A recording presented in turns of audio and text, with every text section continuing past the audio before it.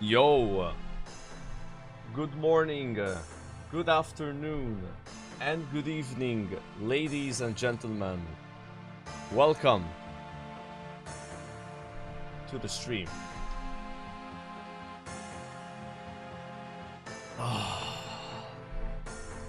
haven't played Runescape in 22 minutes. Look at that. That's crazy. So much experience I have lost. I need to get it back. How's everyone doing? Hello, hello, hello. Hope you guys having a nice Sunday. I think it's Sunday today. It's Sunday, right? Sunday, innit, mate. Today we have a lot of content planned for the stream. Gonna be reacting to Gielinor Games episode 3. I didn't see it yesterday. We're gonna be watching that. Got a couple of Behemoth videos. We got some other videos to watch. We're gonna be doing some GOTR, finishing the Karamja Elite Diary as well.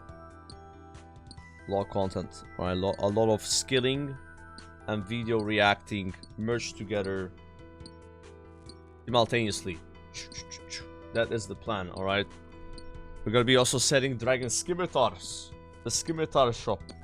Yes, just like an Apatol. That is what's happening. Oh man, I am like so. Oh, I was like in bed, and the sun was hitting me, guys. There was like a bit of sunlight on me. It's like, oh, sun. The sun is nice, especially when it's like cold, you know. December, bit of sunlight is much appreciated. I'm chilly right now. I got my sweater on, you know. 22 degrees in my room, man. What is this? I'm used to 28 degrees in my room. Unbelievable. I have a couple of Behemoth videos to watch because I haven't seen the one from yesterday and the day before that. I'm behind on 2 vids. We are back to back here.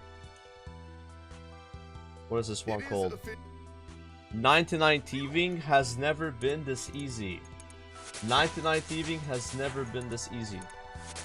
Okay, that is very important because I need to get thieving to 91. So I do want to know how it's never been this easy. Tell me right now. Where's my music?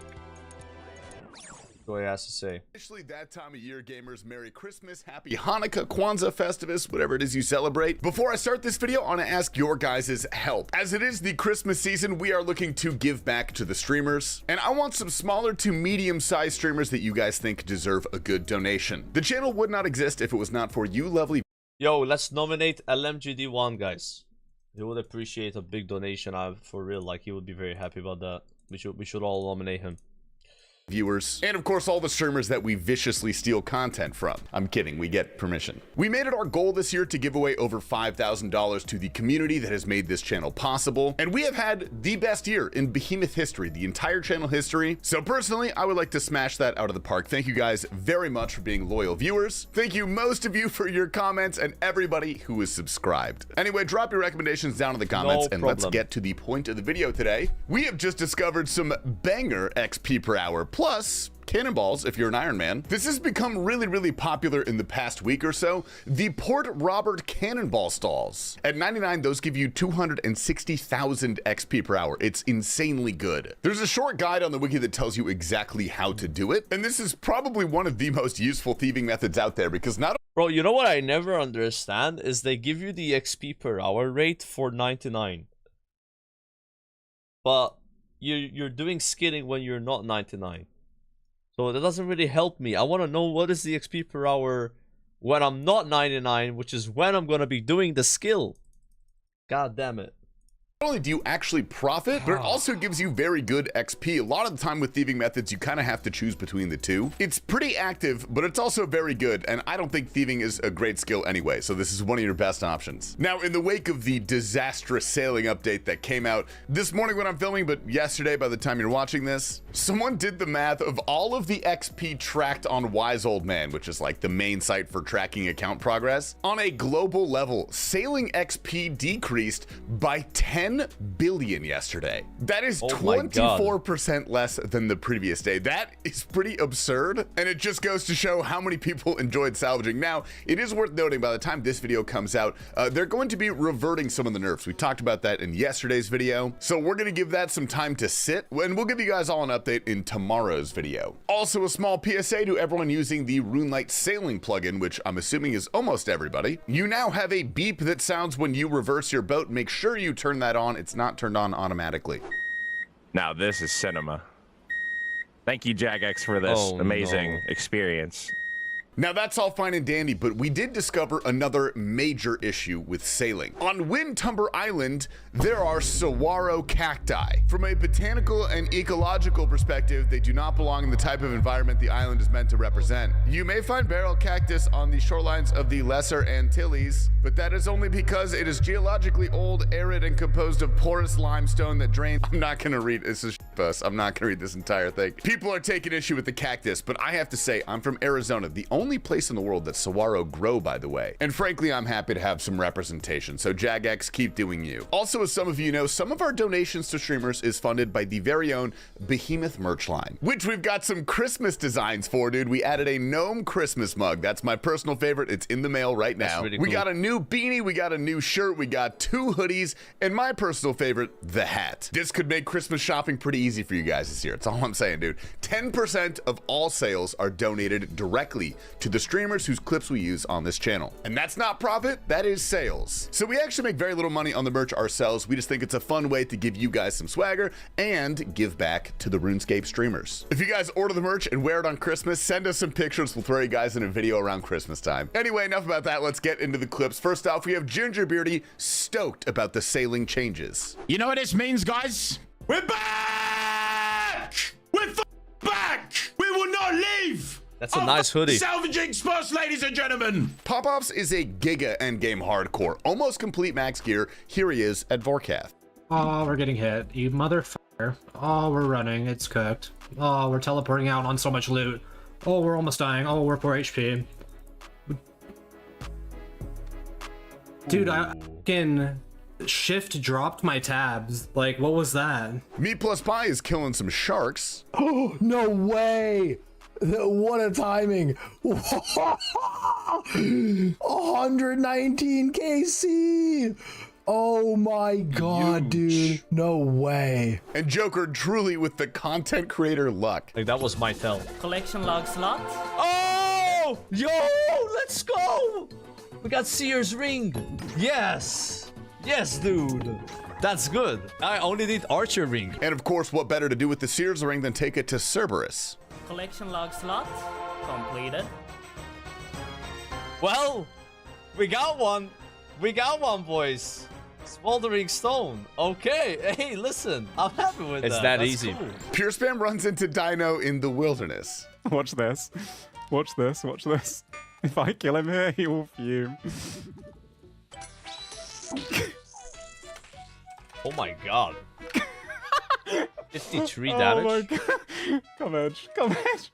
I didn't think I'd hit the number. I didn't think I'd hit the number. Bro, I'm an arsehole. I did not think I'd hit the number. Oh my god, I'm an arsehole. Pure Spam is so nice, he actually gave Dino back his gear. Just like we are giving back to the community, we have some donation clips for you guys today from some we did over the last month. We're starting off with Megan. Oh, thanks for the usual clips. Love Tasty Life, Prison Joe, Papa Slice, Happy Holidays or something. Thank you very much, Behemoth and Co. Tasty, Prison Joe and Papa. Thank you for the £95. I appreciate it. I hope you're having a lovely day. Thank you. Happy holidays or something. We're rich. Right, should I go put it on black? I'm just joking. I am responsible. Right 95 after that, we're going into Pewing. That's from the Behe Enterprise. Thanks for letting us use your clips. Love Tasty Life, Prison Joe, the OSRs, Happy Holidays. Oh my squinting, bro. Yo, appreciate that, BJ. Holy fuck. Jesus. Oh my god. That's actually insane. And we had to stop by and show Daisy some love. What is that? I'm so confused. What is that for? Behemoth the Enterprise. Is that? I feel like I haven't had a clip on there forever. Can I have a Yo. 5? Thank you. What the hell?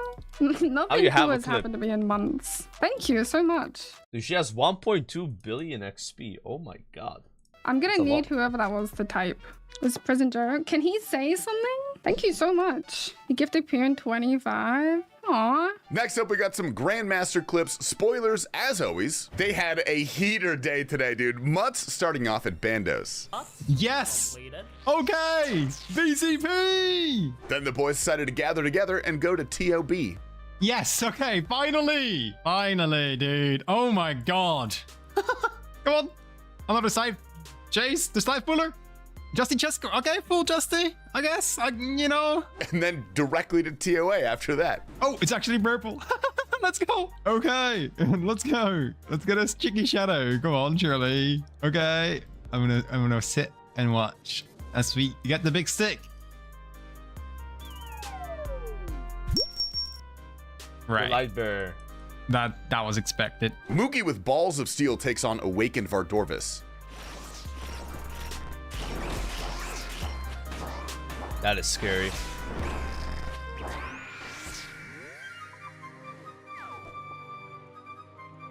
And Mutz decides to do a little bit of Yama. Obviously, for the group, it doesn't really matter because someone is going to take the meteor regardless. Uh-oh. That's a good That's telly. a good telly. Yeah. That dude is cold as ice. I think that can Sadako one-shot talking about you. getting a hair transplant. This one hits close to home. It's a lot of money to get a hair transplant. Most of the time, it doesn't look good. And then, it's just not there yet, guys. It's just not there yet, in my opinion. Collection log slot. Oh, I got a heavy ballista. Guys, I have a full heavy ballista. This guy was AFK salvaging before the update hit, and then he logged back into this. Shout out Behemoth. I logged into Runescape today to find out Jagex put a rock right on my boat.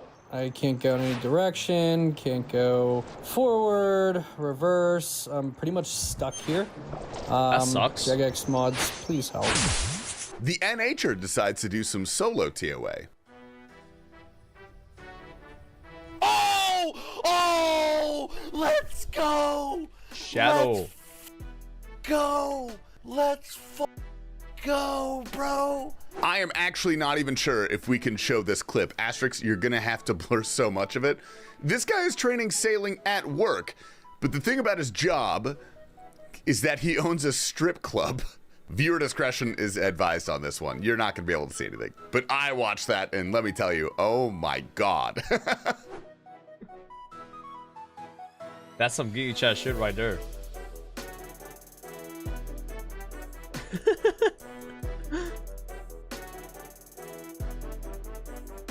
These boys headed to TOB in a free-for-all, and guess who got the purple? It was the Iron Man. Yes, let's go. Yes, my dog. Let's go. Yes. FE Depressed getting not the thing that he wanted, clearly. Bro, this game can suck my... All Jack likes to do is cry about everything. Damn, this guy He is just jacked. goes Holy wah. shit. Here he goes again going wah. Try again, Jackie Poo. Sit down, another butt plug.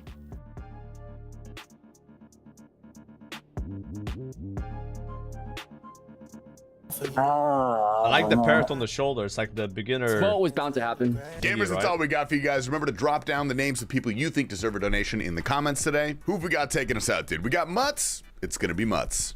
So how do you do a long-term grind without getting burnt?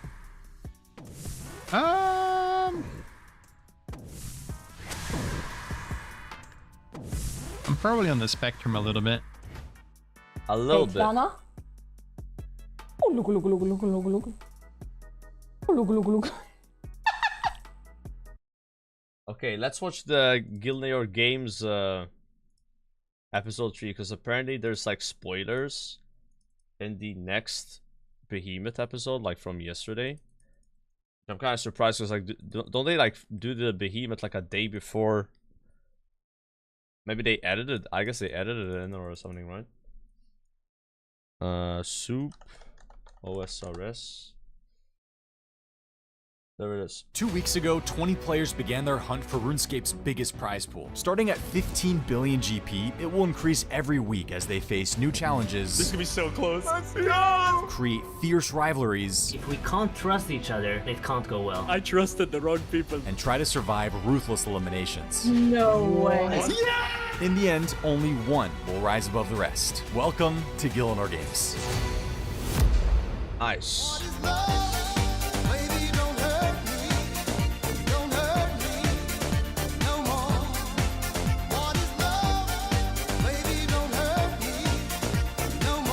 I feel like we put a target on our back last week after we put Pink Team into the banning, and it just kind of showed our overall strength as a team with some very experienced players like Solo Mission and It's Will. I think people might have an eye out for us this week that they didn't last week.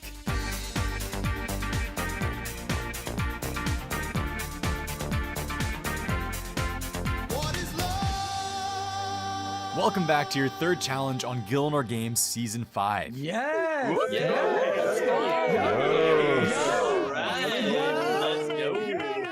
Yeah. We're only 2 weeks in, and we've already had some insane challenges and bannings. Last week, we saw No Monkey and Sicknerd go head-to-head in a thrilling trivia tussle. No Monkey showed he knows his way around some PvP and eliminated Sicknerd from the Pink Team, the Powerpuff Girls, which means for today's challenge, you guys are down to 4 players. It's unfortunate because Sicknerd really had a lot of game knowledge. He was like a really strong member of the team. Being down him is not good. I just don't know what's going to happen on any given week. We lost a member of the Pink Soup. It's a sad day. Not only have we lost a team member, we also lost a close friend, Mr. Sicknerd. It knocks us a little bit weaker in the team challenges, but also the alliance gets weaker. We've only got this week and next week left for team challenges before we move on to teams of 2, something I know some of you are happy about, others not so much. Honestly, Soup, I don't know what's going on with the team. In episode 2, I think the whole team messed up. We didn't communicate well. But there's something going on behind the scenes, I feel, with the team right now, and I don't know what it is. Someone behind the scenes might be playing their own cards, spicing it up, doing whatever the hell they want in the games. And I feel like that's kind of bringing the team down a tiny bit here. So we're kind of coming into the challenge, obviously, with nerves. We kind of got to do really well at this because if we lose, we're going in the hopper. Last week, the starting prize pool was 18.3 billion GP. This week, you'll now all be competing for over 21.6 billion. Oh my god. Okay. Yeah, Viewers can contribute to the in-game prize pool and earn a spot on the leaderboards by adding their GP contribution. Here you can see everyone that's added to the pool so far. You can send me a private message in game or join my friends chat, Soup, and let us know that you're looking to contribute. Last year, we got up to 65 billion. This year, let's see if we can make it even more. For every like on this video and new subscriber to the channel, GP gets added to the prize pool, so all of you can make a difference. I've got a pretty ambitious goal GP of per sub. 450,000 subscribers. Let's see if we can hit it. That's today's challenge for all of you. Interestingly, since the last episode, some of us from Gielinor Games may have gone for a meal. We had a verbal contract involving myself, Boaty, Skillspec, Solo Mission, and Vitoso, and we're gonna off each other, apparently. We'll see how that goes. I'm a little bit worried going into this week. I did actually have a meet up with a few of the Runescape boys, and there were a few words being thrown around, as well as a few whiskeys. The lips were getting a little bit loose around the table. All of a sudden, Torvesta says a good strategy for the Gielinor Games would be to, and I quote, get the shitters out. Hello, I'm a shitter, so I am shitting it in the hot seat at this table. My team, they all trust me, of course, but I've been cooking it up next levels. We're not talking about DMs. I was out for dinner with Boaty, Skillspecs, Vitoso, and Torvesta last night, getting in their ear in person. I played Vitoso like a fiddle. I said to him, I'll tell you who I voted for last week if you tell me who you voted for. He told me, and then I told him I was in the Tribunal. IRL his snaking. face was a picture, a classic. Okay, it's challenge time. Last season, one of the challenges was called Top Gear, where you had to get the highest stat bonuses possible from scratch. Well, today, instead of bonuses, you'll be focused on one of RuneScape's weirdest mechanics, wait. Today's challenge is called Wait For It. That's a good name. Instead of RuneScape stats, you'll be focusing on RuneScape fats. Wow. Okay, my bad. I thought it was funny. Each team has 30 minutes to make themselves as heavy as possible. Every item in RuneScape weighs a certain amount. Some items are light, like an Amulet of Glory for example, which weighs 0.01 kilograms. Some items are heavy. This Bando's Godsword weighs 10 kilograms. Your goal is to fill up every gear slot to make yourself weigh as much as possible. One item in your inventory of your choosing will also count towards your final weight. The higher your total weight, the better. We're going to take the weight of each player on your team and average the number. That will be your team's final score. To help get you started, you'll have stamina potions, 1000 GP, some basic tools, and teleports to move around. None of the items in this starting inventory can be sold. The big rules today: no world hopping. Everyone must stay on the same server. The Grand Exchange is not allowed. Iron Man rules, except that you can trade with your teammates. Django and Draenor Village and both gauntlets in Prevdinus are also banned. The only slot you don't have to worry about is your cape slot. You'll be wearing your team's cape the entire challenge. And finally, the OSRs wiki is banned until the final few minutes. You'll have to rely on your team's combined game knowledge to figure this out. The team with the highest average weight after 30 minutes wins today's challenge, is safe from elimination, and earns a spot in the Tribunal. This is my first time doing a challenge like this. This is just bread and butter Gielinor games, you know, it's one of them sort of challenges that you only sort of see here. As always, gonna be looking at Boaty to carry this one. Your goal today is to overload your weight as much as possible. And you know, that reminds me of something else I like loading up.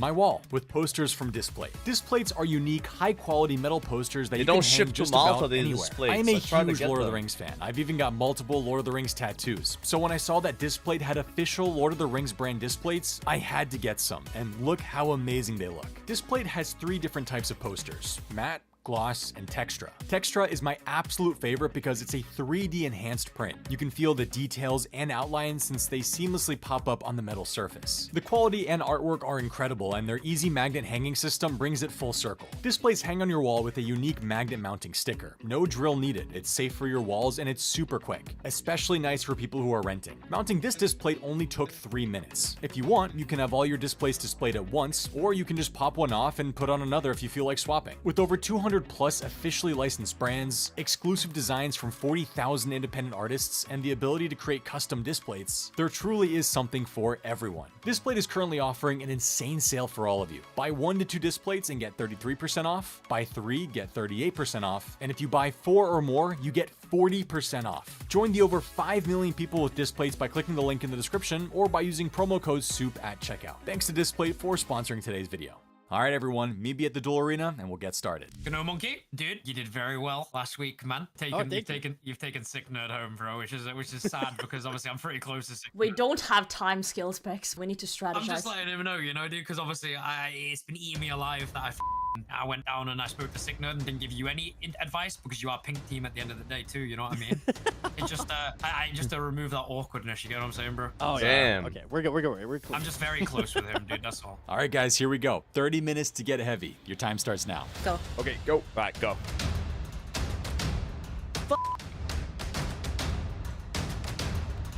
I'm going Brimhaven. We knew that the golden helmet was super heavy, so Virtuoso and I, we immediately went with our pickaxes and we started mining gold ore. Our plan was to get enough gold bars to make the helmet for everybody. My ears perked up like an elf when I heard the name of this challenge. 8 years ago, on a summer's day, I did a video with my brother Tanzu where we had to wear the heaviest items in the game. So surely, we've got a bit of an advantage. He's prepared for this then. So slow with the bronze pick.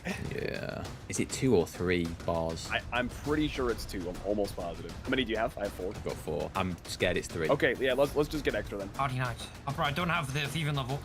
It's a joke, it's a joke, it's a joke, I it's was a joke. about to roast the shit out of you. Believable though, right? Bronze plate body is 10. I'm gonna buy an iron just to see if it's heavier. No, they're the same. So we just need bronze. Okay. All right, Northwest, Draymond staff on. Fairing code is BJS. When the challenge starts, we're all gonna go get that barrel. The barrel of coal tar is most probably the heaviest item you can get in the game. And while we go get the barrel, what we're gonna do like then a is quest, try and work out what items to get in all of the other slots. Oh, Dino, can you get there or not? No, I've had to go at edge. It's fine, I'll be a little bit late. Yeah, you're fine. Chat, do your quests. Deposit everything, use the Ring of Wealth. As soon as the challenge started, we knew exactly what we were gonna do. We all teleport to Ferox, immediately deposit all of our items, take the obelisk to the deep wilderness and start pickpocketing the rogue chests. Our plan was just get as much money as quickly as possible, whilst planning for all the heavy items that we kind of know on the back of our minds. Oh, I'm getting hit by the chest, bro. Oh, no, you have to change your click options and do search for traps. Yeah, search for traps.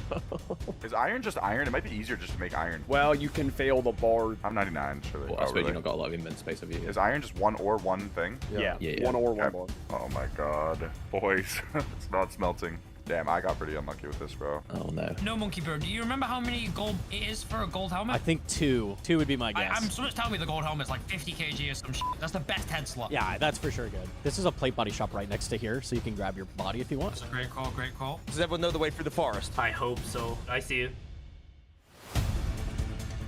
Why did I just get like 7 arrowed on me? I'm down here. Okay, waste 32. That's good enough. Okay, next thing is gold bars. I'm going to quickly go agility pyramid, get 10k. I'll buy the gold bars. I'm going to give the gold bars to 32 kilos for the everybody. gold barrel. Pretty good. Down here, engineer. Oh, there. Thank you. Keep thinking about stuff like what stuff's heavy. Like we've got a gold helmet. What about a crossbow with a shield instead of a 2H? Do you think that's heavier? I feel like crossbow, does it weigh? I feel like you want probably a weapon. How confident are you in this anchor play? Because we could be I think that's the heaviest item, yeah. Solo missions thinking, you know, we could really get this barrel chest anchor. This could be a game changer for us. Yeah, we've been scouted. Yeah, we are being scouted from inside, by the way. Yeah, we should. It's one world, so... Okay, let's leave. Let's leave. Here, I'm going to trade you these 2 gold bars if you want to make your helmet. Yeah, that's fine.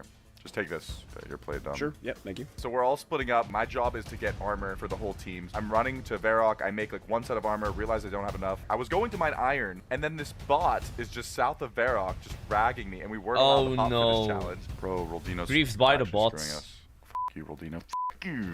I'm getting actually griefed. I have to tele to Emirs and run north. This is crazy. F you, Roldino. After this, I guess we can teleport to the dueling ring and buy the plate legs south of there. And then we can go to Varrock and get the full health. Oh no, we don't have glory. I really want to do a gold helm. Yeah, let's do the gold helm. Oh, Dino's here, motherfucker. Okay, so we fill this and then it's right here. I thought you just use it on the bubbles. It's not working though. Yeah, there's take coal tar. Oh, take here. coal tar. No, there's a spot, yeah. Yes, nice. Yeah, it's so heavy. It's crazy heavy. Oh my god, it's 32 weight. That's beautiful. I'm going to zombie pirates because I have no task right now. I know where we are. I'm going for the forest now. Let's wait for Dino here so he can get his barrel. No, you guys go. You guys go if you have to You go. sure? Okay, where are we going? Where are we going Find next? the tar and go to Ferox. Soup's quest, guys. We, as a team, we decided we need some early moneymakers. Zombie pirates is a great moneymaker because you don't need anything to kill them. They have low HP and they can drop rune items, addy items. Very good early moneymakers. I just got a rune mace, first drop. Nice. Huge. Give me all your runes, but you should have some tele runes, right? Yeah, I should have given you stuff. Do you as want well, all this actually. stuff also, or do you want... Just give me that. That's fine.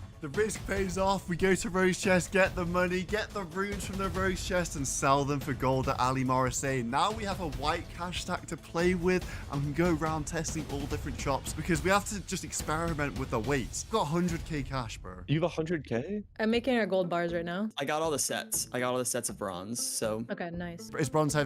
Did you test it? I didn't test, but I'm like 99% sure they're all the same. I think they're all the same Iron weight, and bronze yeah. plate legs are the same weight. Just look iron plate body. Iron plate body is 21. Oh wait, sorry. Wait.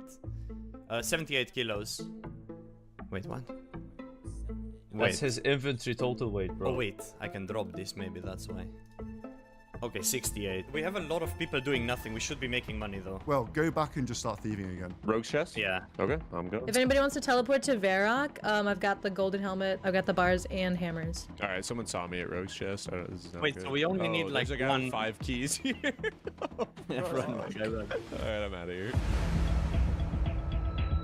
We definitely knew Barrel of Naphtha is going to be big. We knew that was going to be our one item, and we knew the boat to Port Tyrus is 1 to 2k each. I know this is not going to be my strong suit, so I'm just going to go get some money quick right away. My first thought, go to Agility Pyramid.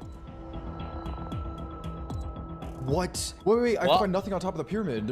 I don't have my thing up here. What? The top? Yeah, dead ass. There's no top? No, there's no top. What? Oh my god, what do I do? We're getting trolled. Why I'm is there gonna no pickpocket for money for now. Yep, I gotta leave like right now. I have no idea why. I'm going Guardian Knights. That top is not on there. I still have no idea where it is. It's not in my bank. I have no idea. You've got your gold bars, Nest, yeah? Get your hammer. Yeah, got it. Yeah, I'm making it. Yes, it's working. It's working. Yes, it worked. Good man. You never finished the lap last time? Oh, wow. Damn. You just picked up the thing and left. Oh, fuck. I made a golden fucking ball. I mean, Oh, fucking shit. gold bow. That's for like I was the gonna make Legends the quest, gold right? helm. I tried to be fast, so I click in. I didn't get the option of the helm. Turns out I had a helm in my bank, so you can't make it if you already have it in your bank. I just got a Rune mid helm as well. Okay, I might be wasting my time at the pyramid, but don't matter, get the cash. Bodhi, do you think it's worth it for me to buy a bronze med from Barbarian Village and see the difference? We should try that definitely, because you've got a bit of money right now. Buy like the bronze med and the full helm, wear them both, and just check the weight by dropping them on the ground to check the difference. I just got another Rune mace. I think I'm gonna dip out of here and do what Bodhi said. All right, I got an added plate body. Beautiful. Okay, perfect. So you got you got an addy plate body. See engineer at some point buy a bronze plate body from Horvik. Check the weight difference, just in case, because if they do have differences, I'm going blast furnace. Oh, I got gold ore. I got 11 gold ores. Oh my god, that's huge. Wow, everything I've done is pointless. Let's just keep track of the items. Right now, what we don't have is shield, amulet, ammo. I don't know if there's any heavy ammo. Ammo's nothing. Just like focus on the big bits. Maybe shields. I mean, if we get one barrel chest, could be huge, you know? Like just enough money for one. Yeah, that's why me and Will are doing chests. We know that the barrel chest anchor is extremely heavy, but it's also very expensive. 250k? Rogue's chests, me and Will are flying back up there because we're not doing anything. So we've got to make this money. But it is in the Barba's soul wilderness. chest is Okay, 22 Josh, kilos. how about you go make 5 bronze kite shields right now? Folly shot, But I think folly that takes shot too is long fine. to Just get, buy 5, right? buy 5.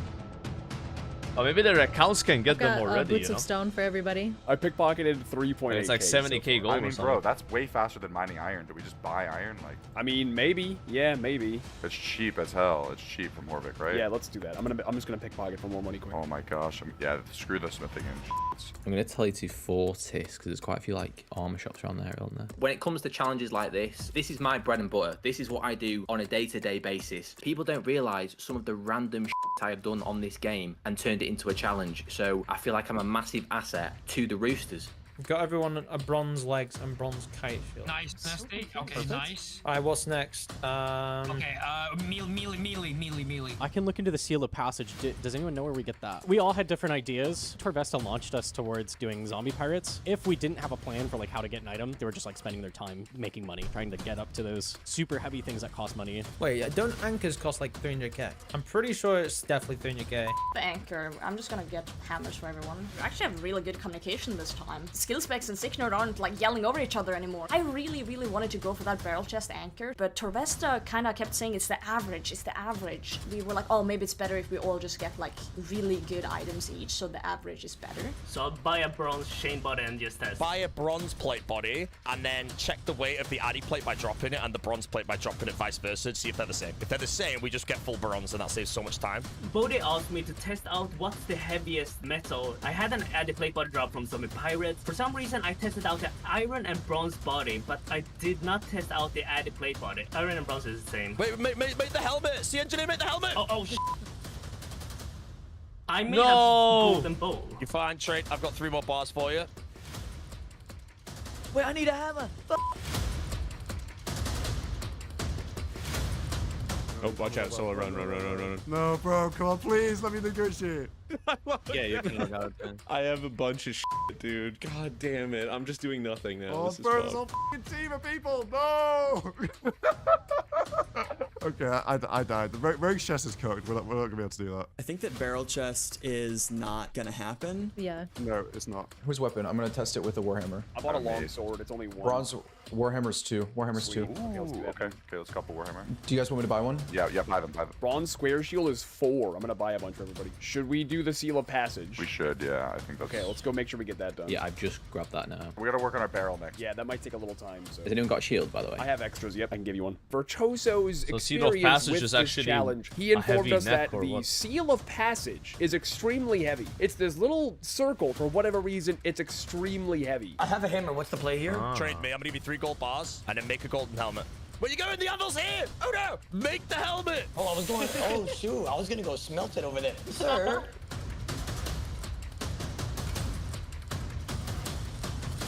Hold it. Oh, I buy doesn't these know gloves there's an for everyone, anvil by there. the way? Can we trade them? Yeah, they are 4 kilos, by the way. Josh, you were right. Okay, beautiful. They are tradable. I get 5 of them, yeah. Perfect. I've got 4 boots for kilo everybody. gloves. Will, I That's still have really your good. gold bars and a hammer for you. Thanks. I'm logged out right now.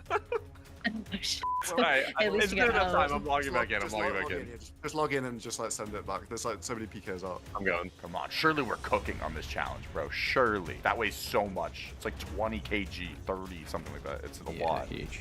Okay, now what? I still need a shield. Yeah, I need a shield. I can trade you. I have extras. And then we have what? Gloves. Gloves, ring slot, boots. I'm gonna try Moon Clan boots or something quick. I might go climbers then. We knocked out what we knew was gonna be good, right? The golden helmet, we know that's super heavy. A melee, plate body, and legs and shield, super heavy. But then we got down to the details, like the gloves and the boots. We ran around and we tested things. Okay, so Moon Clan gloves and boots combine weigh 1. So it's better than nothing. Okay, what did you say climbers were? Climbing boots are 1. So yeah, we should get those, yeah, I've got yeah. 4 pairs of climbers if anyone wants Yeah, we just wear the climbers, How much cash does everyone have? Okay, How much time do they have? I have 50k. I could just go sell all my shit right now whilst I'm next to these bandits. Yeah, It's probably- Oh, fuck, that costs money too. more. Oh my god. There's Torvesta just running on in. So adamant plate body is heavier than all the others for some reason. It's an extra 2 kilos. Wait, is it actually? I don't know. Oh, I've got one. I'm wearing one. No monkey Nesty, knows. how much is natty plate from the Champions Yeah, Cup? it'll be 10k. Every plate body weighs the same, but for some reason, an adamant plate body weighs like 1.5 kilograms more. With Runescape, you would assume that Rune weighs more than bronze, but it's actually quite weird. We took adamant armor, and it's like a ever so small difference in the weight. No monkey picked up on that. He knew that somehow. I don't know. The mind's got a wizard brain. I think adamant plate body is the best we can do. For some reason, it's heavier. Okay, let me just switch 10k. You can buy them priv too. I'm gonna wear the armor. Oh, there's loads. That's There's huge loads. for them. Come to Louis Legs, south of PvP Arena. And they're I'm down gonna a go pick player up as the well. amulet, the beads thing, and see if it weighs anything. What about like the gnome amulet and stuff? I'm checking that now. Wait, should I just buy gloves with the coins? I'm assuming from the chest down below. I tested bronze gloves. It didn't do anything. Maybe leather vamps if we can get those. Okay, gnome amulet weighs nothing. I'm gonna check beads of the dead. When it came to the glove slot, the boot slot, the ring slot, the amulet slot, the arrow slot, the ammunition, the weapon slot, we didn't know what weighed the most, so we had to run around and just find random things to see what actually weighed quite a bit. Man, I'm just running around dancing right now. Oda, minigame tally to Berthup Games Room, test climbing boots. Okay. Dino, go to the stronghold and test the boots there. And make sure you use the Ori ports is to keep carrying everything. so Okay, hard. I've muted Boaty for a second. Guys, I'm crumbling. I thought you meant the gnome stronghold. I was gonna go buy the colored boots. I'm crumbling in this task, man. What's wrong with me? I'm like panicking. We could buy a crossbow from this guy. How much is that? Yeah, from the Varro guy. Yeah, I'll check. Wait, right now I have 62. 70. Yeah, that's 8 Go kilos. back to the Crossbow, ref 8 caves, kilos, Dino. by the way. Oh, it's Don't 8. worry Oh my about it. god. Oh yeah, it's 0 in the stock though, so I just bought bought out one. So one can just sit here and put him by crossbow. Crossbow is huge heavy. 8 sounds good. 8 sounds crazy good. Let's do that. From this point on, I'm just spam clicking the shop in order to buy as many crossbows as we possibly can. And throughout this whole time, Solo Mission is flaming me. He's like, stop wasting your time buying crossbows. Figure out like a warhammer or something. Like, surely there's something heavy in the crossbow. No, but crossbows are, I think, really heavy. But I was adamant that this crossbow is way too heavy. I mean, 8 kilogram crossbow, that is crazy. So my plan at this point is just keep spam clicking crossbows. As soon as they spawn, I want to be the first to buy them. If I'm able to do this, I prevent this 8 kilogram crossbow from any other team. So that would be insanely good for us. Nice. I got the 3rd crossbow, by the way. Is anyone doing nothing right now? Me. I'm at the arrow shop. I'm doing nothing. I'm doing nothing. Prison Show, go to Fremennik and buy the Fremennik boots and gloves and check if they weigh anything. The green team is in the arrow shop. Okay, interesting. Oh, the green team are buying crossbows. I will try and buy one. It's out of stock at the moment. I then saw Mika in the Varrock range shop trying to buy something, and I knew that he was buying a crossbow. I need this crossbow. I need this crossbow so bad. Me and Mika are spamming it. I'm wasting time here, aren't I? Mika really wants it, and the green team already got some, so I'm thinking they know it weighs a lot. But I ended up standing there, I swear, for about 5 minutes, and it did not respawn, so I ended up leaving it. I'm at Konar, so maybe I could just buy them here. Insulated boots give 1 kg. Should I buy for everybody? Yeah. That's not How that about boots much. of stone? Okay, let me try. Boots of stone give a crazy amount right now. I'm pretty sure it's stupid. Buy 5 of those, because whatever I'm about to get is definitely not going to be as good. Okay, yeah, that's 3 extra kg boots of stone. I'm gonna buy 5. We can make crossbows. We could just make them. We can just buy them at Blast Furnace. It's just here. Wait. Battle axes are 3 kg. Okay, don't buy the battle axe yet. We can do that near the end because we'll test the crossbow first. There's limbs. We can buy limbs. Buy the limbs. We also need the sinew though. Prison Joe, you kill cows. Get the crossbows made. We have like 3 minutes to finish everything.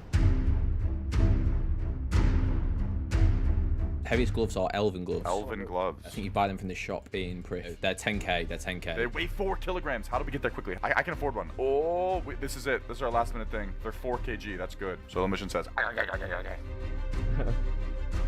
You said elven boots, right? No, gloves. Elven gloves, bro. I spot the wrong thing. I get to the elven shop and I buy boots instead of gloves. We're down to like a minute, 2 minutes left. The sellback value was lower. And then also not only that, everyone was going out and buying elven gloves. So it was lowering the stock in the shop, raising the price would out of increase, buy. yeah. Does anyone have extra money? I have 490. I have 10k. I've got 5k. I've got 5k. No, I need 1k. They cost 11k right now. They cost 11k. Can we pickpocket anything here? What can we pickpocket Wait, here? where? I need 1k as well. Oh my god, it just went up. Where is it? There's elves you can pickpocket if you want.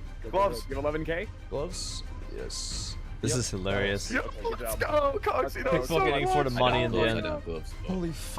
I think that there were a few panicky moments between the roosters and, forgive the pun, but we were running around like headless chickens at some points.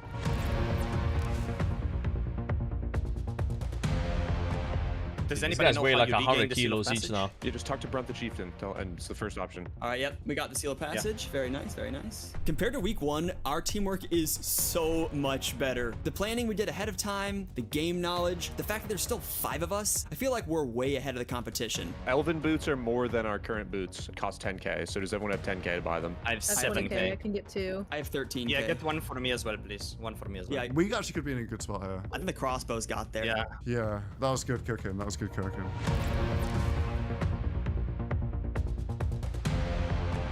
Yo, give me this Sinu. The what? Give the sinew. The beef. No, it's in the bank. I thought you needed hides. Okay, wait, just get it going, because we don't have no time. Okay, I got seal of passage. I'll get the Sinu. We had Bodhi with the ideas. We had Oda Block and Dino with money makers. We had me as a money maker and tester as well. But what the hell was Prison Joe doing? We told him to make the crossbow string. He goes to the cows, kills them, but grabs the cowhide, not the meat. Is he throwing? Joe is definitely throwing. I Prison stand by throw, what I yeah. said last time. GG viewers. I think I'm gonna prioritize the gloves right now, the elven gloves. Wait, where is it though? It's in Priv? It's in Priv, yes. How much time do we have? Am I gonna make that? It's 1 minute left. Just try and run the clothes shop on the left, you'll see it. It's right under the house portal, right under the house portal. Oh my god. Hurry. Hold up. Wait, come on. Did you get him? Time up. Did you get him? I did not. It's too late. I did not. It is what it is.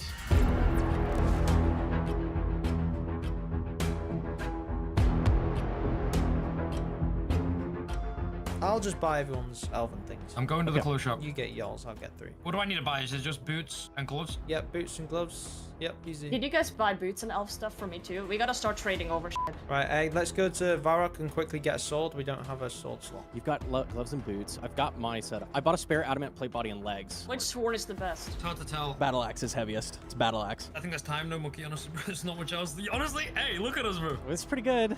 I didn't get a battle axe, but that's really minor. You got aura. It's like barely any We're heavier. the only ones in the adamant, and honestly, just making us look a little bit stronger. The only thing that makes it a little bit difference is people are talking about that crossbow. That crossbow that everyone's wearing is, I don't know the difference of how much it actually weighs compared to the sword we have, so I don't really know how much that difference is going to be. Hopefully not too much. What a cool challenge. Welcome back, everyone. Well done on today's challenge. As always, the results are close. All 4 teams were within 10.4 kilograms of one another. In last place, receiving undefendable votes for today's hopper, is the yellow team, Team Soup's Quest Guides, with a score of 99.6. So terrible, though. It's so terrible. Who the hell is not 100, bro? Looks like you guys are getting the votes. Oh no. I was shocked. How is this possible? We had such a good gear setup. We had this challenge locked in, and for some reason we came last. Red team, you guys came in 3rd with a score of 101, which means it comes down to the pink and green team. Ooh. There's no way we get second again. With a score of 109.6, earning their 2nd Tribunal capes of the season, the winners are the green team, the Snakelings. Wow. I so sad, though. Shout out to Mika one time. That felt great, man. That felt great. You know, it wasn't a fluke last week. Just a great team, well-oiled machine, great comms. Very happy to be a green team member. Well done, you guys. You can come up and get your capes. It felt amazing being free from the hopper yet another week. Honestly, I couldn't be happier. Mika was right with the crossbow. And I was even more happier because now the whole team is happy about the fact that we kept the crossbows. You know, that made me feel really good. And yeah, I was extremely happy. Let's go back-to-back tribunals. Oh. This is my home now. This is so good. I love not being up for the banning. We got to get to work. I got to get decided who I want to send in today. It's voting time. The 3 teams heading to the Crucible today are the pink team, red team, and yellow team. Remember, each of you get to anonymously send an attack vote and a defend vote to another player. After the votes have been collected, all leftover attack votes will be spun by the hopper, where one person will be selected to go into the banning. Have fun voting.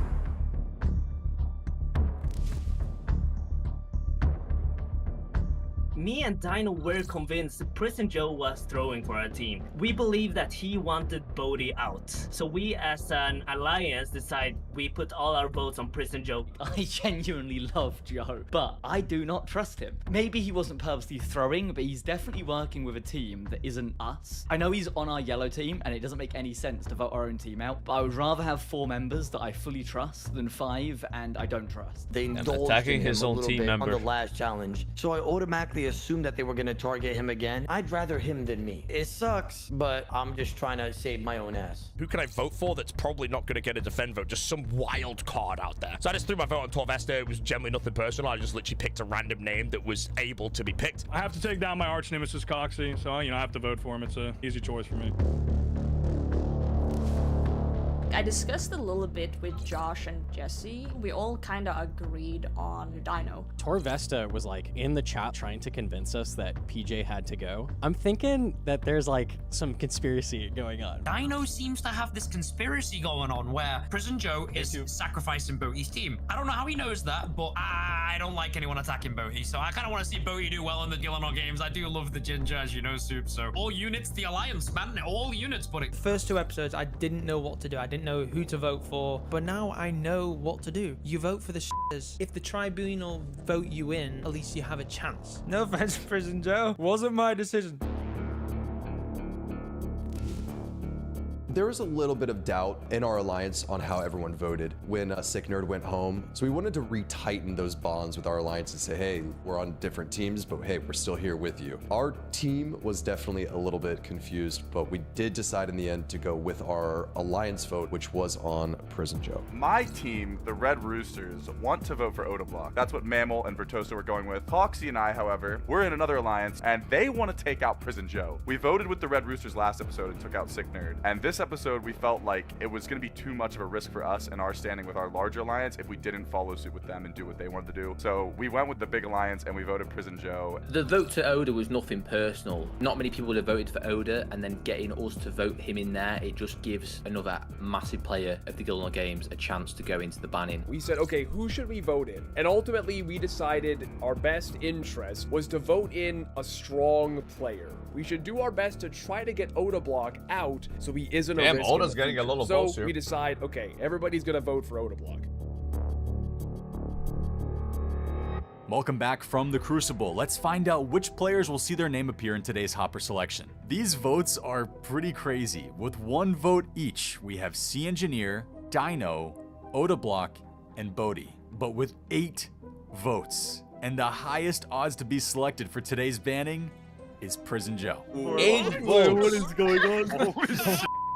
Holy wow. And that's it. Those are the votes. Those are all the votes. Wait, what? No. Wait, that's crazy. It's just the yellow team. It's just us. That's it. It's crazy. There's no way Prison Joe doesn't I knew get I was gonna hoppered. have some votes. I was thinking at worst I have 3 or 4, and it's gonna be from the pink team. But I'm also not putting it past my own teammates throwing me in. I feel what really happened here is I was talking to too many people, and the bigger alliance in play didn't like that. When I saw 8 votes for Prison Joe, I went into my DMs and double checked who the f I voted for. Everyone went like, what the hell is going on? Immediately, I'm DMing Coxie, shit. Mammal and Vertosa are going to realize, shit. He only has 1 vote. And I'm like typing to my team, they must have really protected Oda. There's just silence. No one's replying. And I'm typing to Cogsy. I'm like, we're so cooked, bro. They're going to realize. If we ever go into a banning and I see 8 votes next to my name, I'm gonna cry. What did I do to deserve this? Oda Block only has 1 vote for him. When you revealed that, my first thought was, well, he miscounted. Something's wrong. How can he only have what all 4 of us voted? So he must have gotten so many defend votes. Yeah. Joe, you have the highest odds to be selected by the Joe Hopper defended of him. anyone on the season so far. Let's see if the spin today has anything crazy in store for us. Watch my luck. Watch my luck. 1 in 12. 1 in 12. Look at my luck. Look at my luck. Look at my luck, engineer. Oh, what a surprise. Oh, man. With a 66% chance, Prison Joe, you have been selected by the Hopper for today's banning. Come on up.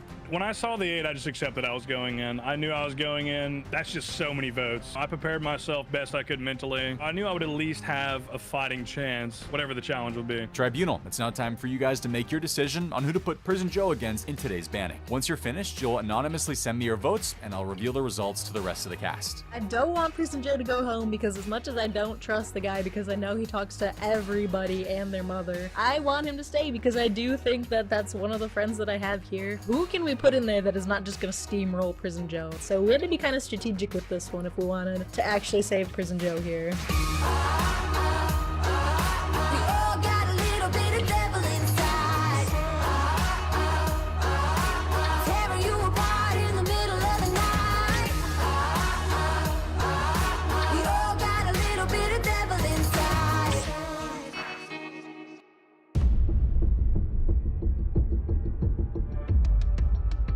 Last week, my team definitely wanted the yellow to go in, and I sort of swerved them round to the pink team. So this time, I'm going to have to make a concession. We should go for a yellow person, right? Totally yellow. Agree with that. We're the only team of 5 next week. 5 minds are better than 4. Yeah, good name. Solo mission starting off saying like, all right, last week you guys wanted somebody from yellow, let's do it this week, which I thought was pretty interesting. I still think he's kind of got an alliance going with Bodhi, maybe a couple other people hidden in the background. Last week was a PvP banning. And like, so it's on not this going to be a train of thought PvP too. banning again. So put a it could be a good in. time to get rid of Oda. I think so. Is there any world where Oda loses to Prison Joe? Like, is it worth even sending him Yeah, in? so let's think about the other people. Boaty would stomp Prison Joe in every category. I think it's between Oda and Dino.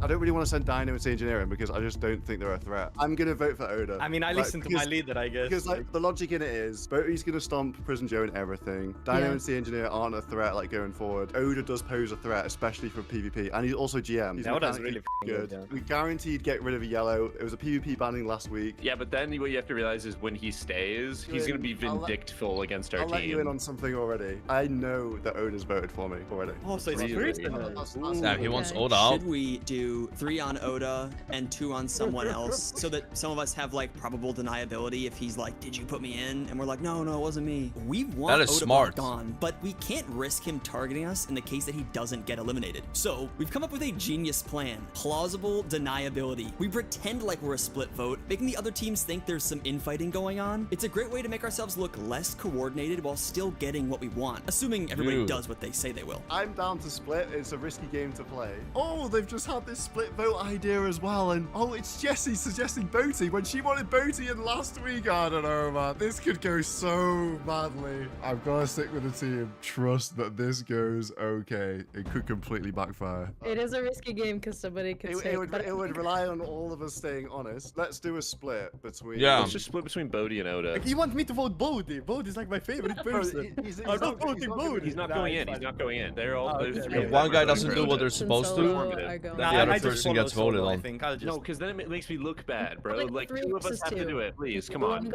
Mika, just do it. Mika being like, oh, Bodhi's my hero. I would never send him in. I could never vote for Bodhi. Like, what is this, man? This is Gielinor games. This isn't friendship games. I love Mika, but what is that, bro? I don't think there's like a special reason for it. I just don't want to cast my vote on Bodhi. That's as simple as is. I don't know. It's just a respect thing, I feel like. Luca, you pick. Do you want to say that you're following solo and go Oda, or do you want plausible deniability and go Bodhi? Now you guys are so smart. You're using words that are like out of my vocabulary. We all have the same mix. I think I'll just vote Oda then. I vote Bodhi. Okay, I will vote Bodhi with Will then. Okay. And we can just Mika, say go that Oda. we couldn't make a decision, but we never tell anyone anything what happened today. We are never speaking to anyone else about the situation. This is the last time we're ever speaking about this. Nobody will ever know who we're voting on right now. No one will ever know.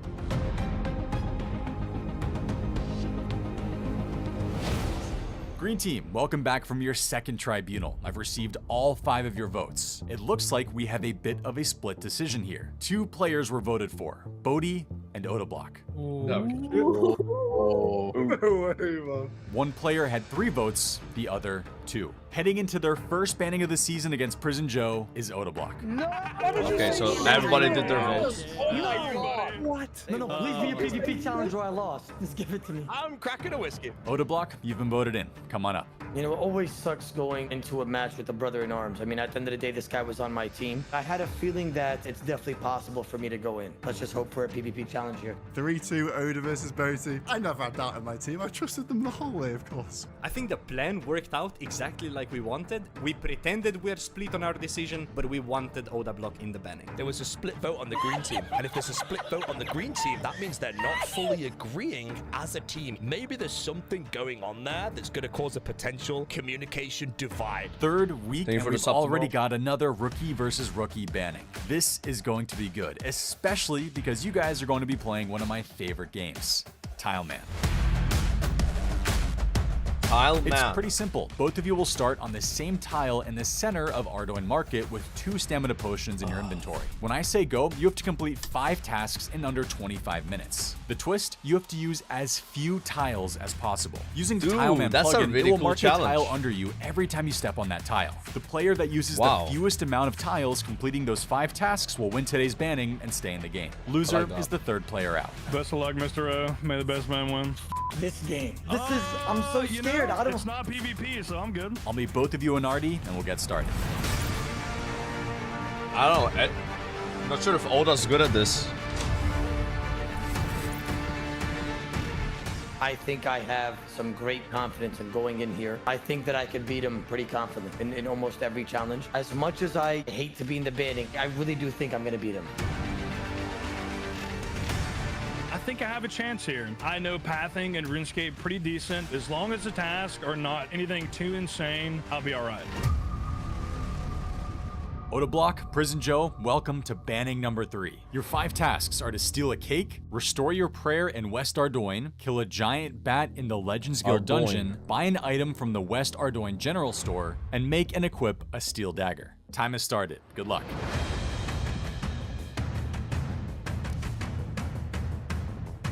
Planning the route. I'm scared right now, guys. I'm scared. The reason why it took me so long to take my first step is because I wanted to know which route am I going to. Do I have to go this way? Is there a better way? Or can I go here, here, and here, and then connect the 2 and save time? Yeah, you gotta plan it out. It's a lot of pressure in the moment for sure. And once that timer starts, you're just like, okay, do I move or do I try to be as careful as possible? Okay, stole a cake. It says make it for a steel dagger. I just need a hammer and a steel bar. Well, first off, we got stealing a cake, which I know I need to be on the side of the stall there, possibly. I'm pretty sure. I think the diagonal is going to be the move here. So we're going to take our time. I was so worried about setting off the guards. I've not stolen a cake from that stall in 5 years. So I was like, I'm pretty sure this is a tile I can steal from. Okay, we got the cake. We got the cake, baby. Next, we need to go to the chapel to restore our prayer. Definitely going to use some tiles here, but that's okay.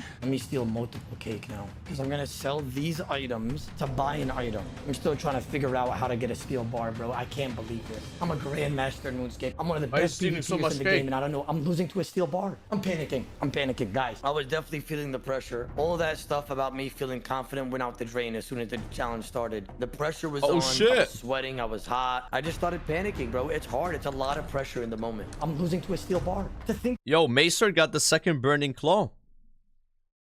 Holy. What KC? I know you got the first one at 20 KC. My God.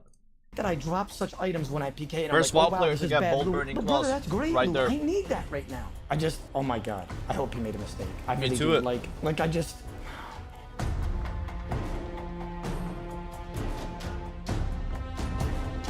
Oda's walked more now. Uh-oh.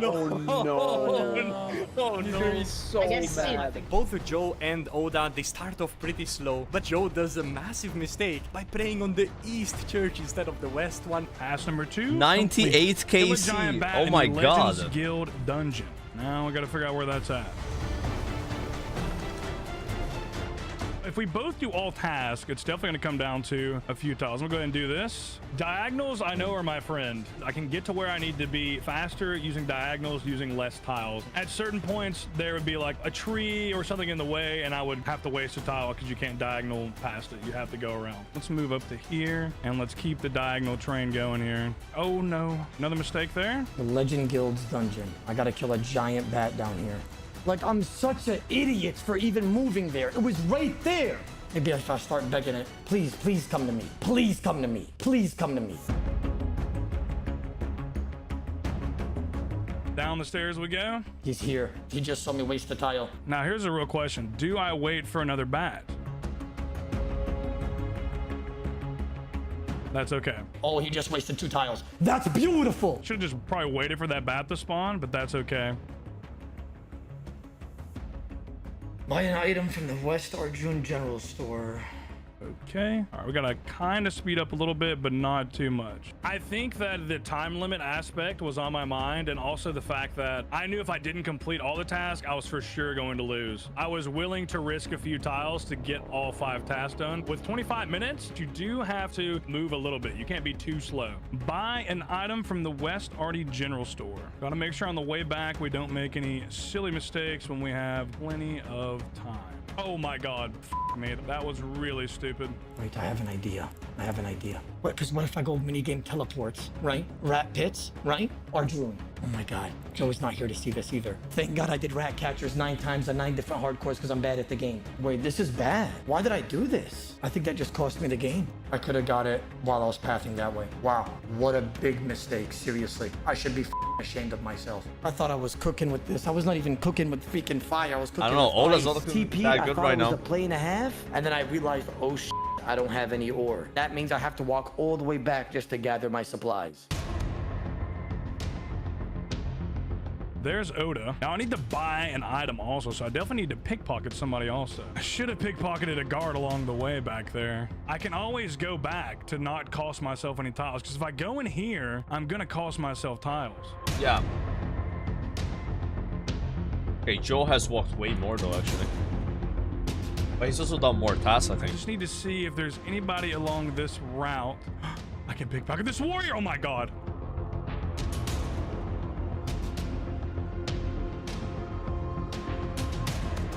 Okay. How much is that? 54 gold. Bronze pickaxe. Okay. It's 1 iron, 2 coal. I don't know which one's more worth it. I think I'm gonna go over there. I need a hammer as well. The most important thing that could have been done here by either me or Prison Joe is just to use our brain. If we literally just formulated a plan and then utilized that, we would blow one another out of the park. Even opening a simple door and then going to a general store, do you wait for the NPC to walk to you? Or do you just cave under pressure and you're just like, you know what, it's only 1 or 2 tiles. But those 1 or 2 tiles could matter and they can add up. I got greedy. Could be worse. I got 72 gold. That's definitely enough to buy an item from the general store for sure.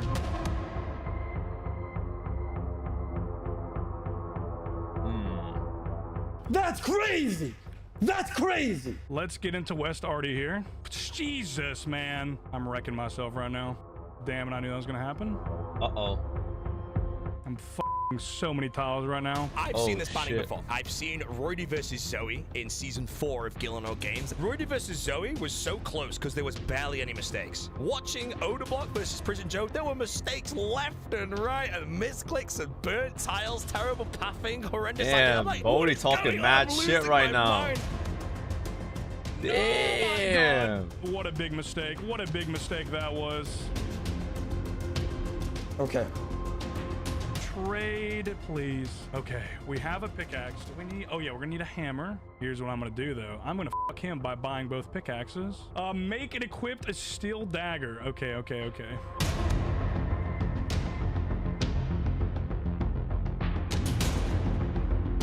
Move, bro! Bro! He's ragging my NPC! Dude! I saw somebody right next to the guy that owns the shop, and it looked like exactly like a bot's character. It was an NPC! Bro, you working for Prison Joe? Nah! Nah! Oh, I thought that was a... Wow. That was not a player? What?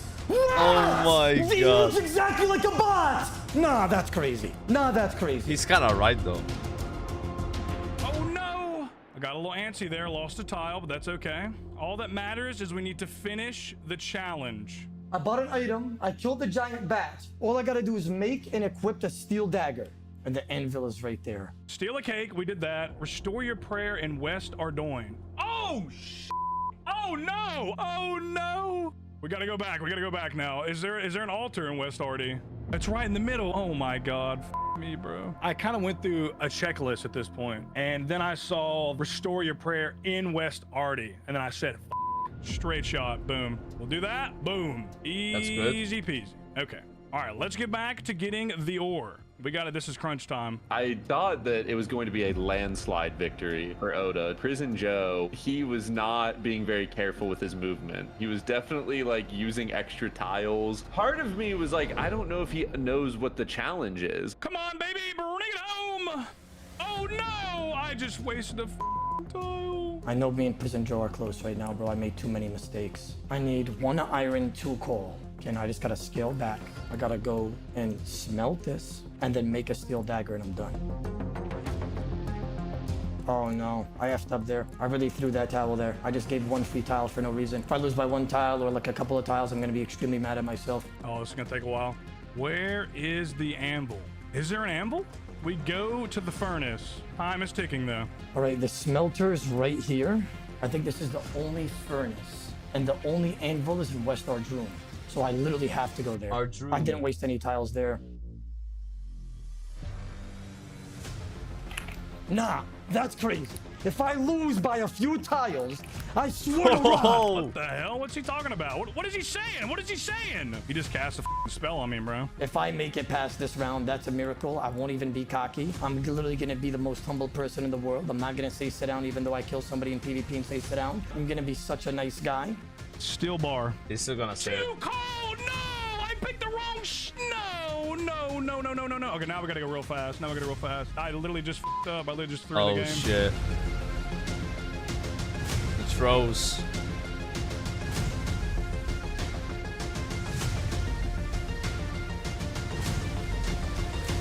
Make and equip the steel dagger. It's been done. 432 tiles. Okay. I don't know if Prison Joe's gonna make it back in time. Does he get disqualified if he's not in time? I have to find an anvil. I know that there's an anvil at a minigame teleport. The only way I'm gonna get to an anvil quick is if I figure out what's the best minigame teleport for this, because I know we can use a minigame teleport. What has a place? Let's try this. I'm just trying. What is this? Oh, the giant's foundry. Best control is close. No.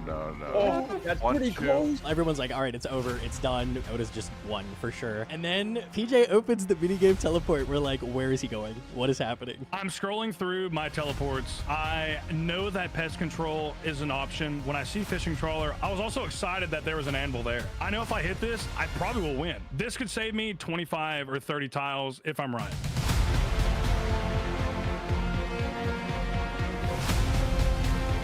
The whole Discord went crazy when we saw Joe went into the minigame teleport screen. Wait a second, 10 tiles. If he can save 10 tiles with that teleport, he could actually surprise everybody and win right here. Prison Joe pulls up the minigame tally, and Prison Joe teleports to the fishing trawler, where there is an anvil, which means Prison Joe is going to win the challenge. No way.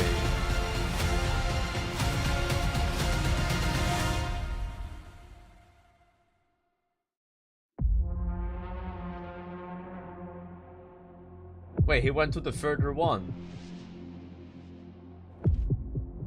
No, this can't be real. One tile. He lost by one. Actually lost. He literally lost. That is Oh my god. That's probably the craziest thing that's ever happened. Holy f. He goes to the back anvil and loses 2 extra No. tiles. Are No you kidding me? way, I do man. the math right there and then, and I scream, it's 1 tile. This is the craziest thing. It would have been I've 2 ever less, so he witnessed. wins. 1 tile out of hundreds. There are so many chances to save a tile for both of them. That is insane. It seems scripted, but I'm here and I promise it's not. You literally couldn't write it. I actually feel sorry for you sometimes because, like, I feel like people will think it's rigged. It's not rigged. It was literally That's ridiculous, insane. guys. Oda, Joe, we took a look at the footage and can confirm that the winner by 1 tile is Oda Block. No. A single. Oh my god. Oh my god. I'm sorry, Joe. I'm sorry, Joe, brother. GG's, fella, GG's.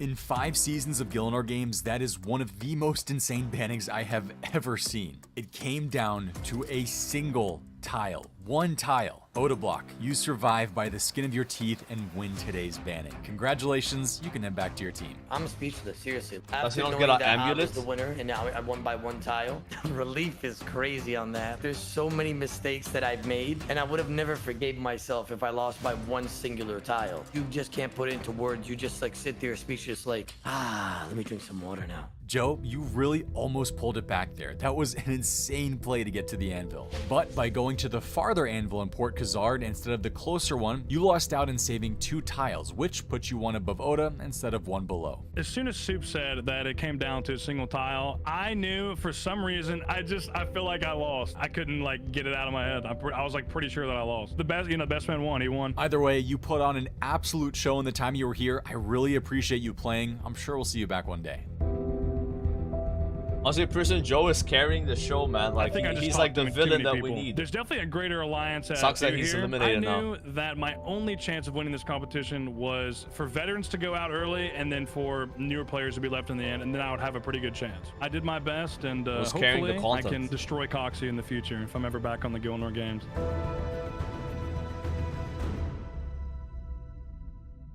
Some calls were made, you know, some strings were pulled. No one is ever fully safe in Gielinor games. But there's one thing that I know for sure, and that's as of today, Joe is 1 less person that I need to worry about. Yellow team, with Prison Joe gone, you guys are now down to 4 players. At the end of episode 3, we have lost a player of our team. We're not 5-man anymore, we're 4-man. Now the green team, in my opinion, they are the strongest team now. They have 5 people, 5 brains, they have solo mission. Unless you've got Eevescape, then you don't have a chance. Yellow team did lose a member, but I do think we have a very strong 4. I'd like to say if it was bad to lose Joe, but it isn't. Sit the down, Joe, alright? I didn't trust you, I'm sorry. The green team, the Snakelings, you guys are the final team with all 5 players remaining. Seriously well done so far. As good as it feels to win, we only have 1 more week as a team. I'm a little afraid that once we move on to duos, I may have a target on my back, especially with Oda Block back in the game. I think I may need to nail down a few more cross-team alliances this week. Never hurts to have a few more friends, right? If we don't win, there's going to be 2 of us in the banning next week. The silver lining of Oda eliminating Prison Joe is that they still have Oda and Bodhi on their team, and those 2 being on the same team, I feel like they're still a powerhouse, and there's still a chance that people might target them instead of us. We're the only team with 5 players, and this is the last team week, so I don't know. Maybe we'll be at an advantage, though. Who knows?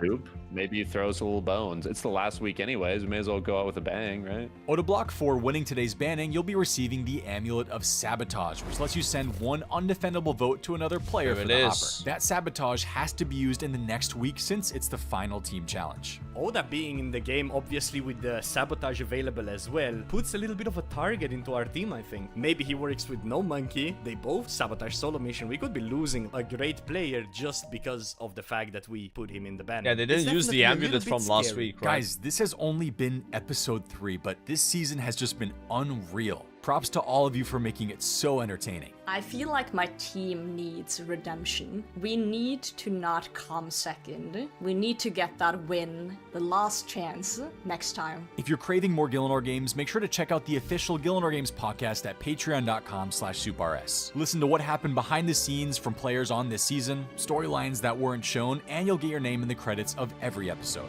You won't want to miss it. It truly helps support GG.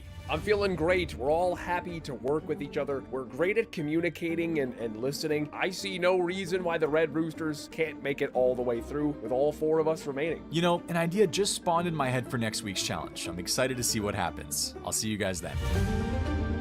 That was really good. Back-to-back wins, but I can't really rest on my laurels. The team stage will slowly come to an end, and we've certainly made an enemy in Odeblock today. If there's one thing I know from Gielinor games, you got to keep people on their toes. You can't let them all know what you're all thinking. Splitting the vote gives you a bit of plausible deniability. Actually, I did vote for Berry. I did vote for Odeblock. You can blow around with the wind, keep people guessing. No one knows what you're up to, which is exactly where you need them.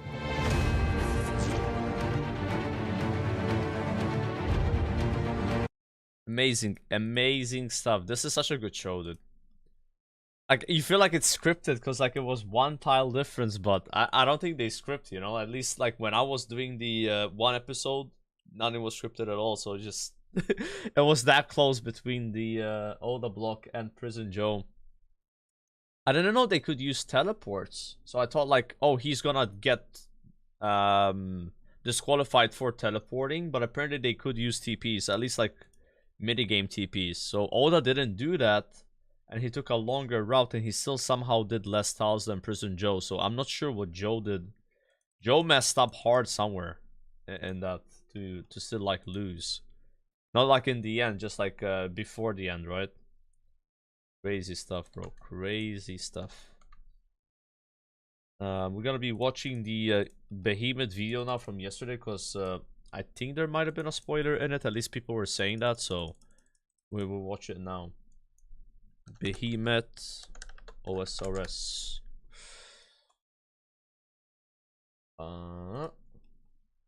And massive sailing bandwidth. What's up, gamers? I'm the Saturday host of Behemoth Prison Joe. Oh shit. There's Prison Joe, boys. Yo, what's up? Welcome to today's episode. I know you guys were inquiring about my incredibly strategic performance on this season of the Gielinor games. Let's check in on that.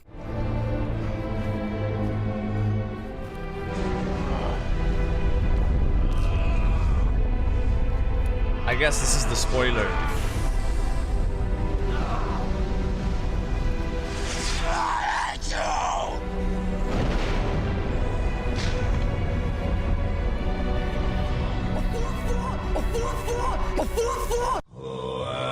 Starting us off today, I'll do my best to put this nicely, but another oversight from Jagex. A PSA here to those doing 1.5 tick salvaging, be careful. There's been a pretty large ban wave going around, and the common denominator is people doing 1.5 tick salvaging. This is unfortunately a reality. I even personally have a friend who was affected by this, and I know he wasn't cheating because this guy can barely log into his Runescape account. Sorry, Donald. We all have a Donald. J-Mod Goblin did respond to this post confirming everything I just covered. He also stated that the team were going to go back through all those bans and review them again just in case there were some false positives, which respectfully, there was a lot of. I am curious how this started happening. I assume it's because the skill is new and this particular training method was flagging something in the system. Either way, it is nice to see Jagex respond and take some responsibility. It looks like they're trying to get this resolved as quick as possible. For those of you that were affected by a false ban, I wish I had good advice for you. I wish there was some type of quick fix, but unfortunately, you're just going to have to go through the appeals process and be as patient as you can, which I know is hard when you know you didn't cheat. I am wishing you guys the best, and for those of you that are a fan of 1.5 tick salvaging, maybe give it a rest for a couple days. Moving on, this has been gaining some traction. I'm not sure if you guys want this. Maybe you do, maybe you don't, but yes, I'm talking about adding another woman crewmate. It does seem people are quite fond of only having women on their boat. Imagine. I'm pretty sure we would get copyrighted if we played the song, but if you know, you know. Next up, as it stands right now, you're rarely going to see one of these when you're sailing the 9 seas of Gielinor. That's right, the flawless 4-speed Lamborghini McDonald's yacht. This bad boy will set you back anywhere from 600 to 700 mil. I don't know, honestly, I'm not a big fan of the McTrim, but if you want to let everybody know how much you hate money in game,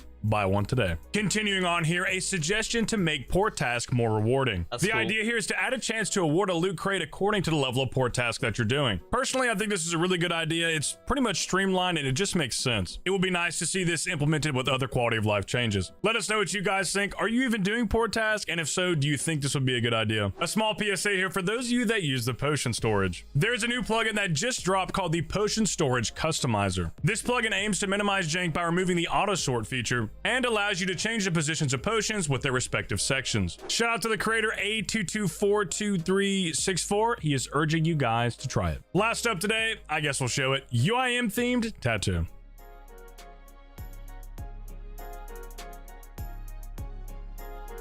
UIM, by the way.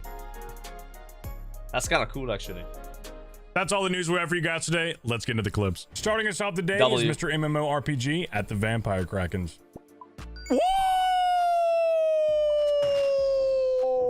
Oh my god, it's the Stormy Bowl, boys. The Glide Goat himself, Mr. Mole Goat Kirby, sets another world record.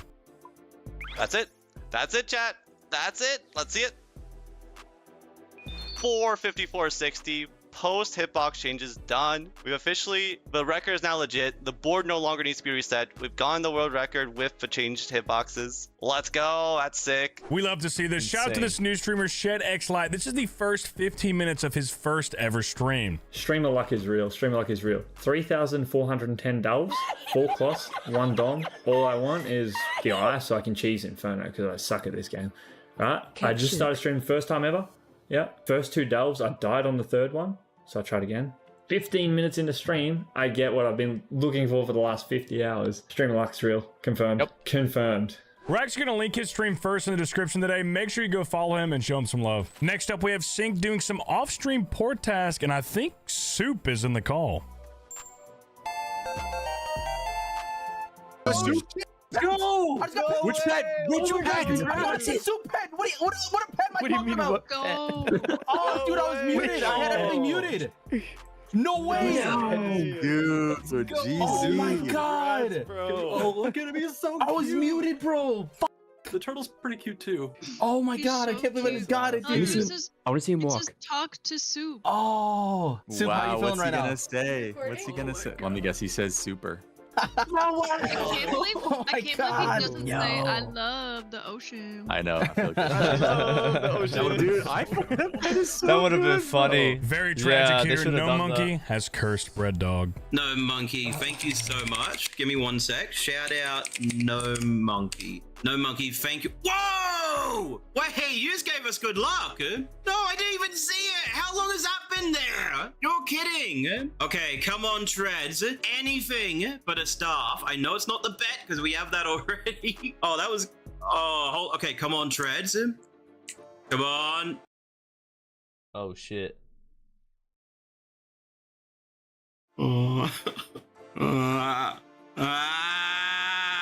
Here we have Dino doing not some PKing, but he did say this. What if you guys just sometimes get the scent of feet and then you just want to go like...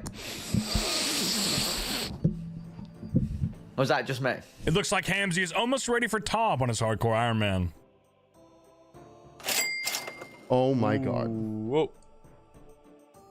Should we top then? Ladies and gentlemen, I give you the guy that usually hosts Behemoth. This is the worst thing I've ever done in my life. Do you guys do this regularly? Is this what it's like to not be? Oh! Okay. Wait, he doesn't have the schematic. No. A lot of excitement coming in with this one. Surely this daily TOA purple chest is a good one.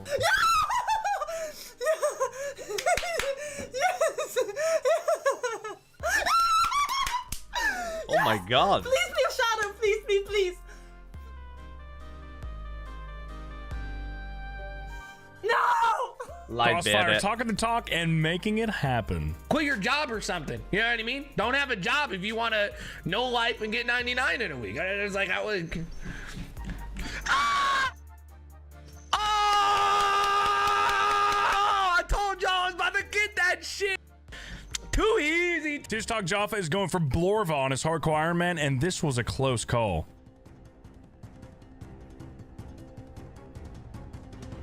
Damn, 83?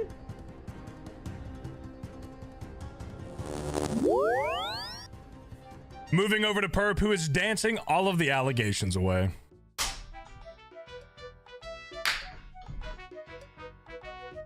Come on. Does this Perp guy ever play the game, by the way? I've never seen a clip of him playing. What the hell is Ginger Beardy wearing? Isaac, you'd be like, bro, like, did we buy the wrong person? Oh my god, I got the fucking hook. I got the hook, guys. Oh my god.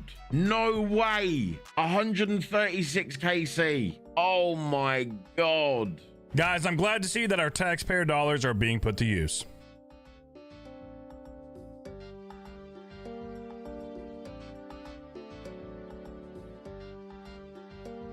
Bro, that's crazy. Doobie Dobby's just auditioning for the Pink Pony Club.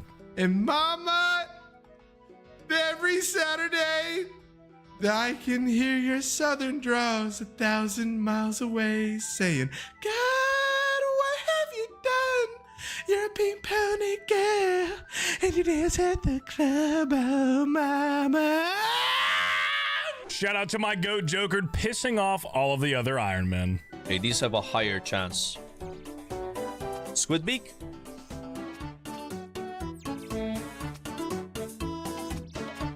Collection log slot completed. Easy. It's that easy, boys. Vivis looking for some upgrades on the iron at the Detroit Worm. I got the ring of drop! What the heck? Beautiful! Next up we have Beggar versus 5 Warheads. I feel like Thanos. I feel like I just unlocked the Infinity Stones. I feel like I'm a superhero right now, dude. I'm freaking the One Piece here, dude. Let me eat these juju. Let me eat these magical juju He's not gonna fruits put all and them gain in his some mouth, powers. Right? No. Ooh, that's sour, bro. He lost. Shout out to the Discord call hype. I love this clip. I got a question. We just pulled it! Dude, we just pulled it! Oh my god, we just pulled it! We just pulled it! We just pulled it! Oh my god, dude. Sadly, that's going to do it for the clip. Sanchovies, trauma dump us out. No, it's not that I'm tough. It's just that I have generational trauma, and conveying emotion in that manner was seen as weak, so it was suppressed by the way that my father raised me.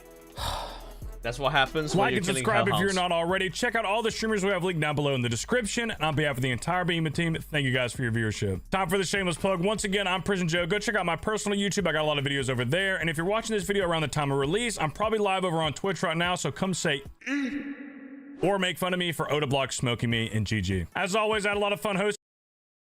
See? That's what I'm saying. There were spoilers. There were spoilers.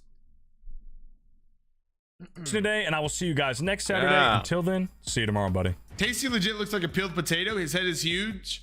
If Tasty looks like a peeled potato, then I am trying to have some brekkie. Oh my god, bro.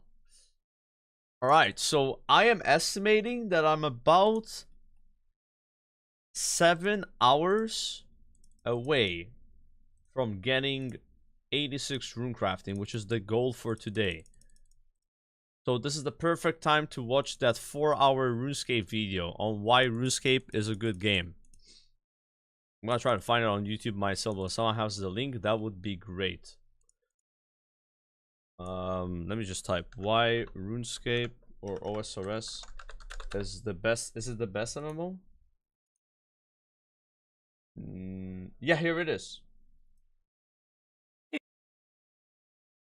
Why Runescape is not an MMO, or why Runescape is awesome.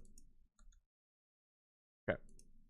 Hey there, I'm Marstead, and Perfect. today we're going to talk about a 20-year-old point-and-click browser game called Runescape.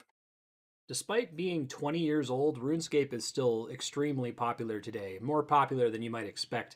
The player count This is video came out competitive 4 with years today's ago. biggest online RPGs. And as with any popular World of Warcraft 3 million active players. Old school RuneScape 2 million. 4 years ago I had 2 million active players. That's a lot. game, RuneScape has a host of content creators on both Twitch and YouTube. Most of these creators have been playing the game for over a decade. Personally, I first tried the game a little over a year ago, and I think being a relatively new player means I have a unique perspective to share. I've watched all of these RuneScape content creators try to describe this game, and you can see their passion for it. They make great points, but I think that because they've all been playing it for so long, they struggle to even remember what it's like to not know what RuneScape is. I want to try to explain what makes RuneScape so special to people who've never played it before, but I've got a bit of an audience issue. If I'm targeting existing RuneScape players, then it doesn't really matter how long I make this video. For reasons that will become apparent soon, folks who play this game are just hungry for videos that are super long. If I target a complete newbie, a 3-hour video essay might be a little intimidating. 3.5-hour video the essay. Venn diagram of people who like to watch long video essays on YouTube and the target audience for RuneScape is a circle. So screw it. It's going to be long. Yeah, if you're in the chat and you don't like how long this video is, leave right now. You're not a real RuneScape player anyway. No one wants you here. Piss off. Let's put some disclaimers up front here. Number one, all of my experience with RuneScape has been with the classic version of the game called Old School RuneScape. I could get into the differences between OSRS and the modern version of the game, but it's a huge can of worms for a future video after I've, actually played the modern version of the game. This video should apply to both versions for the most part, but I'll try to call out whenever something is specific to Old School. Number two, I said that I'm a new player, but I don't want veteran RuneScape players to just roll their eyes at this and say, this guy's too much of a newbie to understand this game. I started playing in August of 2019, but I went hard on the game, and I have nearly 3,000 hours clocked. Here are my stats on the high scores, and I've also published my full blind QuestCape playthrough on YouTube. There's going to be a link to that playlist in the description if that interests you. Nice. It'll also be in the end cards 3 hours from now if you make it that far. You should watch all those videos as well, guys. I am new, as in I didn't play this game as a kid, but I've played enough to see all of the game's unique content.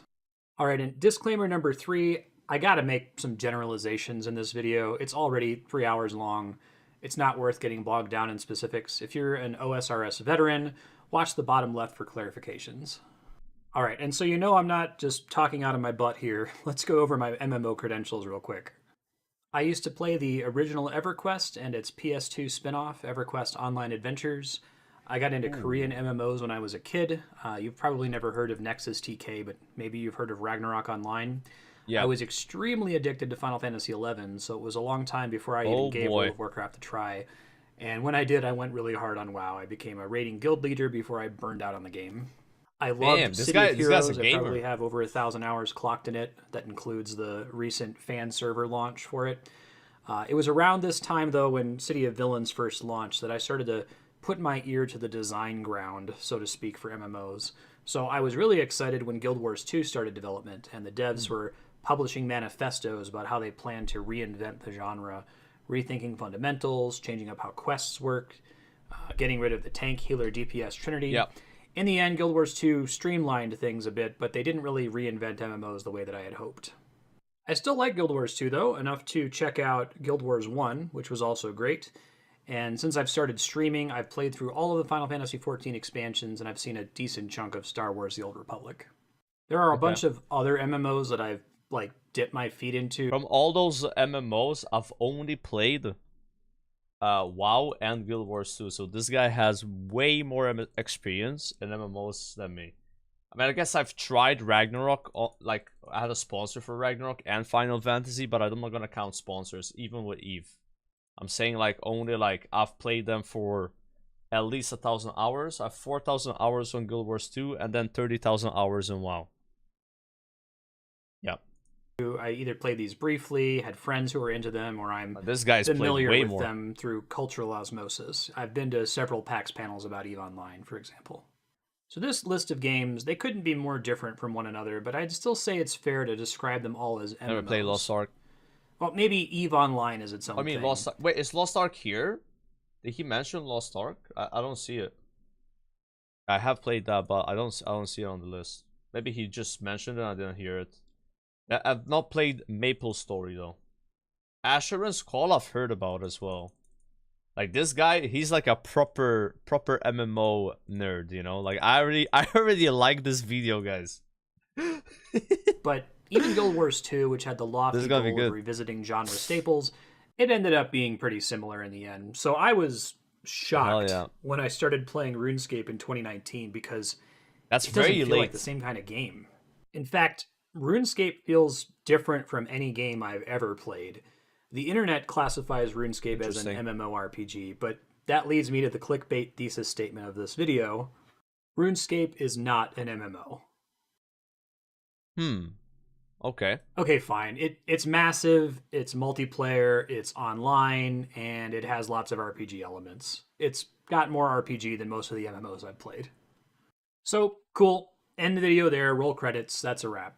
What I really mean when I say RuneScape isn't an MMO is that the game is so different from the core gameplay loops we associate with MMOs that calling it one is doing it a massive disservice.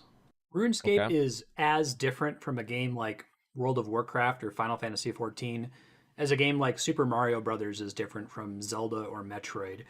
It's true that Mario, Zelda, and Metroid are all 2D action-adventure games on the NES, but they could not be more different. And hell, I'm even going to argue that RuneScape is the only major game in its own genre. I've thought about how to classify the game, and I would call it a MSOI RPG. Look, MMORPG sucks as an initialism. This one does too. It's not my fault. Okay.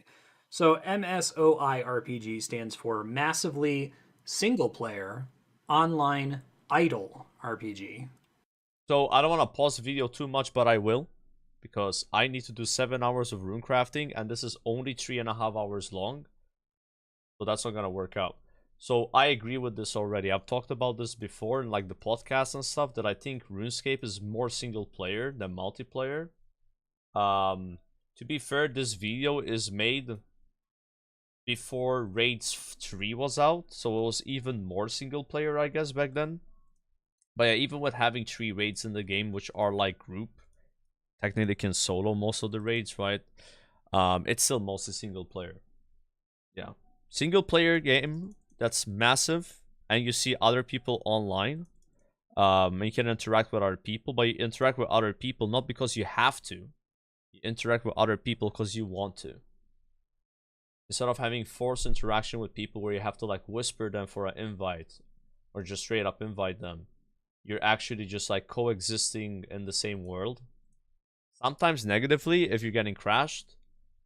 Sometimes negatively if you're getting PK'd. But most of the time it doesn't really matter too much. Especially if you're doing like events like forestry and shooting stars. GOTR right now, there's 1,000 people next to me in GOTR. And none of them are negatively impacting me at all. We're just protecting the world from the abyssal creature. That's our job. So yeah, I agree what he's saying so far. This is the same take I have on RuneScape, where it's mostly single player.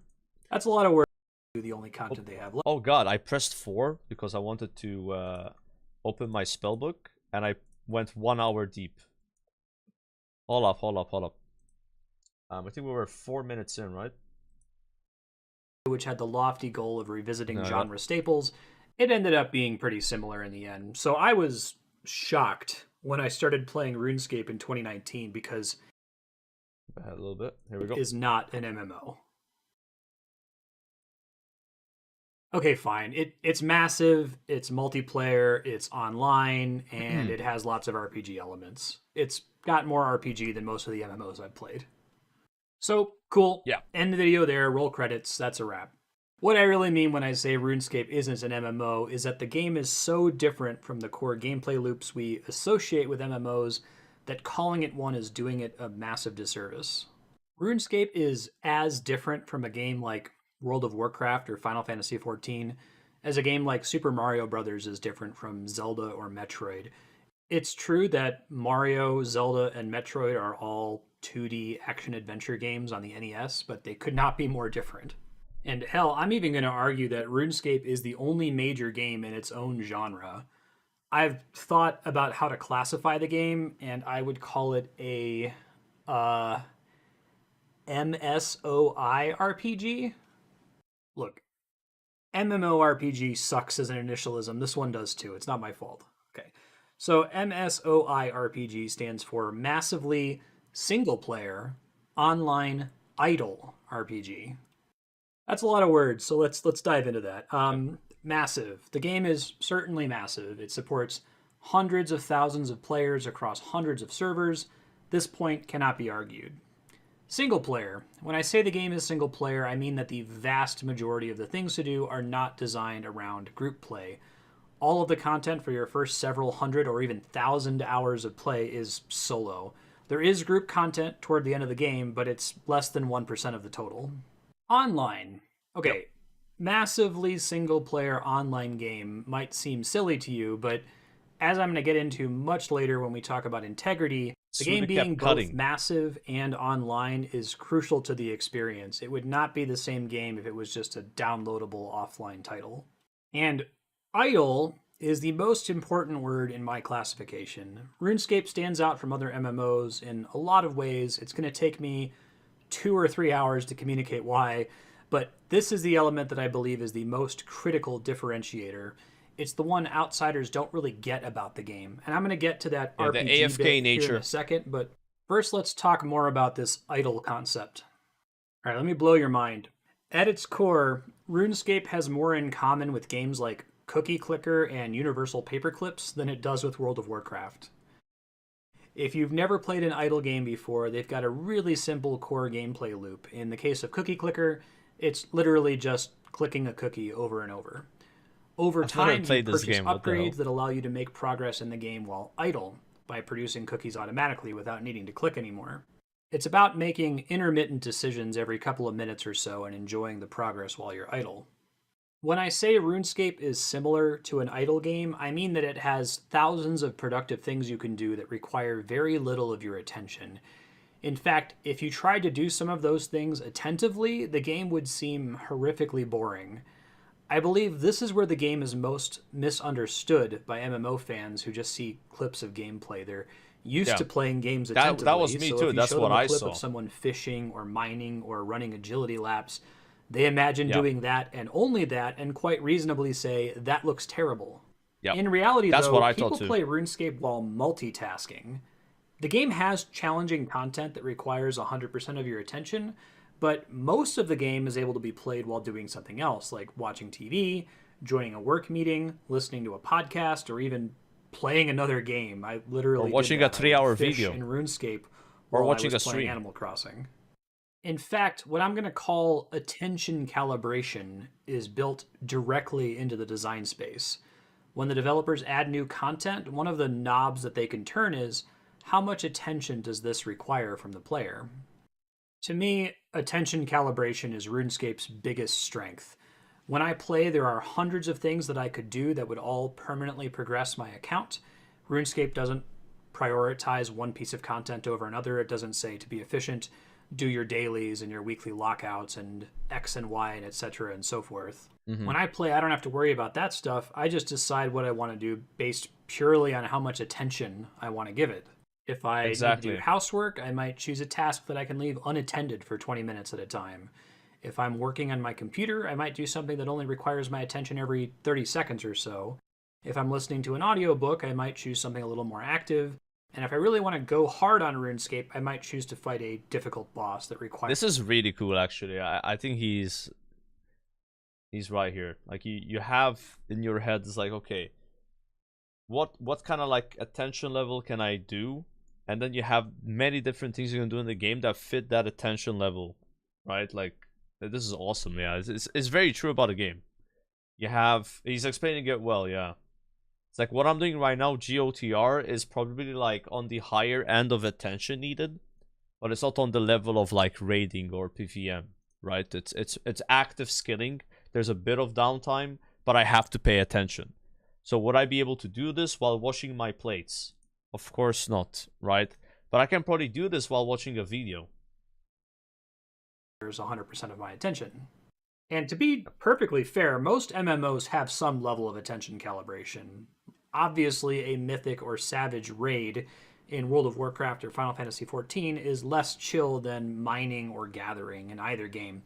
But attention calibration is a deliberate focus of RuneScape's design. And a lot of that is going to pay off when we talk about the self-direction in RuneScape, but put a pin in that. We're going to come back to it way later. While this system of attention calibration makes RuneScape feel similar to an idle game, the player's ability to choose exactly how attentively they want to play makes it stand out a bit. In most idle games, the proper way to play is idly. You can make manual progress in idle games, but it quickly becomes optimal to just set up the game to do that for you. In RuneScape, tasks are balanced to be better or faster when you're able to give the game more of your attention. Here's a sample list of methods to gain fishing XP. Each of these methods have wildly different required attention levels. The inattentive training methods give worse XP per hour than the more intense methods, and the entire game is balanced around that idea. Unlike Cookie Clicker, it's less about making the game as idle as possible, and more about deciding how much attention you want to give the game, because more attention equals more rewards. Now, I've played a lot of games, and RuneScape is the only one I've seen that emphasizes attention this way. So let's invent a new genre classification for RuneScape. Why not? Instead of an idle game, let's call it an attention game, or an attention RPG. And put a pin in that too. I've got way more to say about it. I can already hear people saying, I don't buy it. How is that different from mining or crafting in WoW? And that's why this video is 3 hours long. To explain everything, we're going to have to cover just about everything else about RuneScape that makes it unlike an MMO. Back to genre though, how about that last element, RPG? RuneScape is absolutely an RPG. It's all about earning experience points to progress your character. It's full of quests and stories the players can complete. I'd even say it has more classic tabletop-like RPG elements than a typical MMO or even single-player console RPG has today. But we'll come back to that when we talk about quest design. In summary, sure, RuneScape is an MMORPG. It ticks all of those boxes. But if we're okay with saying RuneScape is an MMORPG and just leaving it at that, we should be able to say Dota is an RTS or Fortnite is a third-person shooter. Like, you're not wrong, but RuneScape is the only member of its own subgenre. It is as significantly different from its MMO brethren as Dota and League of Legends are from RTS games, or battle royales like PUBG and Fortnite are from FPS games. MOBAs and battle royales are their own thing with a capital T, and we already have dozens of games inspired by those titles. RuneScape isn't the only game out there that defies genre classification. There are plenty of other genre-defying games that you may have played. La Mulana is a Metroidvania, Nier Automata is an action RPG, and Undertale is a turn-based RPG. That's all technically correct, but it fails to account for massive shifts in the core loops of those games. Now, big developers saw that Dota was more than just a Warcraft 3 mod, and that Team Fortress 2 was more than just a Half-Life mod. They picked up on it, and they joined the gold rush to make the next big staples of these new genres. And now we're swimming in MOBAs and class-based team shooters. But after 20 years, that's never happened with RuneScape. No big devs seem to have picked up on the gold mine that RuneScape is built on. In the industry, it's just seen as that ancient British grinding MMO, and so it remains our only example of a massively single-player online attention RPG. That's my thesis statement. Before we get into why RuneScape is not an MMO, I need to answer a big question. Part 0. Who cares? You might be thinking, okay, great. You say it's a different genre, but who cares? Genre is a fake idea. Why would that matter? So there's a common aphorism in statistics that says, all models are wrong. It's often expanded to, all models are wrong, but some are useful. In statistics and in science, models are a necessary simplification, and in many ways they fall short of reality. But models don't need to be perfect to be useful. Genre isn't a fake idea, actually. It's a model of what a game might be like, and most of the time, genre is useful. When humans try to consider things we haven't experienced before, we do our best to model them in the context of other similar things. So maybe you haven't played Hades yet, but if someone tells you that it's a roguelike, isometric action RPG with great art and music developed by Supergiant Games, each extra piece of information helps you to model the experience better and better. Just hearing that Hades is a roguelike doesn't help too much. The original Rogue, Darkest Dungeon, Crypt of the Necrodancer, and Invisible Ink are all technically roguelikes, but they are in completely different spaces from one another.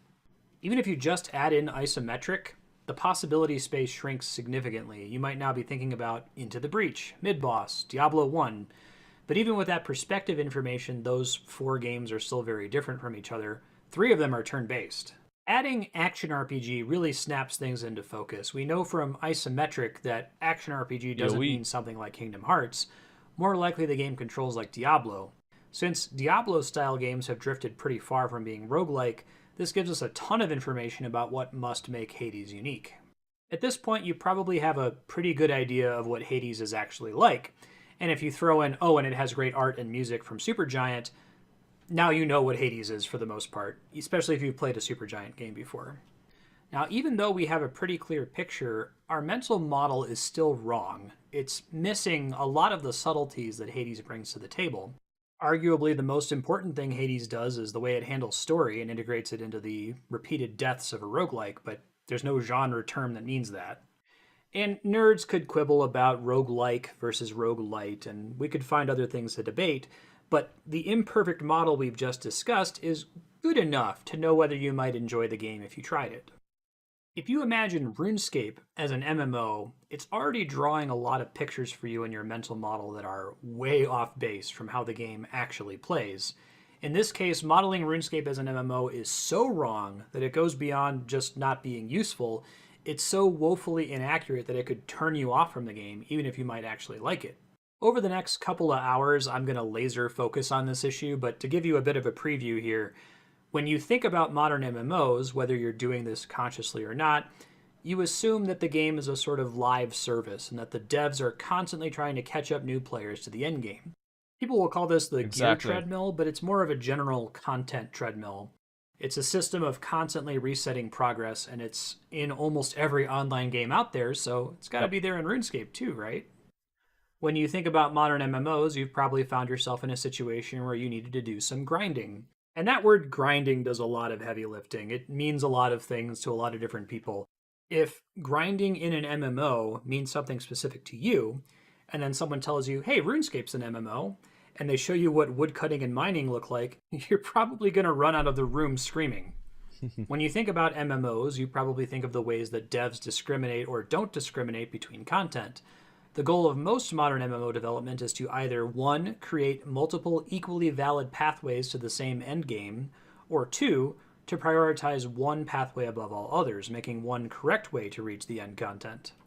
For example, WoW takes the first path, tries to let players choose from multiple options to reach the same endgame, picking which zones to level through, whether you focus on questing or running dungeons. And Final Fantasy XIV takes the second path, saying to reach the endgame, you must complete the main story quest, which is a single uber quest chain. If you've played a lot of MMOs, it doesn't seem like there could be another way. And as I'm sure you've surmised from my tone, all of these models are wrong. In this video, I'm going to explain all the ways RuneScape is as different from MMOs as Super Mario Bros. Is different from Zelda and Metroid. And on the back end, I'm going to argue why RuneScape is awesome. I've talked a lot about the big picture here, but we got to start getting into specifics. I'm going to structure this by first describing how modern MMOs work, and then contrasting them against RuneScape. And there's going to be a lot of games that you would call modern MMOs, but I want to focus on the broad genre trends. So I'm going to be focusing on the two most popular MMOs as of 2021, World of Warcraft and Final Fantasy XIV. All right, let's go. Why RuneScape is not an MMO, Part 1, Basic Structure and Class Design. Or... we are 90 minutes into the 3-hour, 29-minute video, guys. Strap in. In MMOs, you can be anything, but in RuneScape, you have to be everything. So modern MMOs tend to be built around combat classes or jobs with distinct roles. You pick a class or a job at character creation. You progress by earning experience points to level up your combat class, and increasing your main character's level is often the main thing that's gating further progress to the game. Even if areas have optional content like gathering or crafting, those activities are gated by your combat level. Final Fantasy XIV offers a little more freedom in that you can freely swap out your combat job outside of encounters, but you can still see the majority of the game's content without ever changing jobs. And your combat level in these games rules everything. Quests require combat levels to complete. Quests that deal with combat almost never require the player to level up crafting or gathering skills. You never have to level up your gatherer to 70 to fight the next boss, but you do need to fight the next boss in order to level your gatherer to 70. RuneScape could not be more different. There is no such thing as a global character level in RuneScape, or at least not in a way that really matters mechanically.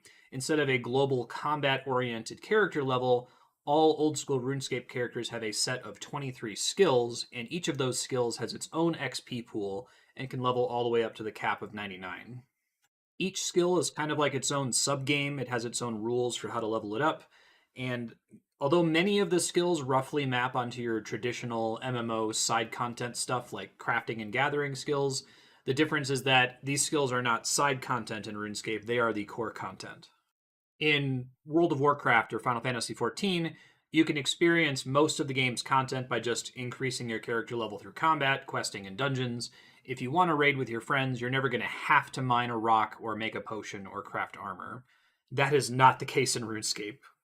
So with RuneScape, like other MMOs, content is primarily gated by quests, but uniquely for RuneScape, quests have these skill requirements from all 23 skills in the game, and they can't be completed just by leveling combat-related skills. This means that every skill in RuneScape is interdependent. If you want to unlock a new mining method, first you have to complete quests that require you to level up completely unrelated skills. So we're talking about structure, and I don't want to say that combat's not a focus in RuneScape, because it is. A lot of what you're working toward unlocking is bossing and raiding and cool endgame PvE player versus environment content. It's more about how combat is required for progress in most MMOs, maybe not EVE Online or Star Wars Galaxies, if anyone remembers that. Most MMOs say, hey, if you just want to do combat, that's fine, everything else is optional. And that's not the way RuneScape works at all. But even if we focus in on combat the way other MMOs do, even in the realm of combat itself, RuneScape is already very different from other MMOs. In RuneScape, every player is simultaneously a melee warrior, a ranger, and a mage. They're just represented by different skills. If you're using a bow, you're drawing on your ranged stat and you're earning ranged XP. If you then switch to a sword, you're now drawing on your attack and strength stats and you're earning melee XP. MMO veterans find this really confusing when they try RuneScape for the first time. They're used to choosing between different combat styles at character creation and No classes was weird at equally first. valid pathways to the endgame. But in RuneScape, it's not a character creation thing. You have to be all three. You have to be a warrior and a ranger and a mage to complete all of the content. Some content requires you to switch between one, two, or even all three of them. I've got more to say about combat. I'm going to put it on the pin list. We'll come back to it later when we talk about itemization. We're going to keep talking about structure. I have to take the first of many detours here to introduce a term that I'm going to be using frequently throughout this essay. It's a term that's already used in game design circles when talking about strategy, but I find that the general concept is very useful when talking about design overall. That term is mathematical degeneracy. The word degenerate comes from Latin. It just means no longer of its kind. Among the general public, the word degenerate has unfortunately lost its math and physics meaning. It's mostly used today as a shorthand for bad, low quality, or degraded. And garbage people on the internet have co-opted it to refer to people that they don't like. I kind of want to try to reclaim the mathematical meaning of the term. Degeneracy is related to the concept of reducibility, like reducing or simplifying fractions. The fraction 4/8 can be reduced or simplified to 1/2. But if it just meant reducibility or simplification, then I would use those terms instead. Degeneracy is a little more complicated than that. When we call something mathematically degenerate, we don't just mean that that thing can be reduced to a simpler form. What we really mean is that it is reducible under specific circumstances or when viewed from a certain angle. So let's do a gaming example.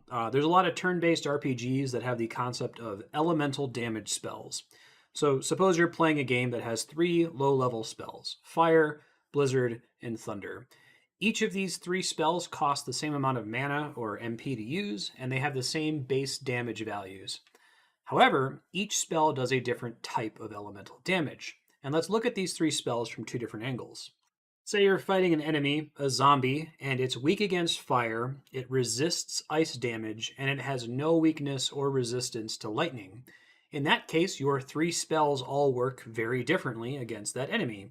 The fire spell will do extra damage, the ice spell will do less damage, and the lightning spell will do the base damage.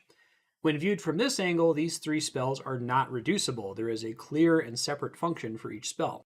Let's say you're fighting an enemy that has no weaknesses or resistances, this goblin. Now, these 3 spells are all basically doing the same thing. You could just rename them to generic magic attack, and they would be functionally identical.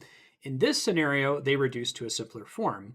When we ignore elemental resistances, these spells are degenerate, and every game mechanic is degenerate from some angle. If a game has multiple damage over time effects like poison, bleed, and burn, an important question to ask as a player is, what justifies there being 3 different status effects that all deal damage over time? In what circumstances are these different? What breaks the degeneracy? And different games have different answers to these questions. Game design is all about controlling and breaking degeneracy, even though developers aren't really using that term.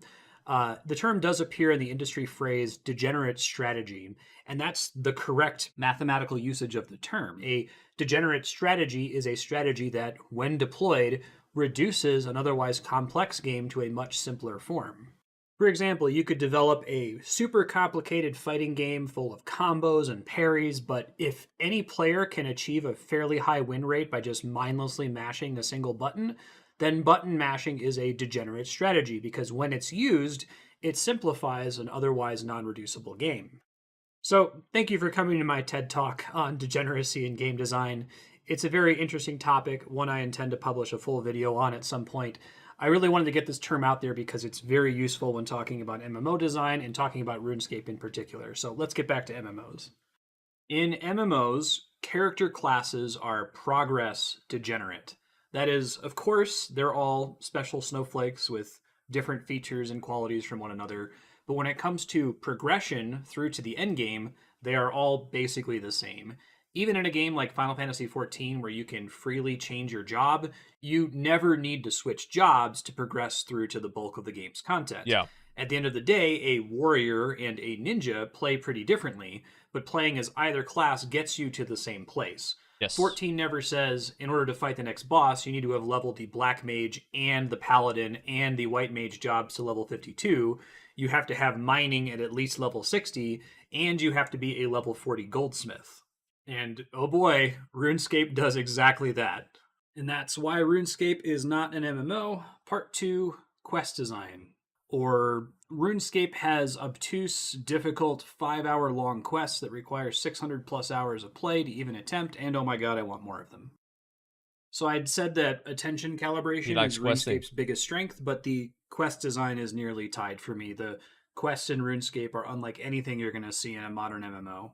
World of Warcraft has been around for such a long time now that most people have forgotten what it changed about the genre, and for many people, WoW is the old MMO. The biggest innovation that WoW brought to the genre was its overhaul of quest design. Instead of being complicated and obtuse like Ultima and EverQuest, WoW quests were simple and easy to understand. To explain how RuneScape deviates from WoW, we really need to recap some history here, so let's just go through. Simple and easy to understand, but we still have Quest Helper in WoW and Rested XP guides. Yeah. Through a list of WoW's quest design innovations. Oh, compared to RuneScape, they're very easy quests though. Should be relatively short and of relatively uniform length. Yeah. Number 2, quests should deal with content in the immediate vicinity of the quest giver. Number 3, quests should ask the player to complete a simple task or minigame with an easy-to-understand objective. Number 4, quests should be able to be completed entirely on-site with temporary materials found on-site. Players should... Not always true, though. There are quests in WoW where... Bro, I mean, I don't know. You have to go to, like, 5 different, like, places, like... And you don't finish them there, you know? But I think most quests are like this. I mean, it's like classic WoW is probably one of the few, if not the only WoW version where quests are sometimes a bit confusing, right? I think once like TBC Wrath came out, they became more like you pick up the quest in this area and you finish it in a bigger area from where the quest has been picked up, right? In classic, there's a lot of quests that are like you pick up the quest and it can take you hours to just finish it, you know. But there's also quests that are like, yeah, just kill 10 mobs, and those 10 mobs are right next to you, and it's literally exactly what he's saying. So there's kind of like a variety. But for the most part, he's right. I think for the most part, he's right. like WoW has kind of like quest hubs where you pick up a bunch of quests, and then most of those quests, or not all of them, are in the same zone. And that's like very, very, very easy, right? It's when you have a quest that you pick up and that quest is not even related to the zone you're in, that it becomes complicated. I think most RuneScape quests are like that, for example. Need to bring gear or items from outside the quest area. Number 5, quests should have very simple prerequisites, usually just character level and maybe a couple other quests as part of an in-zone quest chain.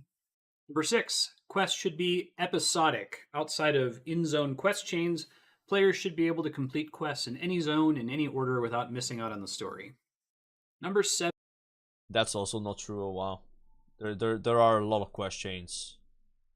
Like, the Onyxia quest chain, for example, it's like you can't just pick it up. You know, you have to start from the beginning and then continue the quest chain, right? Like, it's not gonna work otherwise. 7, quests should be very sight readable. You should be able to use But map there are a markers lot and of quests where you can navigational just pick them tools. up, though. It shouldn't be possible for you to get stuck or lost doing It's like the they kind of did both things Number at the 8, same time. quests should with WoW. provide great gear and XP They didn't rewards commit and yet. should be the optimal route to play through the game instead of grinding, as was favored Still like by experimenting the a little MMOs bit that WoW with classic WoW. You know? However, quest rewards should be degenerate. If there are 2 quests in a zone, they should provide about the same rewards per hour. Number 9, despite all of this, quests should never be mandatory for progress to the game. When new content is added, old quests can generally be ignored. Now, my objective with this essay is not to shit on WoW and Final Fantasy XIV. I think those games are very good. I used to play the old school 90s and early aughts MMOs that WoW replaced, and they were rough. The innovations that Blizzard brought to the table changed the landscape forever, and all of those choices appeared to be unequivocally good at the time. So there's this really important idea that I think we all need to understand about game design, and I'm going to repeat this in every section coming up. It is extremely rare for a game design decision to be a strict upgrade with no downside whatsoever. True. Design decisions are trade-offs or side grades. When something is gained, something else is necessarily lost. Game designers are forced to decide whether the trade-offs are worth right it, about this. and often with imperfect information.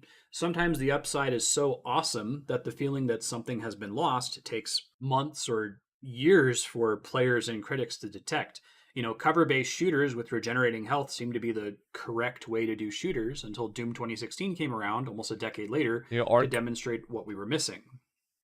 Another example of trade-offs, I think a lot of people can understand the double-edged sword that is fast travel. Fast travel was this brilliant idea. You know, man, isn't it annoying that we have to keep walking over the map? It's so boring and repetitive. Let's just let the player pop open the map and teleport wherever they want to go. RuneScape has a lot of fast If you've ever travel. played though. a game that doesn't have fast travel or which gates fast travel until very late in the game, you know that you lose something in the process when there is fast travel. It's good, it's nice, but I had the entire map of Dark Souls 1 just burned into my brain because I had to run through it so many times. Whereas in every other Soulsborne game, fast travel is available right away, and I don't know those maps at all. I bring this up because I want you to take these lessons we've learned about fast travel and apply them to everything. Everything in game design. But here, let's apply it to quest design. Apply it to that list of 9 things and go, wow, that just looks like a list of 9 good things. If I were to invert all of those things, that sounds bad, right? But try to imagine what could be wrong, what we could be losing in the process. WoW's quest innovation has blossomed over the decades, and virtually all modern MMOs and even MMO-adjacent games have adopted it. Quests should be short, simple, parsable, relevant, difficult to get stuck on. You shouldn't need a walkthrough to find out what to do. You shouldn't have to do too much thinking. It sounds great, but in the process, I would argue we have left some things behind, and I'm going to try to explain by talking how RuneScape handles quests in comparison to WoW. Back to the list. Do these apply to RuneScape quests? Okay, number 1. Quests should be relatively short and a relatively uniform length. Nope. RuneScape quests vary in length from 5 minutes long to over 5 hours. Those 5-hour quests are awesome. Like, if I could just give money To be fair, classic WoW does have quests which are hours long as well. But I would definitely say like the average quest in RuneScape is significantly longer than an average classic WoW quest. Like that's like a fact. To Jagex to just keep Like, making way longer. 5-hour quests. Sorry, I'm gushing. Next point. Number 2, quests should deal with content in the immediate vicinity of the quest giver. Nope. Definitely not true for RuneScape. RuneScape quests involve the player globe-trotting all across the game world. Maybe number 3. Yeah. Okay, quests should ask the player to complete a simple task or mini-game with an easy-to-understand objective. I would say no. RuneScape quests almost never involve trivial tasks like kill 20 boars or collect 2 bear asses. Quest mini-games are very unique. rare. They're rarely repeated. Understanding what to do next is often not simple. I mean, hints exist, but there's never an on-screen guide that says combine the 3 items in your inventory or use a bottle on the water spout or cast a fire spell on the target. Just a few quick examples. In one quest, you have to use a bowl on a water pump to get a bowl of water. Now, the bowl is an item in your inventory. It's not... As I'm describing this quest, I can imagine how WoW would adapt the quest, where there's just like a shiny thing that you go up to the water pump and it just automatically gives you a bowl of water. But in RuneScape, you have a bowl in your inventory and you have to click use on it and then use bowl on pump. Oh yeah. Right. And then if you left click some things instead of right click them, you will literally fail. It's like, let's say you need to use a watermelon and then you left click the watermelon and you eat it instead. Boom. Get wrecked. Now you lose a bunch of time. You can't get it back. You have to go and figure it out again. You know, there's a lot of as a new player in RuneScape, that was one of the hardest things to deal with. It's like just like interacting with an object in your bag in the wrong way will just fail. Because in WoW, that's not really a thing, right? Like the whole like left click, right click stuff. Like in RuneScape, objects interact with each other in a very interesting way, and I think it's cool about the game. It's like use a knife on a banana, you cut it up. You know, a knife on a lemon, you cut it up, right? Like stuff like that. And wow, this is, I don't think that exists. You know, so yeah, that's something that like then really you have to shocked equip me. a pair of gloves. Fingerless gloves won't work. Any gloves in the game will work as long as they're not fingerless. And then pick some nettles. You have to use the nettles on your bowl of water and then light a fire by using a tinderbox and logs, and then use the bowl on the fire before it burns out. Another quest requires you to drop an optional pet called a pet rock into a geyser. Then you need to fish for it, but you have to have a special pair of quest gloves you got from an unrelated earlier quest to keep it from burning your hands when you fish it up.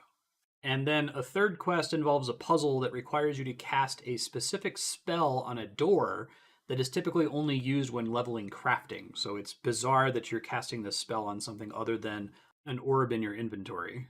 Again, reading all that, I can imagine how WoW would adapt that so that you're doing the exact same tasks I just described, but it would all be automated. Like, imagine that it's more like a text adventure where you practically have to type out use rock on geyser, right? That's how RuneScape feels.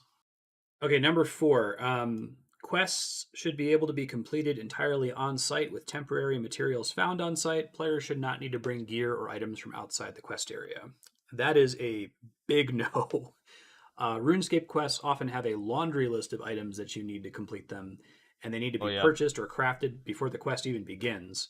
Remember that one about the gloves that need to be closed-fingered? Like, in WoW, there might be like a temporary shiny thing on a table that says equip the gloves, but here they're talking about any gloves in the game. And since you have to bring in all these items from outside the quest to complete them, sometimes that gates which players can even attempt the quest in the first place if they don't have trivial access to that item yet. So for example, the quest on the screen requires magic logs to complete. Magic logs require a really high woodcutting level to access, so if you can't trade for them, it's going to be tough to get them. Alrighty, number 5, quests should have simple prerequisites, usually just character level, potentially other quests in part of a quest chain. So this is a gigantic 72-point font no. RuneScape quest prerequisites are extremely complex. Most quests not only require a variety of skills to be at specific levels, they also require a specific subset of other quests to be completed, which themselves have their own independent sets of prerequisites. Yeah. I can already see people's faces. It sounds terrible, right? But I disagree. I think it's awesome, and to explain why... I think it's very subjective, though. I think quests in RuneScape are very subjective. Like, I personally it's not really for me. I don't really look at the quests in RuneScape and be like, damn, I want to do them again. I didn't really hate them. It's just it's not what I liked about the game that much, right? And there's people who are like, dude, that's like the best part of the game. I love the quests. They're like interesting. There's good story.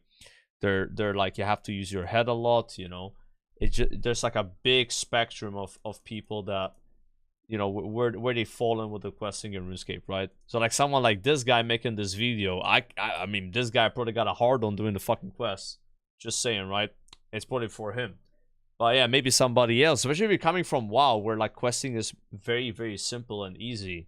It's gonna be hard to like transition to how it is in RuneScape, right? Like what I like more about RuneScape is like the grind, right? Like stuff like that, like the combats, you know. The questing, it's alright, you know. Like would I want to do it again? Fuck no. I mean, just looking at like some of these screenshots from other quests, I'm like, yeah, I'm glad I'm done with that one, bro. Like I'm just saying, you know. We're going to have to get into self-direction, which is the next section. So bear with me. Alrighty, number 6. Quests should be episodic. Outside of in-zone quest chains, players should be able to complete quests in any zone, in any order, without missing out on part of the story. And this is the first one that's kind of true in RuneScape. RuneScape quests are episodic in the sense that the player can approach them in many different orders, choosing to start with the quests that they already qualify for. But as we just discussed, the prerequisites can be very complex. Since you're required to complete lots of other quests to see new ones, storylines are picking up where they left off in the previous prerequisite quests, and you're constantly running into familiar faces. For example, the infamous RuneScape Recipe for Disaster Uber quest requires you to do 38 otherwise unrelated quests to be completed or even attempted, and it features characters, storylines, and follow-up from all of those prerequisite quests. Before we hit the next bullet, I should say that I was shopping the draft of this essay around to non-RuneScape players, and they got really confused in this section. Because what I'm talking about, it sounds like it exists in World of Warcraft, and I kind of need to explain what the difference is. I really liked Recipe for Disaster. I think that was a good quest. Warcraft. It's the starting quest line for Death Knights. It's about 36 quests long. It spans a few zones, and it takes about an hour and a half to complete. In Final Fantasy XIV, a comparable quest chain might be all of the main story quest steps for a single zone. This set of Final Fantasy XIV quests will have you tour an entire zone, do a dungeon, and it ends with a boss fight. It probably takes 3 or 4 hours to complete from start to finish. So I've learned that the World of Warcraft way of doing quests is so burned into people's brains. Like the word quest as it applies to game design is so standardized now that people weren't really understanding that what I'm describing as a single quest in RuneScape maps more closely to an entire quest chain in a game like WoW or Final Fantasy XIV. Yeah. Check out the length of this walkthrough for Dragon Slayer 2, which is an endgame RuneScape quest. The walkthrough is 2 hours long. The quest is longer. I explained all this to a friend, and he said, okay, so RuneScape uses the word quest in like the Tolkien sense. Way longer. Like the Lord of the Rings sense, as in the quest is throw the ring in Mount Doom, and the content of the quest is the entire Lord of the Rings trilogy. And that's an amazing analogy. That's absolutely what I'm trying to say here.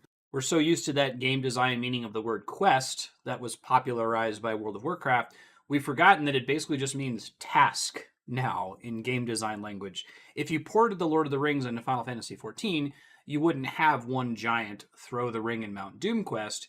You would have quest chains with tasks like solve the riddle of the door. That would be a quest. Read the Book of Balin. That would be a quest. Yep. Escape the Balrog, and so on.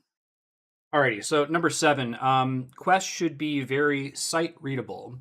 Using map markers and navigational tools, it shouldn't really be possible for the player to get stuck doing a quest. I'm sure all the RuneScape veterans watching right now are kind of going, ugh. I don't know about that one. So RuneScape quests can be sight-read, but doing so is far from trivial. There are no map markers. There are no navigational tools to keep you from getting lost. Older quests often require getting external help, either by asking other players or doing some pointed Google searching. I wonder if Quest Helper existed. Quests are deliberately obtuse in the way that Dark Souls quests can be obtuse. Often it's not clear where to go next. Sometimes you just have to stumble onto the next step. And number 8. Quests should provide great gear and XP rewards and should be the optimal route to play through the game instead of grinding, as was favored by the MMOs that WoW replaced. However, quest rewards should be degenerate. If there are 2 quests in a zone, they should both provide about the same rewards per hour.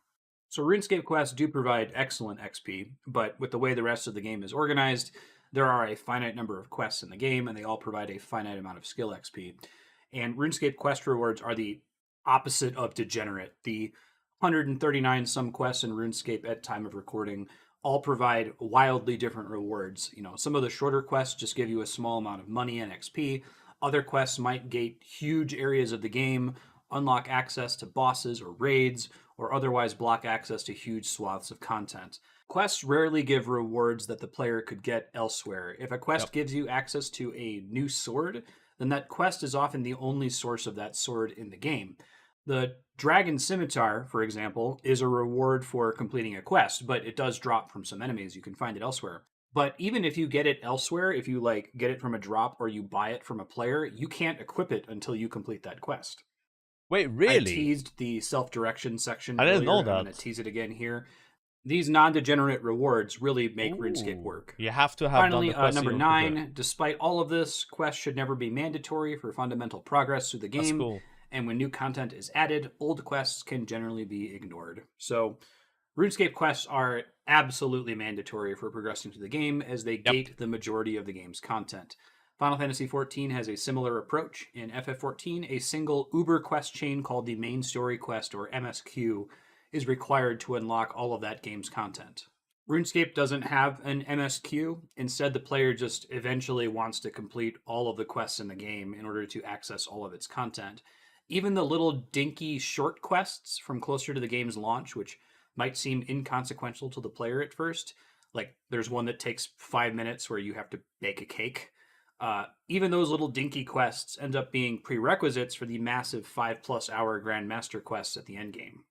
There's more to unpack here. It could fill its own separate video. I haven't even gotten into the way that quests are individually authored by team members at Jagex. They aren't required to fit into any quest design formula like you see in most WoW or FF14 quests. And as a result, each quest feels like an individual labor of love, like something you'd get from a dungeon master in a tabletop RPG.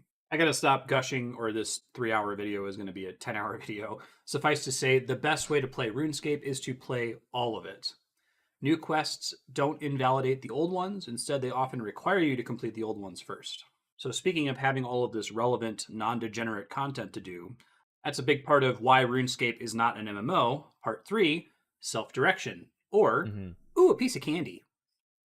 So I really encourage you to check out Dan Olson's video, World of Warcraft Classic and What We Left Behind. He does a great job explaining why WoW Classic is appealing to modern players. And one of his focuses has to do with self-direction. Dan says in the video, Classic has an unexpected strength. If there's nothing to do, if nothing is meaningful, then you are free to self-direct. Dan's argument is that modern WoW gives you dozens of officially sanctioned ways to play. You log in, you do your world quests, you run your dungeons, you join your raids, and so on. There's so much to do and so many signposts screaming at the player, hey, do this. And having so many options can just paralyze the player. Instead of feeling like you can do anything, you feel like you must do these sanctioned things, and it can make the game feel smaller. In contrast, in WoW Classic, there's basically nothing to do. There are few formal systems beckoning you to interact with them.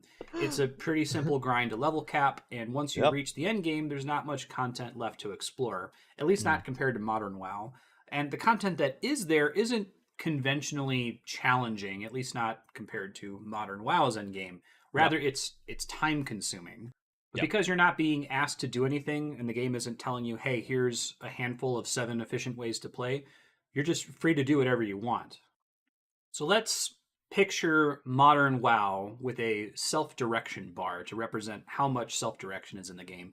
And let's use one of those segmented Kingdom Hearts bars where each extra segment up there represents an entire additional bar. Let's compare that to WoW Classic and add WoW Classic's self-direction bar. I think this is a fair summary. I'm obviously making this up, but my argument is that WoW Classic is pretty strongly self-directed compared to modern WoW. And this bar thing is obviously driving to a point. RuneScape has WoW Classic self. I don't think he's like that right about this though, because with Classic WoW, yeah, the leveling is kind of like, you know, you do your own thing, but at the end of the day, like, there's not even enough quests in the game to get max level. Like, you have to grind a little bit, and most of the time what people do is they just do most quests, and then they do a few dungeons, right? And then when you hit max level, you have to get your prebis. You have to do your attunements. You have to start raiding. I don't know, like, I think this is like some copium opinion on Classic WoW that is before Classic WoW was played for 5 years straight. That's what I think. This is rose-tinted goggles. This is a 4-year-old video. Okay. This would not be the same words coming out of his mouth if he made this video now about Classic. That's all I can say. Okay. Like, the game is completely scripted at this point. Maybe the leveling in the beginning is actually kind of like do what you want to do, but at some point it becomes quite linear. Especially the end game, right? Like the end game of Classic, I mean, you are basically getting your prebis gear, and then you're raiding, and then you're logging out until the next raid. Like that is, I don't see any argument to that not being true. That's kind of what happens, right? Right. This video came out 4 years ago before we played Classic for 5-6 years. So at the time, we all thought it wasn't gonna be like that. Yeah. Direction, but on steroids. In WoW Classic, there's nothing to do, but in RuneScape, there's everything to do. To see all of the content, you have to level up all 23 skills as high as possible. You have to do every single quest. You need to complete all of the achievements. But hey, wait a minute. Doesn't that just sound like modern WoW? Isn't that signposting problem where you're getting option paralysis from having too much to do? Ooh. Well, WoW gives you 100 things to do, and it says any of these will progress your account. But that progress is degenerate. You can represent an hour of dungeoning as being equal to a couple hours of... WoW will do that and be like, hey, if you don't do these in the next 5 days, then you're gonna miss out on the rewards because you can do them again in the next 7 days. That's what WoW does. RuneScape, it's like, hey, you can do all this shit. You can do them now, you can do them in 5 years, and it won't really matter. You know, like, take your time doing the content. There's no pressure, bro.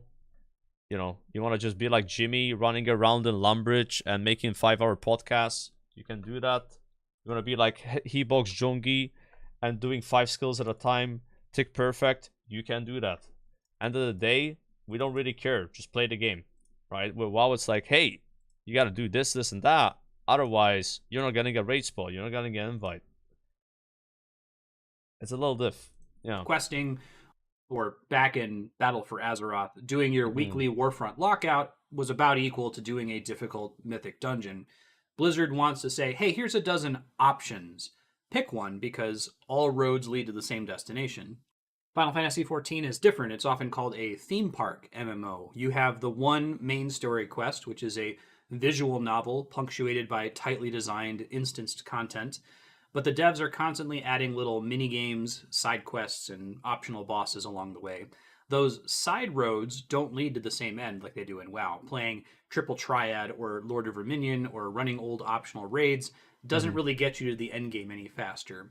Instead of giving you dozens of roads to the same destination, there is one road to one destination and dozens of optional little distractions that you unlock along the way. So WoW has many roads, one destination. FF14 has one road, one destination. Which of those two does RuneScape pick? It's neither. In RuneScape, all of the content is needed to progress. It's not dozens of roads to the same destination. It's dozens of roads, and you must eventually travel down all of them. You've That's probably pretty seen accurate, this sort of actually. structure before in a different genre. Metroidvanias. Yeah, I'm making that argument. I am going to argue that RuneScape is structured like a Metroidvania. Strap in, let's go. So another great YouTube channel, Strapped Mark in. Brown at Game Maker's Toolkit has a great video series called Boss Keys, and it talks about dungeon design in Zelda and in Metroidvanias. It's wonderful. I've linked it in the description. You should totally watch it. He comes up with this unique level design dependency chart that shows the different keys and locks required for progression in these games. You can think of a key as a progression gating ability like a double jump or a bomb that opens a lock, which is an obstacle to progress like a high ledge or a bombable wall. RuneScape is structured like a Metroidvania dependency chart. There are hundreds of unique progression locks, which can only be opened with hundreds of unique progression keys. And the keys and locks take the form of quest, skill level, or gear prerequisites that gate access to content. As a player, you can pick any one of hundreds of different content paths, and all of them are going to lead to gaining progression keys that you need to unlock content elsewhere. Yep. And you might be wondering, but in modern MMOs, there are also level, quest, and gear requirements that gate content. How is that different? It comes down to structure. As we've discussed, in a typical MMO, you have one character level that represents your combat ability. You have simple quest chains that can be followed one after the other, and gear is a huge topic. I'm going to get into it later, but to summarize, in a typical MMO, gear is extremely degenerate. Your gear power is just something you estimate with an item level. In RuneScape, individual pieces of gear are required for individual pieces of content, so there's not a way to summarize your equipment with an eye level path. You can't just look at a set of gear and say, that's better than this. This is really cool about RuneScape. It's like you don't have eye level. It's like Dragon Warhammer is Dragon Warhammer, bro. Like, it's fucking good. It has a spec. That's it. It's probably gonna be good forever, you know? Like, it's one of those things where it's all like, oh, here's a new raid that comes out, and now the eye level increases by, let's say, like 40. So, like, everything is lower eye level. You don't want to use lower eye level gear. You want to get the new eye level, right? And, you know, obviously, like, RuneScape has, over time, kind of, like, adopted eye level a little bit with, like, higher tiers of gear. So, like, look at Rune. Let's say Rune is eye level 150. And then Dragon is like eye level 200, right? But they didn't do like a tier after Dragon, then a tier after that one, and after that one, and after that one. Like, they try to like kind of pace it, even though eventually they will put power creep. Like, power creep is inevitable, right? Like you saw at Vernic Threads, you know. Threads is like an example of ultra power creep, right?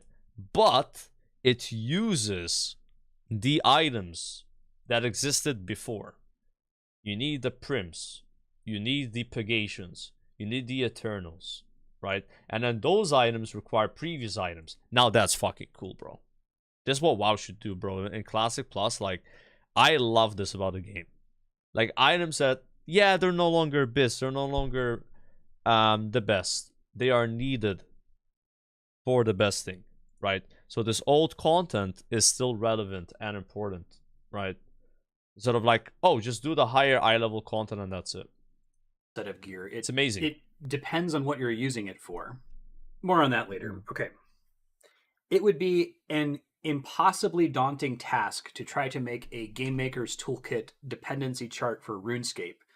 The same goes for like the Bandos gear. So Bandos gear is needed for like Torva. You have to break it down and then use the shards with the damaged Torva piece from Nex to make Torva.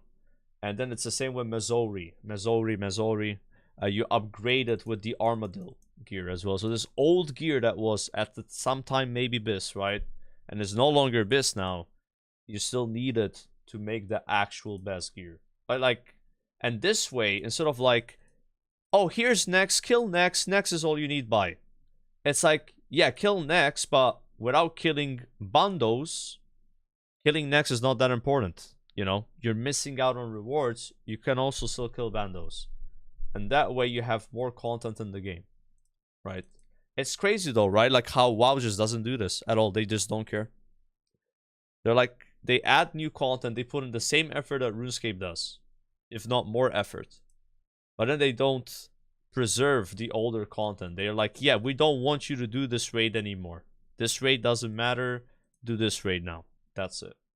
But I'm going to try to make a simplified version of it to just visually demonstrate the difference between WoW, Final Fantasy XIV, and RuneScape's progression design. So GMTK introduces the idea of games being thought of as wide, tall, or both. A wide part of the game means you have a lot of options to progress at the same time. If we look at this small piece of his Super Metroid chart, the game widens up after you get the Morph Ball, with more paths being available Wide it to up, explore. wide it up. Conversely, a tall part of the game is where you have to do multiple things in a specific sequence. It's linear. One task gates another task, gates another, one after the other.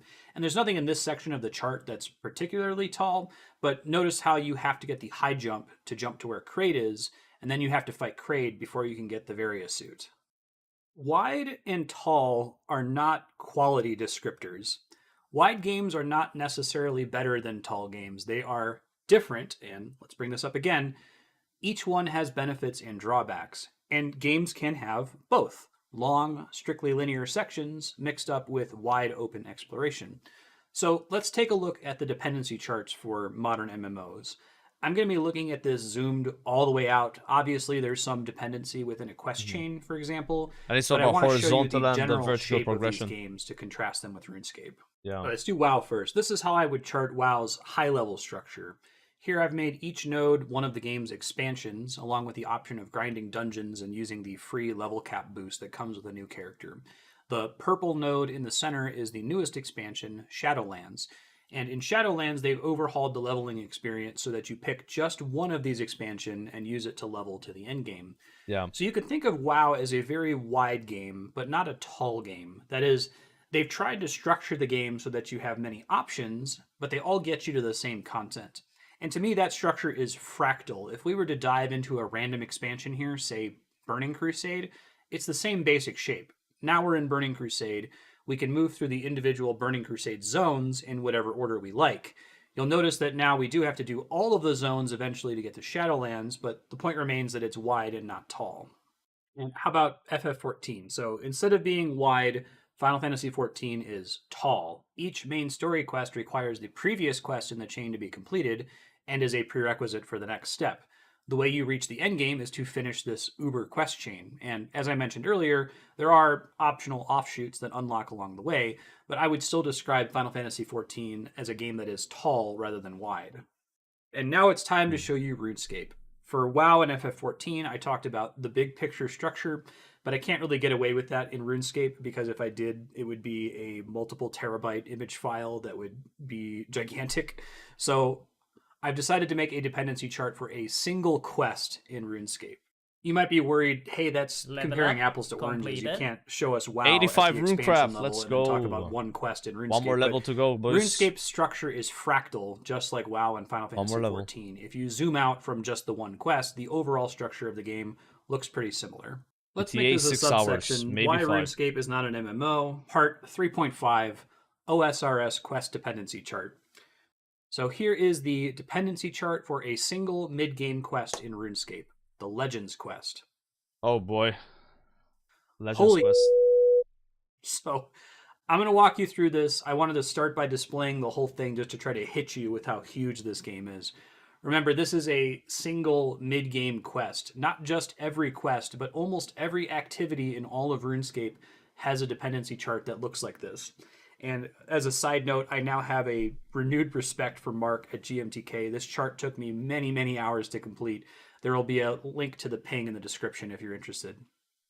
Also, if you think you get the point and you don't want to listen to me spending 10 minutes explaining it, feel free to skip to the next segment. There should be some timestamps on the play bar to do that.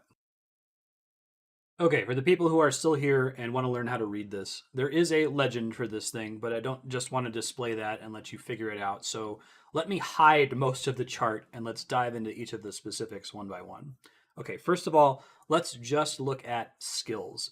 The Legends quest has skill prerequisites from 13 of RuneScape's that's a lot of 23 skills. That means before you're even allowed to attempt the Legends quest, you have to at least raise all of these skills up to a specific level. GMTK's dependency charts generally deal with... Isn't that kind of troll that it requires 42 prayer instead of 43? Because I think 43 prayer is what you need to make the melee overhead, and I'm pretty sure Legends Quest has like a demon that spawns, it just hits you 4 times instantly. So like if you were exactly 42, I don't think you would be able to pray melee against it, and would that just kill you? Like, I don't know. I remember like people like, yo, put many overhead right now. This mob is gonna destroy you. It's like they put it at 42 rec, so some people get the minimum 42. And they're like, wait, man, I can't pray melee against that. Why does it hit you 4 times anyway? It's so weird. Experience points aren't really a thing. So the concept of leveling a skill. I hated this quest, by the way. I didn't like this quest at all. Design. So I'm using a pentagon here to mean gain XP in the skill to progress, moving down the chart. Let's add in the keys, which in this case are skill levels. As with GMTK's charts, a diamond is a key. And I've color-coded the keys starting from top to bottom. A blue key requires that skill to be at levels 1 through 10, while on the other end, a red key requires a skill up between levels 51 through 60. So right now, if you were just planning out your day and you wanted to see if you could attempt the Legends quest, you could just look at this part of the chart and ask, are my skills high enough level to reach the bottom of each of these paths? Yep. So I've described leveling the skills on the right as keys. Now we need to add the locks that they unlock. I'm going to go ahead and add them all the way on the left side of the chart. I've also updated the legend to show that a square is a lock or obstacle. As you can see, we need to have a high enough skill level from these 10 skills to be able to reach the quest at the end. And updating the legend again, I'm using a circle here to mean a quest. GMTK uses circles to indicate a boss fight or a challenge. So in Metroidvania, you fight a boss, and then you typically get an unlock or a key after you beat the boss. In RuneScape, completing a quest is a key, so just know that whenever you see a circle, it's both a challenge to overcome, like a boss, and a key once it's complete. But hang on, you may have noticed a problem here. There are 13 skill keys on the right side, but I specifically said there's only 10 skill locks needed to complete the Legends quest. 3 of the skills are missing. Keep that in your mind, we're going to come back to it soon. First, let me introduce quest points. So I said that quests in RuneScape have a complicated list of prerequisites that draw from both skill levels and quest completions. So the Legends quest does require you to do a set of specific mandatory quests before you can attempt it, but it also requires quest points. So what are quest points? Every quest in the game awards some amount of quest points, and that technically means that this dependency chart should be even more complicated. Legends quest requires 107 quest points, and that means the player could complete any combination of quests in the entire game that awards that many quest points to qualify. Yep.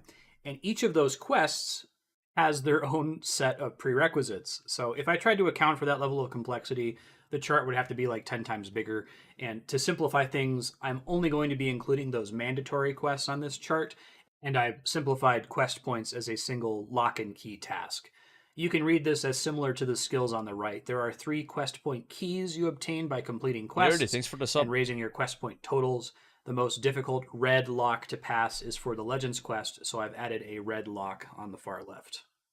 So that gets us to the complicated part, the mandatory quests. So remember that in addition to sometimes needing degenerate quest points that you can get from any quest, most quests also have a list of specific mandatory prerequisite quests that must be completed before that quest can even be attempted. And this is that list of specific prerequisites for Legends quest.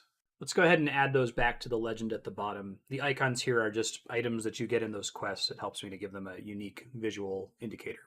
Now that those are back in the legend, let's add in the specific highest level quests that are required for Legends quest.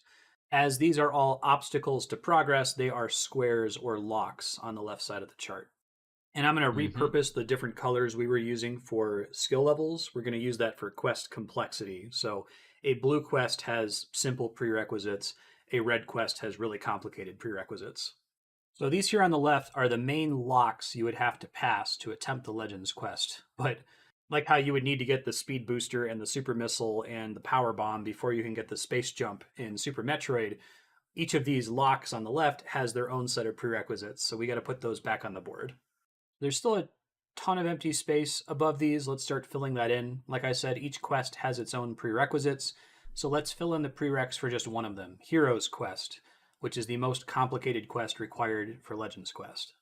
Here we see that Heroes Quest itself requires quest points, along with requiring 4 other quests. And there's still more empty space below. We'll get to that in a second. Let's add in Heroes Quest's requirements onto the chart as their own quests. You can see that another one of the new quests we've added here, Dragon Slayer 1, also requires quest points to attempt. I imagine that you're starting to get the idea, so let's just add all of the remaining quests and associated locks onto the chart. You can start to make out some quest chains here, and you might also notice something interesting in the top right. There's now a lock above the herb lore skill.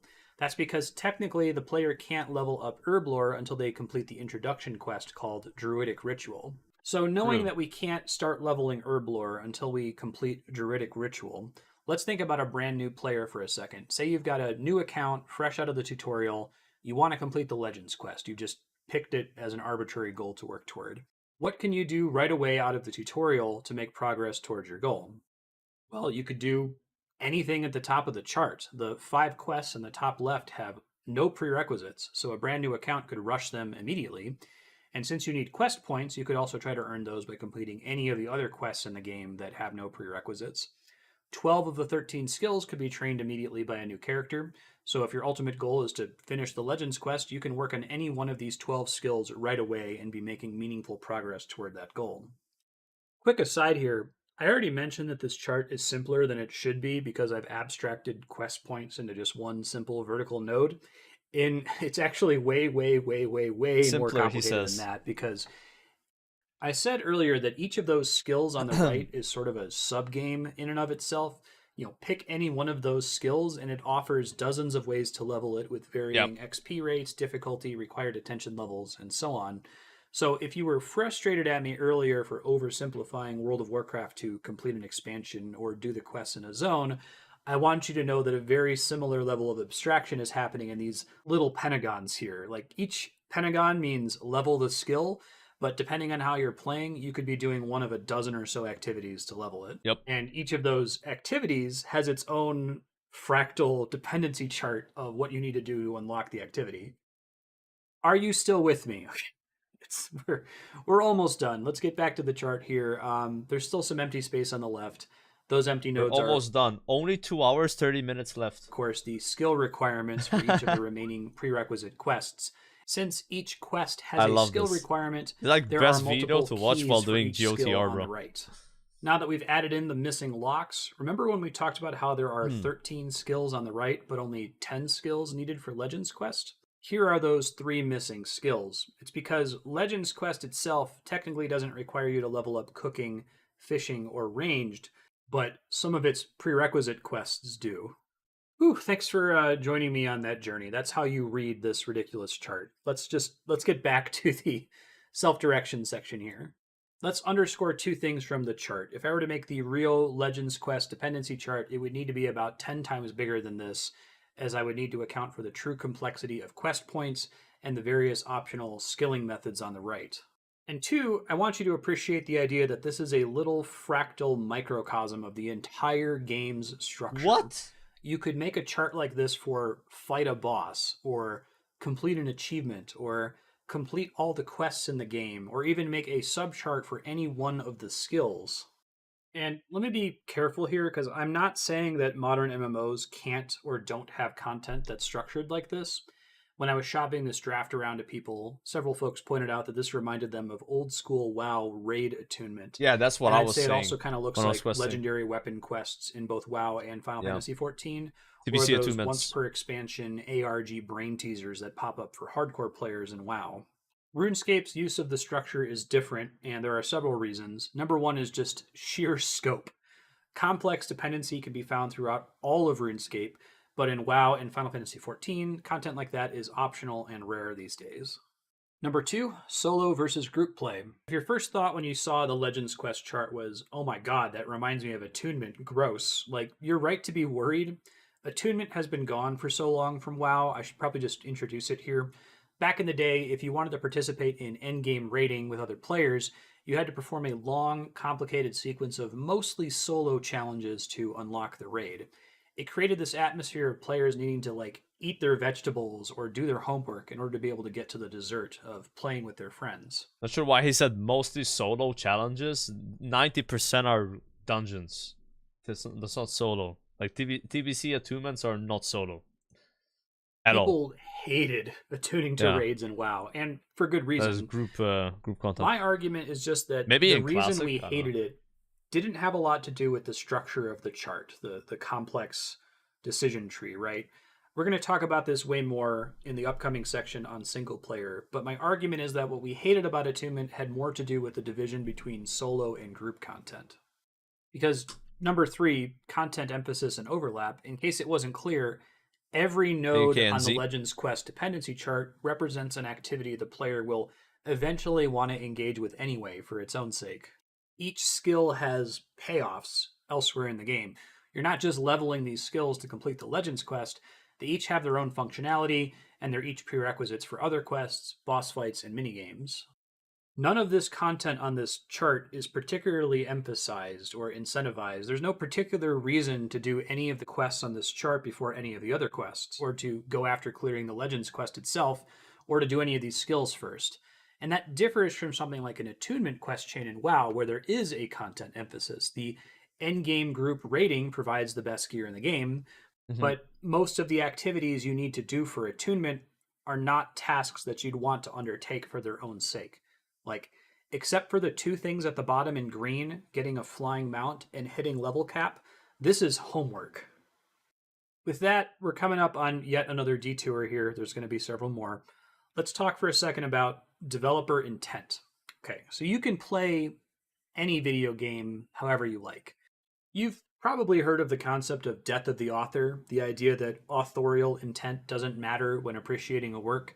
It's true in literature, in film, very true in video games. If you want to make a panda character in World of Warcraft and never leave the starting zone, you can do that. Make your own game. And it's where we get awesome gaming subcultures like speedrunning by saying, hey, let's take this video game that's the brainchild of a bunch of developers who all have clear intents about how they want us to play it, and let's treat it as a sandbox. What other sub-games can we find inside of the system? That's why we speedrun Ocarina of Time, or we do no-hit Dark Souls runs, or we create elaborate role-playing servers in Grand Theft Auto, because we crave the ability to self-direct. So how does developer intent fit into that? Every developer wants to give players the feeling of freedom, but every game inevitably incentivizes some behaviors over others, emphasizes some content over others, and gives clear priorities to players. We've iterated so heavily on the design shape of MMOs that in modern games, it's pretty clear what you ought to be doing. And games like WoW and FF14 do give players a lot of freedom to explore. I'm not saying that Blizzard or Square Enix set out to make these like on-rails linear player prisons, or that those games are linear or bad. And I don't even think that linearity is a bad thing. I actively prefer a tight developer-directed experience over a clumsy sandbox most of the time. These games are huge, and they're fun, and they're good. But as developers have cleaned up the genre and sanded down the edges and made thousands of little iterative decisions that each made sense on their own, we've slowly moved towards systems where the developer intent is very heavily signposted, and where what you ought to be doing is very clear and easy to understand. Here it is again, it's a trade-off. And for many players, this is a huge benefit for them of modern MMOs, that you can just pick them up and play them and not scratch your head wondering what Blizzard wants from you. What makes RuneScape special to me is it's not that the game is old and confusing and you have no idea where to go or what to do. You could start playing with no guide, no wiki, just explore around you, and doing so will make reasonable progress for your account. Yep. The way the game is structured, just about anything you do will be productive for your account. None of it's particularly emphasized or de-emphasized in the design. In WoW or FF14, your options often look like this. It's clear which of the carrots you should go after first. But RuneScape looks more like this. Maybe the individual carrots are slightly bigger or smaller than one another, but at the end of the day, there's not an obvious path to take. This is why whenever you ask, like, yo, chat, what should I do? Should I go here? Should I do this? What's more important? You get like 5 or 7 different answers because everyone has chosen a different carrot. Like maybe you went for carrot 2, that guy went for carrot 4, she went for carrot 5, and this is why it's very hard to get a clear answer sometimes in RuneScape. It's because it is not linear. And even if you wanted to take the like, how do I level thieving? You get 7 answers. Obvious path by having all of these skills and quests and unlocks, the game is too complex for anybody, especially the developers, to ever sit down and adequately signpost what you ought to be doing. It's like the most complicated traveling salesman optimization problem of all time. If you haven't heard of it, in the traveling salesman problem, you want to visit all of these red dots exactly once, like a salesman going door to door. What is the shortest line that connects all the dots? The traveling salesman problem is really hard for humans to solve by hand, and depending on how many dots you have, it can also be tough for supercomputers to solve. But imagine if each of those dots represented a different RuneScape skill, quest, or desirable item, and you were trying to figure out the most optimal order in which to do them. The traveling salesman problem is only concerned with distance, but imagine if it also had to account for like running out of gas, what the time of day was, the work schedules of each of your customers, and so on. There are so many variables at play in RuneScape that it's impossible to arrive at a clear and obvious meta that all players must follow. And that might sound intimidating, but my point is that the shape of the game makes it so that it can never be clear what you ought to be doing next. You don't have to worry about optimization paralysis because it's impossible to optimize. You're free to self-direct. Should I level herb lore or agility or mining or combat first? Like, veteran RuneScape players might be able to help you to narrow things down, but most folks will answer, well, what do you want to do, right? The baseline experience of playing RuneScape is fundamentally very open and free. Like, pick any two veteran players and ask them to compare their paths through the game. They're going to look crazy different. And I'm simplifying path through the game as a traveling salesman problem where you visit each point once. Realistically, you have to revisit each skill at least hundreds of times in your journey. Personally, I spent the first 30 hours of my playthrough focusing on a single skill, and I might be the only newbie player in the history of the game to have ever done that. But I'm not an unusual player. I'm not breaking the game or playing it in a way that is intended, like that WoW player who reaches the level cap in every expansion without leaving the Panda starting zone. Every RuneScape player's experience is unique, more so than in other MMOs. And don't get it twisted, RuneScape has Death of the Author players who make their own game too.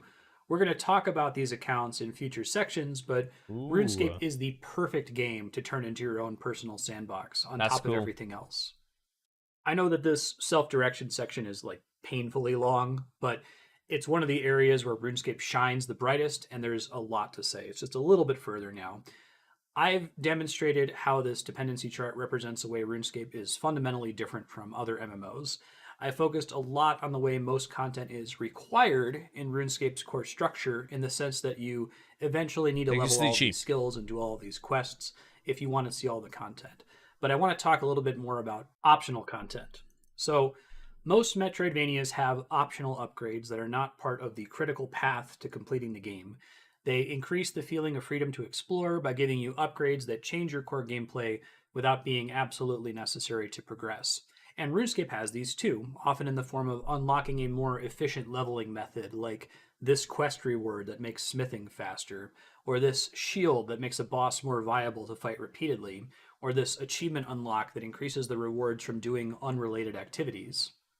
If you like to plan out what you're going to do in a game, RuneScape makes it very compelling to log into the game and try to develop your own route that gets you to the most relevant. That's what I love about the game, man. Like right now I'm trying to get the Diary Cape, and I'm trying to like figure out the most optimal way to get it. And even though I'm probably going to be wrong, it's fun to try to solve this like almost impossible task that you have. It's very, very satisfying. Rewards as soon as possible. As we said in the traveling salesman thing, you can't take the perfectly optimal route. It's too complicated for you to figure it out. So it comes down to just making choices that make sense for you and your play session that day. Planning your day in RuneScape is like routing a speedrun. Not actually running a speedrun, but figuring out the route. You miniaturize that, you reduce the stakes significantly because speedrun routing is extremely high stakes, and routing your day in RuneScape is pretty low stakes by comparison. Like, since you got to do everything eventually, there's not a big time loss for doing thieving training before farming training or whatever. If you're the kind of person who likes to think about the game that you're playing, even when you're not playing it, if you're on site at work or on the toilet and thinking, man, I can't wait to get back and play some video games, like RuneScape is the game for that. Yeah. This is the ultimate think about what you're going to do even when you're not playing it game. This makes RuneScape the Bro, RuneScape is think about what you're gonna do as you're playing a game. Like when you're skilling and you're like, okay, I'm doing my skilling now. What am I doing next? How am I gonna do it next? You're thinking about the next thing you're doing as you are currently playing the game. perfect game to exploit a particular kind of enjoyment loop that I love. On the stream, I've always referred to it as the "ooh, a piece of candy" effect after this skit from Family Guy. But that's a really long name, ooh, a piece of candy. So let's simplify that and call it the candy loop. The candy loop is the satisfying feeling of being distracted from whatever you set out to do and then getting distracted again and again and again. For a distraction loop to be a candy loop, it has to be a positive feeling. It's not the same as having a game that requires you to keep track of all the balls in the air and focus your attention on the most urgent thing. When distractions are stressful, that's difficulty, not dopamine, but it's good in a different way. Games with candy loops don't punish you for being distracted. Whatever you left behind when you got distracted will still be waiting for you there whenever you get back to it. There's not like a ticking time limit or an inherent opportunity cost to pursuing one piece of candy over another. If you see 3 interesting things, just do the one that excites you the most. You can do the other 2 later, right? So the candy loop is about distraction, but the kind of distraction that is delightful instead of stressful. And most veteran RuneScape players will tell you that this game has candy loops in spades. The game is basically about setting out to do one thing and then getting 10 layers of distraction deep before you ask, wait, I was trying to level crafting. What am I doing farming again? All of this, the dependency charts, the candy loops, it adds up to mean that anytime you log in, there's a million things that you can do in RuneScape. And they're all equally valid ways of playing. No one's going to yell at you because you can't play RuneScape wrong. It will try to tell you that, though. To why RuneScape is not an MMO. Part 4, single player. Or getting to the good part. A big part of the reason RuneScape excels so much in that self-direction department is because the game is primarily a single player experience. Now, it's not unusual for MMOs. Hour for hour, a large chunk of your time in an MMO is likely going to be spent solo, but the weighting is very different in RuneScape. At time of recording, I played about 3,000 hours of the game. Looking through my past videos, I can say that the first time I ever seriously attempted group content at all was at the 1,200 hour mark. And in my 3,000 hours of play, I've spent maybe 150 hours doing group content max. The rest of my time has been playing the game completely solo. 91 Referencing fishing. that Oh Dan my Olson god. video about WoW Classic again, Dan talks about the concept of social solo play or playing alone together. There's a unique character to a game that is primarily played alone, but alongside other people who are also playing the game alone. It's a different experience than if RuneScape was just a private idle game that you downloaded onto your machine. In that video, Dan mostly focuses on the social benefit, which if you've had a social solo experience before, I think is self-evident. Another huge benefit is what RuneScape's developers call game integrity. This is going to be another detour. I originally had a whole section on the concept of integrity, and maybe I'll make a separate video on it someday because it applies to all video games, not just RuneScape. In lieu of a full section, I hope you'll permit yet another tangent from me on it here. So, go ahead. I haven't seen the term integrity used in this way elsewhere in the industry, but it matters in some way to every developer out there. Game integrity is the feeling that the time and effort you've invested in a game is reasonably comparable to the time and effort of other players. That if you made it to a difficult boss fight in Dark Souls, you can count on the fact that other players who made it to the same boss had to invest a roughly similar amount of blood, sweat, and tears to get there. Now, later, we're going to talk about the dark side of this when we talk about gatekeeping and hazing culture, which are kind of a problem in RuneScape. There's a big debate right now That's the thing in every MMO about accessibility and whether developers should even be allowed to make intentionally inaccessible games. Check out this great video from Game Maker's Toolkit for some really awesome discussion on the topic.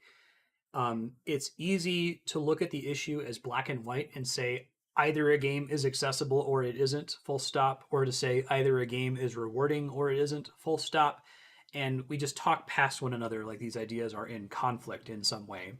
Like, I'd like to invite you to consider that this concept of game integrity, like most issues out there, has nuance to it. We can respect when developers try to curb cheating and remove exploits from their games because it preserves the integrity of the experience. We can recognize that there is value in knowing that when you say, I beat Ornstein and Smo, other people who have played the game will have a rough understanding of what you went through. We can believe both of those things, and we can also look down on gatekeeping and hazing culture and try to make gaming accessible for as many people as possible. These ideas don't need to be contradictory. Okay, long rant. What does that have to do with RuneScape and single player in particular? I mentioned earlier in the video that this would not be the same game if it was a downloadable offline title. The social aspect that Dan Olsen gets into is really important. Yeah, thanks but for I the think recap, that the feeling of game nice integrity is just as important. We're watching This is a game that beckons you 3-hour to play video it for about RuneScape. thousands of hours. Why would anyone play it legitimately if anyone could easily cheat? If it was offline, how easy would it be to hack in accomplishments that other players invested hundreds of hours working toward? That's true. How would you know the difference? And let me just say this, by the way, video games don't matter. Well, I mean, I'd argue that nothing matters, but let's admit this about video games in particular. Games don't matter. We play them to relax and to have fun. And deep down, literally everyone understands this. We like to pretend like this is special knowledge that some people have. For whatever reason, some people will use this as a conversation-ending bludgeon. They'll cheat at a game and then go, well, why do you care? Don't you know it's just a game? It doesn't matter, as though they have some special insight that none of us had thought of before. We all know this, but we play games anyway. How do we deal with this, like, ennui, the dissonance of engaging with something that you know is pointless? So I'm going to introduce another term here. In fiction and film criticism, we like to talk about the willing suspension of disbelief. The idea is that in order to enjoy fiction, we have to be willing to temporarily accept things that aren't realistic, but which serve the story in some way. I'd like to argue that for many games, not just video games, but sports, conventional board games, tabletop RPGs, in order for us to fully enjoy them, we need to have what I'm going to call a willing suspension of nihilism. That is, to enjoy games to their fullest, we have to agree to collectively pretend, at least temporarily, that what we're doing matters.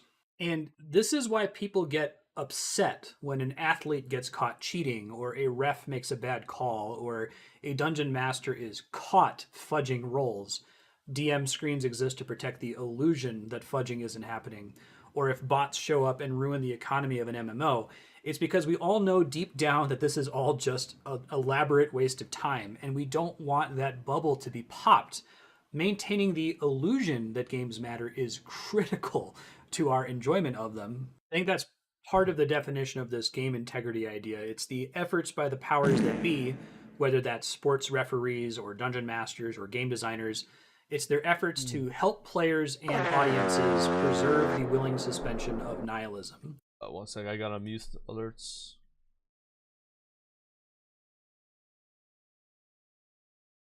Hey, what's up? It's in an hour. In an hour? Edge. Like.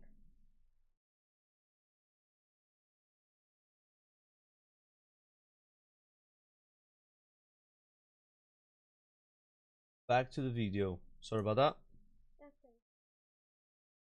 And it's not perfect. Even when the powers that be are trying their hardest to maintain the appearance of fairness, people still find ways to cheat, and RuneScape is not free of those problems. But I'm going to put forward that, for me at least, even though RuneScape is primarily a single-player game and I don't need the social interactions with other players, if you made it into an offline RuneScape clone, I wouldn't want to touch that client with a 1,000-foot pole. Even though I barely interact with other players, the fact that I'm doing all of this on servers with other people who are following the same rules that I have to follow enhances the experience for me significantly. Yep. Thanks for entertaining that tangent. There's going to be more. Okay. Back to MMOs. Many modern MMOs end load their content focus, and they say almost explicitly, the current expansion and the most recent patch are where you should be if you want to experience our game. We're going to talk about this a lot more in the next section on dead content, but I want to bring it up here because it plays into the pressure that games place on players. Because modern games end load most of their multiplayer content, and they want to catch you up to their end game, there is a pressure to clear through the solo content as quickly as possible in order to reach that multiplayer endgame. So imagine you have a set of blocks of content that you can complete. The red blocks represent endgame multiplayer content, and the blue blocks represent early game solo content. A green check mark in a box means the content is done, there's no reason to ever return to it, and a red X means the content hasn't even been unlocked yet. And this yellow arrow means the content has been unlocked, it's currently relevant to you, you haven't tapped it out yet, you're currently playing through it. Let's look at our modern MMOs and start by looking at a typical endgame player in either WoW or Final Fantasy XIV. The way these games are structured, a typical endgame player has completely tapped out solo content. They might still have some dailies or world quests to do, but for the most part, what they have remaining is endgame multiplayer content. Now compare this to a typical newbie in one of these games who's working through the solo content. The newbie can't access any of the endgame stuff yet and has to work through the early game content sequentially, and it creates a sort of inherent positive feedback pressure loop between endgame players and newbies. The endgame players have no solo content left to do, and so it's important to them to get more friends available to do the only content they have left, the group content. And the new players can't skip to the dessert of fun multiplayer content until they eat their vegetables and complete the solo content. The system creates this permanent implicit time pressure for new players to be catching up as quickly as possible. Exactly. And I'm not saying that game designers intend their solo content to feel like vegetables. For a lot of people, the solo content is the dessert, and when they tap it out, they just quit. That's how I've been playing MMOs for a while. I don't even mess around with the endgame rating or anything like that. That's completely fine. Like we talked about in the last section, just the act of structuring the content this way impacts player incentives and behaviors, whether they were intended by the developers or not. Runescape isn't structured that way. Because the game is so heavily weighted towards solo content in general, the chart for an endgame player looks more like this. Endgame players basically always have something productive they could do on their own. There are extremely few players who can really say they have nothing at all they could work on solo that would be a significant improvement for their character. That means that while I would certainly like to find the time here and there to do the group content that I've unlocked with my friends, there's no implicit pressure to do so. It's not the only thing I have to do in the game. I could ask my friends, hey, do you want to do a raid or fight a boss together? Two of the pieces of multiplayer content that I've unlocked. And suppose my friends are newbies. They haven't unlocked the content yet. They can't play with me. In WoW or Final Fantasy XIV, I would be frustrated. Can't they just hurry up so that they can play with me so I can, enjoy this game more? But in RuneScape, it's not a problem because I have so many other things to do. I'm just going to go do some farm runs or try to gain an agility level or two. I have to do that stuff anyway. A level or and two of agility. It's going to improve my Good luck with character that. when we eventually get to the group content. And if you're modeling RuneScape as a typical MMO, none of this makes sense to you because group content is more work, so shouldn't it provide better rewards? As we discussed in the last section, RuneScape's rewards are more like distinct Metroidvania upgrades that gate access to different kinds of content, rather than a sequence of strict mathematical upgrades. In Super Metroid, you can't really say that the high jump is better than the speed boost, or that the super missile is better than the morph ball, because they're not degenerate in that way. They give you different overlapping abilities. Even if you tried to compare offensive abilities, while the super missile does more damage than the regular missile, they are distinct items that have different use cases. We're going to get into this in way more detail when we get to itemization, but for the purposes of this section, imagine that instead of group content offering you strict, linear, mathematical upgrades, instead it unlocks unique progression keys, which will get you through other unique locks elsewhere in the game. It's true that the gear from group-oriented content is often mathematically very good, but the majority of the game's content is not structured in such a way that it will be strictly better than what you're going to find in solo content. Before we get to the next section here, I think that veteran RuneScape players would riot if I didn't mention the Iron Man game mode somewhere in this section on single player. By the way. So RuneScape's self-directed solo experience is so well crafted that people are hungry for more of it. I threw up a few shoutouts to popular Iron Man content creators in the previous section, and I could spend a whole video talking about the concept, but to just briefly get the idea in front of you, Iron Man mode is an extremely popular game mode in old school RuneScape, and it restricts your ability to interact with other accounts. Primarily, it blocks you from trading with other players or from using the game's auction house. People like Iron Man because it makes an already solo game even more solo. Since you can't trade for things, less of the content is degenerate. When we discussed this dependency chart in the last section, I talked up how cool it is that you have to train all these different skills to do this one quest. Well, if you have access to money and to trading, then a lot of these skills degenerate to find the best way to grind for money and then buy the thing you need to level the skill. Buy the quest items, buy ingredients, buy runes, buy ammo. Iron Man can make more of the content feel more relevant in a game where a shockingly high percentage of the content already feels non-degenerate. As highlighted here, even if you were a normal account and bought as many items as you could, you would still need to manually level up and complete these quests. You're still having to put in a lot of work. So that's Iron Man. We'll talk a little bit more about Iron Man later, but just kind of talking about single player in general, because RuneScape so heavily weights single player content over group content, it frees you from external pressure.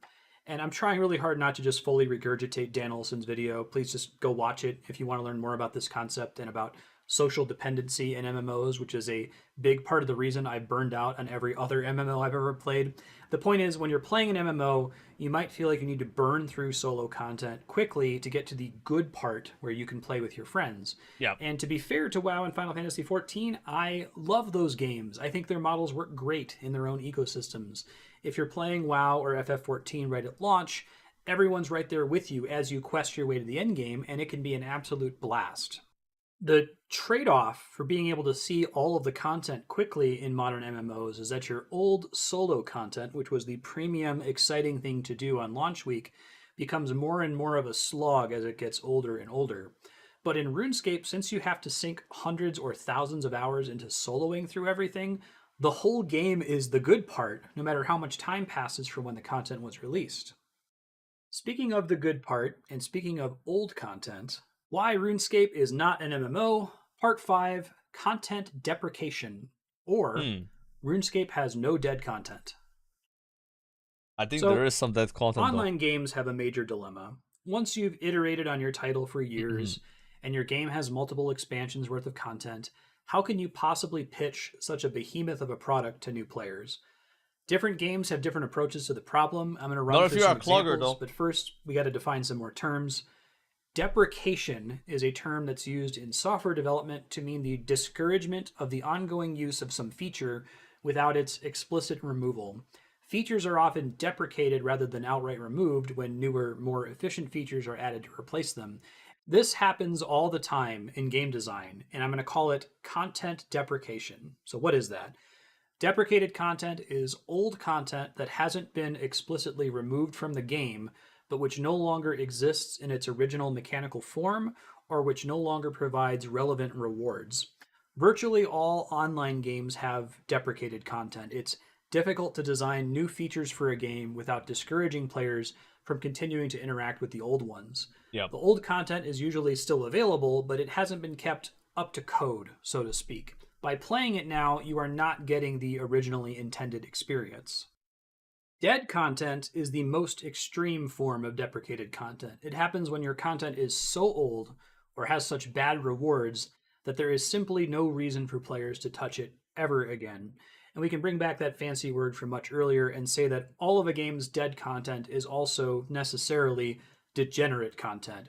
It exists in the game, but it's functionally indistinguishable from having been removed from the game, and each piece of dead content is functionally indistinguishable from each other piece of dead content when reviewed from that rewards or mechanics angle.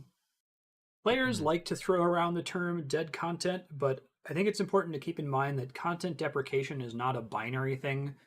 It's a gradient. It's not that content is either dead or not dead. It's a question of how deprecated the content is. Yeah. And you can think of a game's older content as falling on two axes: mechanical deprecation and reward deprecation. If we combine these axes, we can start to talk about the relevance of old content in games. Let me describe what the different points along these axes look like. If the x-axis is the mechanical deprecation axis, then on the far right side we have content that is mechanically modern and therefore not deprecated at all. If you play the content now, you're going to get the same play experience as if you played it on the day it launched. Slightly left of it, we have deprecated content. It's not the same as it was on launch, maybe due to changes in the game's math or other tweaks. Left of center, we have what I'm going to call mechanically trivial or face roll content. Content that may have been difficult at some point, but is so severely deprecated that it is trivial to complete now, no longer looks anything like its original form at all. And then all the way on the left, we have content deleted. The content literally is not accessible anymore. On the y-axis, we have rewards deprecation. And remember that deprecation in development just means that a feature's use is discouraged. When it comes to game design, I think it's useful to think about whether a feature was discouraged because it's trivial now or because it provides bad or irrelevant rewards. At the top of the y-axis, I'm calling it progression rewards, and that means different things in different games. Here I mean whether the content provides gear, currency, or experience points that matter to an endgame player in the current expansion trying to unlock the latest patch content. Further down are relevant rewards, side grades, optional items, corner case unlocks, things like crafting ingredients that might still matter in the current patch cycle. Below the center are leveling or cosmetic rewards, not relevant to the current patch, might provide decent XP during the leveling process, or players might want to do it to unlock optional cosmetics. And at the very bottom, we have dead rewards. That means the old content provides nothing. There's no reason to do it other than for its own sake. So we can start plopping games on the graph here to talk about how relevant their old content is. But first, I'm going to bring this up in every section. A game's position on this graph isn't saying anything about that game's quality. You can't say, why don't developers just keep all of their old content mechanically up to date with great rewards? There are significant costs to doing that. When developers allow content to become deprecated, it allows them to focus their attention and resources elsewhere. That's why software developers deprecate things in the first place. So with that said, let's plop some games on here and talk about them. Start with World of Warcraft. So in WoW, after every expansion, the current expansion is treated as the prime content. Players are assumed to want to skip to it as quickly as possible. Allowing players to straight up create a level boosted character is pretty typical, and all content created prior to the current expansion is immediately deprecated. It's still in the game, you can level through it, but minimal effort is made to bring that content up to code. Old dungeons and raids are never able to be accessed again as they were originally implemented, as patches and math changes have totally trivialized them. Now, Blizzard has started releasing what they're calling time-walking dungeons, where you can go back to an old dungeon and the math is roughly scaled to the modern standard. But it's not exactly right. You still have different abilities than what those dungeons had on launch. They're a limited time. Time walking sucks. I'm gonna be honest. I think it's dog Part shit. of the problem is that this level scaling thing, WoW wasn't I don't think built I've ever with that enjoyed it idea really. from the ground up, but Final Fantasy XIV was. Now, Final Fantasy XIV also considers the newest expansion to be prime content, but it's less concerned with rushing players to it as quickly as possible.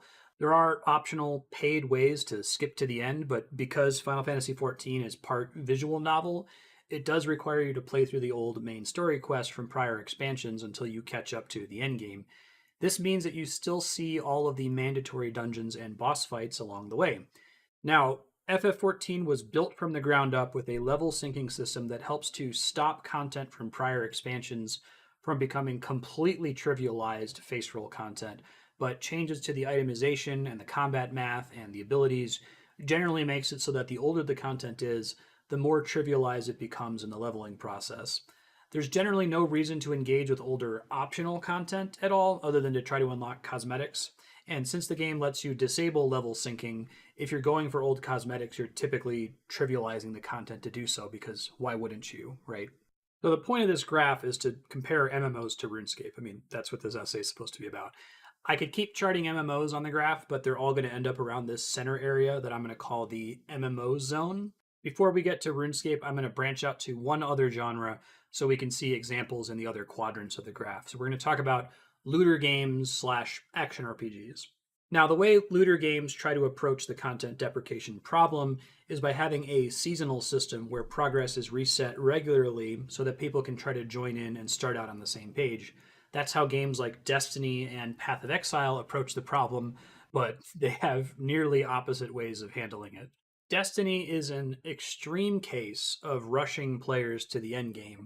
It's so extreme that the developers have effectively deleted old content from the game entirely. So I've put Destiny all the way in the lower left because it does outright delete content, and any old content it leaves in the game is functionally irrelevant from a rewards perspective too. I would call this lower left quadrant the FOMO zone. These games are all about FOMO. Well, I was pretty much in the FOMO zone right there. FOMO games are constantly saying, you should be Shocking. playing the newest content right now because next patch, it could be gone forever. I've probably made that sound like a bad thing, but it depends on what kind of player you are. I personally don't care for FOMO games, but Bungie is admittedly able to do a lot with Destiny because of their design approach. Because they're so willing to just throw everything out constantly, they can reshape the game from patch to patch. And whether that feeling of FOMO is a plus or a minus for you depends on your tastes as a player. On the other side, Path of Exile makes an admirable effort to avoid outright deleting old content from the game. Even though the game has dozens of mechanics, items, and currencies added over years of patches, you can't say that the game has no dead content. In fact, playing the game can be a bit of a headache-inducing nightmare as you try to sift through the content that's irrelevant versus the content that will meaningfully impact your progress. Path of Exile has kept everything around, but like 99% of it is dead, and it's left up to the player to learn how to discriminate between the two. He's actually not wrong. He's again, actually like right with about Destiny, that. I've managed to make that sound bad. Never thought but about it like learning this. which content is relevant and which content can be ignored is a big part of mastering Path of Exile. The moment-to-moment gameplay in Path of Exile PoE is a little bit. Diablo-like action RPG, but the more strategic, big-picture part of the game is a problem. The thing about PoE though is like the way that game works is like you get to 90-95% of the game super fast, and then it takes thousands of hours to potentially finish the last 5% of the game. That's just how it's designed. So the majority of the game will always be like death content for you, but then those little percentages are super grindy, super RNG, and super replayable and fun. And that's why people like the end game so much in PoE, because that's like that's the whole game. Like the getting to that point, it doesn't take long in the grand scheme of things, you know. So yeah, he's definitely right about the death content there. Solving puzzle game, it's looking for the right build needles in the content haystack, so to speak. I want to show you an example for each quadrant, so let's throw Diablo 3 up there. Diablo 3's older content is still in the game. You can still play through story mode or even through the game's older act-based content in adventure mode. And in fact, the game offers specific non-degenerate rewards to get you to do that. But the content is mechanically trivial compared to what you're going to encounter in the endgame greater rifts. All right, that was a lot of talking about other games. Let's plop RuneScape on the graph and see how it's different. So like Final Fantasy XIV and Path of Exile, RuneScape does not intentionally remove old content from the game. It is all still there. And like Final Fantasy XIV, RuneScape requires you to play through the old content in order to progress. There's no way to just skip to the end. Unlike Final Fantasy XIV, though, the content in RuneScape is generally less dead, both from a mechanical and rewards perspective. I can't just summarize for you quickly why RuneScape is in the top right, because it's a natural consequence of every other section of this video. The ones we've already talked about with class design, quest design, that crazy self-direction Metroidvania dependency chart, the single-player nature of the game, but also the sections I haven't gotten to yet that are on the pins list. Obviously, I'm making this video because I like RuneScape a lot, but I assure you that just because RuneScape is in the top right of this graph does not mean that it is the best game listed here. The developers pay extremely high costs in time, resources, and a very restricted design space that other developers don't need to pay in order to keep RuneScape in that top right corner. And to explain what I mean, we need to talk about RuneScape's design philosophy. All right, why RuneScape is not an MMO, part 6, design philosophy, or... Yo, chat, we have watched almost half the video. Let's fucking go. Limitations breed Our creativity. attention span is good. So I said that I wasn't going to dive into the differences between old school RuneScape, the classic version of the game, and modern RuneScape, or RuneScape 3, but here I need to give a small amount of context. There's a lot of history to get into, but briefly, RuneScape's developers, Jagex, made an unpopular decision in 2012 to revamp the game's combat system to more closely resemble modern MMOs. The 2012 combat update was the final straw for many players. Before that, they had made some big unpopular changes to trading and PvP and implemented microtransactions into the game. Yeah. Quick olive branch to RS3 players. I've heard that game has evolved in a really cool direction, and it's possible to effectively disable microtransactions by... Wait, this is actually not like... This is real, what I'm looking at right now. No. Like, I thought this was like a gambling casino ad. Like, I legit, like, that's just... I didn't pay attention. And I'm looking at it like, wait, there's like lamps down here and shit. 200 million gold? Playing as an Iron How Man did this account. even happen, So guys? I'm personally really looking forward to recording my That's own blind crazy, Questscape bro. playthrough for that soon. In any case, dissatisfaction with the direction RuneScape was going led to greedy demand goblins, for the that's for release sure, yeah. of a classic version of the game from before these controversial changes were implemented. A 2007 backup was found by Jagex, and they decided to release old school RuneScape based on that codebase.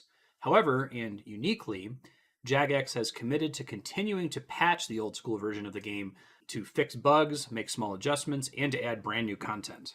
This is a small slice of the brand new content that Jagex has added to old school since it launched in 2013. All of it is unique to OSRS, and it is not in the modern version of the game. It's not just taking RS3 content and backporting it to OSRS. It's completely different storylines and content from the modern version of the game. This OSRS experiment has been running for coming up on 10 years now, and it's been really successful, as we've discussed. WoW Classic owes its existence to the success of old school RuneScape, but its current implementation is really different. At time of recording, at least, WoW Classic is trying to keep the experience pristine. No new content, no changes. No changes. No changes. See, he's cooking here. So, like, this video is 4 years old, right? And the mindset of classic WoW players 4 years ago was so no changes that they were making the game worse.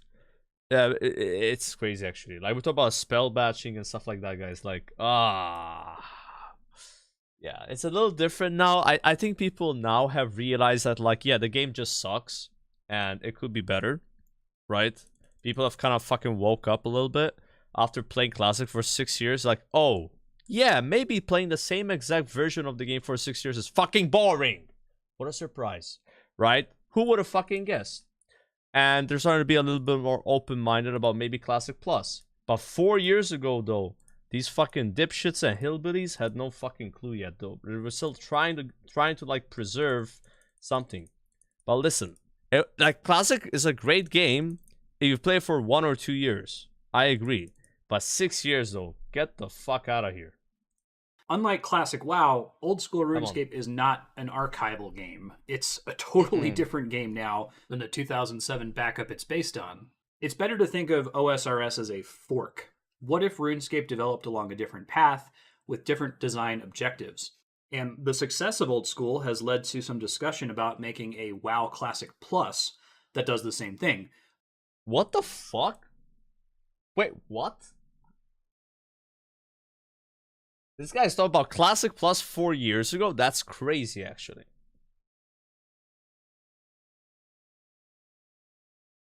What? Is the guy a time traveler, guys? Is he traveling in the times, bro? Branching out with different content He's and cooking, design man. objectives He's from cooking. the live game and going in a different direction story-wise. So, like, what if WoW Classic Plus continued where Wrath of the Lich King left off, as if the Cataclysm expansion never happened? It did happen again, bro. As part of Jagex's commitment to patching the game, they also have a formal content approval system. All proposed changes to the game must be polled and passed by a 75% player supermajority in order for proposed content to be added to the game. 75% or 70%? Most new content passes polls without much trouble, but some content gets shut down quickly. And the polling system has a lot of benefits and drawbacks. Okay. What it's really done is created this extremely creatively constrained conservative development environment where the devs don't even want to spend time on ideas that might fail a poll. There's a lot of complexity around the design philosophy for OSRS and the voting strategy of the player base, but I'm going to try to summarize their design objectives as much as possible. Okay, so objective number 1, newly added content should not deprecate existing content. This one is the golden rule, and all of the other objectives are just drilling down into the specifics. If you remember one thing about Jagex's design objectives, remember this. Number 2, newly added gear should not deprecate existing gear. Number 3, newly added leveling methods should not deprecate existing leveling methods. Seeing a pattern here. Number 4, patches and changes to the game's core mechanics should not inadvertently deprecate any of the game's core content. And number 5, content should not be retuned in a way which invalidates the work of players who have already done that content the hard way. So if you imagine this giant Some of these box rules have as been broken, the available guys. design space for a Little modern bit. MMO, then these 5 objectives imply that the design space for new content in OSRS is extremely limited in comparison. But limitations breed creativity, and Jagex has found ways to add all sorts of new content to the game that more or less fall within these 5 objectives, to the point where it's now a completely new kind of product. And these objectives contrast really sharply with every other MMO and every other kind of online game. You know, you can grind for dozens or hundreds of hours in WoW or Final Fantasy XIV's endgame and kit yourself out with the best raid gear possible, but at the end of the day, by the next expansion, they're going to raise the level cap. Even by the next patch, they're going to raise the gear cap, and it's effectively going to wipe out all of your progress and start you out on the same footing as a brand new player. I've been really positive in this video so far, but I need to be honest here. I love old school RuneScape for how different it is from the MMOs that I'm used to, but it's not all upside. Objective number 5 in particular generates a sort of hazing culture in the game, where longtime players insist if I had to suffer through a bad gameplay loop, new players should have to deal with it too. And this creates a kind of paradox of bad content in a typical online game. He's right. This is something the RuneScape community is guilty of. They will be like, keep Calphi Queen the way it is because I had to kill Calphi Queen 400 times the way she is now. No way you get to kill Calphi Queen 400 times in a more fun way. I suffered, so you have to suffer. And this sometimes is true and accurate, but I think it also can be bad for the game. Sometimes you have to ignore these fucking dipshits. They're gonna play the game anyway because they're fucking addicted. That's what we gotta think about. You would expect developers to prioritize fixing or removing the least fun content in the game first. But in OSRS, the objectively worst content is paradoxically the least likely to ever get updated because players have already suffered through it the hard way. Yep. And there are tons of quality of life features that are missing from OSRS, and when players request those features, Jagex has to respond, well, we wish we would have thought of that when we first launched Old School back in 2013, but now that so many players have already suffered without it, it's too late for us to add it. Same with bear houses, God, but the other way hurts my around. little They're heart so whenever I good hear that them they say can't that. nerf them. But like I keep saying, But they wish they it is didn't do them rare like for that. game design decisions to be a strict upgrade with no downside whatsoever. Nearly all design decisions are trade-offs or side grades. When something is gained, something else is lost. In this case, the hazing culture and the bad content paradox are unfortunate but inevitable consequences of the very design philosophy. Look what happened with sailing. They nerfed sailing, but because people had already leveled, people got mad about that, so they basically got Jagex to unnerf sailing right after. Like, you see how hard it is to change things once they are out there, right? Like, you're gonna get clashback from either the casuals or from the sweats, or sometimes from both. That makes OSRS so unique. I was talking about game integrity in the single player section and how it feels good sometimes to feel like you're having about the same experience. Yo, can we get a kick W in the chat, boys, for this guy who just got 2 dice in a row the same color? Isn't that insane, bro? Like, what the fuck? That is one in 1.2k drop, and he got how? I'm probably not even gonna get a single clog when I open all my rewards after I'm done here at 86. I'm currently at 216 rewards. Like, this is not even close to like getting one of those, let alone 2, and 2 of the same one in a row. What the fuck? Crazy. As every other player RNG, playing man. the game, and that your experience isn't going to get invalidated at some point. I That's wonder how a many really that good guy opened feeling, up. but as with Dark Souls, offering that comes at a huge cost. Just like I would argue that WoW loses something by letting players skip to the end game so quickly, this is the price OSRS has to pay for the content to never become dead. And for me, at least, that's worth it. So there's still a couple items left on the pin list. Let's go back to one that's come up in multiple prior sections. Why RuneScape is not an MMO, Part 7, Itemization, or you need to own everything. So I've talked a lot in the last couple sections about Jagex's philosophy and how it allows them to avoid deprecating old content, but how does that even work? And I think it's a case where trying to model RuneScape like an MMO is going to make things really confusing for you. Recapping the class design section a bit, in a modern MMO, you pick one combat class at character creation, and that class defines your ability to unlock all future content. Combat classes in MMOs are degenerate. They're progress degenerate. They lead to the same outcome. And combat progression is a straight line. You gain XP for your combat class, and as you level up, you gain access to more content. Usually, by the end game, you need to also have a minimum gear item level, or eye level, to progress as well. Now, itemization in MMOs used to be crazy complicated, but over the decades, it has streamlined to the point where it's more or less linear. It's just a straight line going up. New gear either increases your item level or it doesn't. RuneScape's approach to itemization is very different, and I want to talk about how. So, number one, players are expected to be warriors, rangers, and mages, often at the same time. RuneScape is balanced around this so-called combat triangle, a sort of rock, paper, scissors rule system for which combat style beats and is beaten by which combat style. The way it works, magic beats melee, melee beats ranged, ranged beats magic. That means that melee gear tends to be inherently weak to magic, magic gear tends to be inherently weak to ranged, and so on, and that applies both offensively and defensively. For example, wearing a full set of heavy melee armor incurs a huge penalty to magic accuracy. Some encounters in the game can be approached using only one of these styles. For example, there are plenty of bosses who are weak to magic, but strong or immune to melee or ranged, and so you would go fight them using just your magic gear setup. But other bosses have phases where you need to use multiple combat styles, and using multiple combat styles in RuneScape means something very specific. It means equipping different gear, so bringing a different set of gear in your inventory and then switching to it.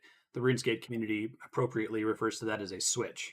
So in a fight that requires all three combat styles, you might have 2 sets of extra gear in your inventory, in addition to the one you have equipped that you switch between for different mechanics.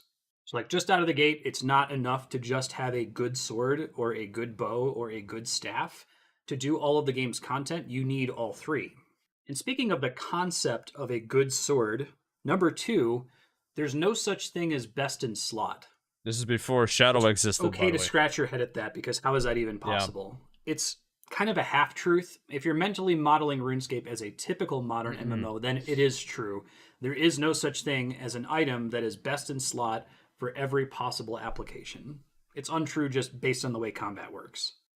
Because MMO players are accustomed to there is one item.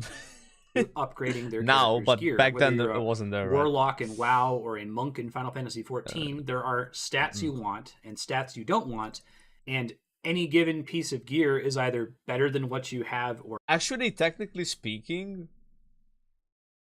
maybe there's scenarios where you would prefer to use the +5 holy, what's it called, devout sandals over treads. I don't know, but yeah, it's treads are pretty good, right? Like you probably want to use those. It isn't. That's how the concept of best in slot for a patch cycle comes into play. You can say in most cases, this helmet is the best helmet for Warlocks. Barrel's gloves used to kind of be like that too, right?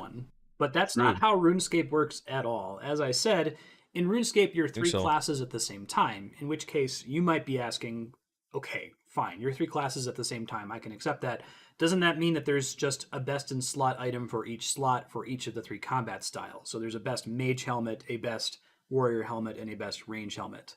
The answer is no. It depends on the encounter. That gets us to number 3, which is probably the most he's mostly correct, though, let's be honest for me. When I was new to this game, it took me a while to wrap my head around this. Itemization is balanced around encounters, not characters. So it's true that there is a magic staff that has better stats than most other magic weapons, and a melee chest piece that's going to be very useful most of the time you're using the melee attack style, but both of these items have trade-offs that would prevent them from being best in slot in every application. In WoW, every class has a list of best in slot items, but in RuneScape, it's not characters that have best in slot lists, it's encounters. So here's an example of an encounter best in slot table for a boss, the Kraken. So this is a lot of data. You I don't like need looking to at be able these. to parse all of the tables that I'm about to share with you. Just get the idea that the best in slot items for the boss are listed all the way on the left side of the table, with less effective alternatives to the right, and that these tables have a huge variety of items on them. So that's the table for the Kraken, but every encounter, whether it's a specific quest. And this is what's cool about RuneScape, is like a way you can progress the game is collecting all the gear, or as many gear as you can, because odds are if you get an item you don't have, it might be bis for something. It might be bis for this specific boss. And it's like really cool, you know? Like look at the what's it called, that like ballista thing, right? That Sardako got, like it's like very good on Tormented Demons. It's very good on a Raxor. Do you have to get this item? Maybe not, but if you get it, it's cool. You're happy. You can use it. Like hell yeah. Like it's nice on these particular encounters. And it's like, imagine you're like an end game character or whatever. Like, and maybe there's still items you haven't gotten yet. But like, okay, I can go out of my way and collect this niche items that is best in slot for this piece of content. And you never know. Maybe in the future they add a boss where, hey, now this item that you didn't have before because you thought you never needed it is now actually needed for this. Like the Ranger boots kind of with the Pegations for treads, right? Like maybe people didn't really farm that back then. Maybe they did. I have no idea, honestly. But I feel like once treads came out, I was like, oh shit, I'm gonna start doing medium clues now. I'm gonna start trying to get these boots. I'm gonna go do SERP to get the crystal. And it's like, you know, there's so many items you can get in a game. And yeah, maybe right now they're not like that useful, but they could become more useful later. And they're probably, you can probably find a niche for almost everything, right? Like the black pickaxe is like a really weird example. Like it's like a pickaxe that for some reason has lower weight. So if you're doing Zia rune crafting, it's actually best in slot. How fucking weird is that? Like this like axe that has lower weight than other axes. Like it's like these niche use cases what makes it cool for me. A specific leveling strategy or a specific boss, they all have different recommended gear. Let's give an example. Say you're fighting a demon boss, and let's say that that boss is weak against melee, but it uses magic attacks. So many Catholic you. points, oh my god. In that situation, you want a melee weapon that can deal bonus damage to demons. But you might not want to wear full melee gear because melee gear is weak against magic and the boss attacks you with magic. You also might not want to just wear gear that's fully resistant to magic, both because the boss might attack with other styles and because you would lose out on all of the offensive bonuses from melee gear. So for every fight in the game, the recommended gear varies based on the boss's specific stats and attack patterns and whether any combat style switches are required in the fight. Here's the best in slot chart for that demon boss I mentioned, Skotizo. Again, I don't expect you to be able to parse any of the charts. Arclight was this back then, bro. There's a huge variety of items on There's every no, chart. Many of the yet. items on this chart are going to show This up is in so other cool fights to that look require at. melee. Really? Was Carol's leather top bis? I even know what that does. I don't have any Carol's items. What the hell? Brimstone ring? I don't have that either.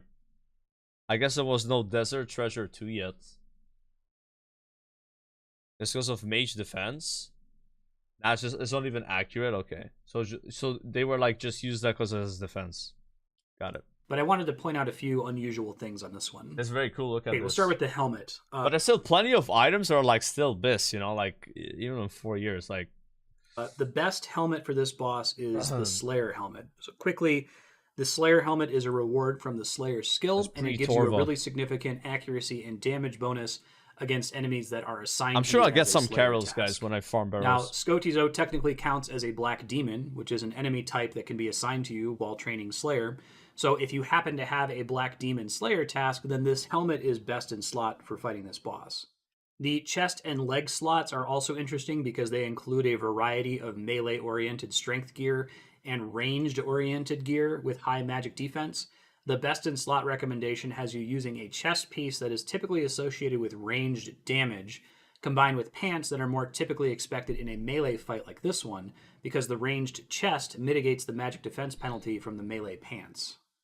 Now, I've already set up the weapon slot by talking about using a sword that's strong against demons. That sword is called Arclight.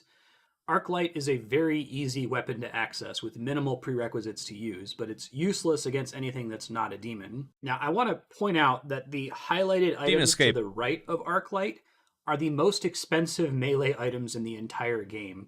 The Scythe of Vitur is an extremely rare drop from the game's most difficult raid. In a normal MMO, it would be the flat. It's only 470 million GP. Whoa, whoa, whoa, whoa, whoa. Wait, is that because of like inflation or something? Like, how is it so cheap? God damn, bro. That's crazy. Oh, it got buffed. Oh, okay. Best in slot melee weapon for at least an entire patch cycle. Y'all wish you bought it at that price, OSRS, against this specific boss, it gets beaten out by a dinky quest reward weapon that all players have trivial access to. So it isn't really possible. Bro, it's so fun. I feel like both YouTube channel and Twitch just woke up like 2 hours into this video because now there's like a wiki of items. So they're like, oh no, I know about this. Yeah, before it was like a bunch of random graphs and people were like, what's going on? Now it's like people are more familiar with this. Possible to make I know that. I know best this in slot gear chart that covers the whole game because every encounter has its own separate chart. This means that eventually you want to get your hands on most of the gear in the game as you need different gear for different activities. Now. This screenshot is an example of my personal bank. This isn't just collecting things for collection's sake. All of the gear listed here in my bank has a use case in some encounter chart somewhere in the game.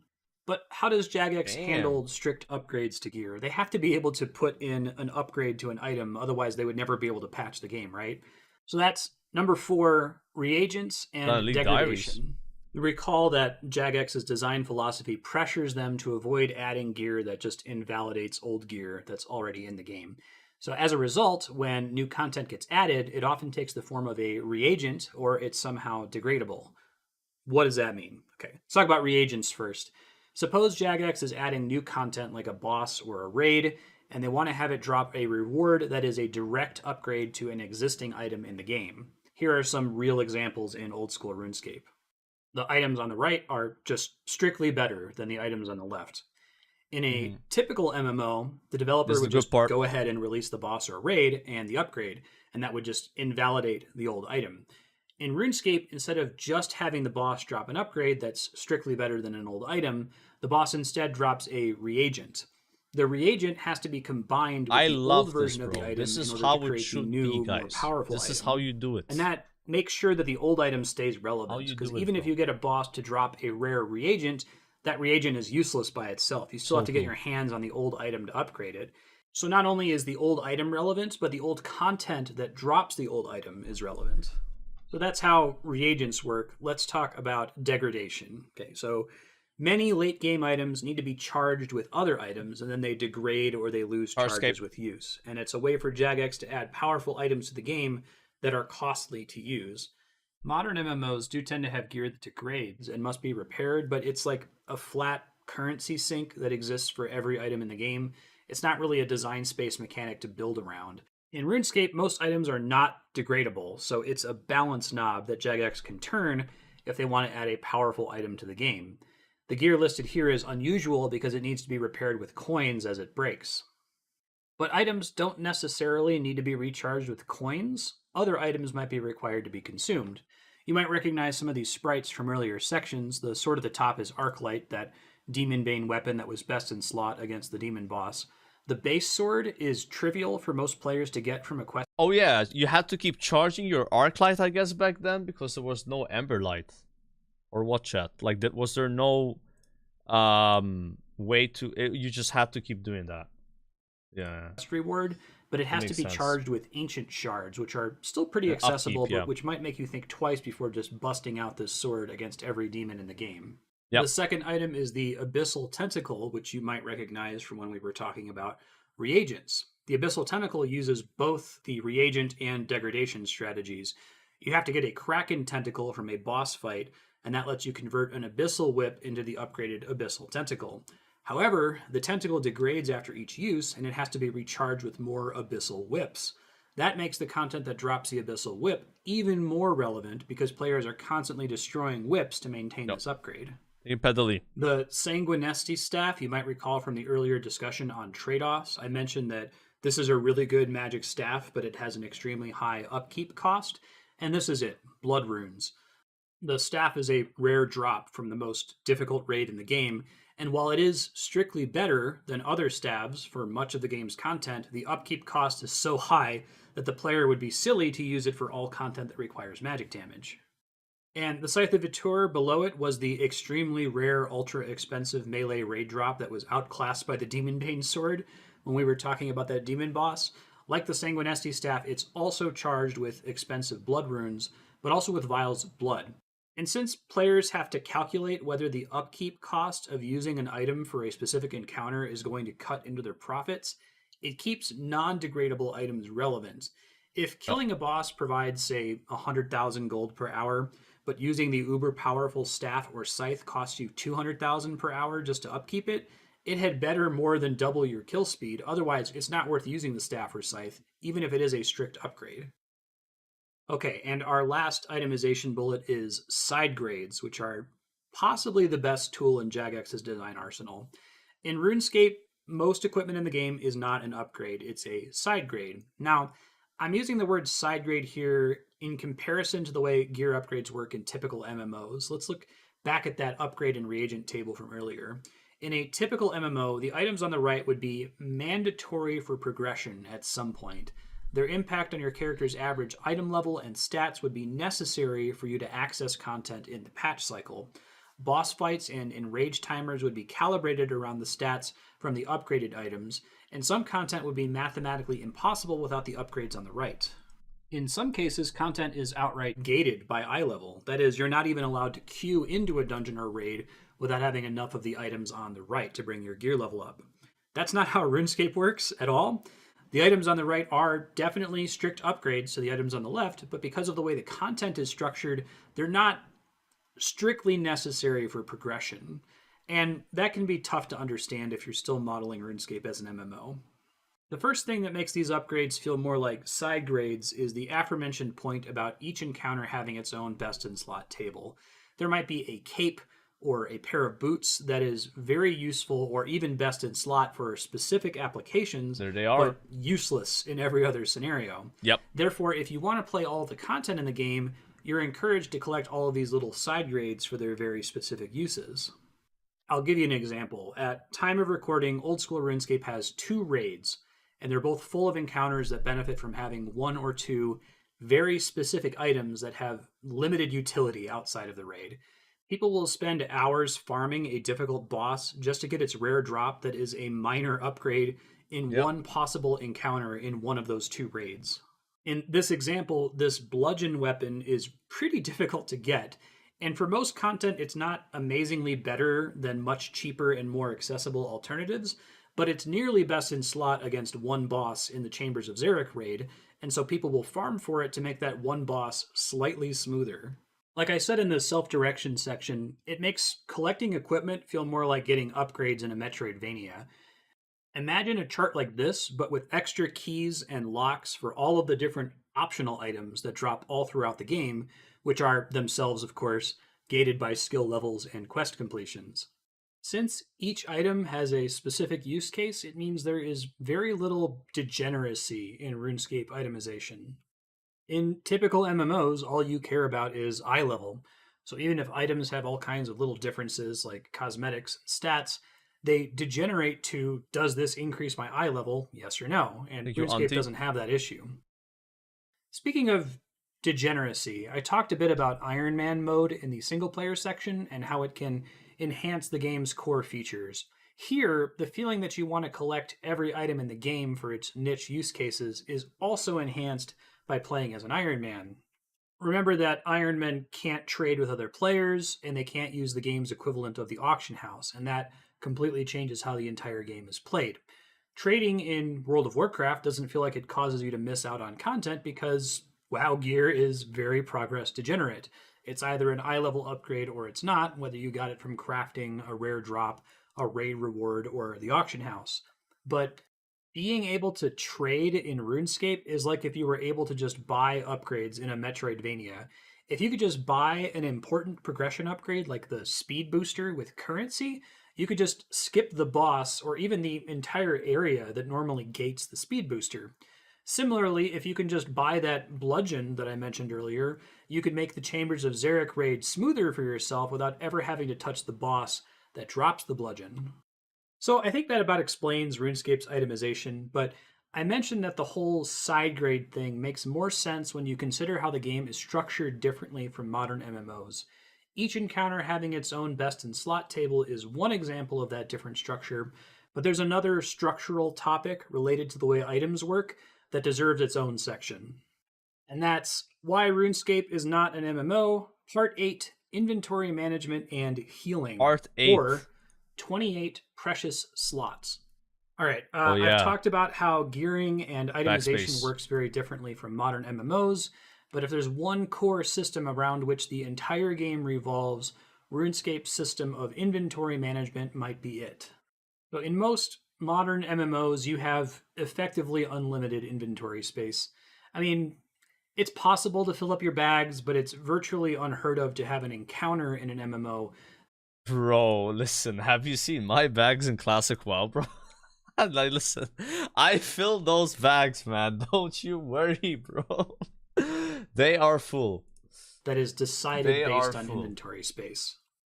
WoW in particular had a habit of just I guess it's kind of worse in inventory Classic WoW space to be in fair, every right? expansion for some time. Later It's expansions a not that luxury. bad. It's not really something the developers think about when balancing encounters. At any given time, you might only need 10 free slots to do whatever you want to do in the game, and you might only need to bank every few days. In contrast, RuneScape offers players exactly 28 inventory slots, and very few items stack in the inventory at all. Like I keep saying, if you're mentally modeling RuneScape as like other MMOs, then just hearing, well, it's like other MMOs except you only have 28 inventory slots, probably sets off a bunch of red flags. But it's not just, it's like MMOs, but it's less convenient. Every aspect of RuneScape is calibrated around these 28 precious slots. Let's look at how. Number 1, healing. I'm listing this one first because it's the most important. RuneScape is different from other MMOs in many ways, as we've been discussing at length here, but to me, one of the most important ways it differs is its treatment of healing. You may have noticed that in the class and itemization sections earlier, I talked about warriors, rangers, and mages, but at no point did I mention healers. That's because they're not a thing in this game. Healing in RuneScape is, by design, very difficult to come by, and it's tied almost exclusively to inventory management. There are no spells that heal the player directly. He's very right at about least this. Not in the conventional MMO sense. RuneScape veterans, check the disclaimer at the bottom. Instead, healing almost exclusively comes from food items, which take up your precious inventory slots. That means that, given that there is a maximum amount that food can heal, and a maximum of 28 inventory slots, players have a theoretical maximum amount of damage they can sustain in any encounter. So as an example, say that you have 84 hit points.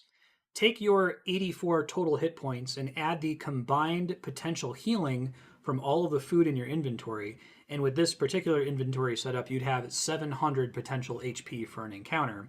Once you run out of your 700 HP by eating all of your food, you're done. You're going to have to leave to restock before you can keep fighting. And that is the RuneScape concept of number 2, trips. Because of the limited This is really healing, cool about RuneScape, you can the think trips. about combat encounters as trips in RuneScape, during which the player is attempting to get as many kills and loot rolls as possible before they inevitably run out of healing items and need to retreat to the bank and restock.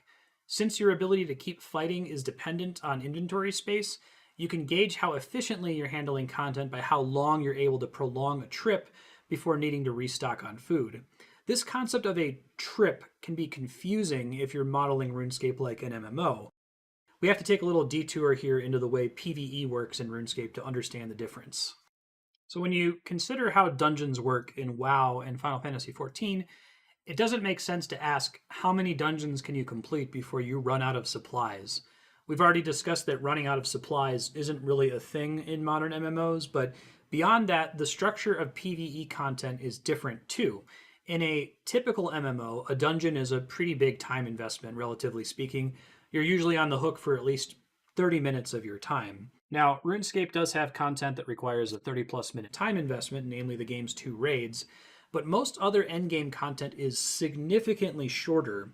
Fighting any one boss in the game often just takes a couple of minutes per kill. From this screenshot, you can see a boss called Zulrah that I've become very comfortable killing. On my 91st kill, I came in at just under 2 minutes for my kill time. In most cases, the game isn't really asking, be nice, chat. Can you win against this encounter? Even when your gear is very bad, you can probably get at least 1 kill on most bosses. That's this is faster a than me. screenshot from my first Zulrah kill. So 90 kills earlier. It took me over 5 minutes and was a harrowing experience. It took 2 hours of practice, dying repeatedly to finally win for the first time, and it left me with barely any supplies remaining. Know that like not having supplies remaining is bad because supplies take time and money to build up, and when you burn through your food and potions, they're just gone forever. So this boss, Zulrah, has some valuable and extremely useful drops, but they're also pretty rare. On average, you're only going to see one of these rare items every 128 kills or so. So taking 5 minutes to barely kill the boss was fun to prove that I could do it just once, but it wasn't worth the time or money investment to keep burning through supplies by farming the boss so slowly.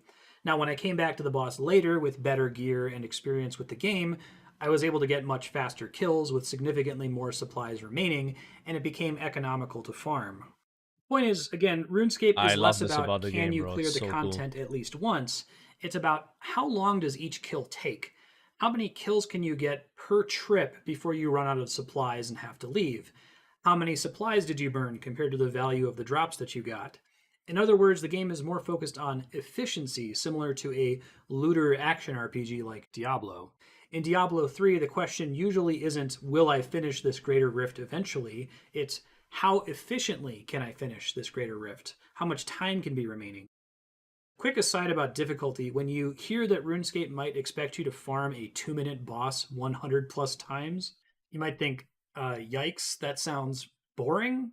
I think that presupposes that each 2-minute kill is easy or uninteractive. So RuneScape doesn't have an action bar. All actions are mediated through mouse clicks, and that might sound like that must mean there's no difficult content in RuneScape, but it can be extremely mechanically difficult, as hard or harder than what you'll see in other MMOs.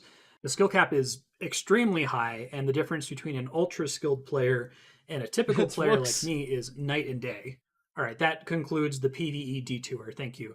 To summarize, you can think of PvE encounters in terms of trips, in which you try to get as many kills as possible before you run out of supply. We're gonna be doing a 2-minute break on this video, guys, if that's okay, because I have to get off my chair and feed my cats. I hope you're enjoying this video so far. We only have 1 hour and 15 minutes left. This is a great video, by the way. I'm glad people were sharing that. I'll link it in both YouTube and Twitch chat. You guys can maybe watch from where you picked up some other time, but it's really cool. It came out 4 years ago. Just gonna go quickly AFK. Be right back.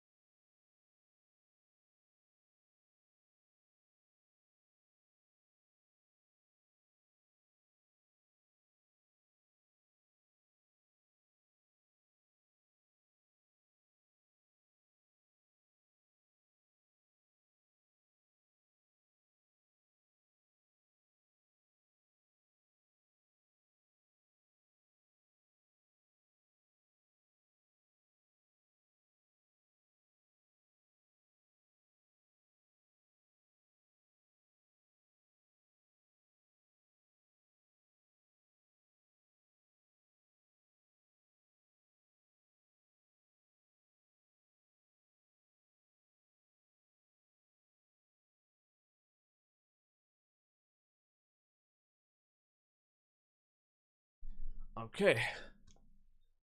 Resuming the video. And leave to restock.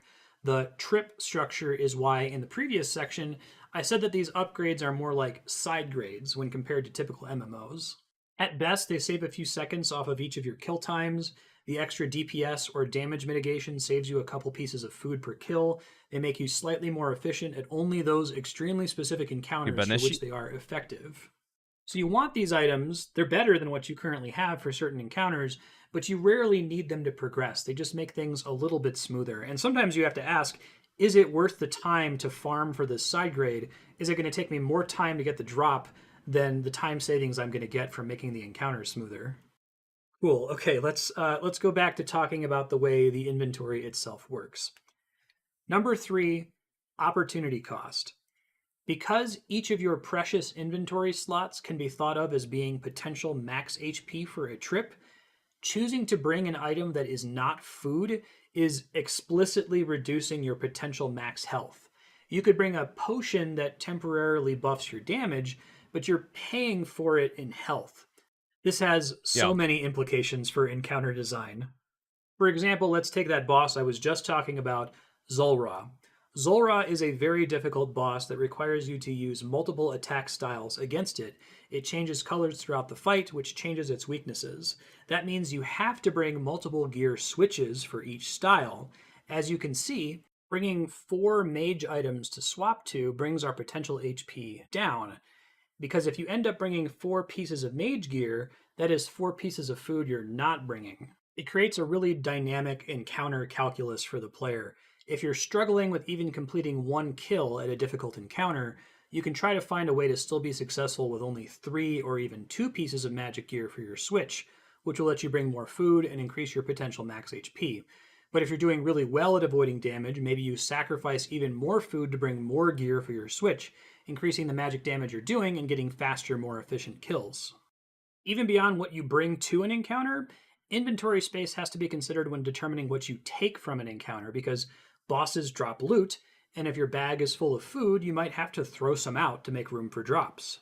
This opportunity cost means RuneScape has great risk-reward gameplay. Do I play it safe and bring an extra food item? Do I have enough supplies remaining to squeeze out 1 more kill before I leave to bank? Since each slot represents potential HP, gaining or losing just 1 slot can make a huge difference. All right, and number 4, beyond combat. I've tried to emphasize that RuneScape isn't particularly focused on combat. Every skill is critical to the core loop of the game, and the inventory management system is the keystone of nearly every skill training loop. Mining is all about filling your inventory with 28 ores and then deciding whether to bank them to use in smithing later or drop them on the ground so that you can mine faster. Smithing involves balancing the ratios of coal and ore in your inventory. When you're fishing, when your inventory fills up with fish, it can be efficient to cook it right away if there's a nearby campfire. Sailing is not hidden. This video came out 4 years ago. Avoid having to make multiple trips to catch the fish, bank it, take it from the bank, I'm not sure if they were cook it working later. on sailing back then. This limited inventory is one of the many design space balance knobs that Jagex can turn when they're tuning content in the game. And we're going to talk way more about those knobs in an upcoming section. And having 28 inventory slots seems like it's an arbitrary number, and it totally is. I don't think the Gower brothers predicted some perfect divine number back in 2001 when they made this game. But old school RuneScape's developers have respected the number, and now virtually all of the game's content is calibrated around it. If you're accustomed to other online games, it can take a while to get used to, but this tiny and arbitrary difference changes the entire game feel from the ground up. So in addition to every inventory slot representing potential HP, they can also represent potential XP, and that gets us to the final part of why RuneScape is not an MMO, Part 9, XP, or XP is everything and everything is XP. In a typical MMO, you gain XP from killing enemies, completing quests, doing events, and clearing dungeons. Modern games have moved away from placing all of the XP on enemy kills. Instead, you get a small amount of XP for each enemy and a big boost of XP at the end of the activity. This is another one of WoW's big innovations along the lines of what we covered in the quest design section. It feels good to package XP into a big quest turn-in or dungeon reward, as opposed to drip feeding it from the mobs or the tasks within a quest.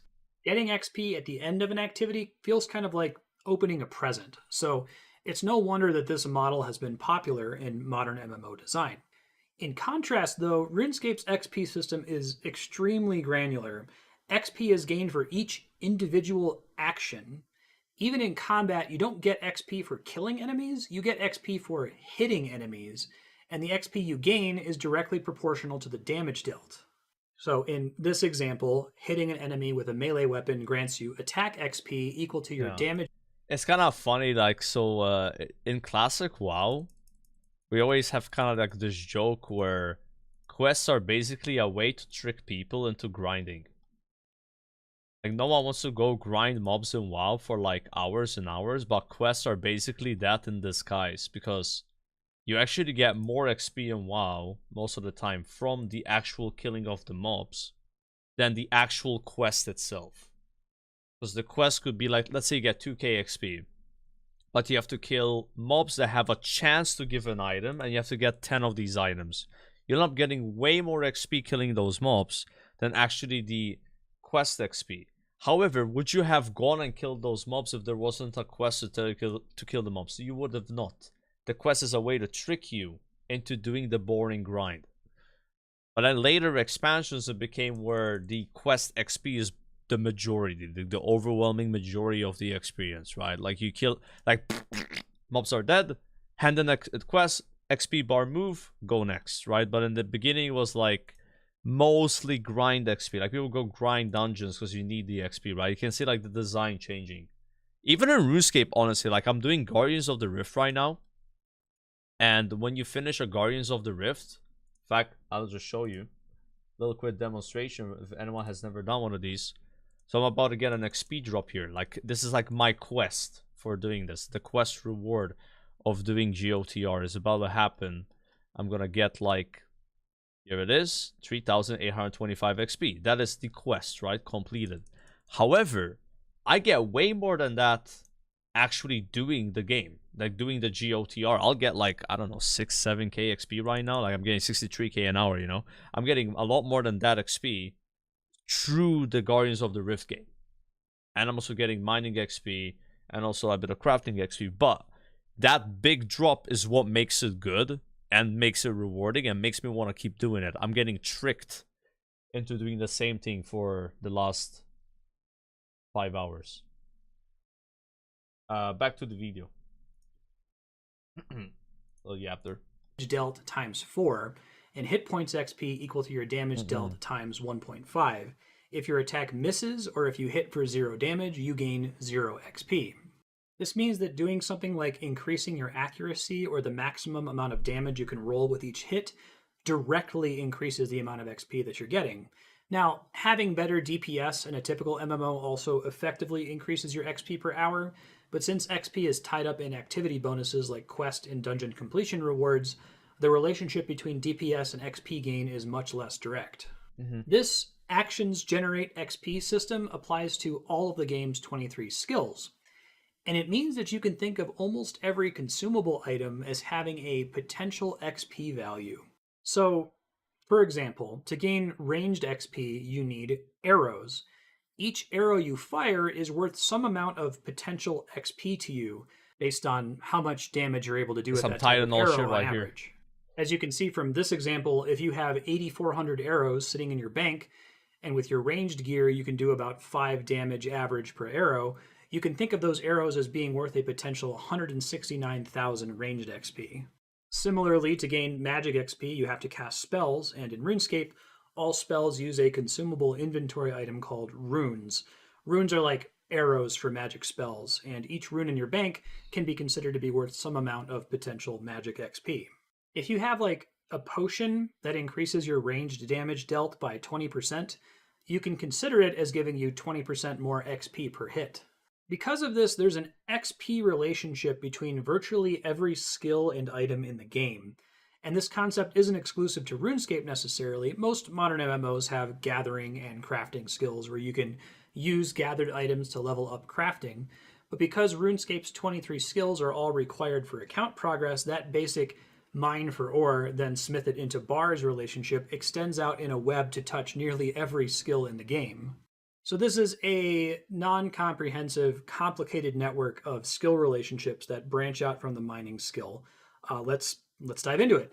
So like a typical MMO, you can mine for gold ore and then smith that ore into gold bars. This gives you both mining and smithing XP. Then you can also craft those gold bars into gold bracelets, which gives you crafting XP. At high mining levels, you can mine for essence, which you can use to make runes with Runecraft, which gives you Runecraft XP for each essence. You can then use those runes to cast a magic spell that converts the gold bracelets you made earlier into coins, which gives you magic XP for each cast. Now there's a special way to level up mining called the blast mine, where you use dynamite to blow up ore. Making dynamite is complicated, but it involves the mining and woodcutting skills. When you do blast mining, you gain fire making XP in addition to the mining XP when you light the dynamite. At extremely high mining levels, you can mine for amethyst ore. This ore can be chiseled into arrow or bolt tips with very high crafting levels, which gives you crafting XP. And if you have a very high fletching level, you can gain fletching XP by combining the bolt tips with unfinished bolts purchased from the Slayer's skill. You can then use the amethyst bolts to train the range skill. And whenever you train any combat skill, you automatically also gain hit points XP, and you can set your attack style to also earn defense XP. And these bolts are really good against a particular Slayer enemy, so if you happen to be fighting one on the Slayer task, you're also going to get Slayer XP. So right there, mining amethyst can lead you to gain XP Slayer in W. 6 other skills. And that doesn't even account for mining limestone, chiseling it with crafting to make limestone bricks, which can be used to gain construction XP, or mining volcanic ash to make better compost for gaining farming XP. This complicated network might remind you of the dependency chart from earlier, but in this case, these are... Oh, he lost me on this one, by the way. I don't know if you guys understood this one, bro. Like, I was like, dude, I don't know what he's doing. This one was pretty rough, but that one is not that bad. They're all optional ways to level up these skills. A player might level all of the skills here to 99 without ever personally mining for gold ore, making dynamite, gathering volcanic ash, getting amethyst, collecting limestone, or chipping Dayalt shards. It's perfectly reasonable for a player to just mine 370,000 chunks of iron ore all the way to 99. The complicated XP relationship between skills gives the player more power to self-direct when they're routing their way through the game. But wait a minute. 8,470 arrows fired, 7,413 spell casts, 370,000 chunks of iron ore. If you haven't actually played RuneScape before, I can imagine your face at those numbers. If we're going to keep talking about XP, I gotta acknowledge it. I've been talking about how great and different RuneScape is for 2 hours, and I've managed to dodge mentioning the one thing most people know about the game. I've avoided talking about it on purpose, not to deceive you, but because you gotta understand everything else that's great about RuneScape before you can even try to understand the elephant in the room. All right, we're gonna change things up here. Interlude. The elephant in the room and the joy of labor. Okay. Hey folks, I'm going to drop the slides for a bit here because I've got a philosophical rant to go on. Thank you, Mel, for the elephant in the room is that RuneScape is a game about grinding. That's probably the one thing you already know about it just through cultural osmosis. Isn't that grindy game? Yeah. Face reveal. I was not expecting that. Yeah. And I don't think that that's a bad thing. In fact, I think it's kind of awesome. I've spent the last 2 hours just listing the ways that I think RuneScape is different from other MMOs, but I'm going to pivot a bit here and argue the opposite, that when it comes to grinding, RuneScape's not that different, actually, other than the way it packages things. And I know that that's an insane claim, so let me try to back it up here. So what is grinding? It's just doing the same thing over and over and over, and every video game has to have some amount of it. If you've got a short indie game, like a 7-hour single-player game, you can minimize or even get rid of grinding entirely because it's a bounded experience. It's going to end eventually. It's reasonable to show the player something new every couple of minutes or so. But MMOs are designed to be played in perpetuity. You're not supposed to play MMOs for 7 hours. You're supposed to play them for hundreds, if not thousands of hours.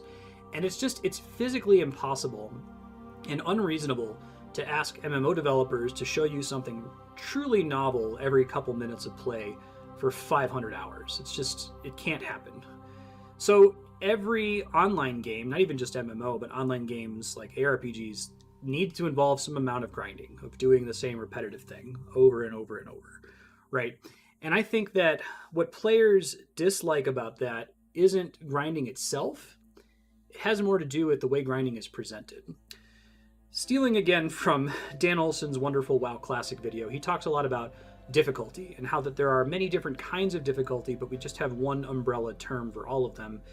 And that as gamers, we tend to associate the word with a particular kind of difficulty, a test of reflexes or dexterity, right? And that when people were excited for WoW Classic, they were excited to bring a hard game back because they perceive that WoW has gotten easier over time. And in a way, WoW Classic is more difficult than modern WoW, but it's certainly not more difficult from a dexterity or reflexes perspective. You know, the modern game asks you to do some pretty insane things that the classic version of the game just didn't ask you to do. The way that it is more difficult is that WoW Classic is a test of patience, and testing patience is a legitimate form of difficulty. It's about perseverance. It's about determination, right? It's about seeing something through. It gives you the happy brain chemicals when you succeed, and it's. I would actually say, like, unironically, right? You have to be. It's harder to, like, from a patience perspective. I feel like there's more patience needed in WoW. And the reason I believe that is classic WoW, right? Not retail WoW. Actually, also retail WoW, to be fair. Because you have waiting. You're doing a lot of waiting for other people. You're waiting to find a group. You're waiting to get an invite. You're on a flight path for 9 hours or 9 minutes, right? I feel like with RuneScape, you can always just do stuff. You can just do. I'm doing, you know. Yeah, weekly lockouts as well. Yeah. So I think he's right about this one here. There's a lot of patience needed for classic, bro. Yeah. And so it's not a good thing, by the way. I'm not saying that's a good thing at all. It's maybe a bit too much. Like, I wish sometimes in classic you just do stuff, you know, like, just do it. Like, with leveling, it's not really that much patience needed. Because, like, if you're doing something, like, if I'm killing a mob, I'm doing it. I'm playing a game. I'm hitting a mob. You know, like, it's fine. Like, if I'm doing GOTR, yeah, it takes 6 hours for a level. I'm doing it. I'm doing it, you know. It's not really a patience thing. It's more of a patience thing where, like, I'm trying to find a group, or I'm on that flight pad and I can't literally do anything. Maybe if I'm chopping like a redwood tree, right, or something. That's where I feel like patience is, and like long AFKs that you can't really impact outside of just waiting. You know, waiting for the thing to happen, right? It's a skill that's worth. There's some of that in Runescape for sure. It's the same dopamine that you get from completing a test of patience, that you get from completing a test of strength or reflexes or intelligence or what have you. And that grinding is basically that. Grinding is testing patience. You know, and I would say that the value a lot of people get out of the Dark Souls series, Soulsborne games, doesn't have so much to do with tapping R1 and rolling at the right time. It's more about the perseverance aspect. It's about doing something that's difficult, losing over and over, and not throwing your controller, and not shutting the game off, and continuing to try and try and try again until you finally win. And I think that people like that. Like, I think people actually like grinding. I think people like having their patience tested. What they don't like is when the grind is obfuscated in some way, and then that obfuscation layer is lifted. So let's talk a bit about grind obfuscation. RuneScape has a delightful, cute term. It's a euphemism for grinding. Instead of saying grinding, they say training. So if you click rocks for 2 hours to gain mining XP, you're not grinding mining, you're training mining. And I remember laughing at that when I first heard it. I'm like, that's pretty silly. Like, don't they know what this is? But I think they do know what this is, and I think that's why they like to use the word training, you know? Because training is really the only thing about RuneScape that's euphemistic. That word, the design itself isn't euphemistic at all. When they say click rocks, they mean click rocks. Modern MMOs like WoW and Final Fantasy XIV don't have a word like training, but the design itself is euphemistic. It's obsessed with obfuscating grinds, with hiding them. Like, they're still there. They have to be there for the reasons we talked about. You can't make a 500+ hour long game without having you do some repetitive tasks.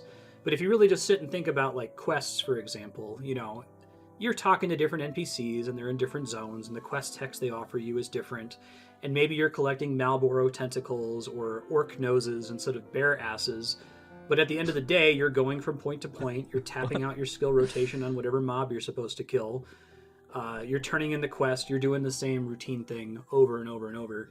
And I don't think that this obfuscation process is necessarily a bad thing. Yeah, People certainly enjoyed it when it first came out, right? Because even though you're still tapping out the same skill rotation over and over, doing the same basic tasks over and over for hundreds of hours, it tricks in your brain a bit into thinking that you're not. That unloading the quest rewards makes you feel like you opened a present, you did a little package. It feels different than sitting in a field and killing boars over and over to hit the level cap, which is what some of us who are older gamers remember. Like, killing boars over and over in a field is a joke in that South Park episode, but that's literally what you did in Final Fantasy XI or in EverQuest or older MMOs, right? So in the gaming culture, we have this deep disdain for grinding. This is especially true in Western gaming culture. I think that if you've been around for a while, you may understand where the disdain comes from. You saw the way games used to be, and you don't want to go back to that, right? It's like the opposite of nostalgia. Please don't make me do what I used to have to do in EverQuest. And that disdain is so steeped into the culture at every corner that even if you're a newer gamer and WoW was your first ever MMO, and that's what's nostalgic for you, that's the old MMO to you, you still, for no particular reason, hate grind. But I say for no particular reason, but I think that there is a reason. I think the reason is that grinding is a kind of labor, and we have really toxic and unhealthy attitudes about labor. Okay, I promised you a philosophical rant, so let's do the philosophical rant. There should be joy in labor. Capitalism has taken labor and it's reduced it to this thing we all have to do to survive. It's made us calculate the opportunity cost of anything we do that's not working for a wage, right? You have to justify why it's worth time mowing your lawn or cleaning your house or tending to your garden or engaging in a hobby you enjoy. And we have to justify the time we spend to friends and family. Worst of all, we have to justify it to ourselves because we could have been spending that time bettering ourselves and earning a wage. The system instills this toxic idea in all of us that labor isn't something that can be done for its own sake, with its own joys. It's something you have to do to survive. And if you finally get a sweet reprieve from labor, you know, you get a chance to relax and unwind and God forbid, play a video game, which already is society condemns as a particularly horrendous waste of time. If you're going to play a video game, why on earth would you play a video game about grinding? Why would you waste your free time laboring? If you look at somebody who's clicking rocks in RuneScape and your first emotional reaction is to feel disgust, I don't think that that feeling is wrong. I don't think that it needs to be pointed at RuneScape, but it's a disgust with a bigger problem, a bigger disease in our culture. You know, a lot of people don't have the privilege or the comfort to play RuneScape for 3,000 hours, but it's not that a single mother working 2 jobs doesn't have time to play RuneScape. She doesn't have time to do anything. She can't play a AAA video game. She can't watch prestige television. She can't just veg on the couch and do nothing because forces around her and within her are telling her, what are you doing? You could be working a 3rd job. Better yourself. Pull yourself up by your bootstraps. It's that system, the one that says that some people can be comfortable and others have to suffer. That's what we need to be disgusted with.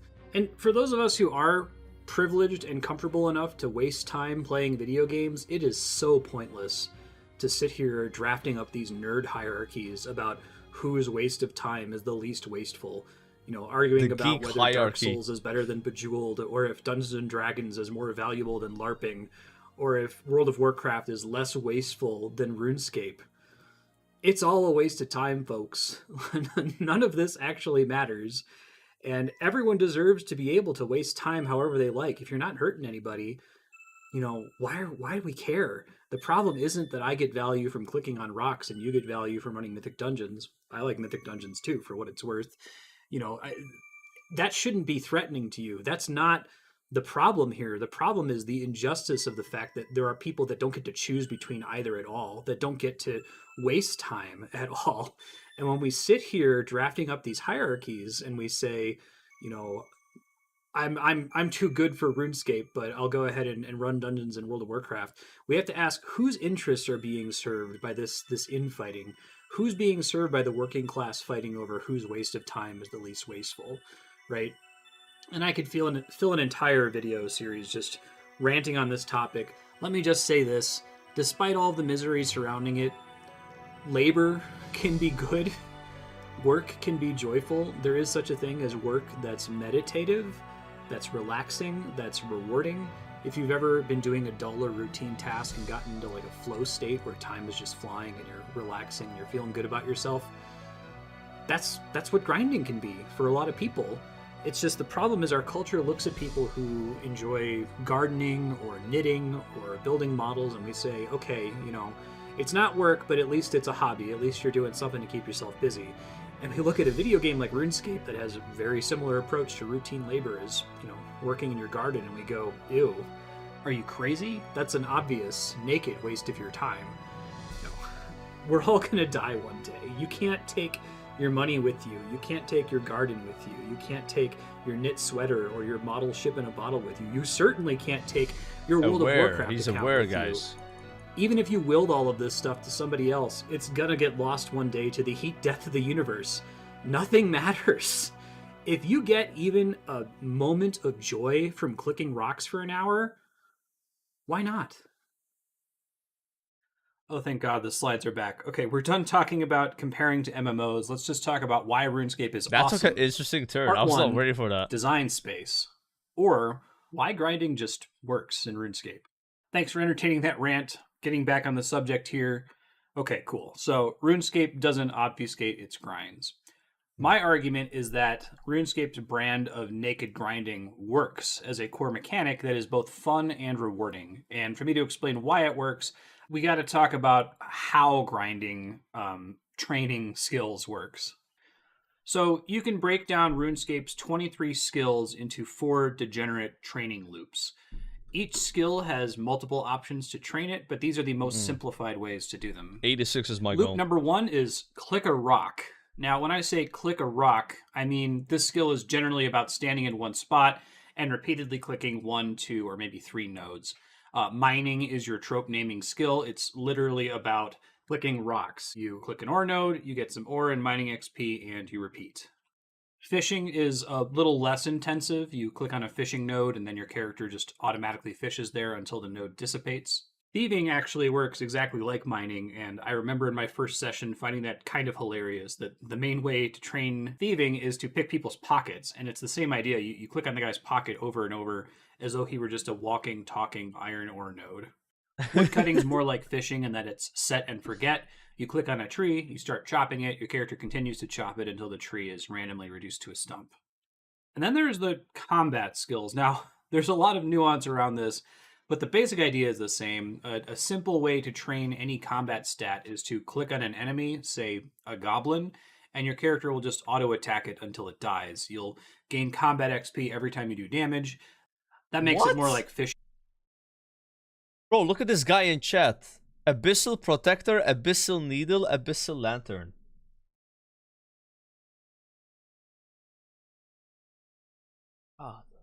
Or he hit the fucking triple, like mining, bro. Since you don't have to click constantly. That guy hit the triple. In its most basic form, combat is basically oh my clicking God. Rocks.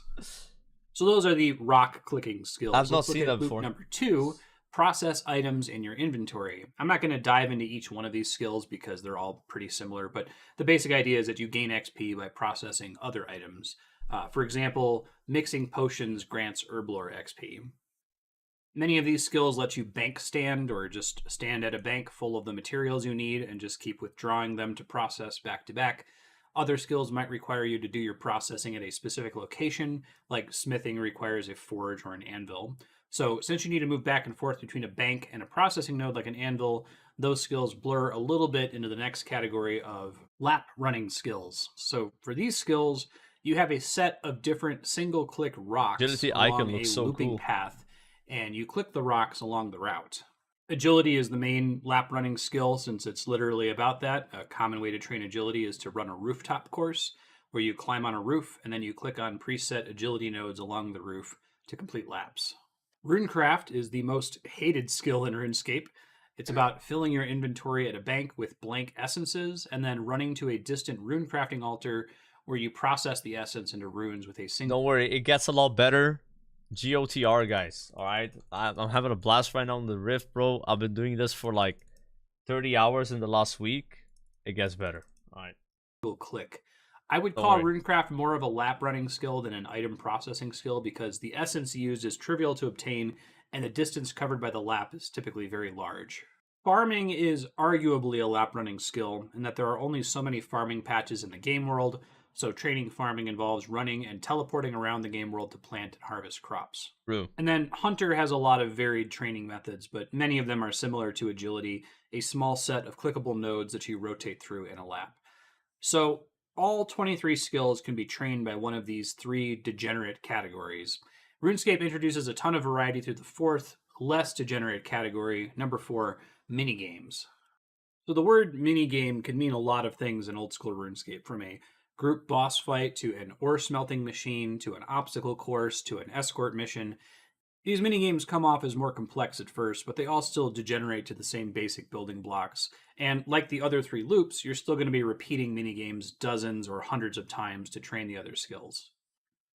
So in this new section that we're in, why RuneScape is awesome, I said I wanted to pivot more to what is cool about RuneScape rather than continuing to focus on comparing it to MMOs, but I'm probably still going to bring up WoW and Final Fantasy XIV a bit as it's helpful to have a reference point. For example, these 4 degenerate training loops are pretty similar to the way WoW and Final Fantasy XIV handle quests. Right, so here's the WoW quest log. It looks pretty complicated on first blush. There's a lot of things going on here. But if you dig into what each quest is actually asking you to do, this is what each of them degenerates to. Remember, degeneracy is talking about the way the quests are reducible from a specific angle. Obviously, each of these quests takes place in different areas with different NPCs and different dialogue, but if we're looking at them from the angle of what is the player actually being asked to do, they are degenerate in that way. And I think I'd break WoW and Final Fantasy XIV quests into 4 degenerate categories as well.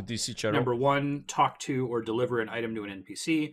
Number 2, kill X enemies, and I would say that collect X drops from enemies might seem different, but ultimately it degenerates to that.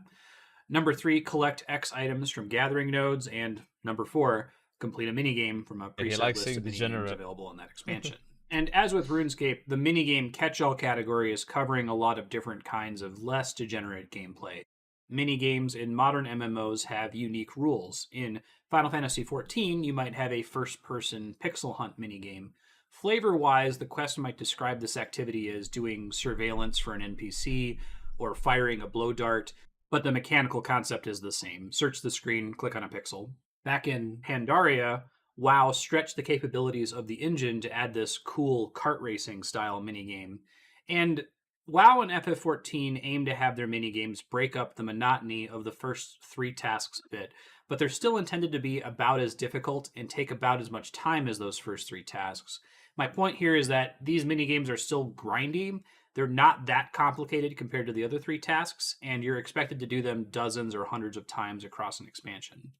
Okay, back to RuneScape. So each of the skills breaks down to a few really simple tasks. Doesn't that get boring quickly? No, actually. Each skill has many different training methods. So optional training methods probably map the most closely to optional progression paths in a typical MMO. In WoW, to progress, I could either grind mobs, do quests, run dungeons over and over, that sort of a thing.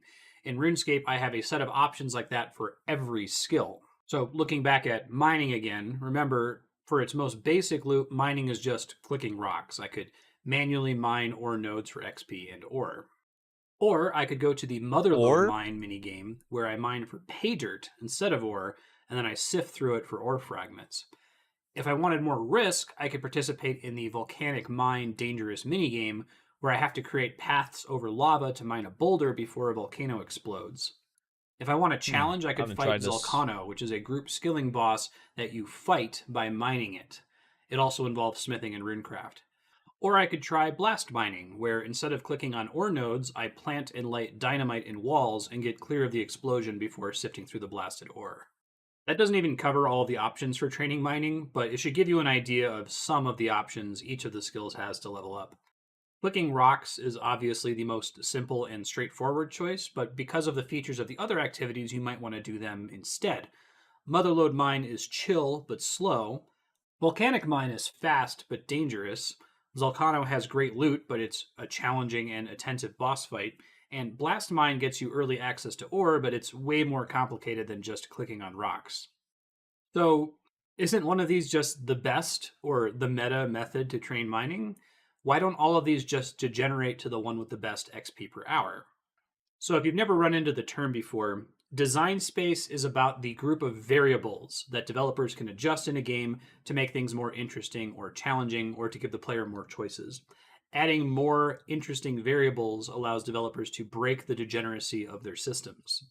So consider a simple card game like Hearthstone. The design space for Hearthstone includes all of the variables you could tweak on a card. The mana cost, attack, and health are all adjustable, as is the card text where most of the design space rests. And for some cards, the name of the card also matters as a variable. But imagine an even simpler version of Hearthstone with no mana cost or card text. If the entire game comes down to just attack and health, it degenerates really quickly to a rather boring system of playing the cards with the highest attack and health. So we have all these variables on the card. I find it really helpful to think of these values as adjustable knobs. In a well-designed game, if you adjust one of the knobs, say if you increase the attack on a card, you have to adjust the other knobs to compensate. Having lots of design knobs can make things complicated and hard for players to understand, but having too few could make things too simple, solvable, degenerate. So as an example, WoW's newest expansion, Shadowlands, is running into an issue. You can pick any expansion to level through, but one expansion, Warlords of Draenor, gets you to the level cap twice as fast as the slowest expansion. And there aren't really any other design space knobs to turn for the expansions. The only knob is time to complete. It's sort of like our extra simplified Hearthstone example, where cards only have attack and health. In Shadowlands, the different expansions don't offer different kinds of gear, so that's not a knob that Blizzard can turn. You're not going to get better gear for taking the longer route. And they're all about the same difficulty level, so there's nothing to adjust there. It's not like the shortest route is also the most challenging. So because there's only the one balance knob, time to level cap, the only reason to do an expansion other than the fastest one would be for its own sake, to see the different stories and content. Yeah, exactly. So in RuneScape, Jagex has a ton of design space knobs to turn to balance the different kinds of training. Because of their design philosophy around the game, they're very careful with these knobs to avoid making any new training methods strictly better than the other methods. Part of not deprecating content means avoiding making content completely degenerate. So let's talk about RuneScape's balance knobs. Design knob number 1. How much XP per hour does this training method award? All 23 skills require the same amount of total XP to go from level 1 to level 99, but all skills and training methods are not created equal. Some skills can get more than 1 million XP per hour, while other slower skills top out around 25k per hour. Wait, can you get 1.8 million XP per hour cooking? Let me guess, is that grapes or something? With the wines? Jesus. Now, the different skills don't need to be balanced against each other. It's okay that Slayer is way slower than cooking, but within a single skill, Jagex tries to avoid adding new training methods that offer strictly better XP per hour without also adjusting some of the other knobs. So knob number 2 is, what are the prerequisites for the training method? It's generally okay for all of the other knobs to be turned up a bit if a training method has a lot of prerequisites. Remember, because of all of the quests in RuneScape requiring you to level all of the skills in the game, what might appear to be a simple prerequisite like must have completed the Song of the Elves quest is actually extremely complex. So here are the quest and skill prerequisites for Song of the Elves. This one is crazy. Based on the time needed to do all of this, that one simple requirement might as well say must have played the game for 600 plus hours. We're going to dive into this specific example because I think it reveals a lot about Jagex's design philosophy. Even in these extreme scenarios, Jagex still errs on the side of caution. You know, Song of the Elves is a new, very difficult quest added in 2019. The area it unlocks offers a lot of new training options. And to give you an idea of how conservative Jagex is, one benefit for completing Song of the Elves is a new anvil that is exactly one tile closer to a bank than the previous best anvil in the game. The new anvil requires 600 plus hours of skill training and questing and an extremely difficult quest to access, and the old anvil has no prerequisites at all. All for one tile, and I think that just goes to show how careful Jagex is when they add strictly better content to the game. Knob number 3. Does the training method produce a resource other than XP? Most skills produce something. Fishing gets you raw fish, mining gets you ore, thieving gets you money, cooking gives you cooked food, fletching gets you arrows, herblore gives you potions. Depending on what you're fighting, combat produces the enemy's drops. So you can use this to justify tweaks to the other knobs. If you add a new fishing minigame that doesn't actually give the player any fish, but only gives them fishing XP, it might be justified for that method to get a higher fishing XP per hour. Design knob number 4. How much does inventory space matter? How often do you have to bank?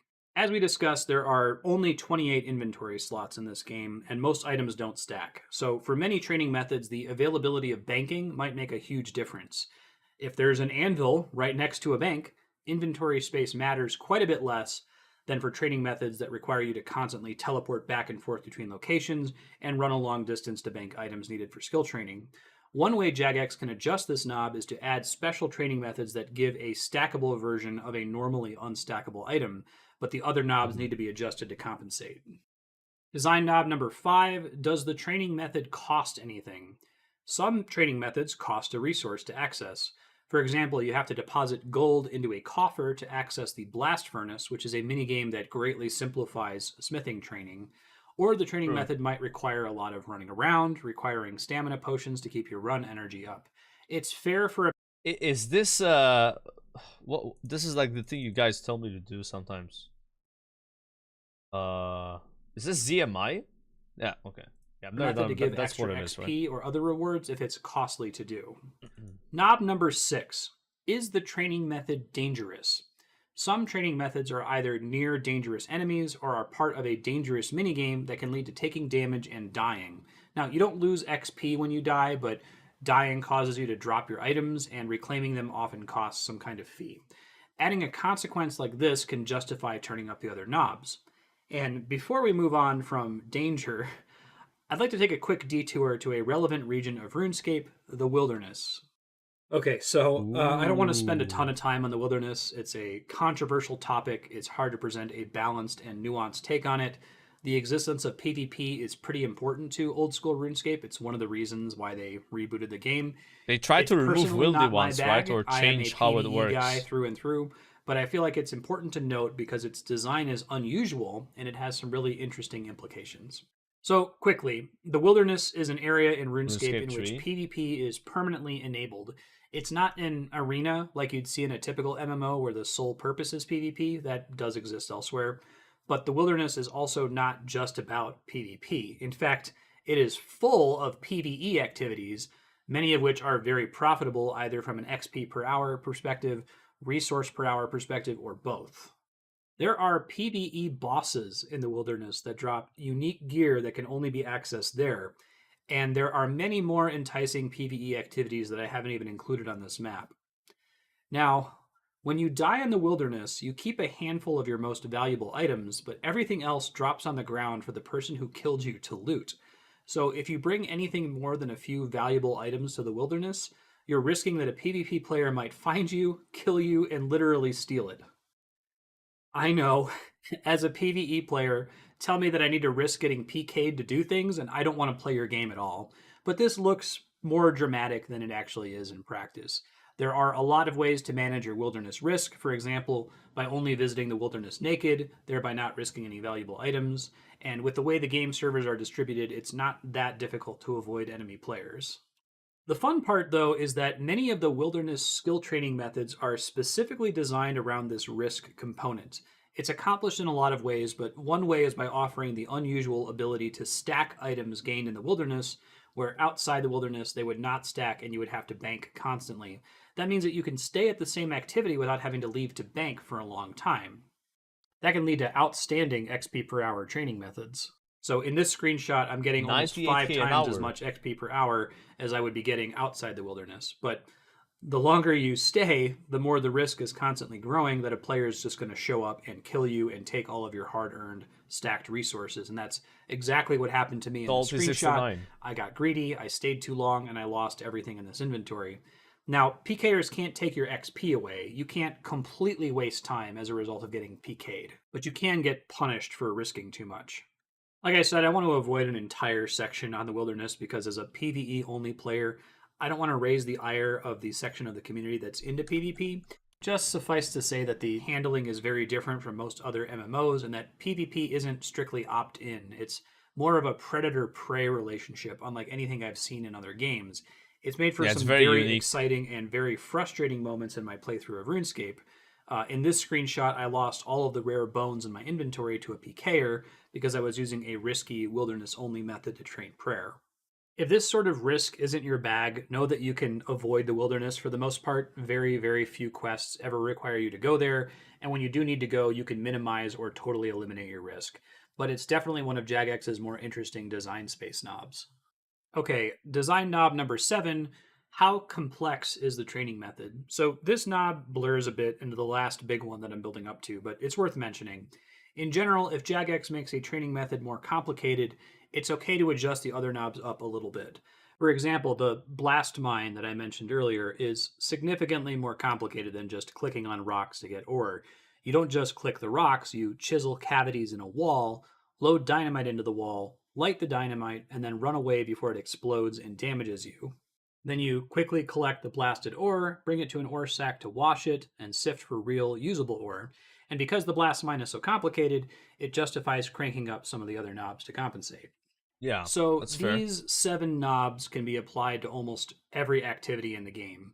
For a player, the ideal training method would be one that gives great XP per hour, has no prerequisites, produces a ton of resources that stack so you don't need to use a bank, costs you nothing, is completely risk-free, and extremely simple to execute. So salvaging. I say ideal for the player, but realistically, the game would be incredibly boring if Jagex ever allowed a training method to work this way. It would be like the boring, simplified version of Hearthstone, where the cards only have an attack and health value and no other knobs to turn. Without all these variables, people would just go for whatever method gave the best XP per hour and call it a day. So you've probably noticed that I've only labeled 7 of 8 knobs here. That's because what's the 8th knob, the guys? last design knob is so important. It deserves its own What is section. that, It's bro? RuneScape's greatest strength. You might remember it from the thesis hours ago, and it's been on the pin list since the beginning. It's Why RuneScape is Awesome, Part 2, Attention Calibration. Oh yeah, the attention. Or the best part of RuneScape is not playing RuneScape. Yeah. I love RuneScape's attention aspect. It's one of the main reasons I love this game, and why It's very cool, 3 yeah. hours ago I compared RuneScape more to Cookie Clicker than to World of Warcraft. Attention is the last design space knob Jagex can tweak when designing content, and I have never seen another developer focus on it in this way. To be honest, I'm not even sure you can say that Jagex intentionally invented attention calibration. Rather, I think that they discovered it. I just think that the old 2001 medieval browser clicking game just sort of had this idea baked into its genes, just from the arbitrary way that the Gower brothers designed skill training. And as the game developed and flourished, its new designers started to realize that this was an explicit knob that they could turn. So as I'm writing this essay, Jagex just released new content into the game. It's a new boss fight called Temporos, a boss that you fight with the fishing skill. And quick as Wait, this is new? Really? Like Temporos came out a few. Bro, I don't know why I thought Temporos was like 2005 content. Like straight up. Damn. Holy shit, I don't know why I thought that. That's very new. I really thought it was like super old. aside, can I just say that it's so cool that RuneScape has bosses you with my estimates, we have to do about 40 hours of Temporos to get 90 fishing. Maybe a bit less, so... Yeah, I better get ready looking at that guy. Fight with non-combat skills. Anyway, here is the patch blog text for Temporos. That's a lot of text. I've just highlighted the critical portion. This offers some of the best XP available in the game at the cost of receiving fewer fish and being more intensive. That right there is exactly what I'm talking about with their design knobs. There are already dozens of ways to train fishing in the game, and they balance this new boss around reducing its reward output and making it more attentive than fishing normally is, as fishing is usually a very low attention skill.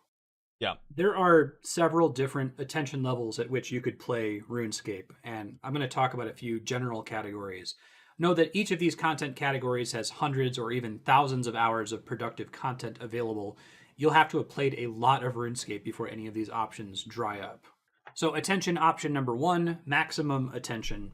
If you're really raring to play RuneScape and only RuneScape with no distractions, there's a ton of content that requires your full attention, is very challenging, and often on the level of mythic rating in modern MMOs.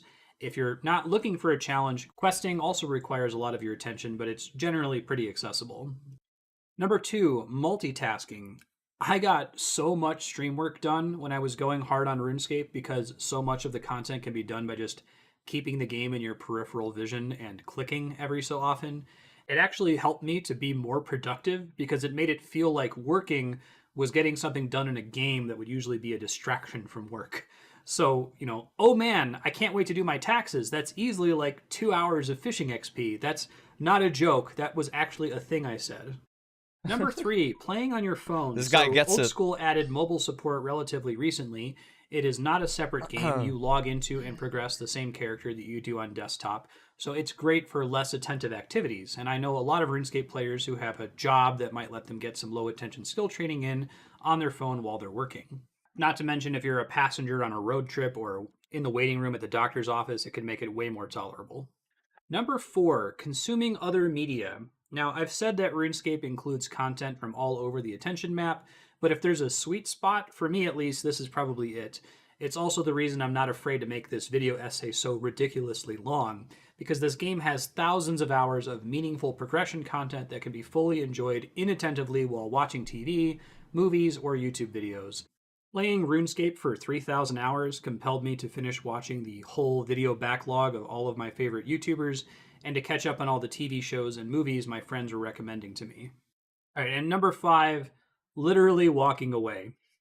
Most activities in RuneScape require your attention at least every minute or so, but some activities like Slayer training, Cannonball smithing, and Nightmare Zone are potentially so inattentive that you can literally walk away from your machine for minutes at a time.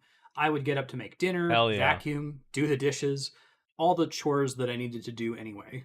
So when you take this ability to play as attentively as you like and combine it with everything else I've discussed about self-direction, XP, and design space, it makes for a game that offers unparalleled freedom to the player. So I've gushed a lot here about how attention works in RuneScape. I think to really demonstrate why it makes the game special, we have to look at how attention works in other games. Now you can't do it with Slayer, guys. I've done it before. Like, you just put on prayer gear. You go to an area where mobs would like be hostile towards you, and you can literally go AFK. The problem with doing that though is you don't get loot. Yeah. So it's not like a great idea, Yeah, fire giants, exactly. I did that with fire giants, bro. You think I was there killing like, because I was doing fire giants at some point. They were not blocked. I think I unblocked them maybe now, but they were unblocked at the time. I'm gonna get fire giants all the time, and it's such a boring task. I hate it. Like, the loot sucks, So I'll be like, yeah, I'm just put my character in the middle, put some prayer gear on, put protect from melee, and be like, okay, I have like 3 minutes, and then go AFK and then come back. So like, yeah, but you don't get loot though. So I don't know if you want to do that, right? They also drop like heads, But yeah, you can kind of AFK it. Not just MMOs. First, as I mentioned in the thesis, Golding the potion. idea This of before some Golding content being potion, lower attention than other content isn't exactly mind-blowing rocket science. It's a thing in every video game ever made. In fact, What I find interesting is the intersection of attention and difficulty. As we touched on earlier, there are many different kinds of difficulty, and this is a non-comprehensive list of some of them. Difficulty could be tests of dexterity, intelligence, decision-making, communication. If we add patience as a kind of difficulty, then attention is a kind of difficulty as well. And a lot of what we call difficulty in games has a lot to do with how much of our attention they require. I think we all know what attention means, but if I had to also how define punishing it as it they are applies if to you game fail. design, I would call it the smallest time resolution at which a player's choices matter. For example, turn-based games are low attention because you're having to make a small number of decisions per second of gameplay, and when you do have to make a decision, you have unlimited time to make it. A game like Final Fantasy with its ATB battle system is slightly higher attention in that there is some sort of penalty for being idle. You have to wait real time for your turn to come up, and the enemy can attack you if you aren't making active choices. Soulsborne games are higher attention in that your choices tend to matter at the timing level of individual frames. And I would argue that RTS games are the highest attention genre of them all. Every millisecond technically counts, and you can almost always be playing more optimally. So I think that the way attention interacts with the other kinds of difficulty is extremely important to the way that we consume games. I think it's a source of a lot of people's frustration in gaming, and it's a big part of the reason why grinding is such a loaded term. You Grimes Even might if be playing gamers TBC. don't actively think about it, I think we all have a natural intuition for this concept. You know, to quote Mike Stacklasa from Red Letter Media, you might not have noticed it, but your brain did. Let's plop attention and the other kinds of difficulty on a graph and talk about where different games land on it. We're going to start with the x-axis for attention. High attention is to the right, low attention is to the left. And then we'll add a y-axis for other kinds of difficulty. I think you could probably make a separate graph comparing attention to every other kind of difficulty separately, but this is a 3-hour video. Let's generalize. This is going to include every kind of difficulty that isn't attention. Extremely difficult contents at the top, trivial contents at the bottom. And let's combine the two axes here. So diving into the x-axis, the far right is your max attention game. Decisions matter at the level of frames or milliseconds. To the left of it are high attention games where your second-to-second decisions matter. Left of center, we've got low attention games where you're only making decisions every dozen or so seconds. And the far left edge would be no attention games where you might only need to perform actions every few minutes or so. With the y-axis being difficulty, recall that this is every kind of difficulty. So lightning fast reflexes, smart decision making, patience, perseverance, that kind of a thing. And this axis is more straightforward. It's just hardcore, hard, easy, and trivial. We're going to start dropping games on here, but first I want to call attention to an area of the graph. We're going to call the lower right corner the misery zone.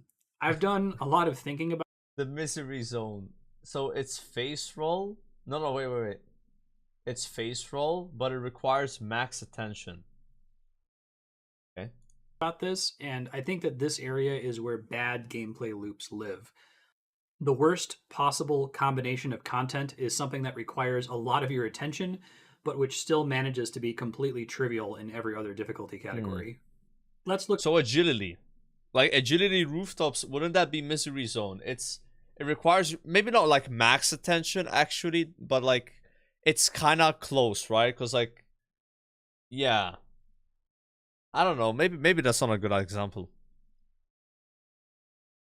You guys saying 2-tick, 3-tick? I don't think that goes there, bro. I'm sorry. Like, how can you, like, what is wrong with you to even suggest this? Can you like come back to Earth? Can you come back? Come back to Earth. It's okay. Like, we're still here.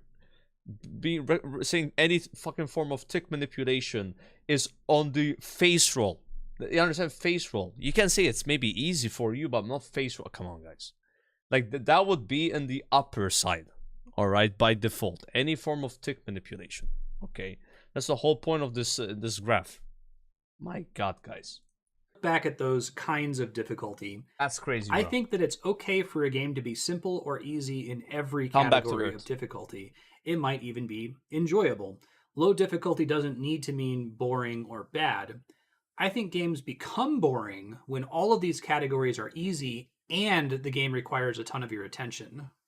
I think almost all of the gameplay loops that we think of as being boring or bad are actually in this lower right quadrant. And as an example of a gameplay loop that might fall there, Many games have inventory management systems. You know, managing inventory isn't very challenging, but it can be really time consuming and require a lot of manual actions by the player. Now, polished games tend to have better inventory systems where you can sort and equip gear automatically, quickly appraise a new piece of gear to tell if it's an upgrade or a downgrade, automatically sell vendor trash, and so on. Other games require more of your attention, requiring you to laboriously comb through every item to inspect its stats and decide if it's worth keeping. And I think that this kind of gameplay feels frustrating and boring because it is high attention and not stimulating at all. I think that when people imagine what RuneScape is probably like, they're imagining that it must be in the misery zone. They port a lot of their preconceptions about grinding and other games. They map them onto what appears to be RuneScape's core loop and go, ugh, no, that's not for me at all. And I'm going to talk about where RuneScape's content actually falls on this graph, but first let's talk about a whole bunch of other games. Let's start with World of Warcraft. WoW is on this graph twice, once to represent WoW's old content and once to represent mythic rating. I'd argue that the old WoW dungeons are all effectively face roll. You can't die, there are no stakes, but it's still decently high attention. You have to be moving and targeting enemies. Hold on, because the text is covering it. All the time. To contrast with WoW, FF14 is also on the graph twice. I would say that the typical attention required to complete content is pretty similar between these two games, but the difficulty band is tighter in 14. The easiest content is harder, and the hardest content is easier than what you would get in WoW. You know what this graph needs though? It needs a Z-axis that goes up, right? Like one of those, for rewards, right? But that would be kind of hard to visualize, I guess. Path of Exile is on here twice to contrast the leveling experience with the endgame mapping experience. The leveling experience is mostly trivial, but if you're a new player who doesn't know what you can or can't ignore, it can be extremely high attention as you sift through loot, currencies, and weird mechanics that ultimately don't matter. Once you get to the end game, the difficulty spikes, the attention you're paying to the game becomes more stimulating. And now, I plopped the leveling experience down in the misery zone. Maybe that's not the same experience for every player, but for me trying to learn it blind, it felt... I don't know about this, bro. I don't know. Like, PoE endgame can be literally just click one button and clear the whole screen. Like, I don't know. I personally, when I played PoE, I had to pay more attention while leveling than actually doing endgame. Unless I'm doing something like Uber Elder. I mean, there's way harder bosses now, but back then Uber Elder was the hardest. Most of the time, you're like just... It's fast paced, but like it's not really, you know... I don't know. I found myself having to pay more attention in the leveling, personally. It's interesting that he's saying this. To play at first because I was trivially breezing through the content without any challenge at all, while at the same time early endgame is rough though. Decisions about whether I should be picking things up, interacting with league mechanics, using currency to reload my gear, and so on. You have no it was stats. Only when I realized that I was paying too much attention to it that I was resistance. finally able to enjoy it. If you instead consider a veteran Path of Exile player who's leveling a new character, you'd probably put it closer to he said WoW's as a new old player? dungeons. Okay. You know, they know what's relevant true, and what's irrelevant. They can pay considerably less attention to it. StarCraft is going to get 2 entries here too. Here's StarCraft PvE. As an RTS, StarCraft is ultra high attention. Technically, your decisions matter as often as you can click the mouse, but the PvE campaign isn't designed to be terribly difficult. StarCraft PvP, on the other hand, ranks in the far top right corner of this graph. It is ultra high attention, ultra difficult, every millisecond counts, inaction will get you killed. Baba Is You is a fun puzzle game that gets brutally difficult in the endgame. The early puzzles are reasonably low attention and easy to solve. You might have to stare at the screen for a dozen seconds or so to think about the solution, but there's no in-game clock or penalty for not touching the controller. The endgame puzzles, though, are nutty hard. Sometimes you have to sit there for minutes just thinking about what to do, or walk away from the game. What is this game he's talking about? What is Baba Is You? I was paying attention. What is this game? Never heard of a puzzle game. Wait, hold on. Wait, is this the game that Pirate Software played and he was cheating? Or is it not related? Is this the one? Because when I hear puzzle, that's what comes to my mind. Like I remember that being like a drama. That was not the game. Okay. before you can solve a puzzle. We got to throw Dark Souls on there because I won't shut up about it. Frames can matter in Dark Souls, but I would say overall it's less intense from an attention perspective than an RTS game. There are some moments of reprieve. I'd still rank it as pretty tough, but not harder than a WoW Mythic raid or a high-level PvP StarCraft match. As far as examples of difficult turn-based games, I went with XCOM and Shin Megami Tensei. Moment to moment, you have all the time in the world. You're interacting with the game every 10 seconds or so, but the decisions are tough and the consequences for failure are very high. With Chrono Trigger's take on the ATB system, I think it lands around the almost exact center of this graph. It's not particularly hard, but it's also not trivial. You're not having to make decisions every second, but you are having to react more quickly than you would in a truly turn-based game. Now, Pokemon is infamous for its lack of difficulty and the ability to win every fight by just spamming your starter's best move over and over. I'd say it's an example of a game that is both easy and low attention. And finally, Cookie Clicker wins the prize for most trivial, most AFK. Literally an idle game. You barely make decisions at all. The only thing that happens is you make progress to the next step. I think every game has different core loops that appear in different areas of this chart, but I would argue that the weighting for each game is not distributed evenly. In other words, a game might have a miserable inventory system in the lower right quadrant, but the player only spends 1% of their time managing the inventory. The rest of the time is engaging with more interesting content. You could probably come up with a bunch of different combinations of games that cover this entire chart, but I'm not sure you could find many individual games that alone have enough content to cover the entire chart, and I certainly can't think of any games that have content that's distributed nearly evenly across it. Well, that's a lie. I can think of one game. He's lying. RuneScape is the only game I've played where attention required is a deliberate design space knob that the devs are turning. As a result, you can find RuneScape content pretty much evenly distributed across this graph. Let's look at the chart again, but this time we're going to populate it just with RuneScape content. And I'm not going to talk about every item on this chart, but let's look at each of the quadrants in general.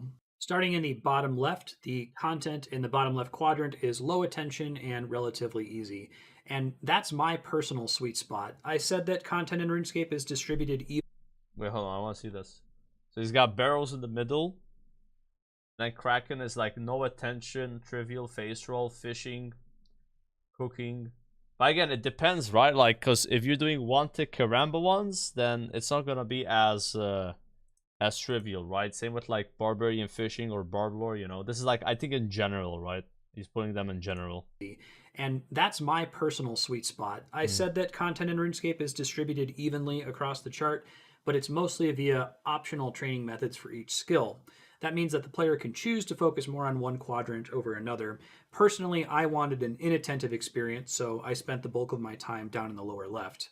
Most standard skill training falls down here. It's sort of the baseline from which all other more complicated training methods arise. So in other words, the AFK training XP rate is the baseline. It's okay to turn up the other knobs, but only if the new activity becomes more attentive to compensate. Content in the baseline quadrant ranges from about a minute to a full 20 minutes of AFK time. The community uses the term AFK as a shorthand for low attention, even when you have to be at your keyboard to do them. But some of these methods, particularly Nightmare Zone... Yeah, bear in mind, guys, that doing barrows when you don't have the anti-prayer drain and basically no prayer pots is a bit different than doing barrows when you have shadow and you're trying to clog. I hope you guys realize that. In the far bottom left are so low attention. Yeah, be able to realize that. AFK. I think he's doing it from the new perspective there. Go to the grocery store and still make progress. When I'm gonna do barrels, now it's gonna be way easier than when I did the first time. This is a weird quadrant to describe anything but a turn-based game. Way easier. But there are some examples of low attention, high difficulty content in RuneScape. Here, difficulty either means high consequences for failure or that the content requires a lot of patience to endure. For example, there's an important achievement to find an item called a gout tuber. Getting a gout tuber is extremely AFK, but it's a very rare drop, and so it can be agonizing to wait for one to spawn. I would argue that the more insane endgame grinds for AFK skills also fall into this category. For example, fishing definitely belongs in the bottom left quadrant as a very low attention, simple skill. But once you start getting to higher and higher fishing levels, the patience test to get another level becomes extremely difficult. Here's a screenshot of my XP per hour for fishing when I hit level 88. I was getting about 22,000 XP per hour using a fairly AFK method, but I needed 456,000 XP to get to level 89. That's nearly 21 hours to get a single fishing level, and I would call that a pretty hardcore test of patience, and say that generally at high levels, slow AFK skills like fishing belong in the top left quadrant. Okay, how about the top right? The top right is where you're going to find RuneScape's biggest challenges, and they are brutal. I played a lot of hard games, participated in Mythic and Savage Raiding. I've done SL1 playthroughs of Souls games, and RuneScape's most difficult content is easily as challenging as all of that. The Inferno in particular in the top right might be in the top 5 most difficult pieces of content I've ever attempted in a video game across basically every definition of difficulty that we mentioned earlier. The Inferno is your Kaizo Mario, I want to be the guy level content in RuneScape. And this is like 4 years ago. I think 4 years ago, Inferno had to be probably the hardest thing in the game. Or like one of the hardest. Like finally, the bottom right. And as we've discussed, the bottom right quadrant is our danger quadrant because the human brain starts to get bored. Like and this graph would look a little different when now, content probably. is simultaneously high attention, but not at all stimulating. Depending on where tasks land, this is where things can get really frustrating. And I want to focus a lot on the misery zone in the bottom right, but let's talk a bit about the other content in this quadrant first, and how Jagex can use their attention design space to transform frustrating content into interesting content. So there's a particular late game enemy called a gargoyle that has very good drops. It's worth farming for a long time. Now when you first start fighting gargoyles, they can't die. Once they're reduced to low hit points, the player has to manually click a rock hammer in their inventory and then click on the gargoyle to finish them off. Needing to manually smash gargoyles makes them attentive but boring. However, there's a perk that you can earn called Gargoyle Smasher, and it causes your character to automatically smash gargoyles when their health reaches this threshold. A lot of reward Spending points. the resources on the perk makes gargoyles significantly more AFK, moving them all the way to the lower left quadrant. And that's just one example of dozens of features like this where characters can work toward unlocking an attention adjustment as a reward for play. Okay, let's do it. Let's talk about the misery zone. I would be lying if I said RuneScape didn't have miserable content. It does, and to me, the one thing that is in common between all of the content people hate in RuneScape is that it all falls in the misery zone. Here we have Mage Training Arena, which is an extremely lengthy, trivial, but... Bro, I don't hate MTA. Did it used to be worse? I don't really have a big problem with it. What was worse? Explain what was bad about it back then. Like, so it was like just like slower or damn, okay. Like I'm not saying it's like good content, but like it's like I've done way worse stuff in RuneScape than MTA. Like way worse. There was like 15 updates. Jesus, no plugins as well. Yeah, I did it without plugins in the beginning. It was like, what's going on? Like the telegrab one without plugin is crazy. But to be fair, there's only like 5 different ones, right? But like, yeah, it's kind of cooked. Yeah, I had a worse time with GoTuber, bro. It took me like 3 hours to get a fucking tuber. And that's like for medium diary as well. It's actually crazy how that's for medium diaries. Like that would be insane even for a hard diary. Yeah. Ultra high attention minigame. Players need to spend at least a few hours here to unlock a critical upgrade, and it's a nightmare. Below Mage Training Arena is Runecraft, the infamous most hated skill in RuneScape. Runecraft is effectively a lap running skill, so it boils down to collecting some blank runes from a bank, running them to an altar, then crafting the blank runes into spell runes on the altar. The XP rate is bad, and it's the sort of skill where there's never any downtime. You have to always be running, teleporting, banking, and using pouches. It's a lot of work. This is 4 years ago, so there was no GOTR. So if you want to level runecrafting 4 years ago, he's saying you just run to the altar. Lava runs, like, yeah, it's... for almost no payoff. Fun. People hate Runecraft so much that the popular meme is that the Runecrafting Guild is located here, the site of a hangman's noose. I'm convinced that Mage Training Arena and Runecraft are what people who don't play RuneScape imagine when they think about what the entire game must be like. But the reality is that having an attention calibration knob means that... So we can at least show a little gratitude here to Jagex for essentially kind of fixing those two problems a little bit. Both MTA and runecrafting have gotten better. Imagine if they received no changes at all, right? They both have. They both have gotten better. Are they perfect? No, but they've gotten better. Most of this content is perfectly enjoyable, provided you aren't giving the game 100% of your attention. I enjoyed fishing. I'm for sure there's 21 more hours things in the because it was misery so zone, though. inattentive, it got me through several seasons of a TV show that I was wanting to watch anyway. Yeah. Because the game has so much content from the entire attention spectrum, it's easy to play the game exactly how you want to play it.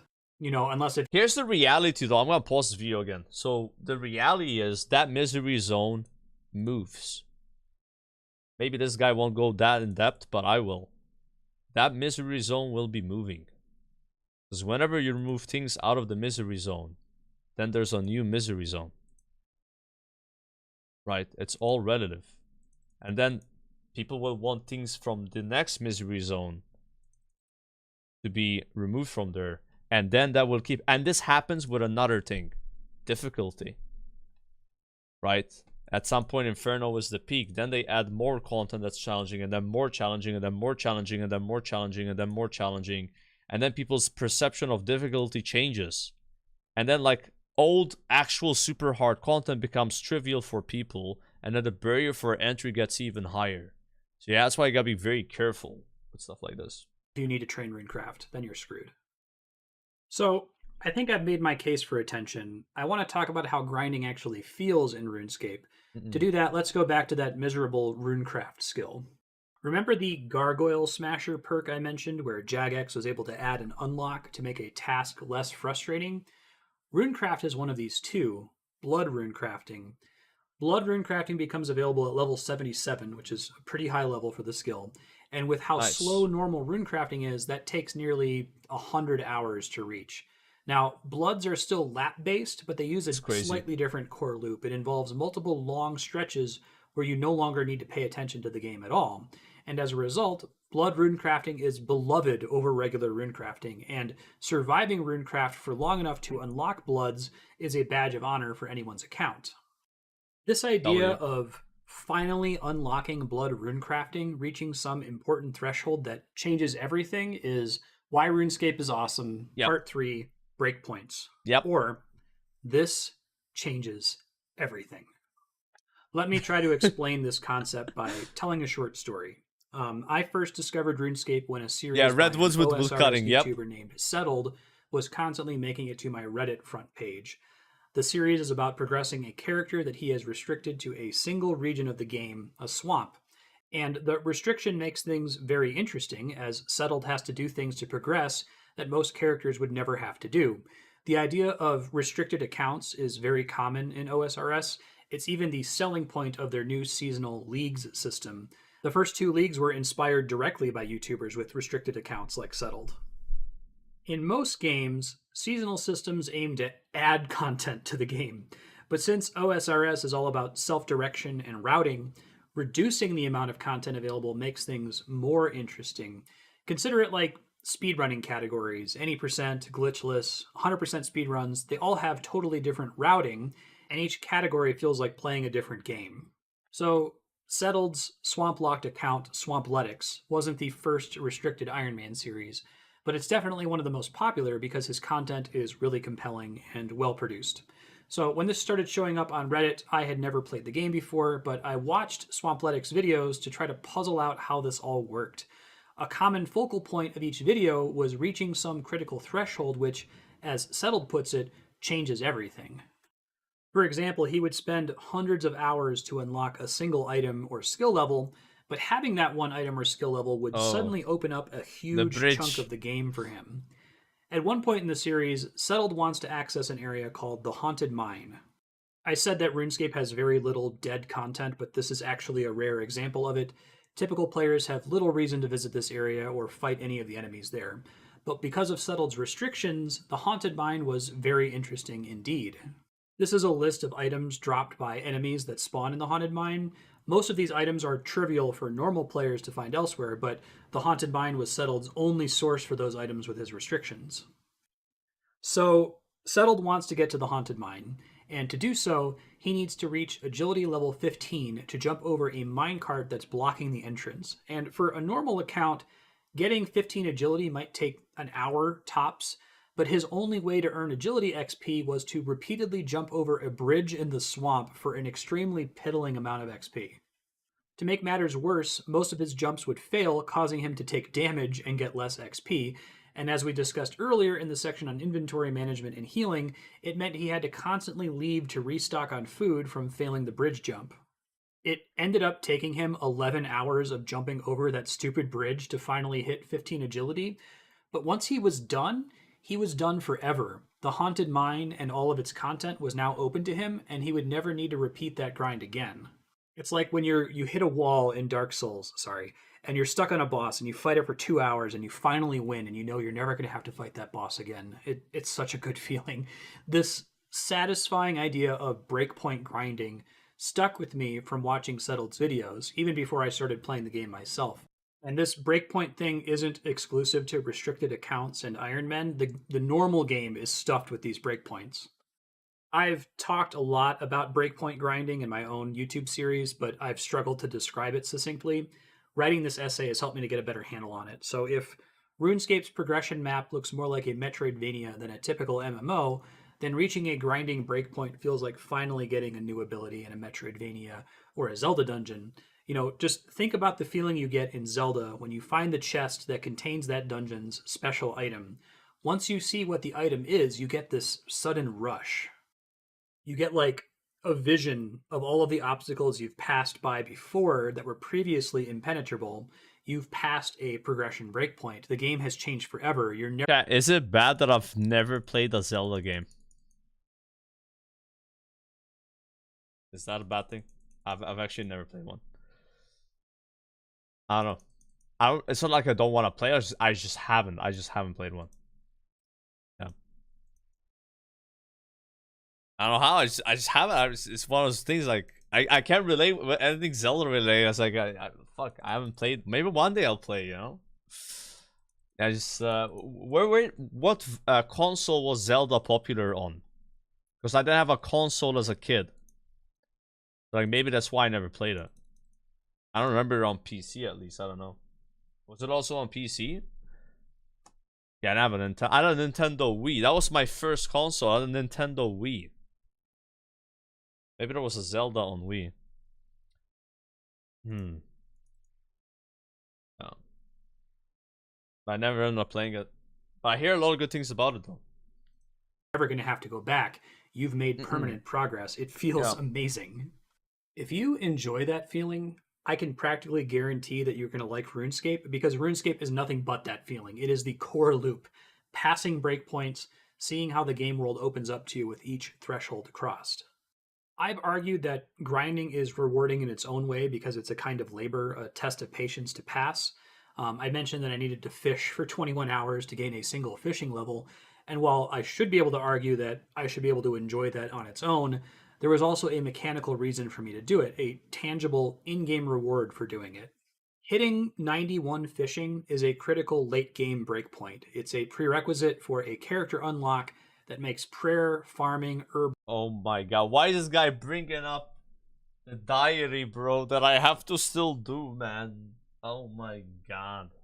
At least now it's 90 fishing because of the +6 potion, which I also don't have. I have to go do deep sea trawl. I have to make a boat, build nets, and figure that out. But like, that's not that bad. It's gonna be way faster than doing another level of fishing, but Jesus.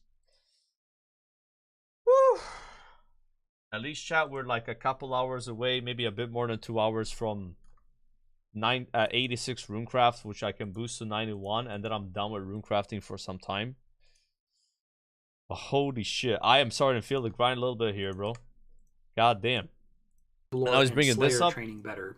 It also makes a particular mid-game boss more attractive to fight. And these diaries are no joke. I didn't spend over 100 hours hitting 91 fishing just to prove to myself that I could do it.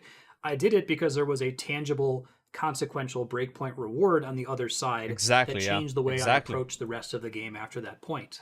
Yep.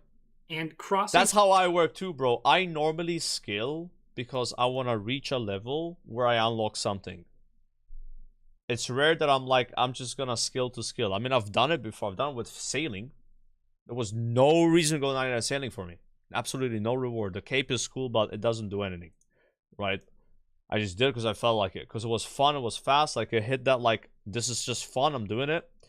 But if a skill is not, like, let's say, super fun to do, but, like, it's not that bad, and it has a breakpoint reward, then I'm gonna do it to that breakpoint.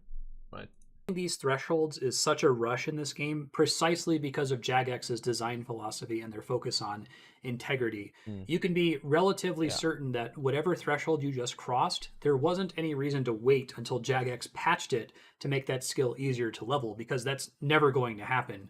They might patch in a new method that has some of the knobs adjusted, but nothing that just says, hey, you remember that time you spent 100 hours leveling Runecraft? Sorry, that was a waste of time. Now it only takes 10 hours. RuneScape is the opposite of a FOMO game. There is no fear of missing out. There is no need to rush.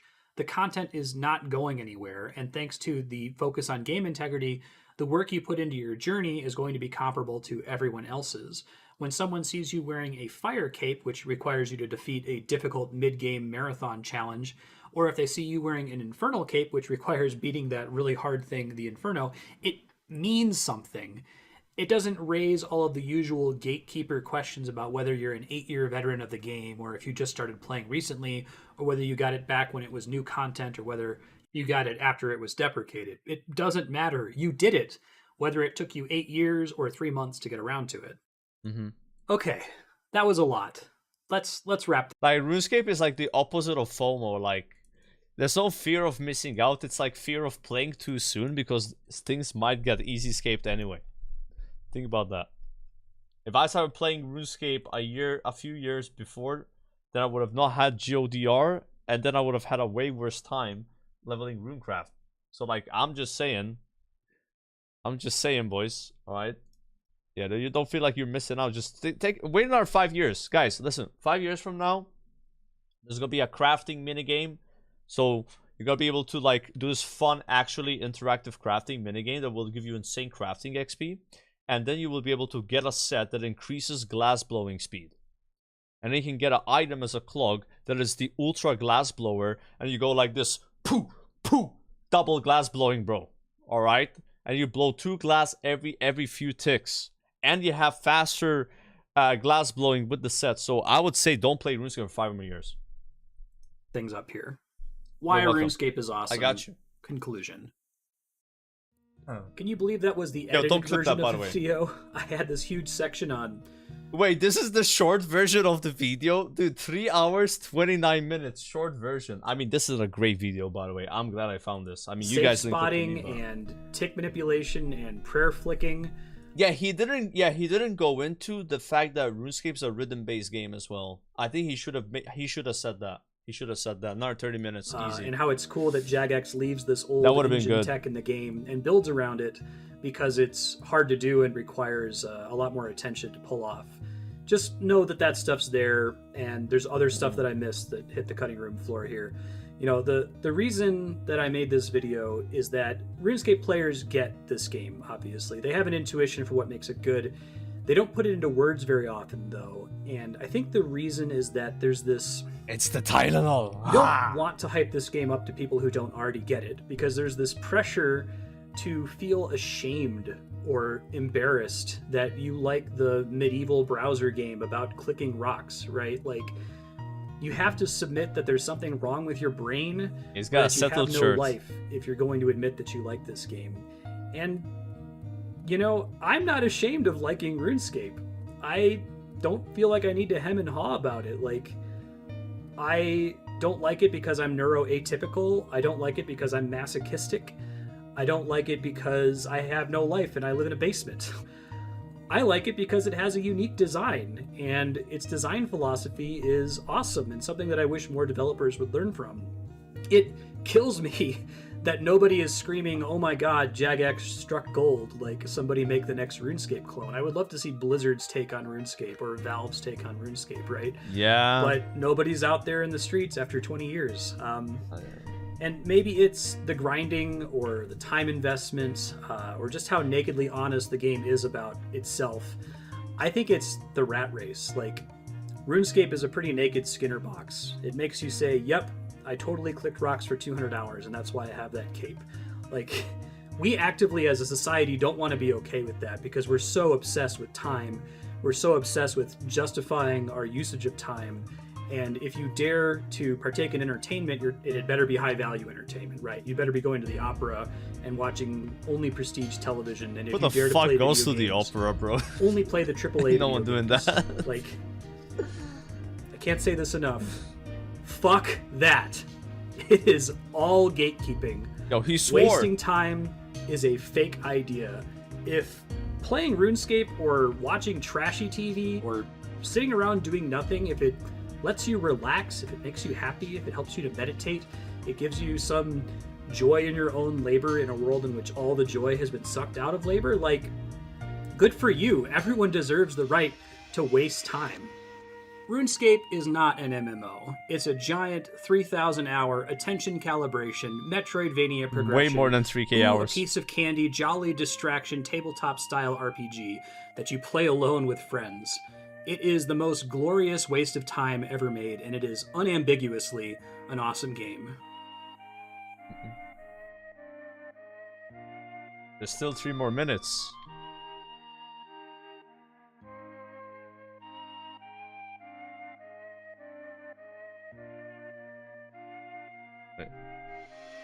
I think he's just leaving the song playing. Oh! Oh shit!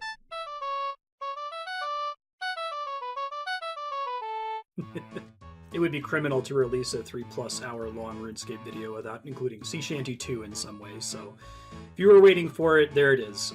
Thank you so much for watching. It was a Great treat video, to put man. this together, even if just the small handful of folks who watch my current RuneScape series end up watching this video.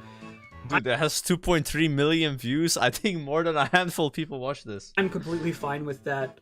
This game made me feel a lot of feelings, and it was cathartic to Imagine how long share it took him to make this, get it bro. all off my All that chest. editing and stuff. If you are Crazy. new, though, I'm not very good at the self-promotion thing, and actually my Twitch community is kind of small on purpose, so don't follow me on Twitch. Go away. No, I'm kidding, but like... Damn. If you subscribe on YouTube, most of what goes up on my YouTube channel are variety channel Let's Play content, so you're not going to get a lot of RuneScape if you're here for RuneScape. You can find in the video description, I'll have links to playlists for my own playthrough of the game for the Quest Cape, as well as the Diary Cape and other endgame content.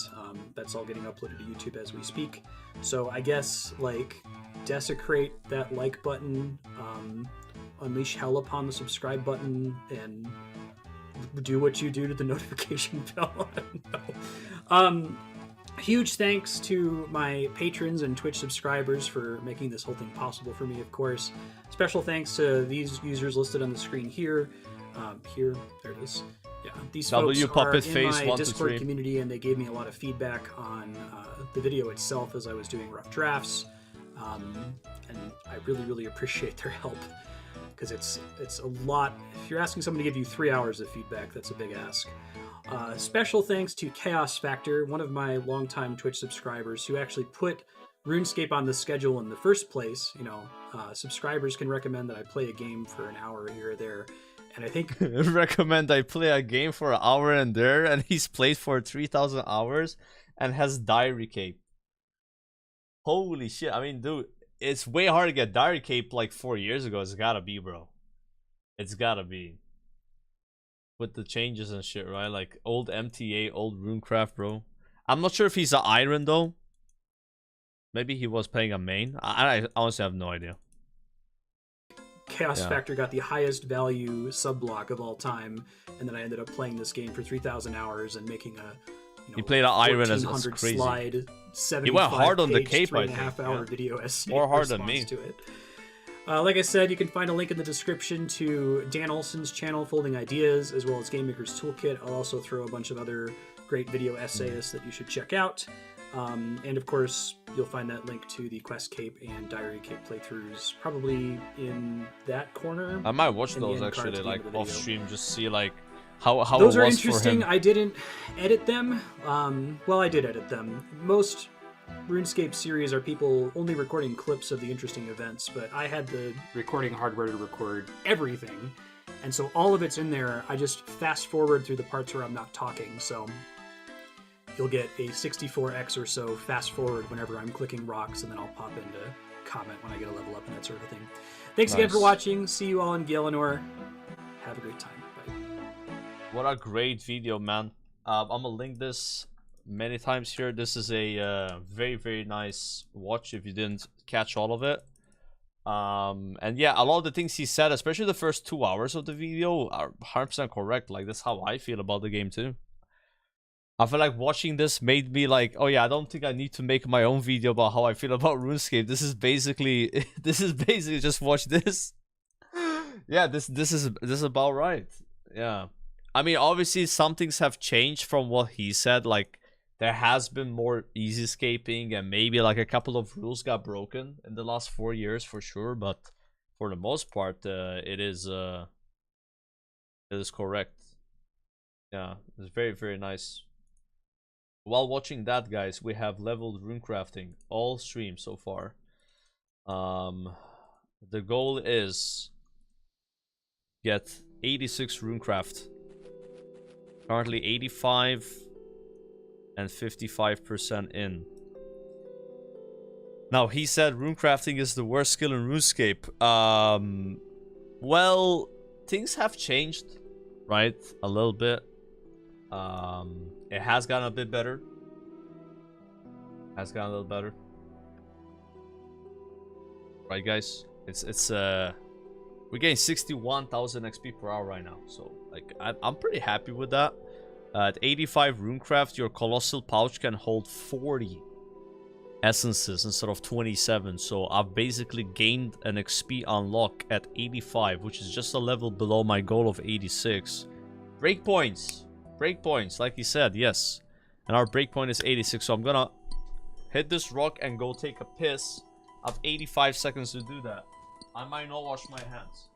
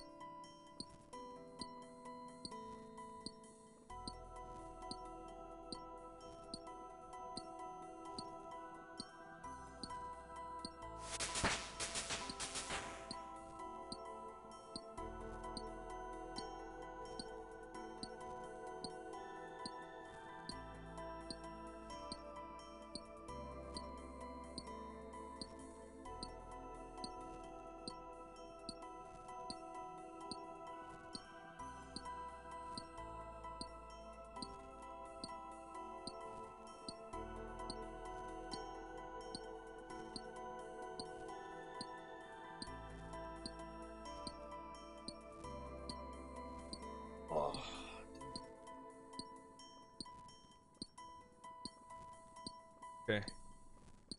Hold on, let me unmute alerts and farts. Sai, thank you for the gift of sub, by the way. Unmuted stuff. Ah, man. Abyssal Protector, Abyssal Lantern.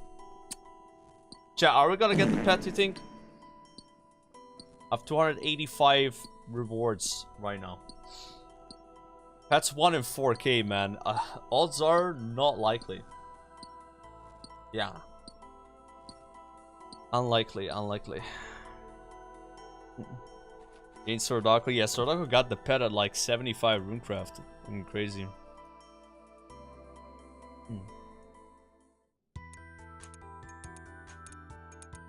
Okay. I'm estimating this will take another kind of like 2.5 hours ish. Not that bad.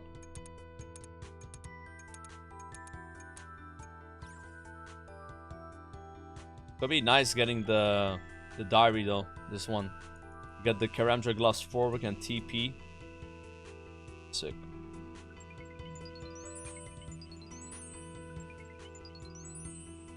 You got a pet here at 55 Runecraft? That's crazy. Do the rewards just stack infinitely or is there a cap? I'm not sure if there's a cap on it. Maybe there is. I hope there's not.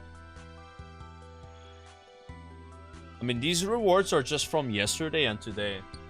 So, yeah, I doubt you could hit the cap that fast.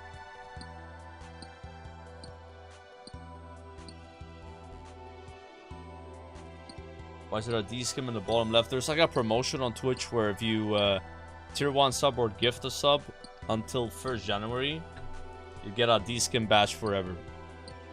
Like a month window to do it. Yeah, primes don't count. Yeah, if you prime, it won't work. No primos, no primos. Yeah, boy. Trueswald donated €3. You joke it, I'm sure many people have already asked you this, but are you planning to return to the new WoWX, or to any version of it? I have no plans right now to play Midnight, but I might play TBC. By Midnight, no.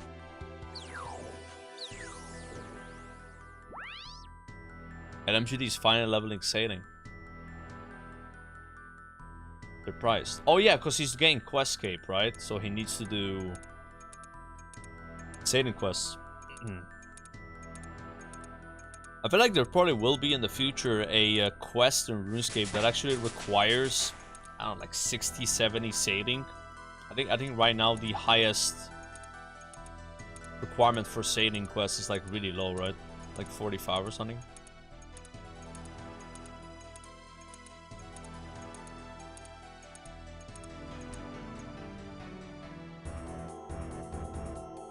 Raids 4 probably will, yeah, maybe. Maybe.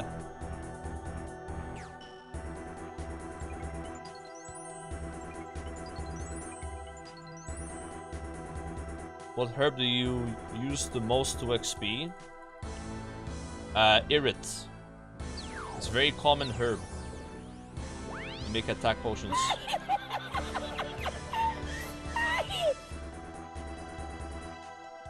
Yo, Og Magog, thank you for the tier 1. Thank you.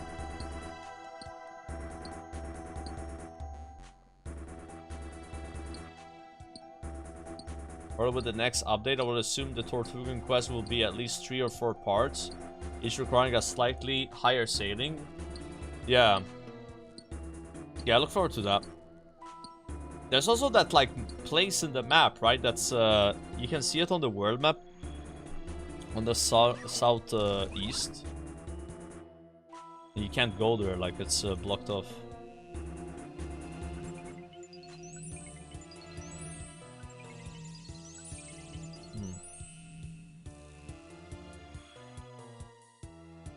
People were thinking like Raids 4 was gonna be in that zone. A mystery. There's also like a few islands where you can't dock at, right?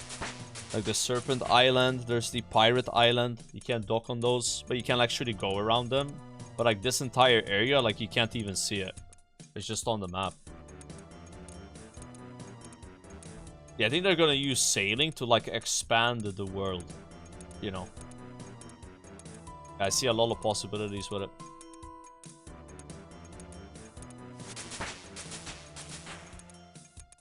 Cursed Archipelago. Yeah, I gotta look at the map to remember the name of it. It looks like very sandy. It's like south of TOA.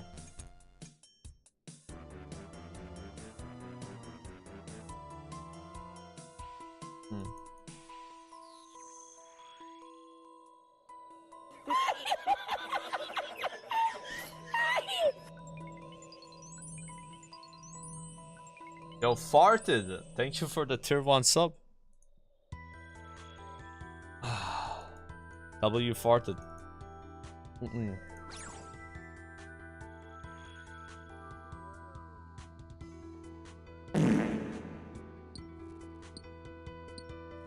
The island southeast of Sleep that looks like it's gonna be used for the new vampire quest.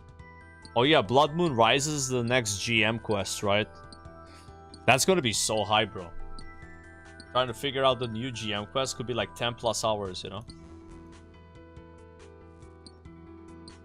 And whatever requirements it's gonna have, I'm sure I have them now, right? With my skills.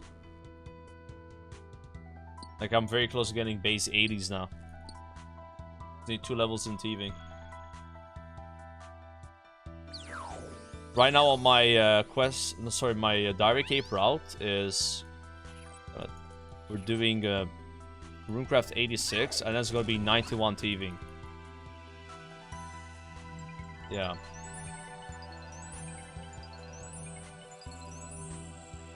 I think I'm gonna do artifacts for thieving.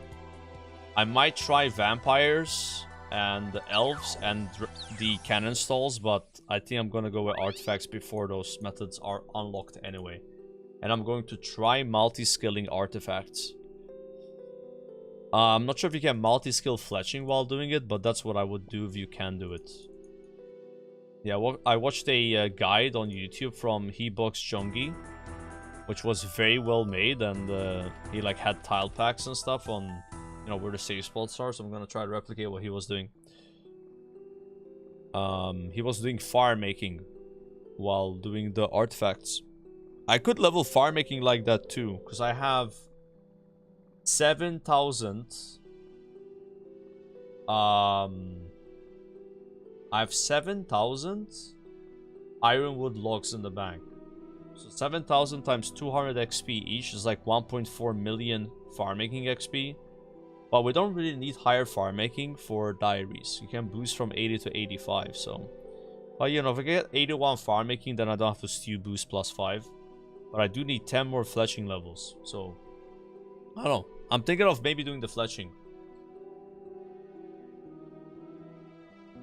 Use that for 99 construction? Nah.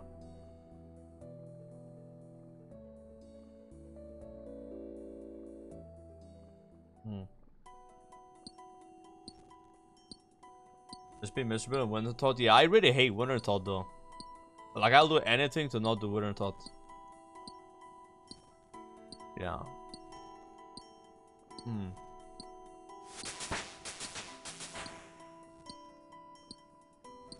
And if I make for Abyssal Lantern?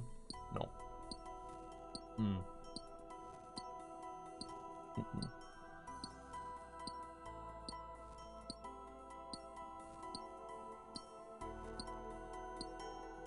Are those log lines? Yeah, but I don't need to level farmmaking though.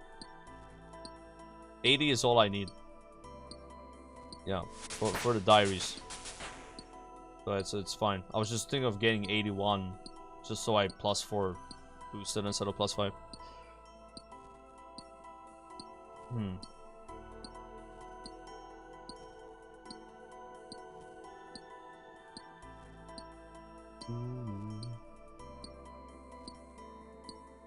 So if you want to do like fletching while doing artifacts, do you just have to unlock broad bolts?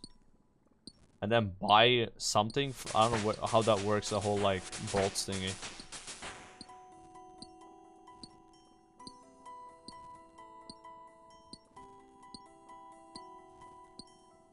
Yes? Yeah. Yeah, we'll do that.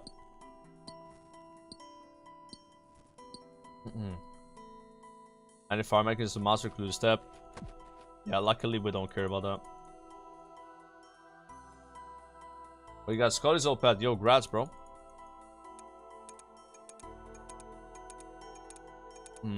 Thank God you didn't start when rushing Winter Thought was the Iron meta. Yeah, I don't know what it is. A lot of people like Winter Thought, and I'm like, I really don't like it. So everyone always hypes up Winter Thought before I start doing Winter Thought as like this god perfect place. And I'm like, I go and I'm like, what? This sucks. I think a lot of people's brain is like, if XP per hour high equals good. But I'm not really wired like that. Yeah. I prefer GOTR to Winter Thought. It's not even close. I'd rather do 30 hours of GOTR than 10 hours of Winter Thought. That's how my brain's wired. I'm on the Tylenol shit, bro.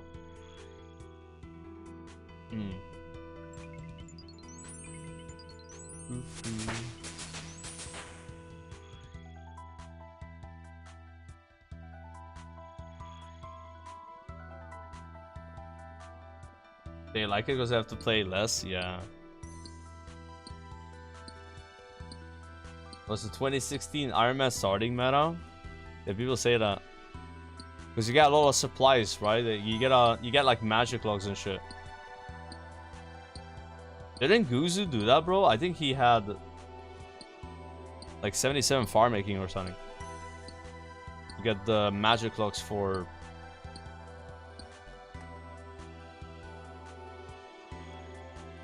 Desert Treasure 1. What's up, Blazon?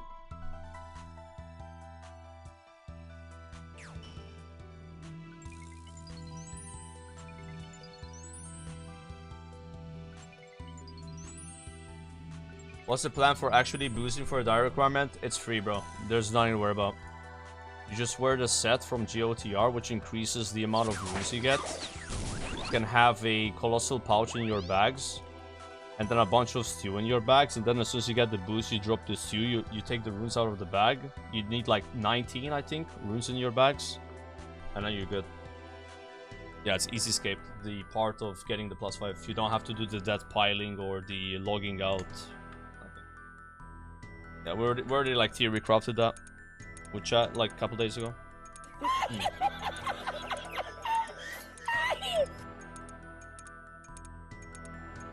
Which stew color is Runecraft?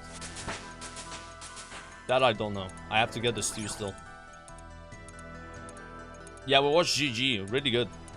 Green? There's no green one. Picking it up. I guess I'll wiki it. Did I watch Streamer Awards? I couldn't care less about that. Streamer Awards, bro. Isn't that shit like... I've never watched it.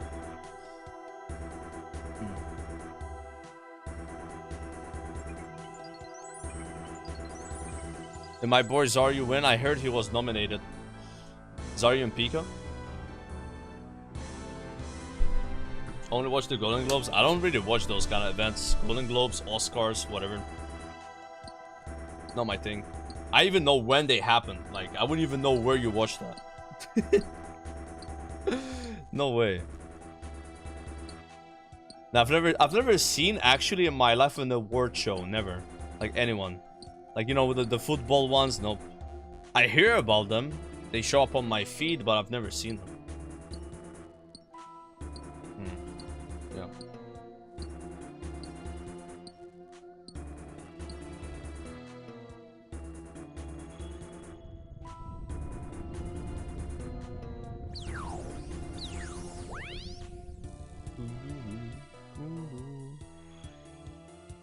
The Golden Gnomes? What is a Golden Gnome? Is that like a RuneScape show or some shit?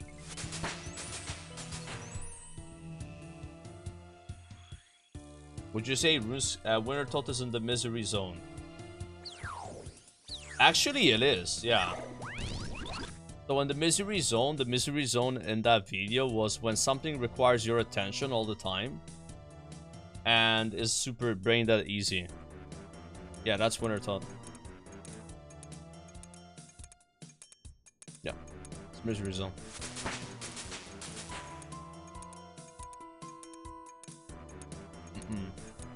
But you know that chart, it didn't take into account XP rates. That's why I was saying like that chart, it needed XP rates. So like if something's misery zone but the XP is really good, then you're okay with it. So like Winter Tot is fast at least, right? So like that chart, it only had, you know, it needed to be 3D. In reality, that chart to be perfect has to be 3D and account for XP per hour.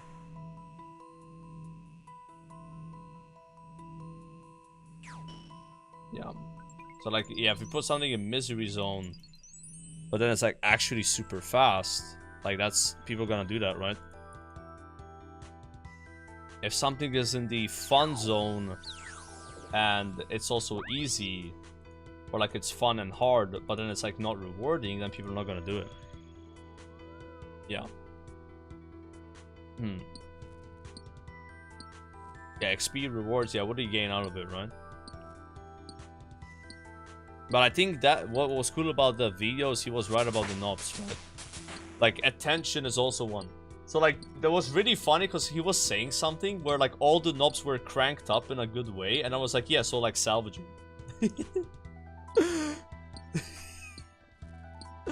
Yeah, I mean, you know, it was kind of like that, right? Like, yeah, so, like, normally that's not a good thing. Right? But it's like a balancing thing where, you know, something can be really high intensity and challenging, and it's going to be probably rewarding because of that. But then, like, you know, some people are like, yo, I can't put in that much attention, so I want something easier, but I'm okay with getting less rewards. That's how you balance things. So look at Karamja 1 fishing, right? Karamja 1 fishing is not that good XP, but it's 0 attention needed. And you still get good rewards. I'd say Karamja 1s are pretty OP. It's like a skilling method. I'm getting good rewards. It's not the worst XP ever. And it's like no attention needed. Very good. Right? I do a lot of Karamjas, for example. Dude, how are we perfectly balanced right now, guys? 298, 298. It's actually wild. Because, like, this morning I had like 30 more elemental, but I've somehow managed to balance out the rewards. It's good. This is what we need. But I end up getting 97 magic just from calling my guy to repair the pouch. This is ridiculous. We're gonna do the pools at 86, guys. 86. It's gonna be all rewards from 84.5 Runecraft to 86 Runecraft. This will be like over 300.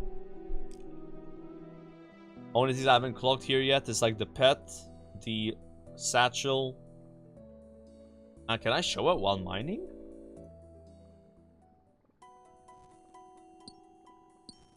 How if it interrupts your... Yeah, I can. Yeah, here's my current GOTR clog. We had the lantern at 300 pulls. We had the needle at 1000 pulls, I think. No, 910 pulls. I got the green dye at like 800 pulls. I'm still missing the red, blue, pet. I guess this, but you gotta buy it. But this is just like a pet transmog. I don't even have the pet. And then these are like, these are kind of hard to get. You have to get them from this bag. Yeah. I have like things I can get. And like 5 of these talismans somehow.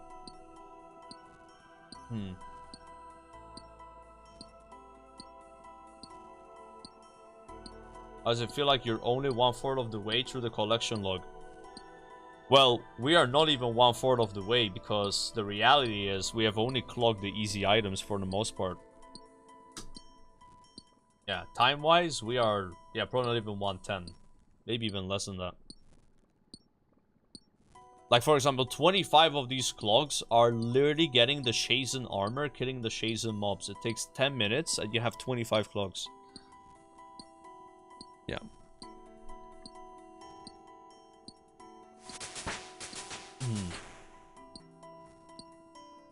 Bro, what is this shit RNG, man, when mining? It's so random, guys. That's crazy. 103 seconds, I have 156 only. When I've had that at like 85 sometimes. Yeah, now that we have a 40 slot colossal pouch, like, based on how lucky you get mining, you get more XP. Because you don't really have time, you know? I'm not using Varrock armor, I have the full set. I've thought about having it in the bags and swapping it in and out, but then you lose a bag slot, which is also essence that you're maybe gaining with the Varrock armor, so... It's so marginal.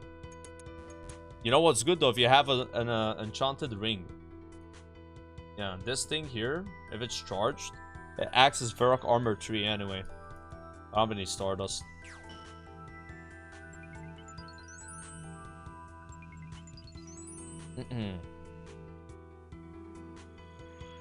Yeah, it's too close to matter.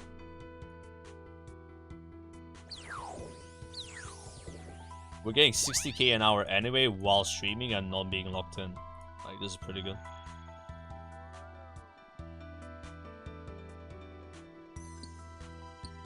92% of clocks is halfway to 99. Yeah, exactly. Like, the third age is like, no one has all third age. No one on like clocks. You know, it's just one of those things where those things are so incredibly rare that you can't really get all of them. But with clogging, it's kind of like a never-ending thing, right? And you never know. Jagex, sometimes they add items that are super hard to get, like the moon helmet, you know, from Varlamore. You gotta get like a key. That's like a 1 in 400 chance to get the helmet. Like the #1 guy that has the most clogs, he doesn't even have the helmet.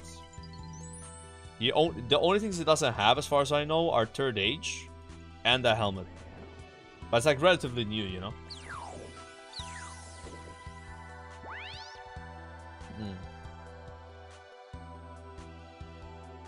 Third age pickaxe is 6x max cash. Yeah, it's crazy. Do people just buy it because it's like a flex item?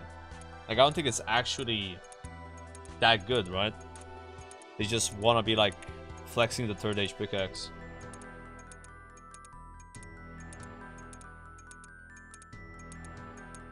You can't buy it on the Grand Exchange. Yeah, on the Grand Exchange, I think the maximum price is like 2 billion, right? Like 2.1 billion something. It's like that integer number where yeah, it's like kind of complex. Like WoW had the same problem where bosses gonna have more health than that. The Martial Salvage Paint is 1 in 20k, yeah. There actually is a guy that has gotten all the paints. That's nuts. All of them.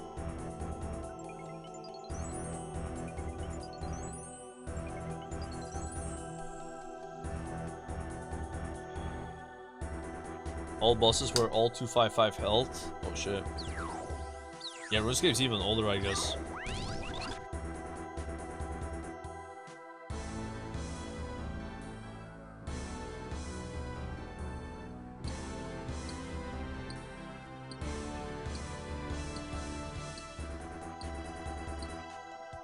Look at that KBD pet. What a flex.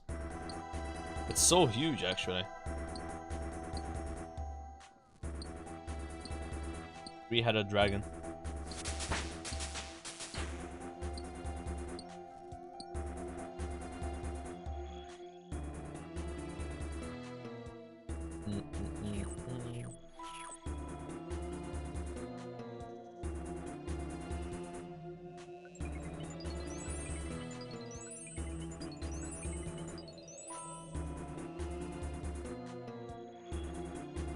Yeah, some of these pets are like 2x2 tiles or whatever, right? Not like this ugly GOTR pet. Look how ugly this pet is, bro. There's so many of them. Ah! Look at this shit. There's like a way to make it look cooler though. But none of these are like those. You need 3,000 of the pearls, so it's like a lot of GOTR. Way pet? I haven't seen that one before. The Baba pet looks nice. Even the Zuck pet here.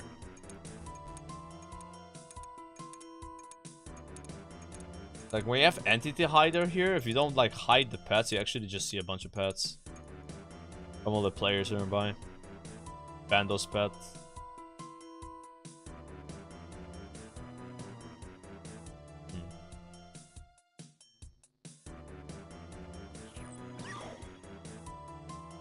The GOTR transmog isn't for the GOTR pet? Oh, really? It's for the normal runecrafting pet. Wow, okay. So this one just looks like that normal one. Oh yeah, there's gonna be the Santa hat thing soon, right? Like WoW does that as well, where like they give Santa hats on the bosses and shit. When does that normally happen? Like, is it like on the week of Christmas? Is it like on the day? Herb gets one.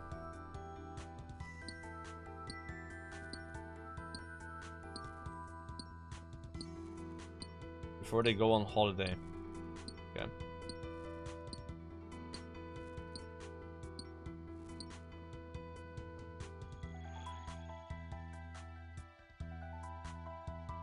These are some shitty altars.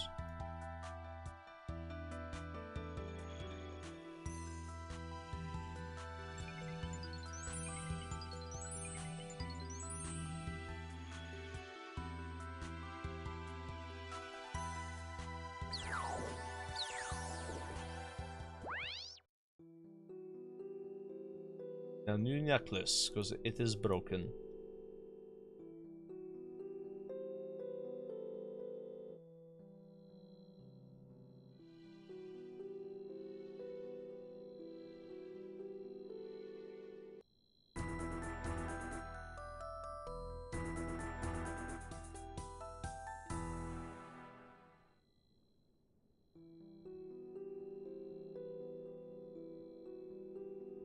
Oh my guy, get my neck.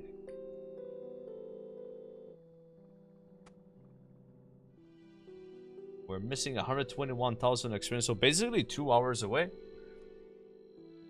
Pretty nice, gonna be done by like 7 p.m. It's gonna make the 91 to 93 Slayer grind a bit more nice, because I can just teleport to Duradel. Or shall I say Kuradel. Pick up my task every time like that. Kinda like felt like doing all the rune crafting today. I was gonna do it today and tomorrow, but like fuck it. I didn't realize I was like one stream away from getting 86, so when I'm like that close, I just want to get it done.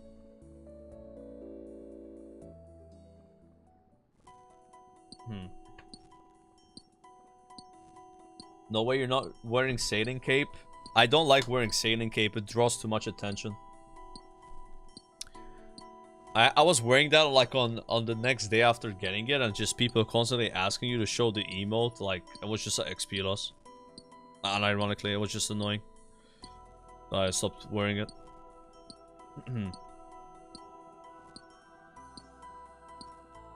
The reason I don't use pets during XP loss, because like I have to put the pet in the bank sometimes to go certain places, and it's not worth it.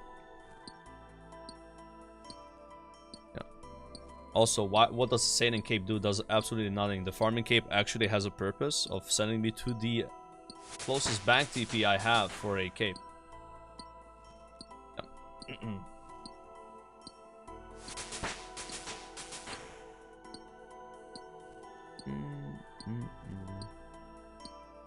Yeah, I like this cape a lot.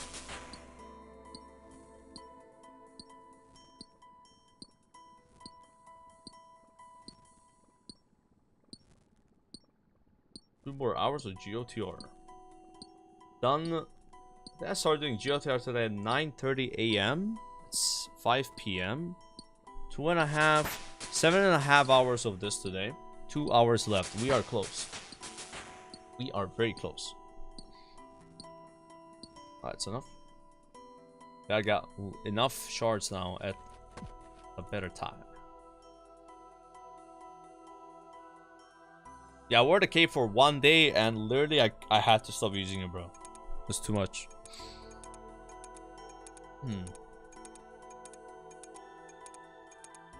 Yeah, don't take your sailing cape to MLM, bro. Oh my god.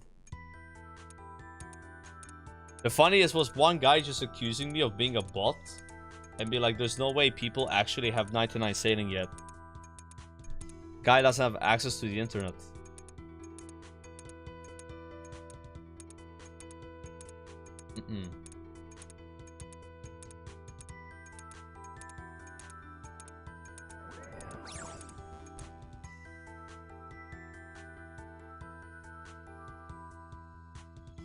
It happened on stream too, like it wasn't a viewer, like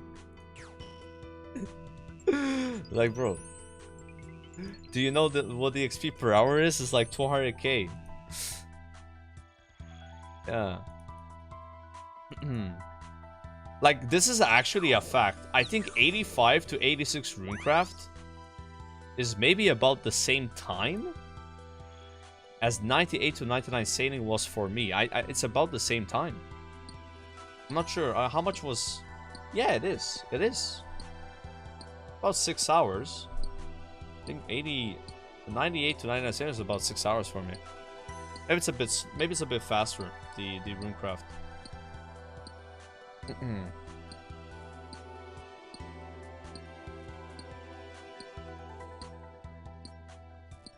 Runecrafting is so bad. I like this skill though. I like GOTR a lot. It's my favorite minigame. But before GOTR though, oh my god. I mean, I think this would be the worst skill. I see why people always say that. Even the guy in the video was saying that. Yeah. Because I remember when I started playing RuneScape, I didn't know about GOTR, right? I was like, dude, is this how you level this skill? You have to like run from your bank to an altar, click on the like... I remember just trying to get to like 10 Runecraft. I was like, this is not looking good. And every other WoW streamer I knew, they had like less than 10 Runecrafting. No one was leveling Runecrafting. Remember Gootr, guys? Gootr had like 5 Runecrafting on like day 60. You know, like, people were avoiding the skill because they didn't know anything about it other than like, you know, running to the altars. But yeah, once you unlock this, it's like kind of fun. But yeah, at some point, this does not exist. So yeah. The Zeya Runecrafting isn't that bad though. I think Zeya's okay. I like this more than Zeya though. But the thing about Zeya is you can't even do it till 77 Runecrafting. Like that's pretty high. Yeah, it's like a big wreck.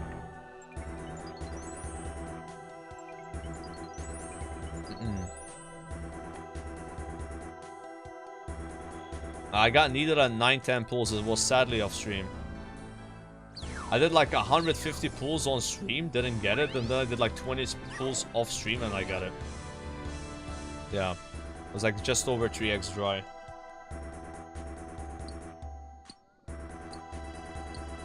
I got spooned the lantern though, so it's kind of fine, I think. I think the lantern's huge. Getting the lantern earlier just like speeds up your points gain, so then you get more points, so more chances for needle. Yeah. I mean, I got in dupes of them though. I actually haven't had a dupe here except for the cat talisman, and I've gotten 5 of those.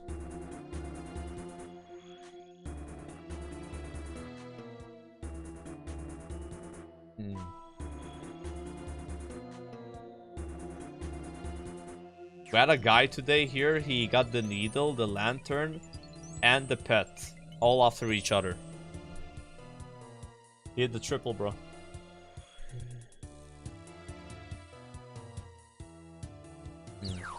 I'm very excited to open my rewards. This is the biggest opening I've done by far.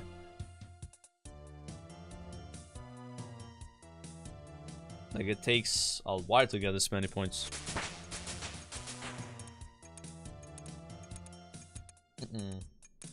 Yeah, I'm big pulling them. No, we're not doing small searches. I've always done big search here. I have a lot left to do today, so I don't want to waste time. Jim Jobless. Somebody's called Jim Jobless. The Jobless Jim. Funny. You able to get redwood yet? Yeah, but it doesn't matter. Don't care about redwoods. I've already done my redwood diary.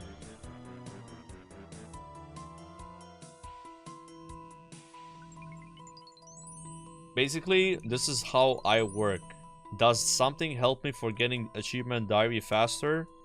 Answer is yes, I'm probably doing it. Answer is no, I'm not doing it.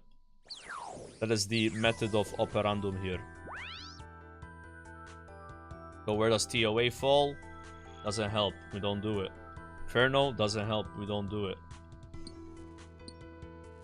People come in here with suggestions and ideas, and I hit them up with the usual, does it help the diary? If the answer is no, then yeah. Need 90 farming for the lantern. So spend 5 to 10 hours in Winter Thought to not click a button every 2 minutes.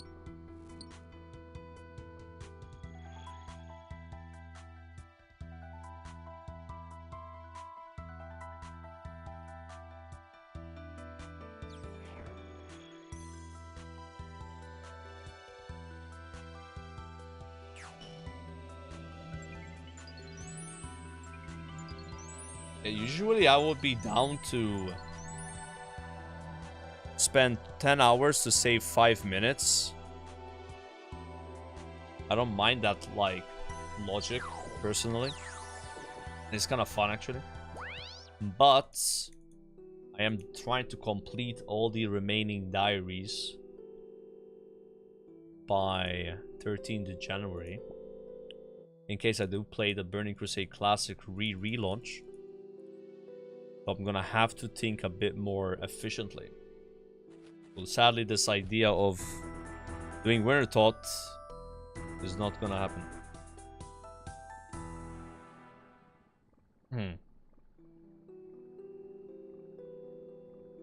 I think I might actually get 97 magic, guys. Like, calling this guy. What the fuck, dude? Saving Agi for last. We're currently lamping agility. So saving Agi for later, not last, but later is good. I need 85 agility. I've lamped it twice 50k now. I'm probably gonna get 3 or 4 more 50k lamps before I do the agility diary. And that way I can get it to like almost 82. And then once it's 82, Sepulchre gets better. So the XP per hour go up. So yeah, we're not rushing the Agi yet. Because those lamps are helping.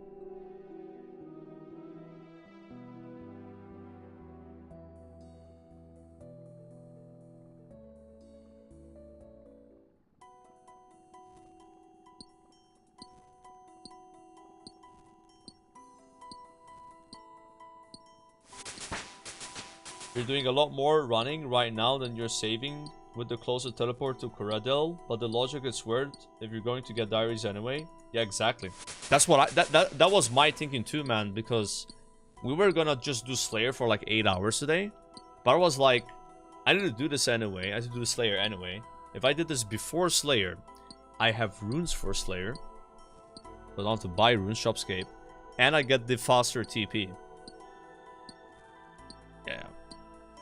Again, it's kind of like what that video was about. It's like, it's impossible to fully optimize RuneScape. It's too complex, but it's fun to try.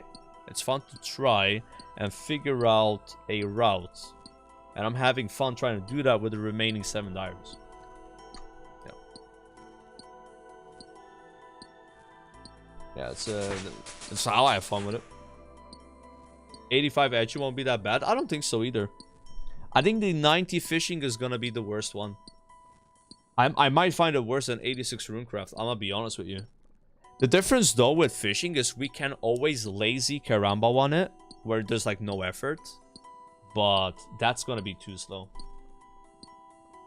I was trying to do the math on how much time is it to go 82 flat. I'm 82 flat fishing to 90 fishing Karamja wanting, and the number was quite high. So I'm gonna need to do the Temporo solo no cook method, which can yield allegedly 100k an hour, but I think that's at 99 with a crystal harpoon. So maybe for me be like 80k, but that's pretty good. 80k. If I can get 80k an hour, which I don't know if I can, that's like, that's good. Yeah, we take that. But I'll probably mix up like the what do you call it? I'll probably be mixing up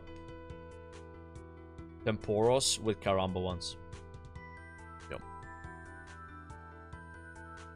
Basically, Karamja ones are my I'm playing on the phone grind. Low effort, lower reward, but better than nothing.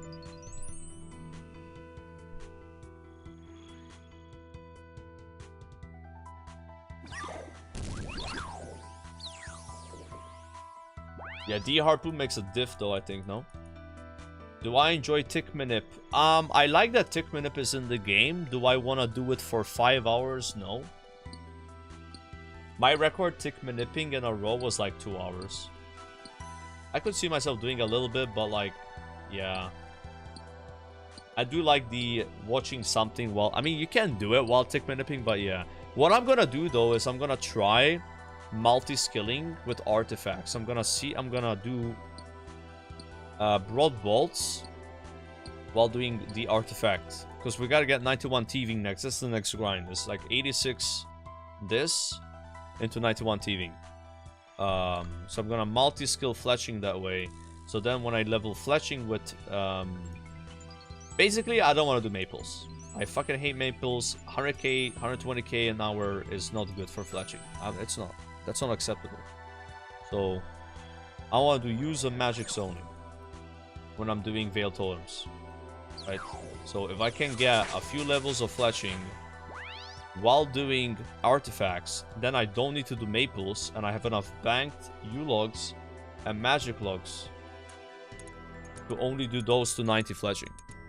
And that way I save myself hours of veil totems with maples, which are really slow and soggy. Yeah.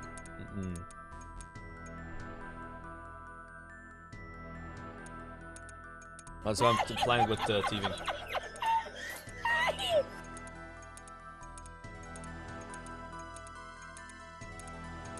The donut, thank you for the prime, man. Got a Rift Guardian pet yet? Nope. No pet, sir.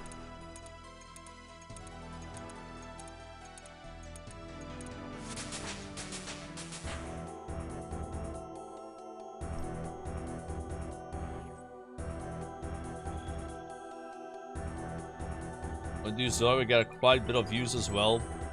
Yeah, we're not touching any PVM content on, except for Barrows. Build Diary Cape.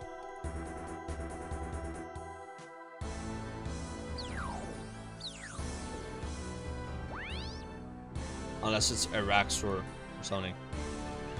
Yeah. I think Araxor is within... So with Slayer, my acceptable XP per hour is 30k. If I get less than 30k, I don't do it. Unless it's like very short. I think Araxor should be above the threshold. Do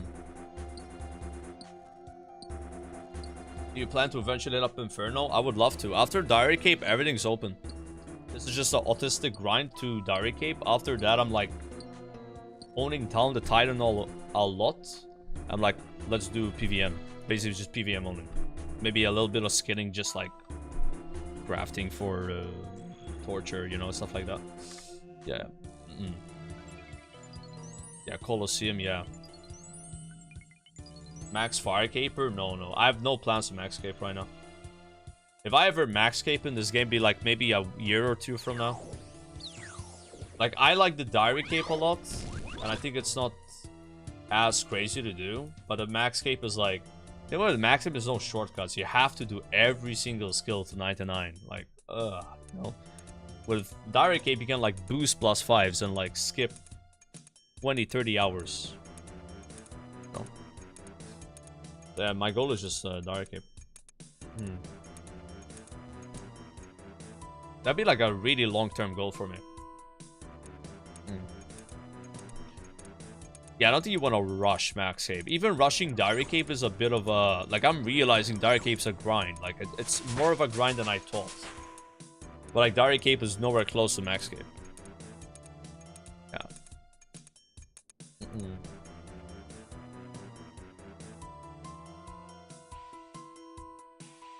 Yeah, Diary Cape to Quest Cape is what Max Cape is to Diary Cape. Type shit.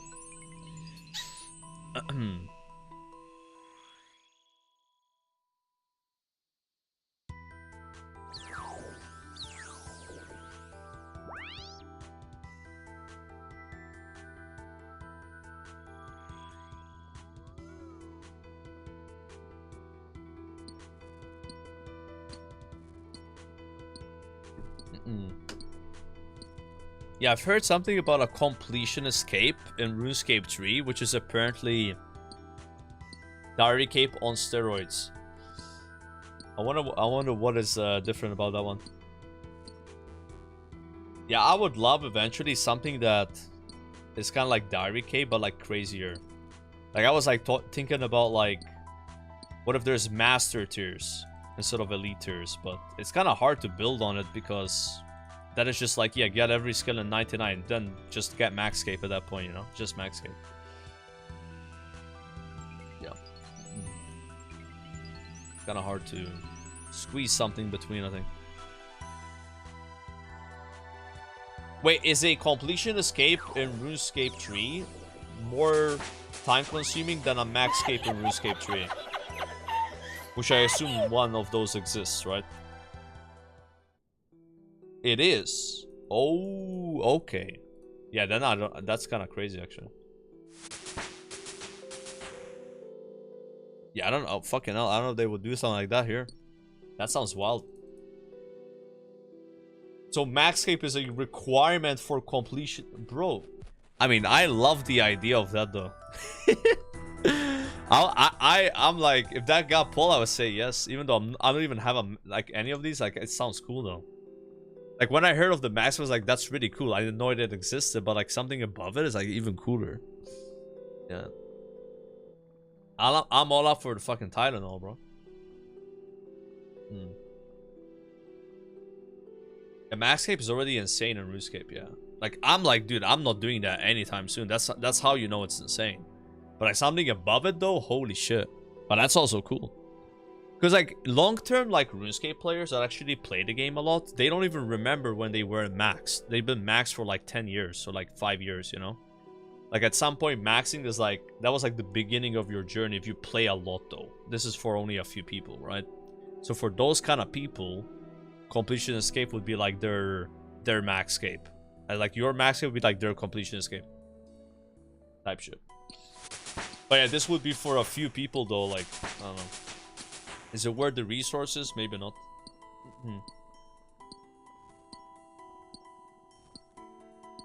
There's already a lot to do anyway past the maxscaping, like punching PVM, clogging, you know. Not like you need completion escape, but the idea of it sounds amazing though.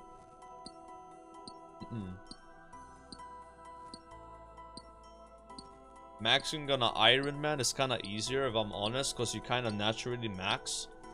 Even though you're very wrong, I get what you're saying. Yeah, because you kind of have to get to the levels as an Iron Man. Yeah. Versus like a main. Like, does a main have to level Herblore?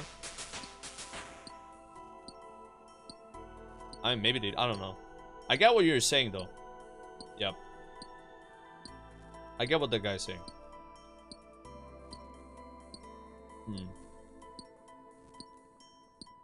But obviously, like, as a main, it takes less time to max than Iron, right? But, like, Iron's kind of, like, skill, because they have to skill. So, like, they might be more close to it.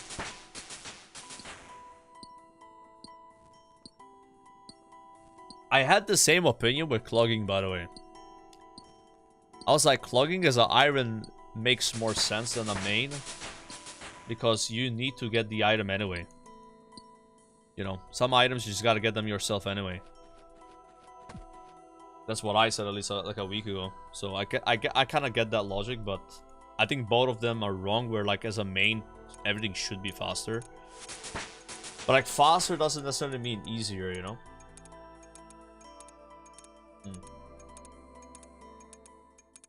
You know what's easier as a main for sure, guys, and you can't doubt it?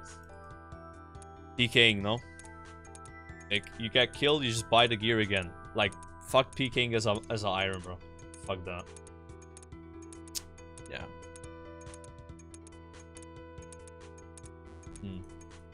Agility is the same for us. Yeah, I think a lot of people hate agility because mains should be the most...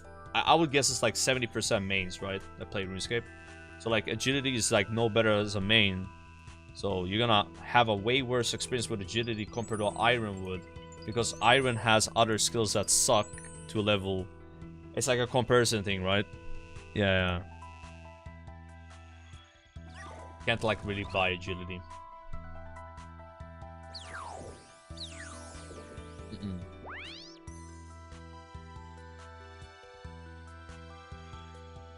Main isn't that much slower than Iron to max nowadays if you don't RMT. Let me think. So if I was a main, what skills would be faster? Herblore, right? And prayer. Fletching maybe? I don't know. Crafting for sure. Smithing. I mean, I don't know about smithing though. Like, don't you just get a bunch of bank smithing XP anyway from leveling mining? At least I did. I don't know. I feel like smithing has been so incredibly effortless and fast. Like, it's not the skill that comes to my mind, at least. When I think about, like, oh, if I was a main, how much, you know. What comes to my mind is, like, crafting, herblore. Those are the two. Like, yeah, those two, like, yeah. That would be way faster. You are saying Slayer because of cannonballs. You guys are right about that. Yeah, but, again, as a main, like, you need money anyway. Like, can you just, like, you know... Like, you still gotta buy shit. Like, this guy said if you don't RMT, that means you don't buy bonds. Iron Cannonball is kind of expensive. No, I'm saying if you don't buy bonds, how much faster is being a main? That was the question. Right? If you don't buy bonds.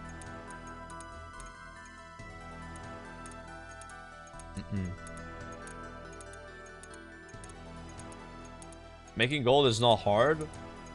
Really? I have no idea how you would make gold as a main. I actually have no clue. What do you even do? Yeah, but you guys are mentioning shit that, like, you know, you can't do those in the very beginning. Like, you still have to, like, kind of, like, progress, right? Like, you can't just go straight to Yama at 5 days played. I don't think so. Like, there's skill in being a main. You have to, like, figure out what to buy and then, like, progress, like, content for gold farming. Like, you know, I have no idea how... I would have no idea how to play this game as a main, bro. I would have no idea. I'd be lost. The first week, I would be lost. Trying to figure out, like, what to buy, what to sell, what to farm.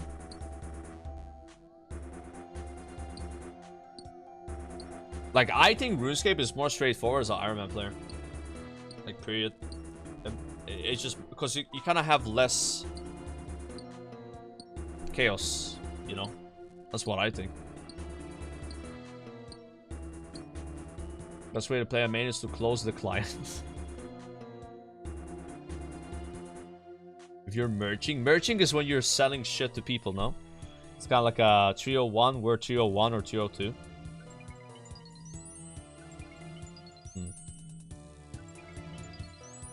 But as a main, at some point, you reach like, okay, now I can farm this content that's like, whatever, 3 million gold per hour. I'm not sure what's good. And then you just do that a lot.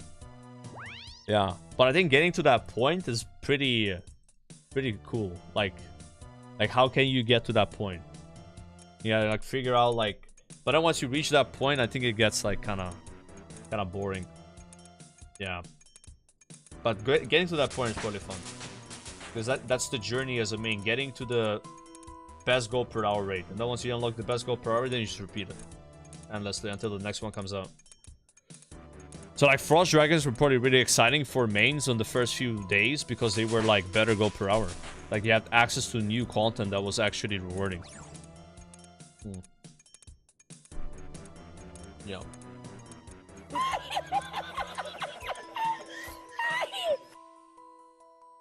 Yeah, as a main, this is how I would have fun as a main.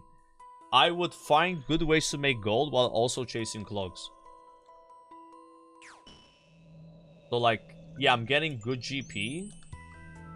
And also I could get like a pet here. I could get this, you know, like it's like you are multi-rewarding yourself. You know? And that's fun too. But yeah, the reason I don't play a main is I think it's crazy that I can just buy any item on the auction house. As a WoW player, that's too much for me. Yeah, it's crazy. Like in WoW, most items can be bought like that. I mean, you can buy them in a raid, maybe that's like different, you know? Yeah. It's too much of a crazy change. Like Iron Man and RuneScape is like very close to WoW in terms of how you acquire stuff. But like more solo player, I would say.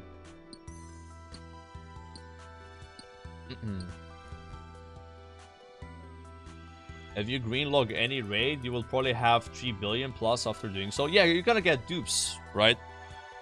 Yeah, you get a dupe and then you sell it. Yeah, that's cool. Now, I like gold farming.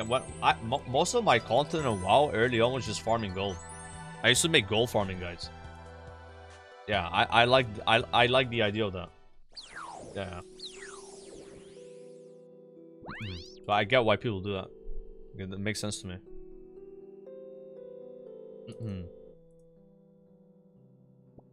I need to get the necklace.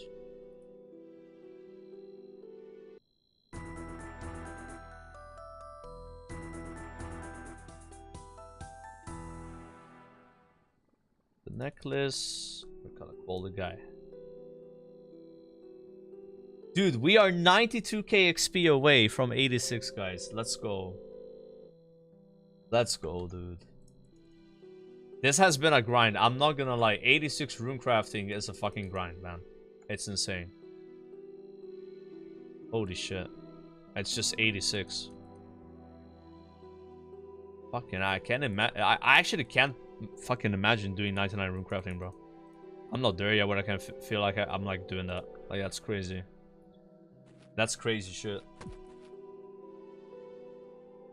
Because with my math right now, 98 to 99 Runecraft is like 20 hours or something. Like, that's fucking for one level. Yeah, boy. Silmummy's donated €3. Would you do Guardian still 99? I do like... This is my favorite minigame. Right? It's my favorite minigame. But... I think in the 90s, it would reach a point of like... Maybe it won't be like as fun. And I really wish that there was Wrath Altar here and Soul Altar that would be motivating you in the 1995 range. Because the way this has worked so far to 85 has been amazing. Where you have unlocks of altars. It's fucking cool, right? Like getting access to the Death Altar is such a good thing. Access to the Blood Altar is such a good thing. Access to the level 85 rune pouch has been amazing. My XP per hour skyrocketed. But that's it. Now at 85 to 99, there's absolutely no change in this game at all. This guard server doesn't change at all from 85 to 99. So I could see it being a bit repetitive at that point. Because so far it's always been changing. Which is why I think this is like the best minigame I've done in RuneScape. Is GOTR. Because it's always been changing. The strategies, how you do it and stuff. But yeah, at 90 and 95, there's no Wrath and Soul Altar here. So you have no actual change with that. So it kind of like stays the same. So I could see it getting repetitive. And then maybe I would change like strats. Or like mix and match, you know? Yeah, there's no breakpoints. Exactly. So the video talked about breakpoints. I'm a breakpoint guy. I chase breakpoints. The last breakpoint was 85 runecrafting for GOTR. Yeah. Now it's just rewards, which are cool. But there's no more breakpoints. Yep. But to be fair, it's had a good run for sure, though. Like, there was a lot of breakpoints getting all the altars and shit. I guess the next breakpoint is like 90 runecrafting because you can make soul runes in Zia, which are better XP per hour than blood. You could do this till 90 and then send Zia till like 99, which is slower but more AFK, but I don't know. I don't really mind this game. I like how GOTR works. I like the game of it. I just wish there were like a couple more breakpoints all the way to 99. Because those are the most important breakpoints, you know? Like, because that's where you spend most of your time. You know? Like, look at Slayer. Slayer is such a well-designed skill, man. Like, Slayer, they have all the fucking good shit in the 80s and the 90s. So you're so motivated. Level Slayer. You know? Like, they put all the nice stuff there. Right? But some other skills in RuneScape, the breakpoints end even before 80. Sometimes, you know. Look at woodcutting. Woodcutting is actually pretty good. Where like at 90 you get redwoods. 90, it's pretty high, right? But then 90 to 99 is more than half the XP. So you're really happy unlocking a very good method at 90. That's good. That's like a high requirement, right? And then 92 you got rosewood as well now, yeah. Hmm.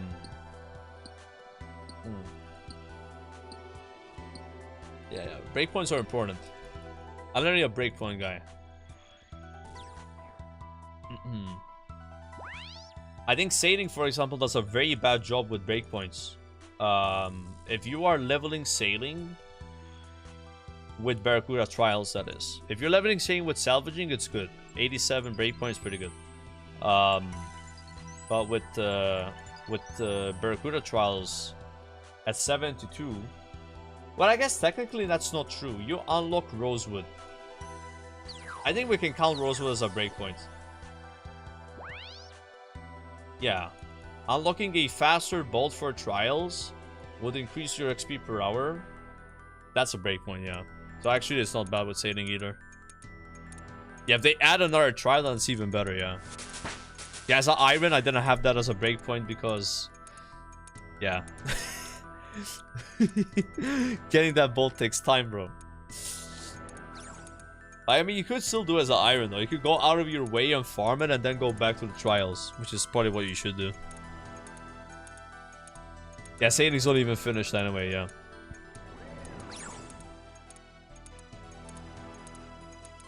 Good up. God, I'm gonna miss that portal, I think.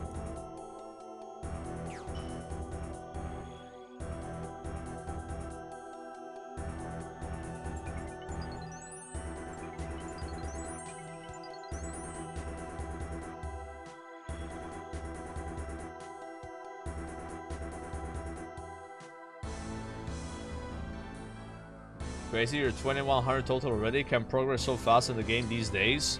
Yeah, you gotta keep in mind Sailing inflates your total level, right? Like, we are basically like 2k. Like, just over 2k.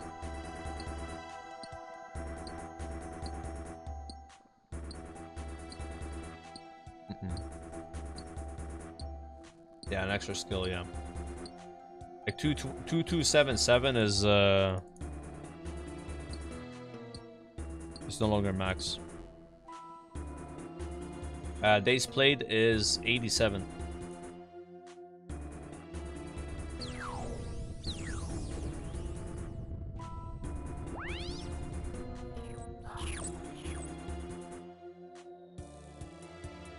Minutes until farts are unlocked. They're already unlocked.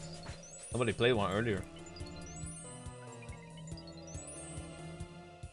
Should be at least. What are you gonna do for fishing Karamja ones? Mix of Karamja ones and Temporos. I might try dark crab fishing and wildy, but we'll see. I need to do that for a diary step anyway. Yeah, there's 350 worlds. Yeah.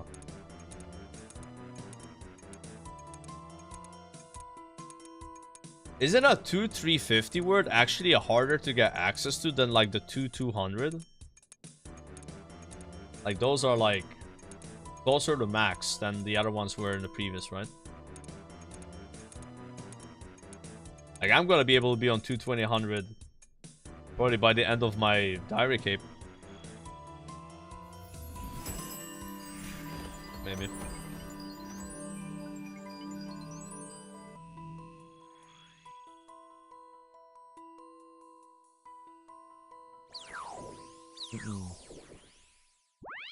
I smell the Tylenol in the air in the 350 worlds. Well, if you can smell it, that means you're there, and if you're there, then you must have some Tylenol. Yeah.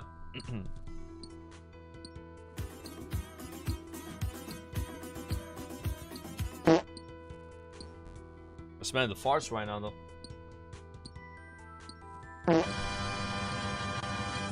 Mina mina na mina na mina mina mina na mina na mina mina mina mina mina mina mina na mina na. Jesus Christ. Now I know who's doing this. Ghoul player X asks, are the farts still muted? I answer and instantly fart starts, so that is not a coincidence. Yeah? Not a coincidence at all there, bro.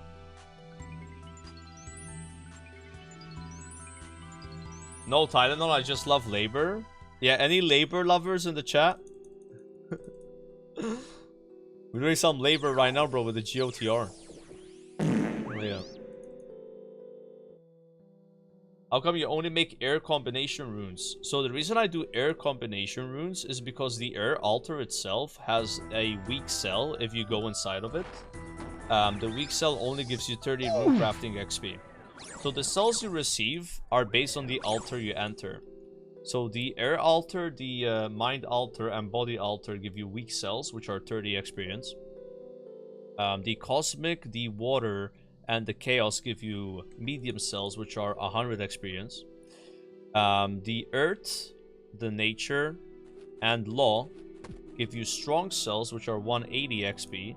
And then the remainder, which are blood, death, and fire, give you overcharge cells, which are 250 XP. So by using air runes to combo with other elements, you are unable to receive weak cells from the elements, because the only one that's weak from elements is air. So when I combo to water, earth, and fire, I'm getting medium cells or better. Hopefully that makes sense. I still sometimes have to enter the weak cell ones, because if I get air up and let's say mind, then it is what it is, right? Are you opening Gootr Wars at 86? Yes, I am. Don't you want other combo runes for the future? Not sure. I don't make combo runes because I want the combo runes, really. I'm just doing it to get more points. Yeah. I think we're getting right now dust, which is not important, I think, because we have dust runes from Slayer. And then we get steam runes, I think they're called. And what's the last one? Mist, yeah. Mist, steam, dust. Yeah, I'm not getting lava. You can make a lot of combos from Scar Essence, Scar Extracts, yeah. It's not a bad call though. Like, if you feel like you want to have more of the other combo runes, you could grab a different element, mix it up, lose a bit of XP. You won't lose that much, to be honest. Like, this is a very... maybe I'm gaining 1 or 2k more an hour, you know. Yeah. Yeah, I still haven't done the Scar Essence mine, but apparently that, like, mass produces runes. Let's go. All the time, but he pretends viewers are donating farts, but it's actually him.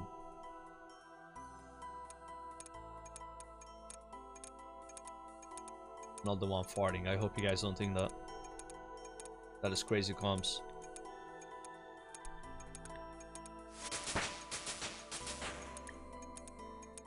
$5k bloods are 2 mil. Isn't that the same price though as if you bought the bloods from the shop? Or are they more expensive? Because I think bloods from the shop are like 400, right?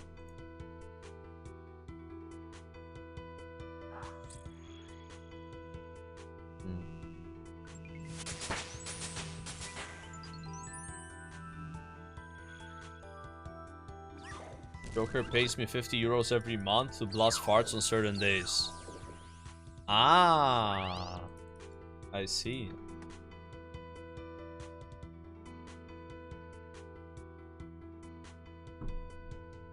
What?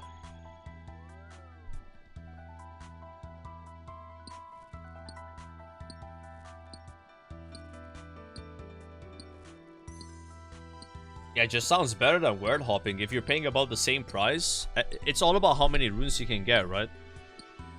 Do you get any rune crafting XP, by the way, doing this? Or is it like actual 0 when you're doing the Scar Essence?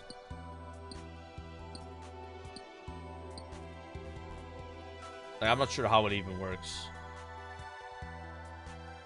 You do the same base XP? I mean, that's good then. You don't get any XP shopscaping. Right?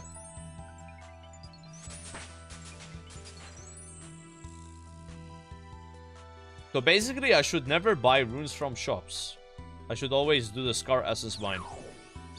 Or what? Because I need a lot of dead runes, guys. Like, dead runes, I mean... Yeah. A lot of deaths. Now, I don't think I'm ever needing Chaos runes again. We're at 50k Chaos runes, like... I'm probably gonna do so much Zulra that I'll get an Onyx or 2. And I only need 2 more Onyxes. Maybe 3 if I make the Bracers. But I need Chaos runes, really. Shadow? Okay. Am I getting a Shadow, though? I mean, I don't know. I'm worried about that.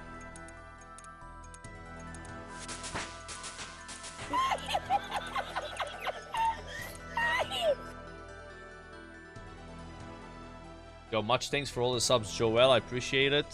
And also, XCPTM. Is that right? Thank you.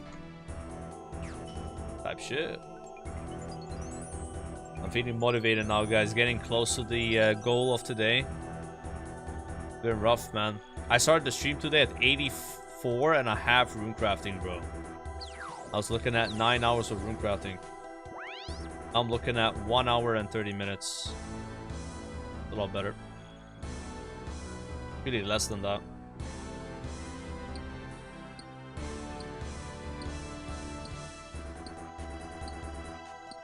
Don't do a Sardako and True Blood Altar.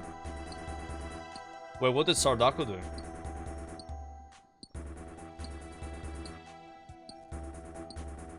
Wasn't Sard doing the Zia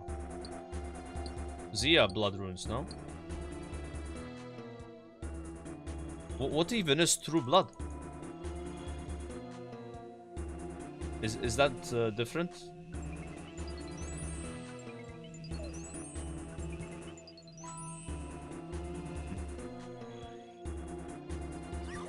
It's rune essence instead of blocks.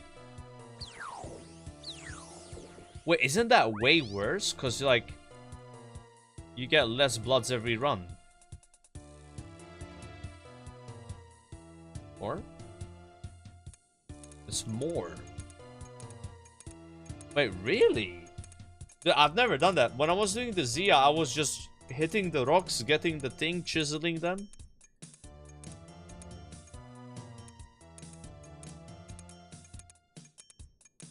Is it more XP per hour or not?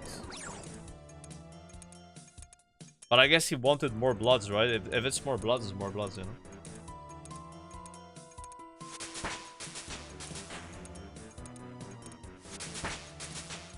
Interesting.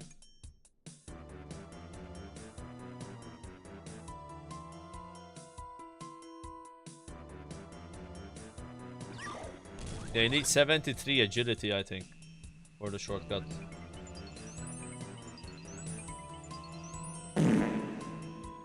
Not 93. The guy's talking about 93. What? What agility shortcut requires 90? Wait, what? Huh? Wait, where is the shortcut? Because I was using a shortcut that said 73. Is there another one? 93? No way, guys. Wait, that's crazy. It's a different altar. Wait, so are we not talking about the blood altar that is in Arceus area? We're talking about something else right now. Where is this altar, bro? Where even is it? So that's not the real one. It's in Mortania. Wait, so the blood altar that I see in this game when I enter in GOTR is the Mortania one. Ah, I was always wondering why it looks different. I was like, why does it look different? I didn't think there was actually one of them. Oh my god.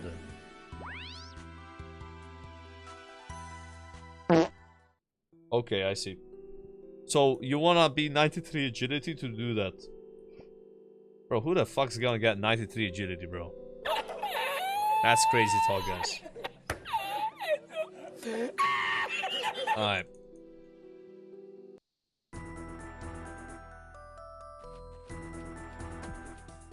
When you go back to the Tempor's test, out the no-cook strat, you're getting 72k an hour at 85 fishing. It's only 72k an hour? Fuck. That's what I'm gonna do. Damn it. Okay. Yeah. And it's gonna take more time to get 90 fishing than 86 rune crafting. Yeah. We need 4 more levels, right?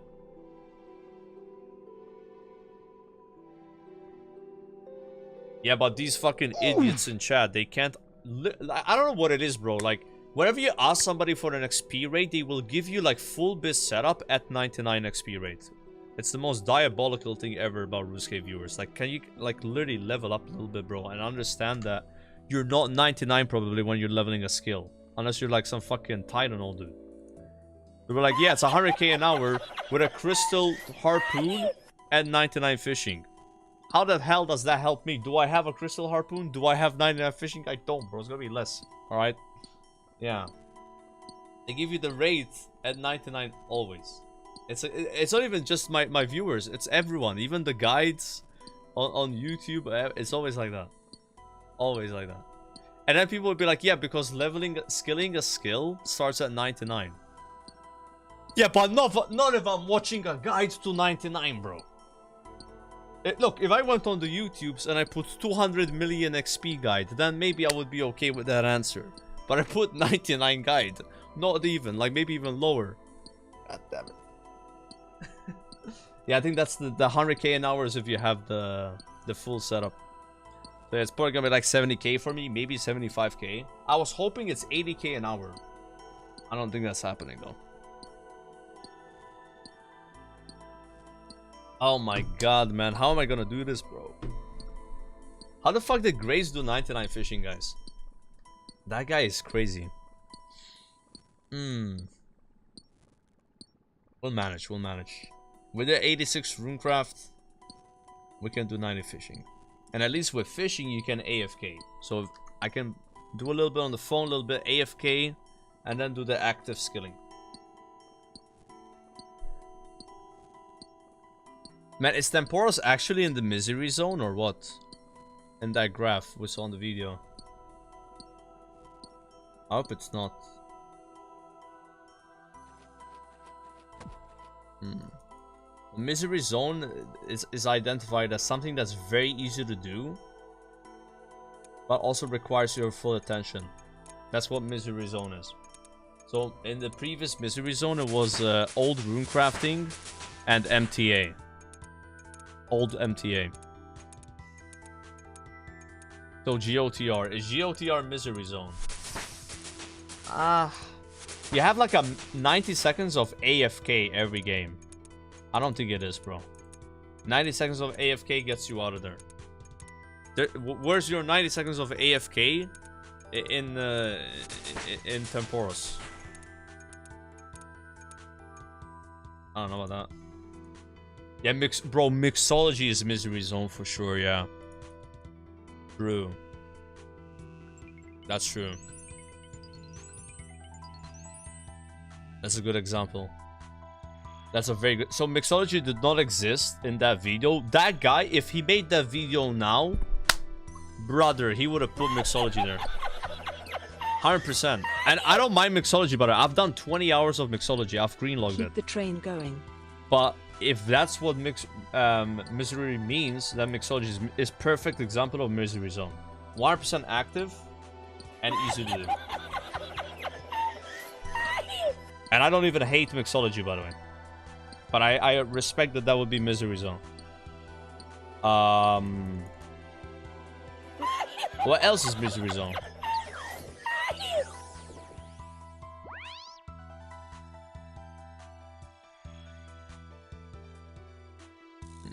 Agility. I think agility is kind of misery zone, yeah. You can't AFK. There's no AFK with agility. Like AFK, like actually leaving your PC. You can't do that with Agima. You can AFK pyramid. No. Oh, yeah, but guys, listen. I have watched... No. I hope you guys don't do this. Do you really go in someone's house that has this long corridor with like a Jad mob? And he's like throwing... Like this... Bro, like that shit looks really bad, man. Like I have watched the video. Isn't it like 10k an hour? But like... Oh my god, that's crazy, bro. Like... And if the higher agility you have, the worse it is, because you actually will not fall in the traps and you reach them up faster, and then it's less AFK. So it becomes less AFK the higher agi you have. And then it's... Oh my... I can't, bro. Like, bro, that's crazy, man. Like... Nah, I know what you're talking about. I've watched the guide. Nah, bro. That's crazy, guys. That's crazy. I mean, I bet people might do that, though.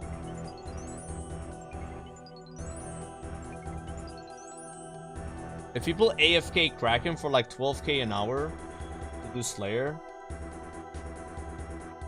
Well, at least Kraken has loot, though. Yeah.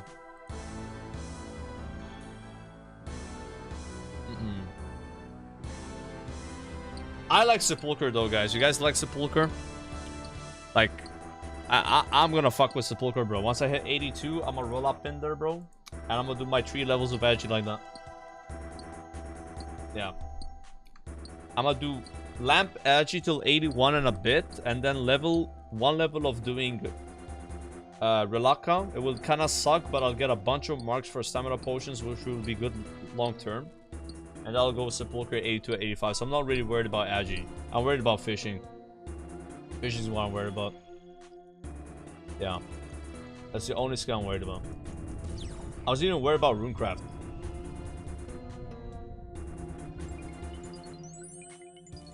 And now I'm not really worried about thieving, because I was worried about thieving a little bit, but apparently artifacts are pretty good.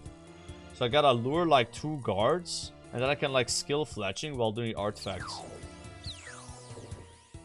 I got like a bunch of tiles. And I can always go like Vyres, I can do Elves. I can do the new Cannonball stalls at 87. Like, there's so many breakpoints with thieving. Thieving is like great. It's like the chest and Wildy. A bunch of shit. Yep. A bunch of thieving, bro.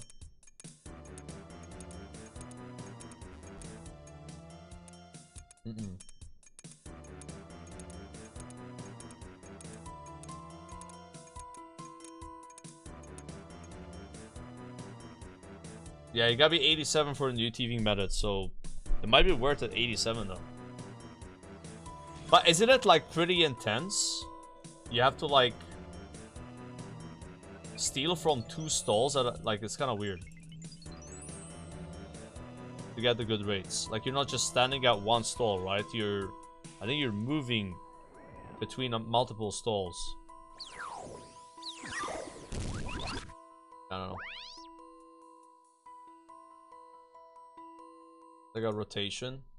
Yeah. I don't know why I don't really like thieving a lot. I would say maybe thieving is like in my lower 3 or 5 skills in Runescape. I just don't have like a big likeness for it. I don't hate it. But it just, you know. I mean, you can't tell. If it's my lowest skill, then that means, you know. Yeah. You can tell by what I have high what I like normally, right?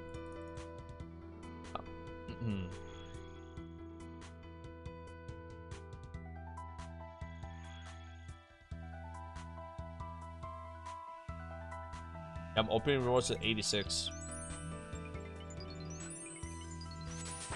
Need to get more Catholic rewards.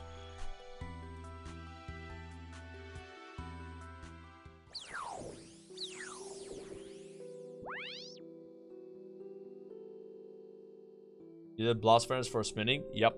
Blast Furnace, Giant's Foundry, Mother of Mine. Green Log, Mother of Mine. Green Log, Giant's Foundry. The Green Logger. I ain't green logging here though, I don't think so, man. We don't have the pet, we don't have 2 dice, we don't have the satchel. Don't have the teleport item. Maybe you greenlock this at 90. I don't know, bro. Like, they made some pretty rare rewards here. Yeah.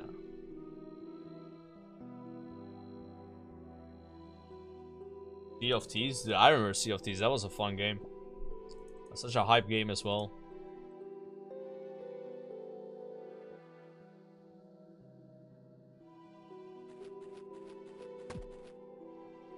Okay. 64,000 experience remaining. Bit more than an hour. Bit more than an hour. Yeah, XP probably got a lot better here. I remember it being like 40k, barely 40k, but at 85 your pouch gets like bigger. Nice.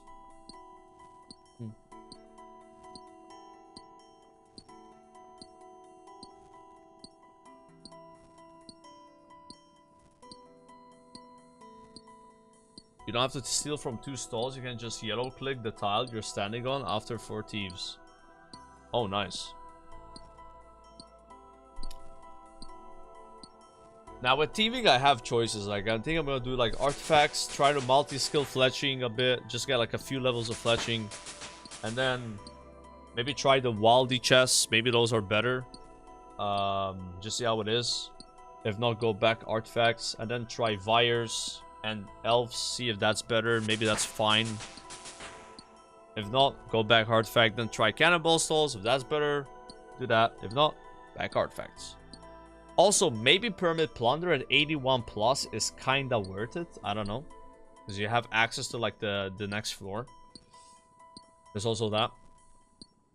But I don't think I'm going blackjacking or Varlamore. Varlamore is shit XP, just like less intense. But again, the way I look at it is either something's like true AFK where I'm not at my PC, or I have to be at my PC.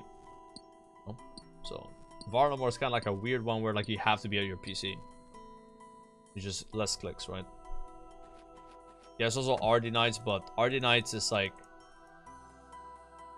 you're still clicking every tick, pretty much, or whatever, right? Like.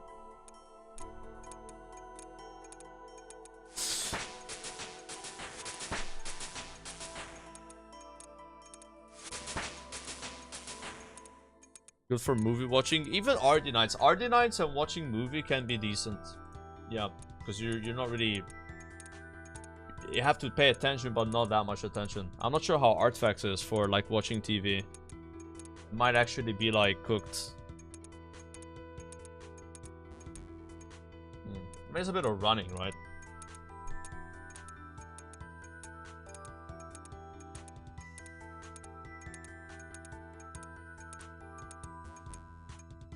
People definitely overhype Varlamore thieving. Varlamore thieving saved my life. Dude, that's so funny that that guy wrote that after your comment.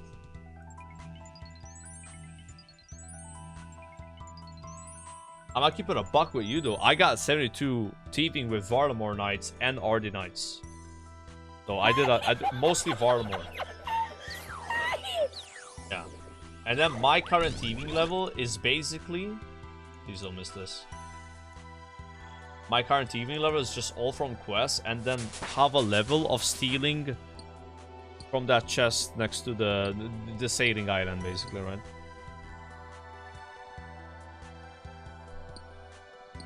Yeah, wonderful beef. Thanks for the gifted sub.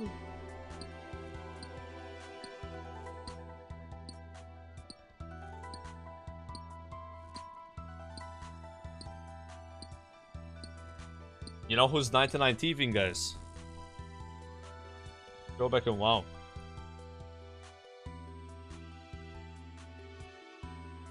Alright.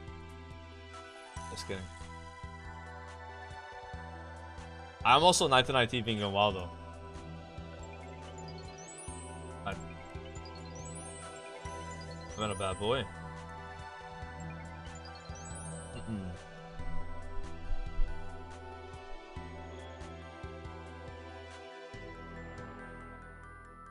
Brand risk. 99 brand risk. 99 zero sponsors. You stole from NA though, respect. What? Did I Showback do that too? Bro, Showback disgrace his entire country, his bloodline, his race. Dude, that whole speech is hilarious, bro. Like, oh man, I love it. That guy had so much energy and passion for what he was saying. It was so good. That was so good, bro. That actually cinema.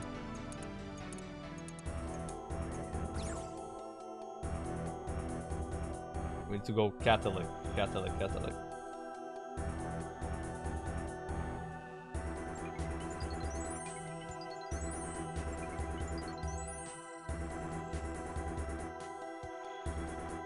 Ah.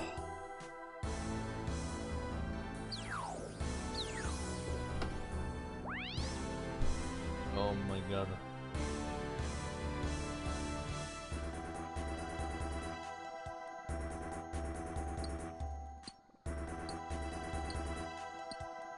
Yeah, for a shekel.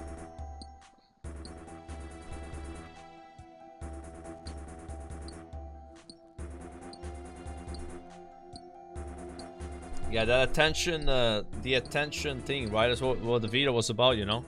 Based on how much attention you want to put into a skill, you get different kind of rewards, you know? Yeah. I bet those like people that have 4.6 billion XP in skill, total skill, they're probably going for the higher attention methods, you know? Because if you're doing the AFK method, can you even get 4.6 billion since the game's been out? That would be... I mean, I don't know, maybe. Maybe if you had your game online, like... Oh my god, Showback! Yo, Showback! Listen. I was just joking, buddy. Alright. What's up? Wait, Showback, did you say once on your stream that you like the thieving cape a lot, though? I remember you saying that, actually. You like the thieving cape. We're just talking about thieving, because I got level thieving to 91, and I was doing a little joke there. Showback's cool with it, though, right? He's cool with it. Yeah, we're still cool, right? Right? It's one of my favorites. Yeah, you like that thieving cape. You like the Slayer cape, thieving cape? I think those were your two, right? Thieving cape's kind of good. It's actually a good cape as well, right? Like, it gives you higher pickpocket chance. Less chance to get caught, I guess. You should have worn that, bro, when you took the shield. Oh, shit! I'm just kidding, bro. Okay, I'm done. That's my last one, Showback. Alright? That's my last one. I promise. Alright. I'm done. That was a good meme, though. Like, the whole fucking crash out from the guy.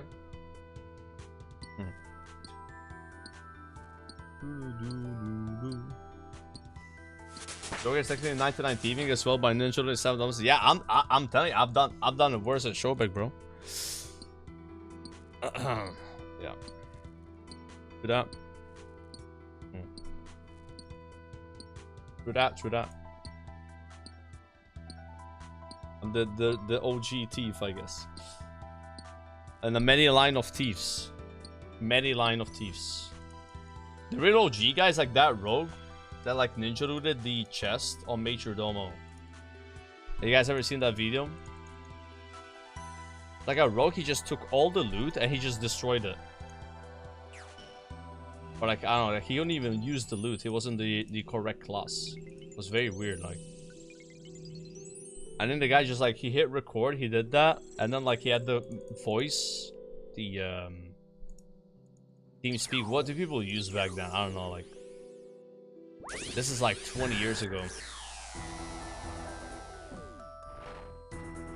Ventrilo? Yeah.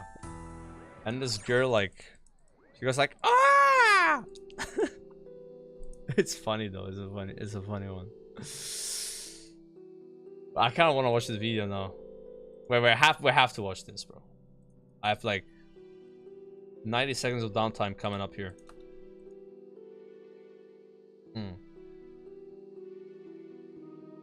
I think it was Major Domo.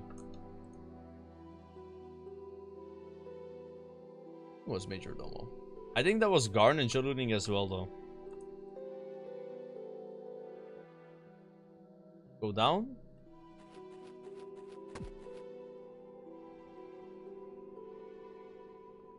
YouTube. Wow. What happens when you search WoW ninja loot? I don't even show up. That's good. That's good. That's good. 5 crazy ninja loot reactions. Greatest ninja loot in classic WoW history. Oh yeah, the corrupted Ashbringer. That one was insane. Alright, this is the one.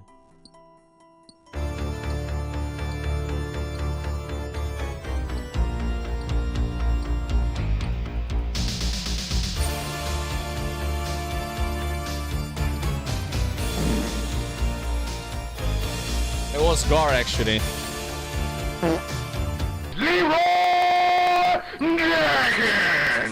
Yeah, I want that ring. I do. Alright. Who else wants it other than rogues? Because all the rogues can't roll on it. Khan, what are you doing? What the fuck? Oh my god. What the fuck? Oh my god. I'm going to kill myself right now. See ya. Get rid of him in the guild. You piece of shit! You piece of shit! I can't believe you. Oh my god. Wow, man. And he has my motherfucking gloves too. That fucker. Fairy gloves. Hey, screenshot for the forums, guys. Shit happens. We should. That was the Lawbringer. This is the original one, bro. Pally shit never drops. What a Oh my god. Oh my god. Oh my fucking god. If oh my god, I want to kill him. I want to fucking kill him. Oh god. I want to Hey, kill who was him. it? How the hell was he able to loot it? The mic quality. I can't believe he did it. Yo, I told you that shit was gonna happen one day. Everyone's like, we trust everyone. He joined Dark Wolves. That's crazy, bro. Dude, that's crazy. OSRS terms. Imagine you clear Cox, but there's like, you know, 40 people in the raid, and you take 40 people's worth of loot all to yourself, and there's no way of giving it back. There's no way to trade the items. They're yours now forever. Yeah, it's like you cleared Cox with 40 people, and you took the loot of 4 people. Yeah, and most of that loot he can't even use it. It's not even good for him, because like it's a class-based game, so like you don't want to have Cloth as a rogue, right? It doesn't do anything. It's very weird, like, to do that. Like, the guy just griefed super hard. Like, he didn't take loot that he actually needed, except the ring, maybe. And then he quit the guild and joined another guild. I think he was just trolling them. Like, I think he joined another guild. And part of the deal was maybe to do that. I don't know, like, the context. This is a very long time ago. It's like an early WoW.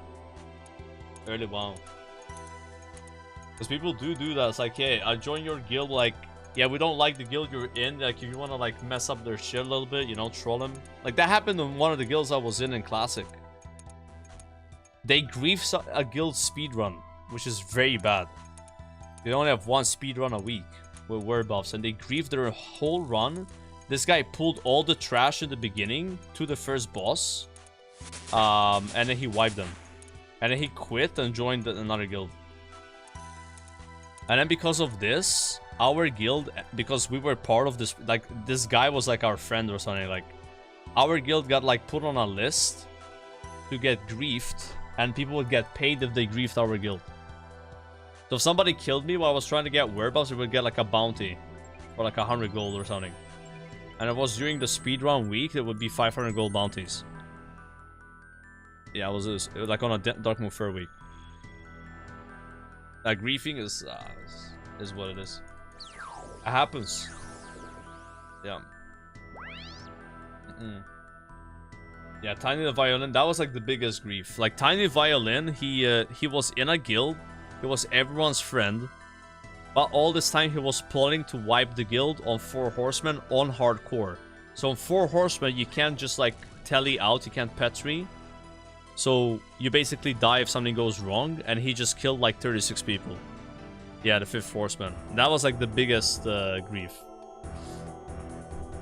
And then he did it again to the same guild, like a year later, on a different boss. On Khatoon. He like jumped out and like bounced the beam through everybody. Like, I don't know how though. How did he do it again? Like, he pretended to be somebody else. It's crazy. Yeah, his whole purpose in life was screwing over that guild, bro. Yeah.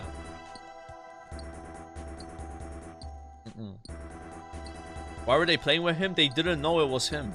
They didn't know it was him. He had a different Discord, different, like... Yeah. It was just undercover.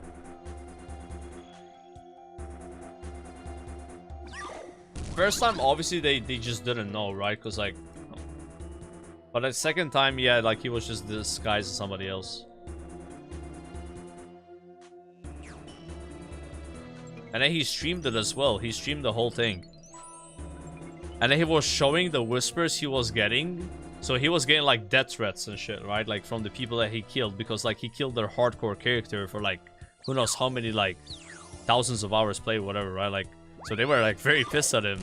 And he was just showing all the whispers. I don't know, the whole thing is weird. Like, I don't know, like... The guy acted very weirdly even after the thing. Like, what he did was fucked up, but the way he behaved after was also kind of weird. Like, if you watch the stream, it was like, yeah... Not like a sane individual. No. It wasn't like a mic drop thing, like, oh, I did this mic drop. Like, it was like... He was trying to rationalize it. I think he had like a beef with the guild or something, you know? The story, like he didn't like some people there. Yeah. They wronged them or whatever.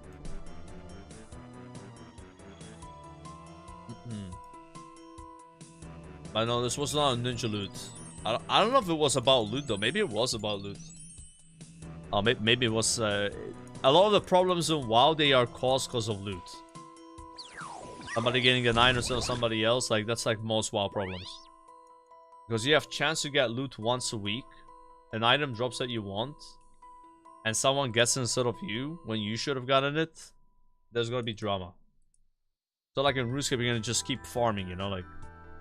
So most of the time, drama is because of loot, right? Or not getting a raid spot, which means you literally can't get loot that week because you didn't raid, because you got benched. There's also drama on this.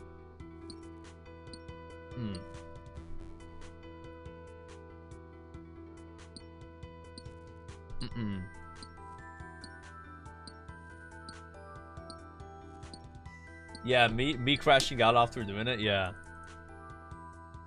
That's crazy. I remember I crashed out mainly because like people were like daring me to do it per se, and then I did it. And then I realized like I got like 3 guide basically. And then everyone else was like extremely upset about it. And then the way I processed that information was just fully crashing out. That's when I realized as a streamer, like, you have to think a lot before you do something that people want you to do. It's like a learning moment for me, for sure. Don't want to get baited, right? I got baited hard.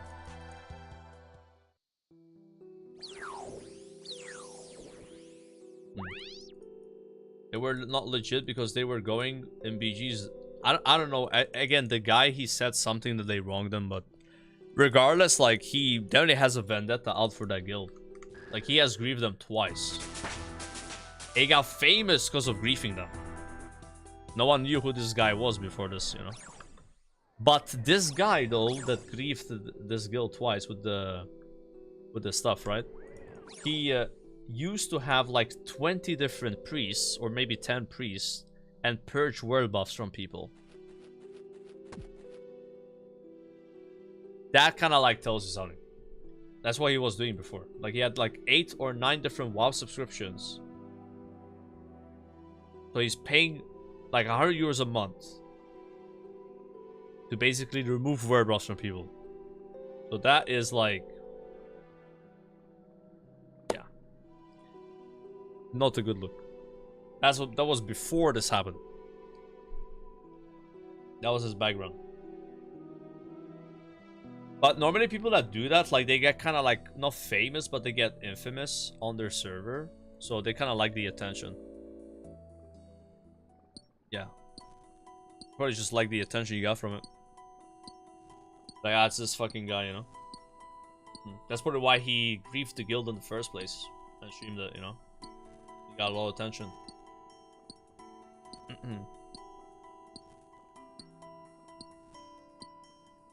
Yeah.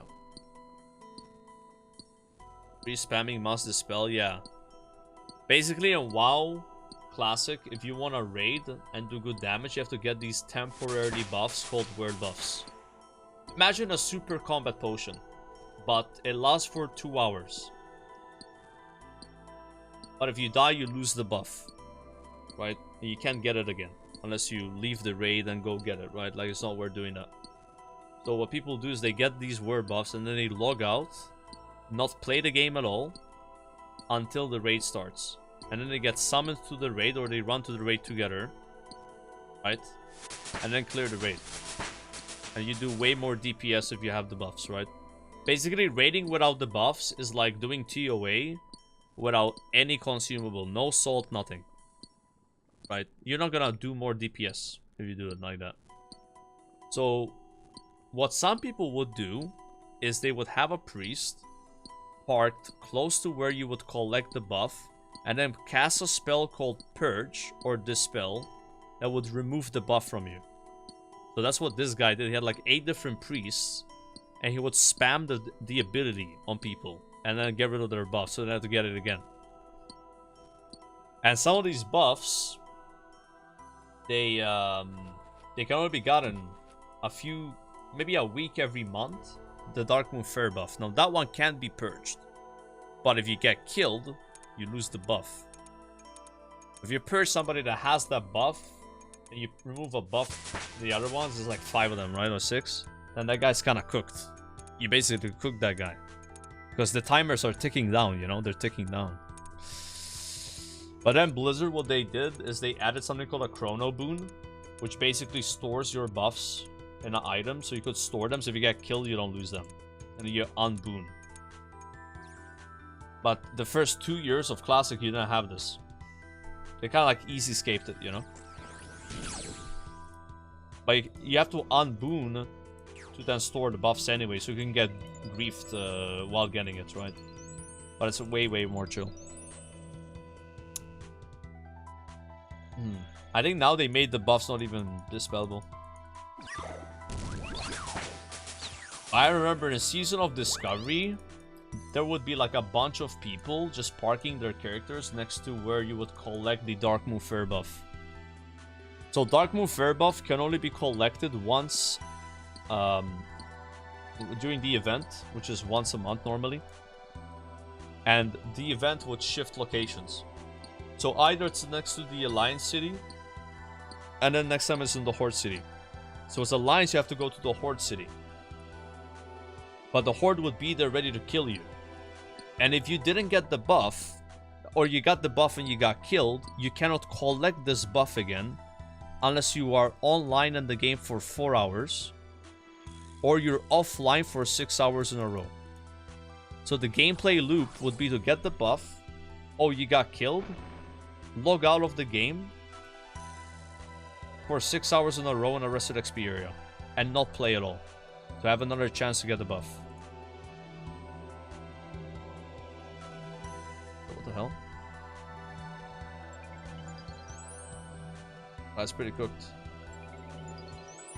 And then in Season of Discovery, they made it where it was like 5 minutes instead of 6 hours. Or like you're online for 5 minutes, you can get it again. And then it gets worse than this. There's a buff called War Chief's Blessing. How can I explain this to fucking RuneScape viewers? War Chief's Blessing.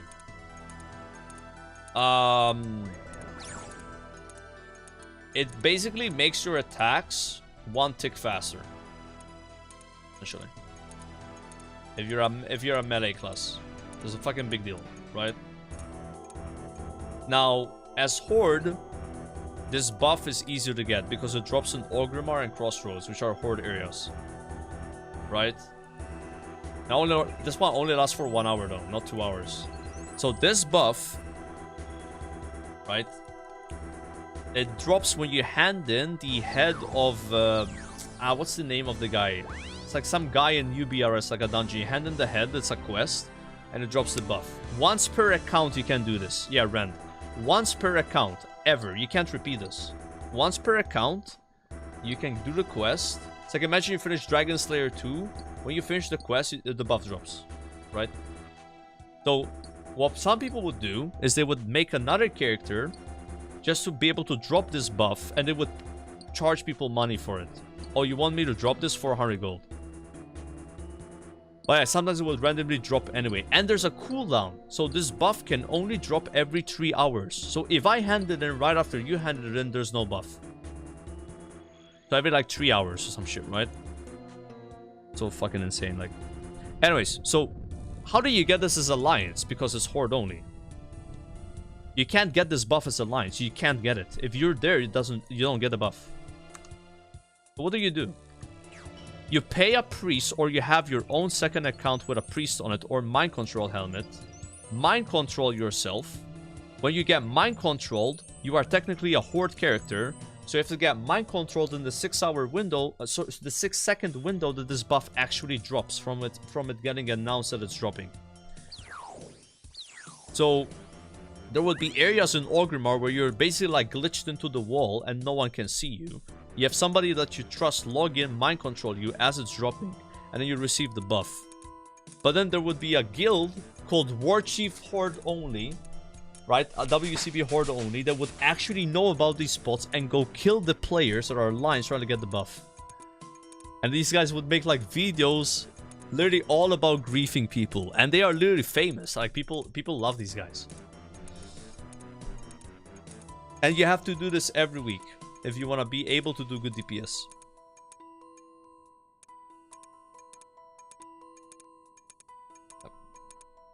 This is why RuneScape's the more casual game. You have to do it, and it's fucking bullshit, bro. Can you imagine? Like, the only way to do good DPS is to do this. Because imagine like being okay with your damage being 1 tick slower. There's no way that's acceptable. There's no way. It's a completely different game when you attack 1 tick faster. Like, it's such a big DPS increase. Luckily, from the Burning Crusade onwards, there's no were buffs. Theoretically, in original TBC, you could get were buffs and they stayed. And in fact, Kungen's guild, they got Word First Vash with were buffs, but then they hotfixed it.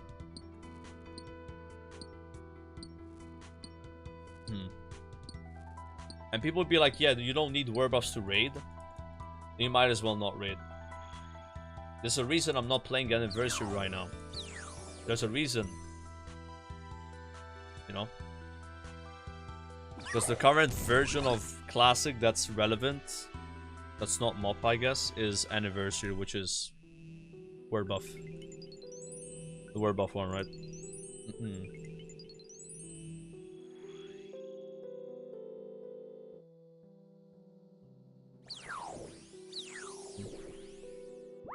You don't want to play Chinese WoW? Not interested.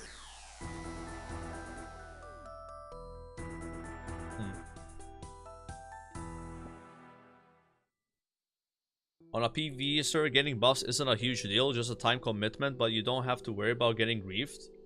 It's still annoying to get war chiefs because you can still get griefed. So this is like the other thing about WoW. So basically,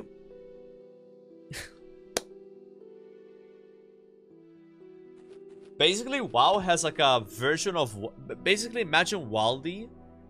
Okay, imagine there's like PvP and PvE servers. So a PvE server is basically there's no wildy. Or like, there's no wildy, everything is like, you can't get attacked. Unless you go to the enemy cities, right? And then the PvP servers, everywhere is wildy.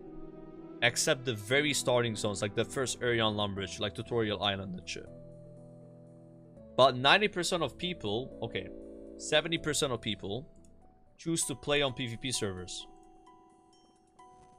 But then 90% of those 70%, yeah, you don't lose your stuff. Sorry, you don't. If you get killed, you don't lose anything. Yeah.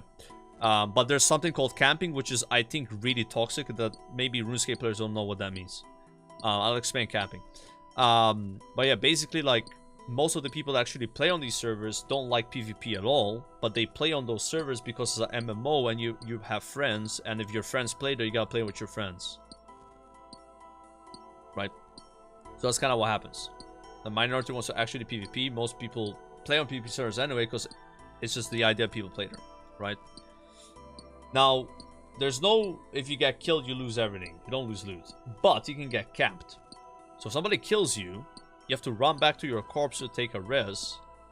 And when you get resurrected, you have half HP and mana and no buffs. So you can just get one shot and killed again. Over and over. And then there's like a res timer. You're gonna wait 2 minutes to res. So it can get pretty bad. Yeah. That's kind of like the whole like PvP, PvE thing. So on a PvE server, getting werewolves is way more chill because you can't get killed. Unless you go to like... You have to get mind control for war cheese. I guess you can get killed when that happens, but that's about it. Most people don't play on PvE servers anyway. Only a few people do. Although that number has been growing. I think every time there's like a classic version of WoW, the number of people playing on PvE increases.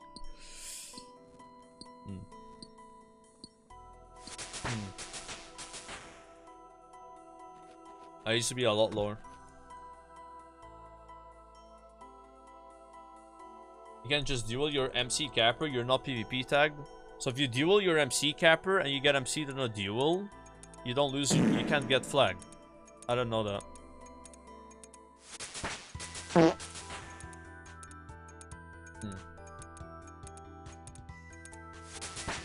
That's good then. Can they just server hop? So there's no concept of word hopping in World of Warcraft. There's only servers and you have to pay money to transfer. You just gotta pay money. And normally there's like a cooldown on it. I think you can spam it. And it's like there's restrictions on what you can bring as well. Yo, Polestate, thanks for the sub. Sounds ass, yeah, it's pretty ass. Also, you can't play with Americans.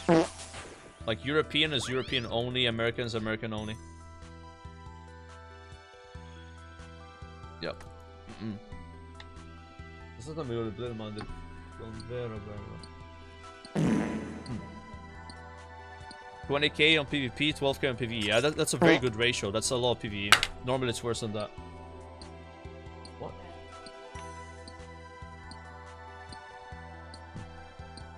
Why is there so much segregation in WoW? It's more like a law thing where they got like different terms. Like, I don't know. Even on retail, why you just can't transfer your character from EU to NA, it just doesn't work. The WoW community is toxic, so is the RuneScape community. There's no difference. All MMO communities are toxic. I see no difference. Anyone says otherwise is like just being picky.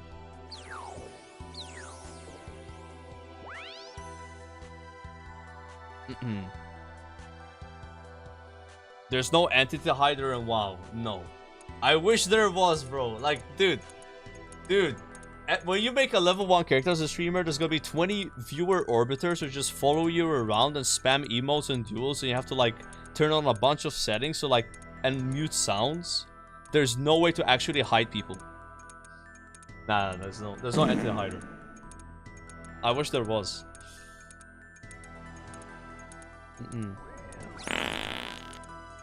That would be sick, man. Oh, thank you so much. Oh, it's no problem.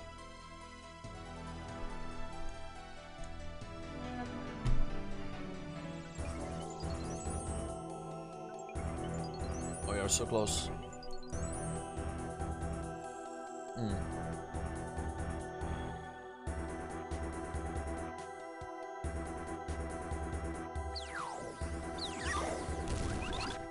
Yeah, the choo-choo train. Yeah. It's like a emote. I mean, RuneScape has this exact same thing. Like, when I made a character, there was somebody following me around, spamming a firework sound. And I had to, like, use annoyance plugin to hide it. Yeah. So, like, that's kind of like the train of RuneScape, I guess. Like, an annoying sound you can spam.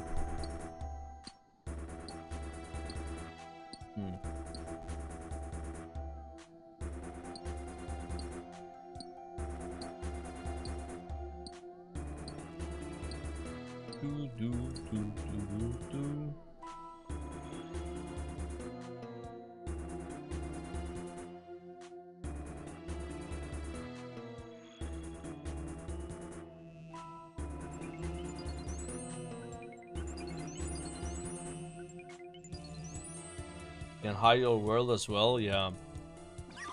Now, word hopping is crazy. Honestly, I look at word hopping and RuneScape as kind of like layer hopping in WoW. But there's way more worlds, and you can actually pick the world you want. Layer hopping, you're kind of in the dark. You don't know what... I mean, there's like plugins, like add-ons for it, but it's scuffed. And it's only like 10 layers, maybe. Most of the time, it's less. Yeah, it's dog shit. The server system of RuneScape is like infinitely better than WoW. Like there's no way WoW will ever be this good in terms of how servers work. Zero chance. Like it's like dinosaur age with WoW. Like you're literally locked on a server. EU and NA, Australian, all like separate. Like it's so bad. It's pathetic. It's like inexcusable. But yeah, they make money from it though. You know, like, because you have to pay to transfer.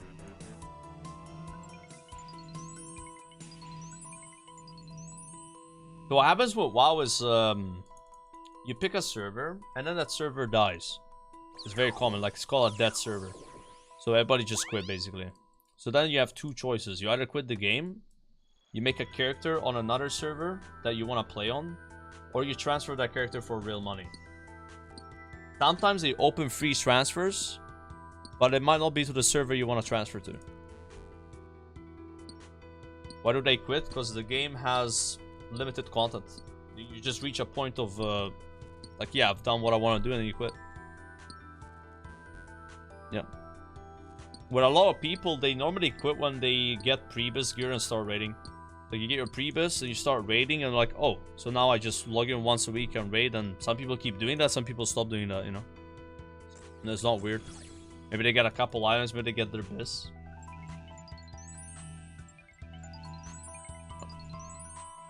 Some people even quit while leveling. Like, look at RuneScape. I think with RuneScape, a lot of people probably quit in the very beginning of the game. Because, like, the beginning of RuneScape is pretty bad. Like, there's so much friction, like, it's like you have no idea what's going on. So that's probably, like, very bad for, like, new players. They'd be like, I'm done, you know? Like, that's why they've been changing tutorial items and shit. Like, they're realizing, like, yeah, like, we got a terrible, yo, like, we gotta figure something out here. With WoW, it's not really like that. With WoW, it's like, you're not gonna quit at level 10, you know? WoW has such an easy start. But then, once you hit max level on WoW, that's when the real friction starts. With RuneScape, it's like, bro, if you've made it past the first 20 hours in this game, you're probably gonna play for some time, you know? Like, you're probably chilling, right? With WoW, it's like, dude, yeah, well, we hit 60, pretty much not interacting with anybody, but now you have to join groups, you gotta figure out how to play your class, actually, like how to get all this stuff, like attune. Like, this is when the game gets confusing and challenging, and that's when sometimes people quit. But you have people that quit and WoW even while leveling though, but that's crazy. Maybe because it's boring, I don't know. Like, you know what, RuneScape, like, the more you play RuneScape, the more quality of life you unlock. But WoW, it's the other way around. I feel like it's the other way around, WoW. Like, because the more you play, then the better you get. Which means you can only play with less... You can play with less people because there's less good players. Like, when you're a noob, there's way more noobs you can play with and be like, hell yeah. When you're, like, actually good, there's way less good guilds you can actually join. Yeah. Like, the inverse quality of life. Has WoW ever increased the level cap? They have. You're gonna find this funny, bro. So classic WoW has level 60 max level. TBC is 70. Rat is 80. Kata is 85. Mop is 90. Wars of Draenor is 100. You with me? Okay. Legion is 110. BFA is 120. Shadowlands reduced the max level from 120 to 60. They did a revamp. Okay. Then Dragonflight did it 70. And now it's 80 in the War Within. And I think in the next expansion is 90 again. And the reason why they lower the max level is because the numbers get too big. They're gonna do it again next expansion. They're gonna lower the damage because people are doing millions of DPS. God, I really, like, can we not talk about any of this? It actually makes me fucking depressed. I really just... Let's just change now. It's fucking crazy. Like, I actually wish I never played RuneScape sometimes because it makes me so much more mad about how ridiculous WoW is. It's like I was not aware of, like, what actually could work. You know, it's like... It's almost like the red pill. That's what it feels like. It's like I'm used to, like, things just not making any sense at all. You know? Yeah. That's fucking cooked. It didn't make sense back then either, by the way. Like, I had the same exact rants. I've not changed my rants at all. It's just now it's even more ridiculous because I can see what things could be. You know what I'm saying, right? The opinions haven't changed. It's just now I've had a taste of the other stuff. Yep, that's all. Remember, I've had the exact same rants many times, you know, it's nothing new. Like with the stat squish rant and shit. I was gonna get into that, but now I'm like, I'm backing off because it's so dumb. I gotta make more necklaces. I'm not gonna stop combo ruining. It's only 28k more XP anyway.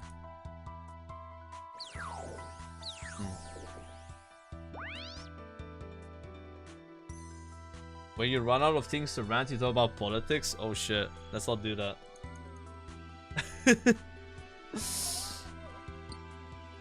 Oh yeah, there. This thing again. He loves that.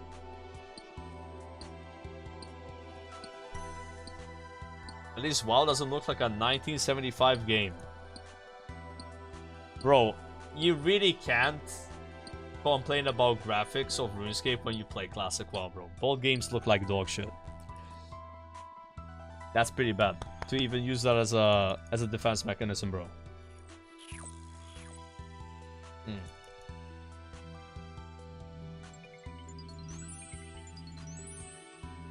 That's just cold, brother.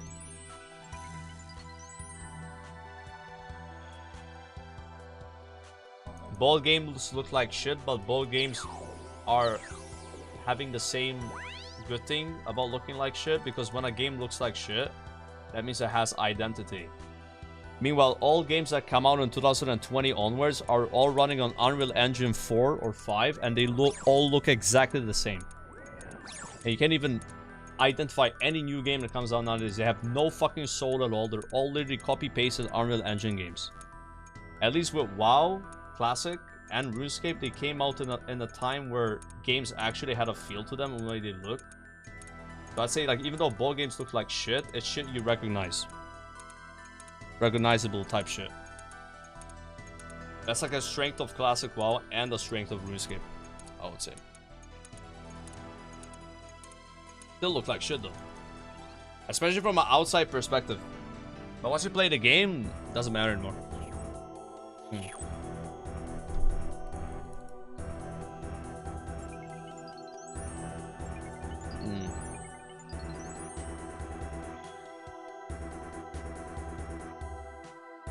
Yeah, WoW doesn't have that option, 117, but WoW has like UI customization, right? So like you can make WoW look way better if you like that with just using like LVUI. Like the game kind of looks the same, but your interface is completely different. I'm not sure if RuneScape, I think RuneScape kind of has this too, but that's how you change how WoW looks, is like with a UI. But with RuneScape, there's actual plugin that changes the shadows and shit. Yeah. I don't think WoW has that. Does it? I don't think so. But we have T-Morph though, but that's kind of different. Like, it's like a plugin that changes your gear. Fashionscape, right? Yeah, it's like kind of like Fashionscape. I think it's bannable on WoW though. Or at least people say it's bannable, but I'm not sure if they actually ban people for using it. Like, I once saw a guy on WoW, he was streaming the game, and he was on a shark. His mount was a shark in Classic. Like a giant shark. Obviously, you can't get that in the game, you know? But some people actually do that.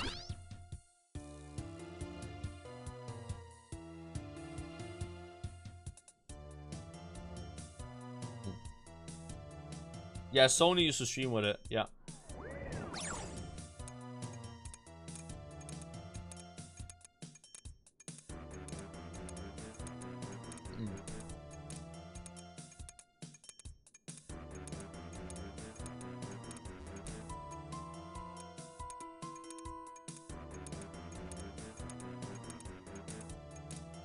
Yeah, I'm not someone that really gets obsessed with new game graphics. Like, I think they try too hard to look real. Yeah, it's weird. I do like it when games look like games, you know. I think the issue with it is like it's reached a point where you can't really accelerate it further. It's like at some point you just reach like human-like graphics and then that's it. You're done. Back then it was like, oh my god, there's like, I can see the nose of Mario. Oh my god, Mario has a nose, you know, like, it's like a big leap. You can see Mario's nose. But now it's like, there's only so much you can do. Yeah. It is what it is. Yeah.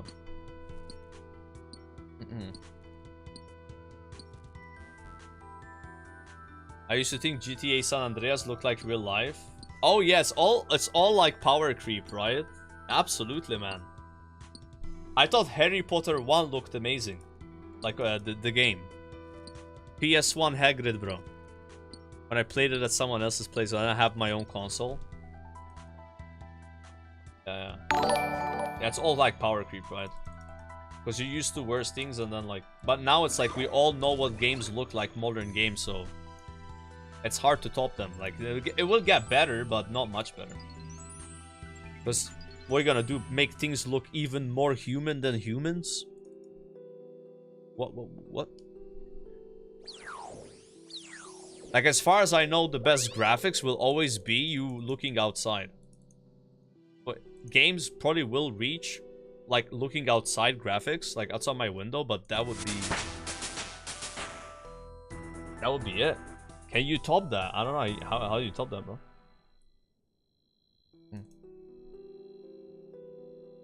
GTA 6 is doing that. GTA 6, brother, like, it won't look like going outside, bro.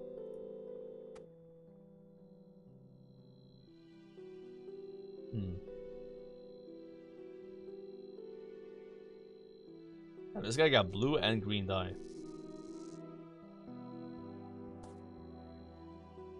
Graphics should have stopped at 2018. Good performance and quality.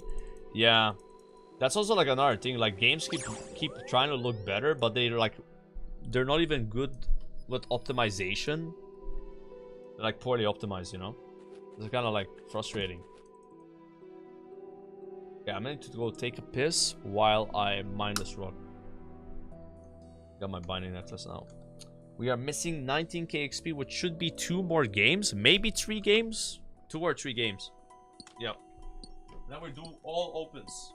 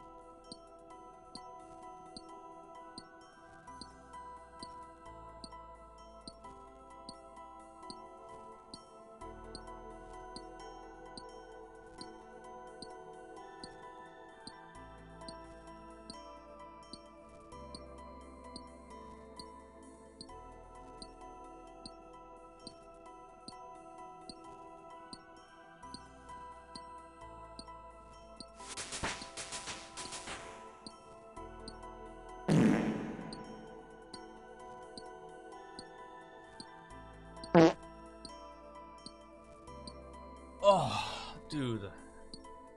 Yo, Ben, thanks a lot for the member, by the way. Thank you, sir. Appreciate that. This runecrafting grind is almost over. Almost.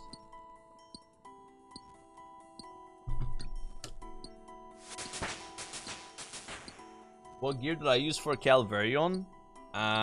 It was like monk robes or proselyte. Swapped to proselyte in the end. And I had a boppers from Moons. And then I swapped the boppers to Zemi Hasta Dragon Defender. I had a Nezi helm, Salve Amulet. Yeah. I'm not sure what else. Maybe like climbing boots? Yeah, climbing boots. I had Berserker Ring, but if I got killed, I won't lose it. Yeah. You don't want to like risk too much, you know.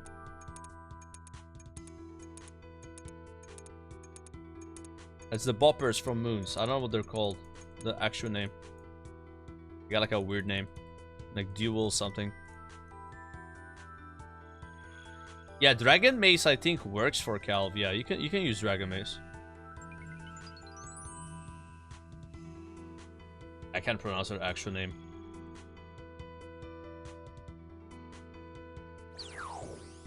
Like you want a crush weapon on Calv because he's like a skeleton, so you crush the skeleton, you know? Yeah, crush is good.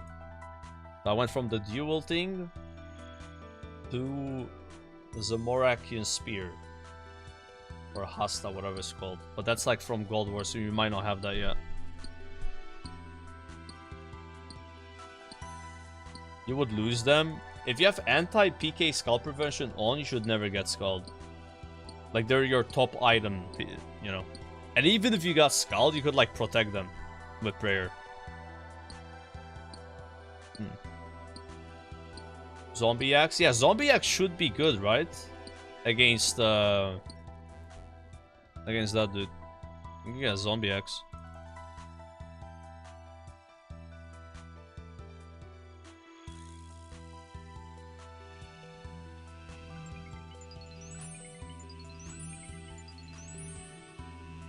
Are redwood logs and lantern bait? I think they're not as good, but it's AFK, right? You save a click. But use our more points.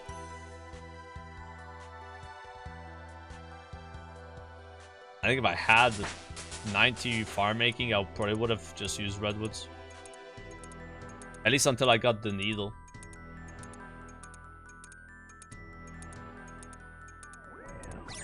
Are you doing Karamja today? Yes. As soon as we get 86 Runecraft here, we're gonna open all the rewards. We have 242. And then I'm gonna do the boost. I have to farm the stews though. I don't think I have enough. After your air rune get deposited, you lock it in your bank.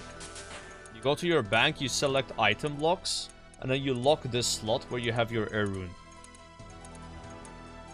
That way, when you deposit, it doesn't go in. How many days did you get? 86. I think I started a week ago at 76. I've been doing like a level a day, maybe a level and a half a day. Maybe some days 2 levels in the beginning. I started today at 86 and a third this morning. I was 86 and a third. Not when I went live, before I went live. It's a grind, bro. Like, this feels almost as slow as like 98 to 99 sailing. Like, it's very similar time-wise. This is the second longest... Actually, no, Slayer's it's been slower for me. I don't know. Slayer feels weird though, right? Like, I don't know. What I don't explain. Like, when I'm doing Slayer, I don't really feel like it's skilling, you know? It's a weird merge of like PVM, especially with bosses. Yeah. 'Cause I average like way less than 30k an hour doing Slayer for the total of my entirety with Slayer so far, right? Now I'm averaging about 30k, but yeah. You getting combats, yeah. I don't count Slayer, this is the slowest so far.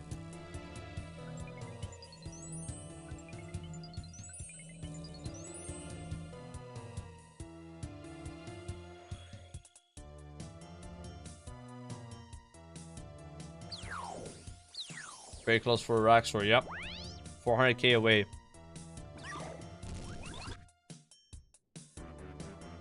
Next stream, I'm probably gonna start with a bit of TVing leveling, maybe an hour, and then full Slayer send, bro. Only Slayer. For that. Today I was gonna do Slayer all stream, but I was like, dude, I could potentially get 86 runecrafting today if I just did this all day. And I just did that. So I just want to get it done. And now we got the Karamja class 4. I'm getting TP to the Slayer Master faster. So it's gonna speed up my Slayer grind a little bit. I had to do this anyway, I had to do Slayer anyway. I just changed the order. It made sense. Change the order of it. Nah, tomorrow's my day off. Tomorrow I'm gonna do like TVing for like 10 hours off stream. Hopefully, when I go live tomorrow, sorry, on Tuesday, this number is way fucking higher. I hope so. Yeah.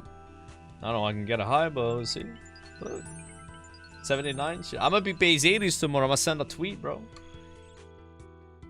Normally, if I do something cool on a Monday, I just tweet it. Since I'm not live. I know I tweeted the base 70s. Base 80s happening off stream as well. Unlucky, guys. Yeah, it is what it is. Yeah, on the couch, yeah. Buying a good gift for Bob. I already bought her a gift. I ordered her, like, she knows, right? Like, it's like, hey, I got her Silent Hill F, and I got her like a really cool Lego, like a plant thing you make with Legos. Very nice. And she's been telling me she wanted Silent Hill F for a while, you know. Yeah. Like 2 things she actually wants.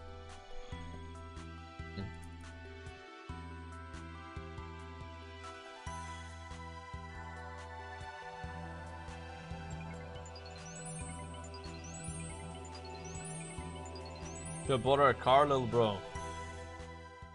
Yeah, she doesn't have a license, so that would be kinda not useful.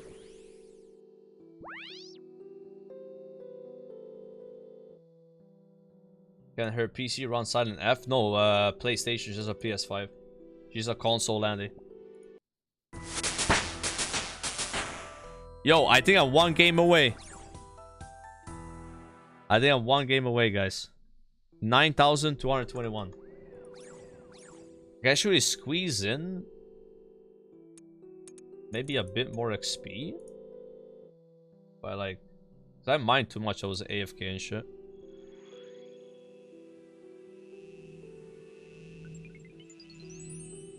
Let me put this in.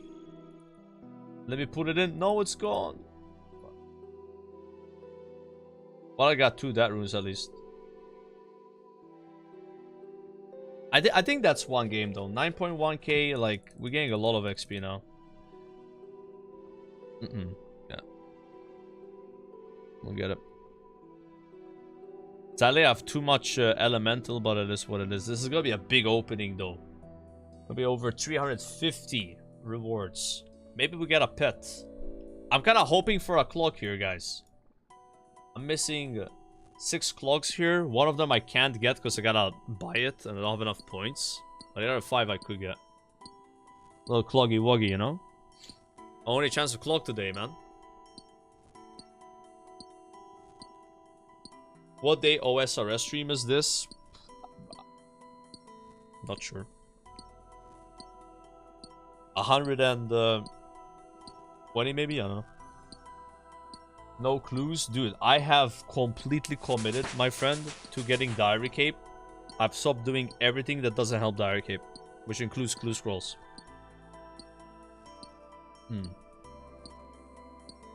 I will resume all of that stuff after getting it. Yep. I stopped farm runs. I haven't done a herb run today. I'm not doing a herb run today. No birdhouses, no herb runs, nothing. Pure Diary Cape. Full commit. The only time I do herb runs is if I have Renars. And I'll only grow the Renars. And like disease-free patches. Because I might need prayer pots to do Slayer. Jay will miss me. I might do a contract or 2 a day, yeah. It kind of depends where I am. So, like, I logged out here. And I logged in here. After I'm done here today, I'm probably gonna pick up those Renars, maybe grow something, do it like a contract, yeah. But it's very minimal. I'm not doing bear houses. Yeah. Full commit, like full on Tylenol, tunnel vision.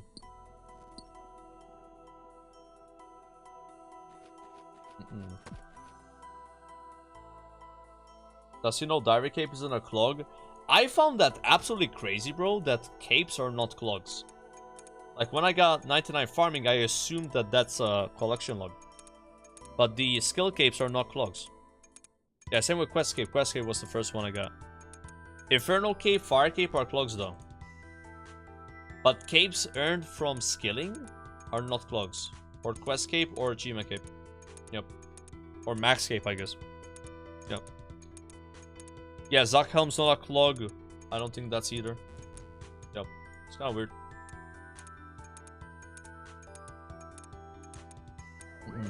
I mean, Zakhelm being a clog would be like out of reach for so many people, right?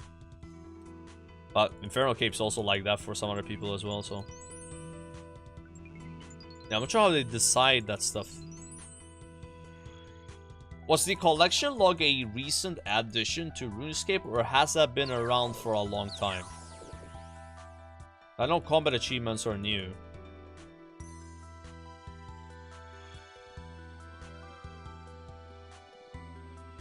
$5 years ago? End of 2018? Okay. End of 2018, so like about 7 years ago. There was a YouTuber that made an Excel spreadsheet and they would update it. Wait, so people used to clog by updating an Excel sheet about all the items they have. Wow.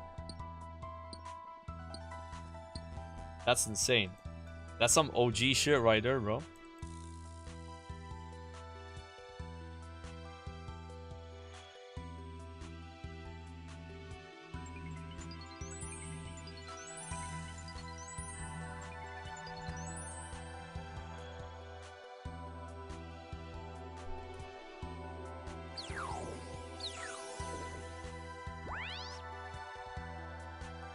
I'm probably gonna need another game because I have to enter body twice.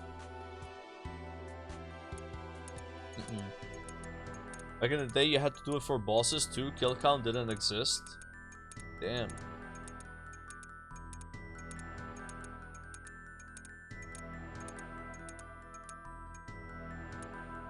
Is there a player that has completed the clog? No. No one. It's because of third age. Third age is too rare. Yeah. Tedious. Okay. Yeah, Savix is doing Desert Treasure 2 today. I'm not sure if he's like back, but he's just doing the quest, right? But that's pretty cool. W Savix.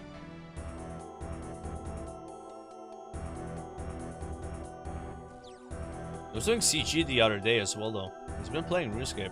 Plays off stream as well, like he plays, he grabs and shit. Yeah. Again, there's not much going on with WoW right now, like unless you're a retail player, maybe. Like this ultra hardcore, like.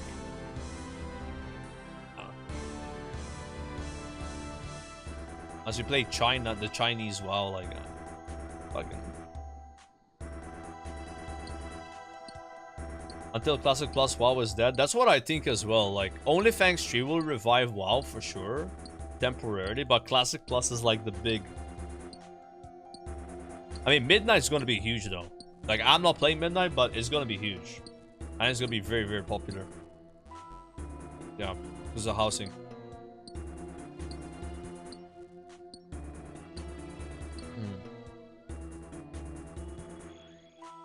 But as a classic player, I mean, you got TBC double relaunch, but it's by the way, like Classic Plus, right? Classic Plus hype would be way bigger than that if it happens, you know. I don't know shit. Dude, this guy got blue and green dye. What a legend.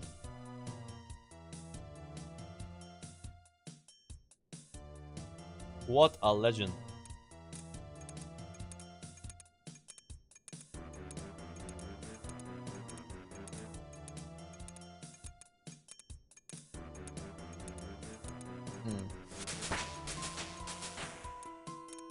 Any particular reason for not doing ZMI? Because it's worse. For ZMI to be good, you need to have essence. You need to have the Dalet essence already, or pure essence. I don't really have that much pure essence. I don't have any Dalet essence.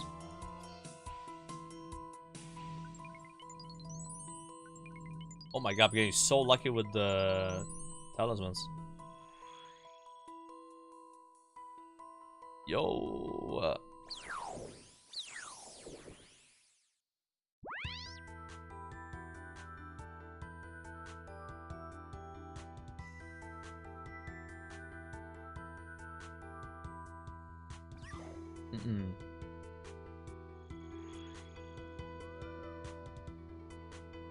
This is gonna be it. This is the last game. This is the last game, I think. Ah, it's so close, bro.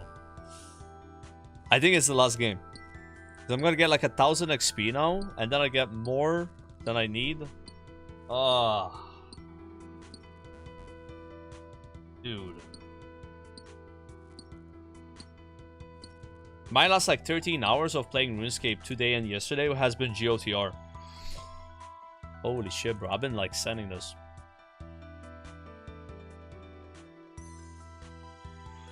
Alright. Click the altar. Empty the bag. Click the altar. Empty the bag. Click the altar. Leave. Touch the guardian. Get the XP drop. Click here. Boom. That's a lot of XP. Yeah, we're doing it right now. This is gonna be 86 rune crafting.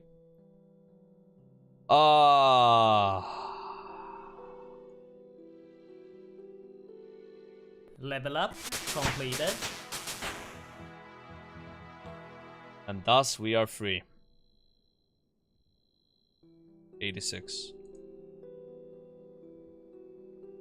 Okay, that's 355 rewards. Let's see what we pull. That was a grind, man. I ain't gonna lie. That was a bit of a grind, bro. I know it's still 86 is not 99, but shit. That took some time. Yeah. Jesus. Okay. Let's see what's in the rewards. We're doing big searches.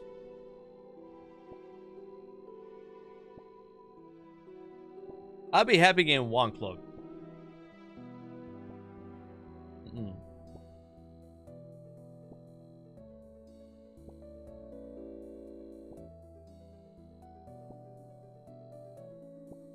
How many purses do I have banked?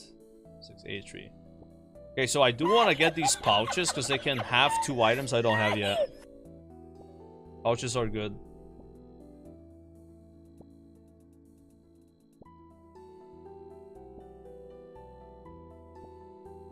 These are like 1 in 200, I think. Yeah, I've already used 1/3 of my rewards. I don't know, reason to bank like my most of these things, but yeah, I'm gonna get them again, right?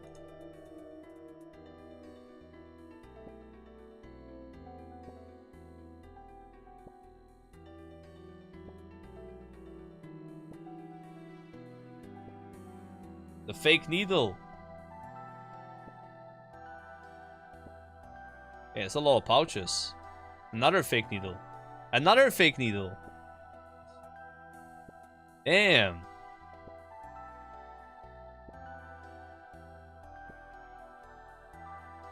Collection log slot Ooh! completed. We got a die. That's awesome. Hell yeah, bro.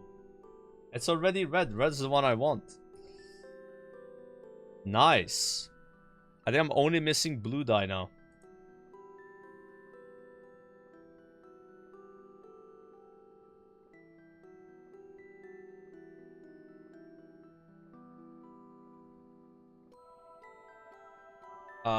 Let's just use that on the chest.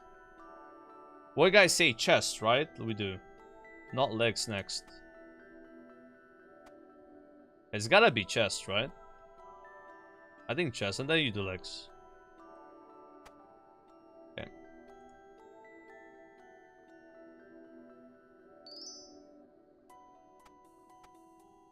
Yeah, that's looking nice. I can see the hands. Yeah. Yeah, you work your way down. Okay, one more die and I can have the full red, you know? We have 174 rewards left, so halfway done here. Right. But there's also all those pouches to open.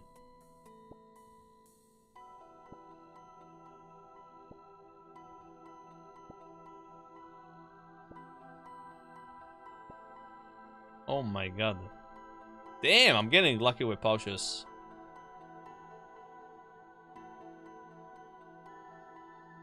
Can you get dupe needles? Because I've only ever gotten one needle, which is kind of insane.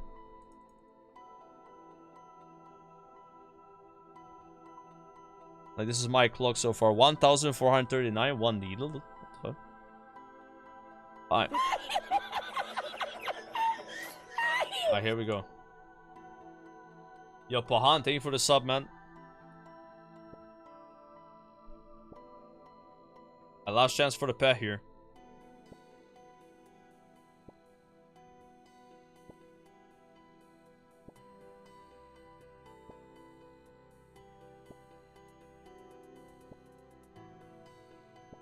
So many runes. I have 22,000 blood runes right now. Oh my god.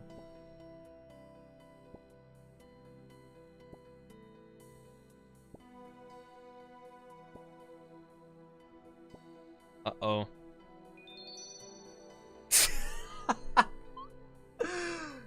No way, a dupe lantern? What do I do with that? Wait, can you sell it?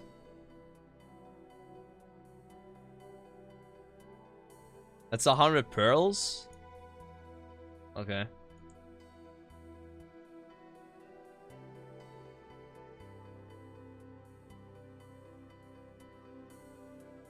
I have to like talk to the NPC, I guess.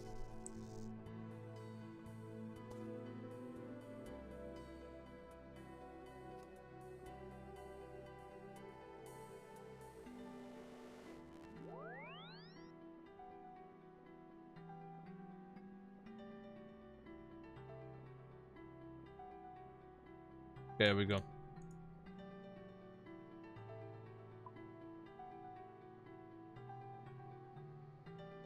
Alright, this is my last like 5 searches. Another lantern!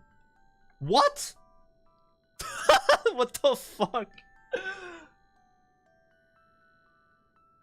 Bro, I've gotten one needle, which is more than twice as common as this. And it's like 1,600 searches, and I got 3 lanterns. Like, how does that make any sense? What the fuck? Alright.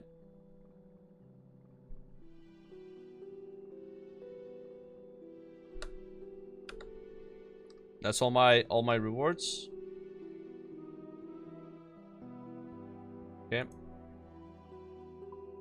I have 1.5k pearls almost, so that's like halfway to buying the pet change thingy, but I don't even have the pet. And now I have 16 pouches, so I'm hoping and coping.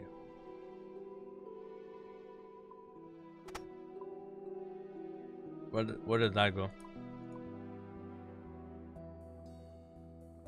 Okay, perfect. Drop my clues. I'm not doing any clues, brother. Alright, so what we got?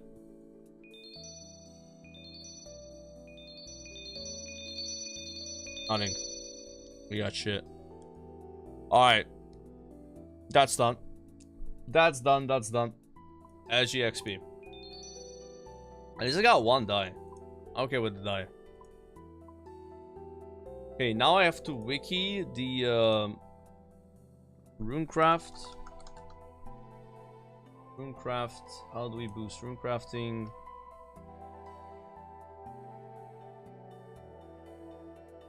Spicy stew, orange spice. Okay. I mean, we could get lucky here, right? Yeah, we need the set.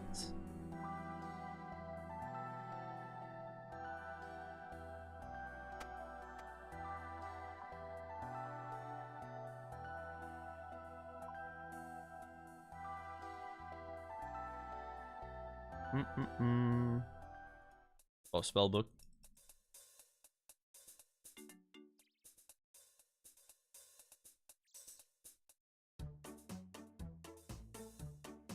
I already have Ring of Elements.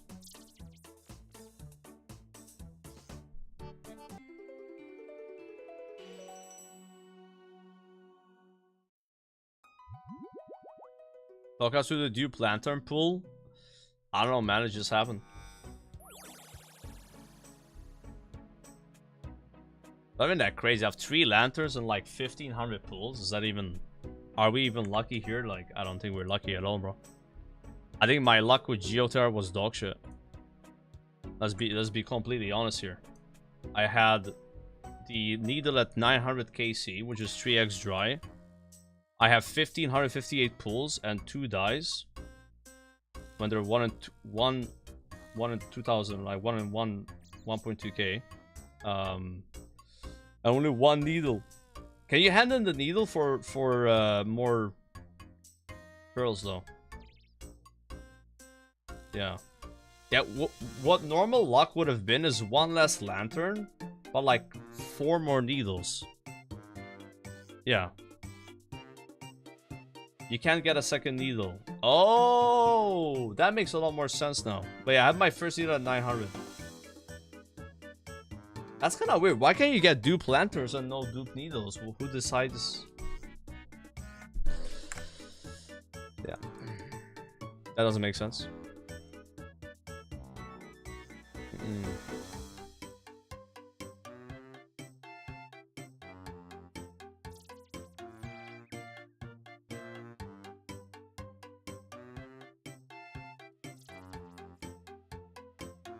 Because you can use different effects. Oh.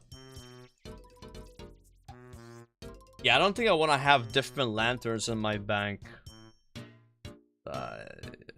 Yeah.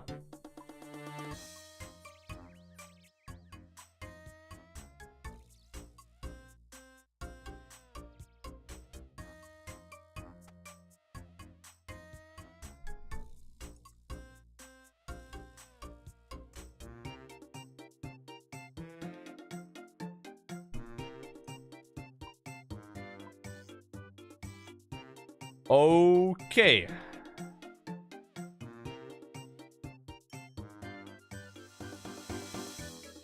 That's enough, yep. Have the set.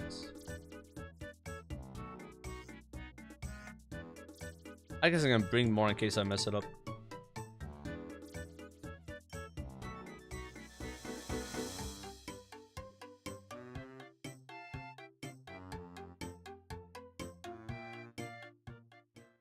Yeah, I only have 3 attempts here to get the boost. Wait, I gotta get restores, right? And I'll go farm some rats if I don't get it. I also still have to do one more thing for Karamja. Make an anti-venom potion while standing in the horseshoe mine. That right here? I don't know where that is. Maybe here? Horseshoe mine. I get a restore potion.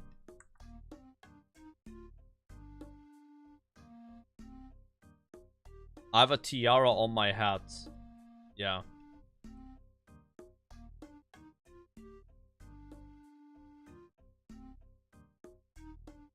Yeah, it's built in. It's built into the hat. Like, I did something way back that allowed my helmet to change to... Basically, you can use any altar, right? They have the runecrafting level too. Alright. I guess I have to use the hat on it?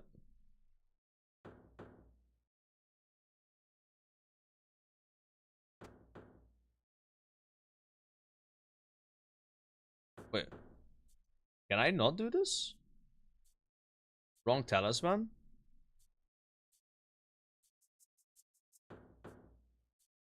It's not Catholic. 1 second. I have to use the other talisman on it, I guess. Is that like permanent as well?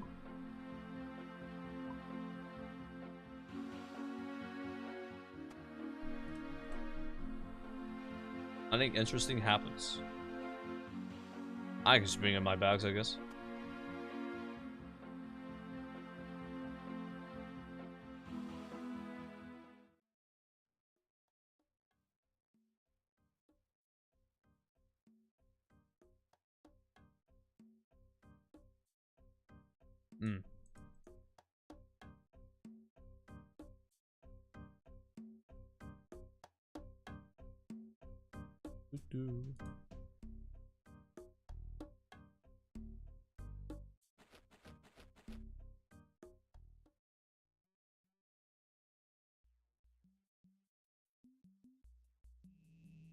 Okay.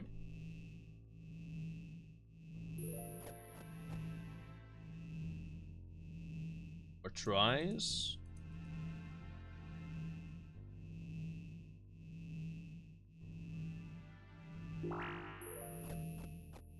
$88. Not enough.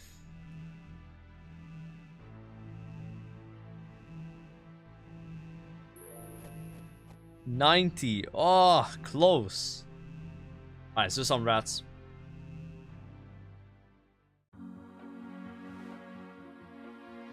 Got a +5 smithing boost though. That's kind of cool. That was like a kind of juicy one.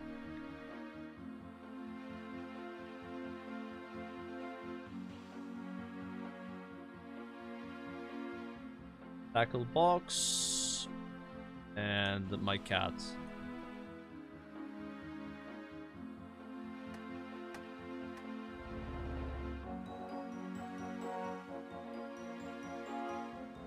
I don't think we need a full inventory of essence because we do have the set. Gives you 60% more. Yep. All you need is 19 or like 20 essences in your bags.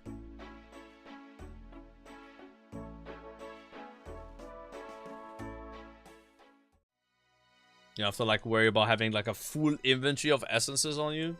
Like all 28. That's how it used to be though. But luckily, with the 60% increase in runes earned, you can like wiggle around a little bit.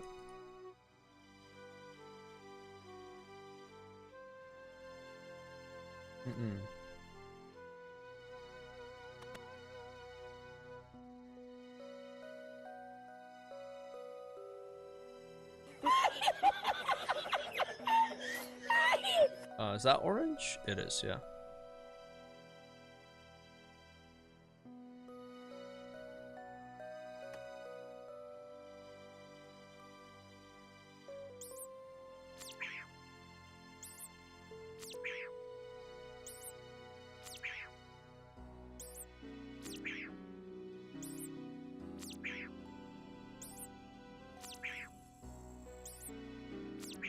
Faster to get 87 rune crafting, then get a +5 boost.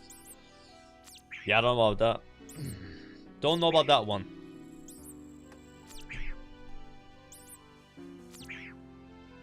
I take my chances with the +5 here. Look up what else is boost. Looks like it's fletching as well, right? Yeah, I think it is. Let's farm 20 of these. But my bags are full because I need to boost fletching +5 down the road. That way I'm working towards... Oh, it's also crafting. We need to boost crafting +5. Damn, orange seems to be the best one, huh? I was doing like brown last time. Brown was like kind of useless. It's only good for one skill. Gotta hold bags.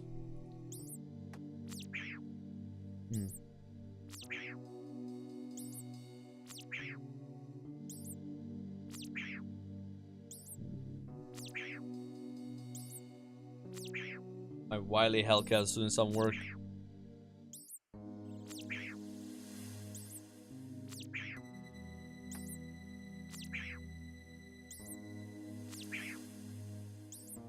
Are you planning to AFK any skills if you play TBC? Probably not. I either play or I don't play. I don't do this half-ass shit. Believe in that.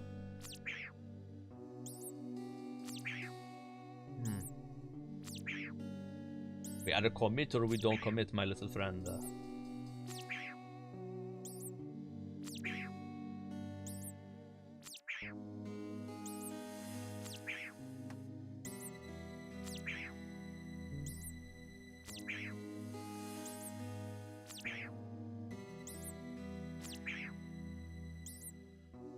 was a nice spinning boost.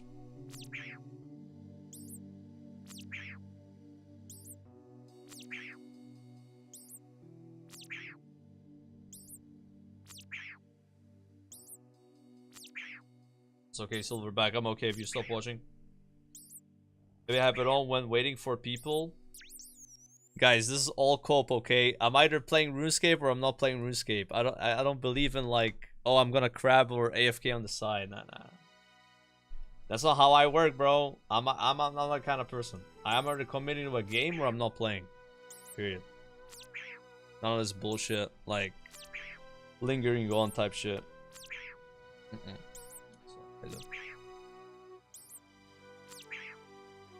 My time played would literally be the same. It would not move. I want that EHP, brother. My EHP matter more to me than some bullshit 5k prayer XP per hour calcified rocks. Those calcified rocks could go fuck themselves. Roll like her.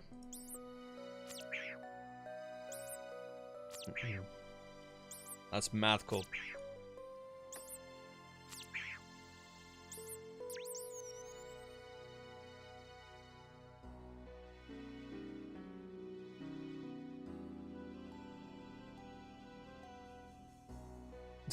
Nah, it's crabbing, bro. I remember I was doing that. I was playing mop and I had like the window crabbing in the corner. Yeah. And then one of my WoW viewers was like, bro, this thing is really annoying to look at, so I increased its size. He told me, he's like, okay, I'll make it bigger for you then. Now, prayer is a joke, man. I don't know why people say prayer is hard to get. If you just do a lot of Slayer, you get prayer. Period. Not a problem. And now with the Frost Dragons, bro, you have Rat Runes, you just go there, you click your Sinister Offering. It's like 30k an hour while doing Slayer. While doing Frost Dragons. Yeah. I'm not worried about prayer.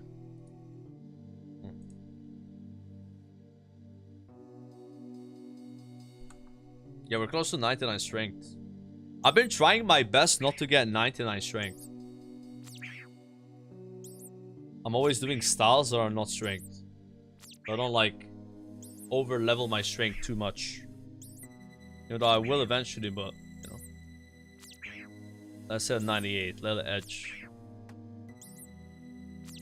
Yeah. Balance my combats, you know. I'm doing attack, I'm doing a little defense now. Do I Charlie spec during barrage toss? I tried it once, but I stopped doing it. I think it's good to do though. Yeah, once all my combats are 99, I would only do strength. Right? Because you got +3 hidden strength. You do more damage. There's like an option for strength, you would do that one. Until to our million strength. Oh my god. Yeah, I guess at that point, you know. You might as well. What even happens if you have 200 million XP and a skill? Is there an XP drop happening or not? I don't know if that still happens. Do you still like it still shows an XP, but like it doesn't actually go up? There's an XP drop, but you don't get... Okay. That's what I thought too. I thought there would still be an XP drop, but it wouldn't actually do anything. It's fake.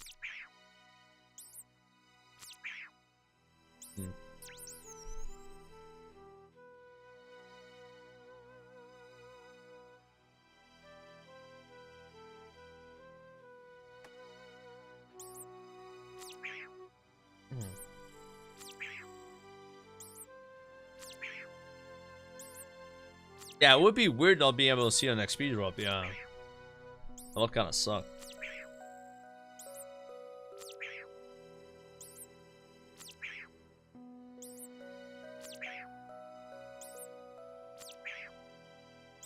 Can't drop stuff here, you might lose it. Okay.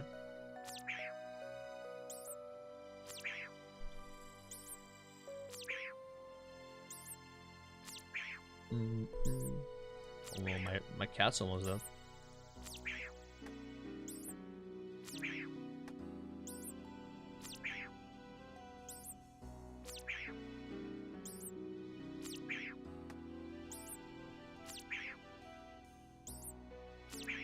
Yeah, I'm gonna fill up my bags with these spices because I might get unlucky now, and even if I don't, they boost flashing and crafting, which I both need to boost +5 eventually, so.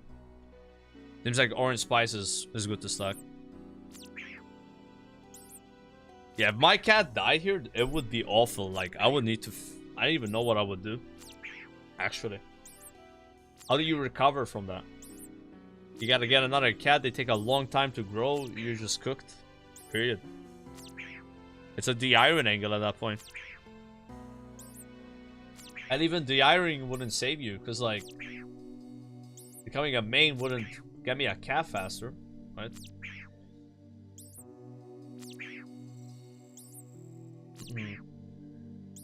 I feel like it's so easy to accidentally have this cat die though. Like there was like almost dead. You gotta like lock in a little bit.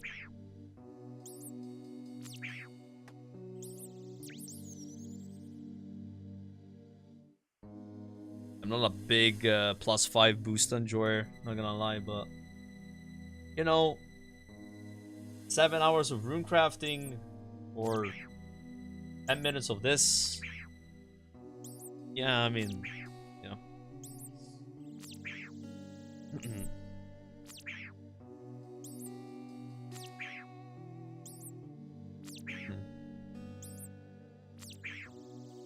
Damn, you lost your cat 5 times. I mean, I've been close, man. That was like the closest I've been actually. But I remember having a non-wily cat doing this. It was like called Overgrown or something, and it's a lot weaker. It does less DPS. Like this one has a 2 max hit. So I'd have to like feed it all the time.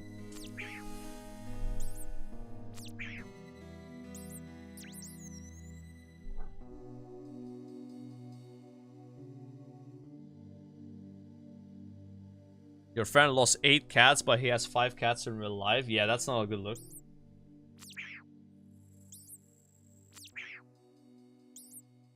Hey, you wanna damage the rat for me? That's an overgrown cat right there.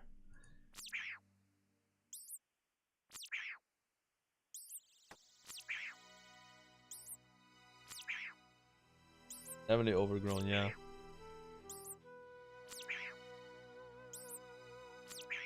Yeah, the cat thing is extremely complicated. I randomly wikied this, and there's like 6 or 5 tiers of cats. You know, like there's actually some depth to it. Like eventually a wily cat turns into a lazy cat. And the lazies are tankier, I think, but they do less damage. And then you gotta figure out how to get your lazy cat to become a wily cat again. I don't know how you do that. It's not happened to me yet. So after this cat's been on for like an hour, I think that's when it happens.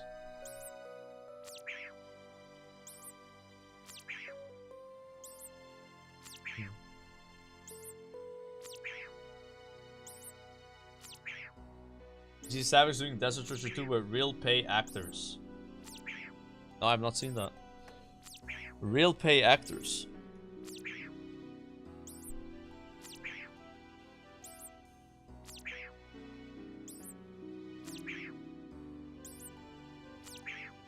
You know, me. What? And I'm willing to offer you an exclusive rate of a 40% split. 50%. Wait, has somebody voice acting for him? Absolutely, a 45% split. So, kid, what do you say? That's hilarious. How about I look around while I think about it? Of course. Holy moly, This is absolutely ridiculous, and I love it. That is funny. He's got like one of his like Discord mods or something reading out the quest for him. That is so good. But does he have like, you know, different voices for the later ones or what? Yeah, very good idea. That's his last quest, I think. Very original.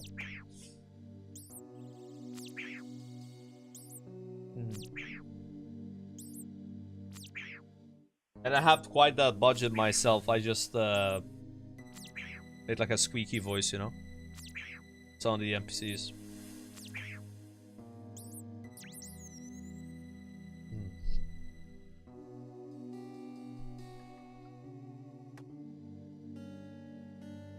It's just my real voice? Yeah, pretty much.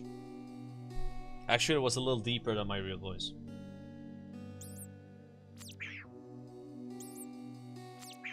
Do you think Bob would be capable of doing that without laughing? No chance. Bob can't be serious sometimes, guys. Like, if she starts laughing, it's over.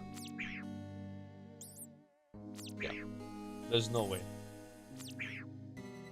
It'd be like 20. It would be like 20 minutes of her laughing, and then she would maybe calm down and be able to read one sentence before laughing again. You know, it would be not like an 8-hour quest. It'd be like an 8-day quest.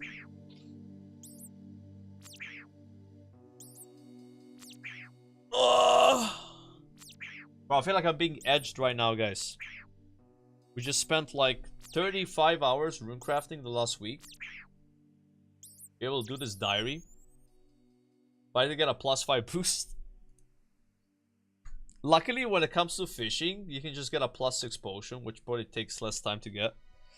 But we do need to do a +5 fletching boost. Any other +5 boost, chat? That might be it, actually. Yeah, with agility, you just eat a pie. Oh yeah, farm making. That's why I was thinking doing 81 farm making, because even though getting 81 farm making would still take longer than getting a +5, it's like... it's not that bad. Yeah. So I think I'll do 81. Just because, like, fuck it, you know. You know what's gonna suck, chat? Farm making is gonna be my lowest skill. Like, that could be a good or bad thing. So, good thing about that is I don't have to do Tears of Gootr every week. Because might as well not do it for farm making, right? Bad thing about it is I could be going to a skill that's way slower.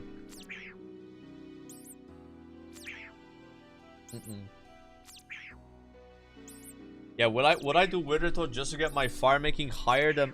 What even is my low... It would be Hunter, guys. Yeah, right? Hunter. Yeah, who cares about Hunter XP? There's no way I'm leveling Hunter and Farm Making as well, just so that my lowest skill is like Prayer. Or Construction. No, Thieving is gonna be 91. Okay, let me explain. So, we're thinking about what are my skills gonna look like when I'm done with the cape. Thieving is gonna be 91. Yeah. Thieving is gonna be 91. Prayer is 85. 90 fishing. Actually, mining would maybe be my lowest skill. If I leveled Hunter and Farm Making. Tears of Gootr mining is not that bad, I think. But that should not be happening because you should have 92 mining anyway. Now, fleshing is gonna be 90. Yeah. Agi is gonna be 85 and fleshing is gonna be 90. Yeah, I was enjoying doing Tears of Gootr to Runecraft, but now I'm gonna have 86 Runecraft, so it is what it is. I guess Diary Rush just kind of like messes up Tears of Gootr. Not really a big deal, but you know, it just feels better when you Tears of Gootr a shitty low, like slow skill, right? Like I wasn't minding Tears of Gootr and fishing. People were giving me shit for it, but it's like, dude, I don't think it's that bad.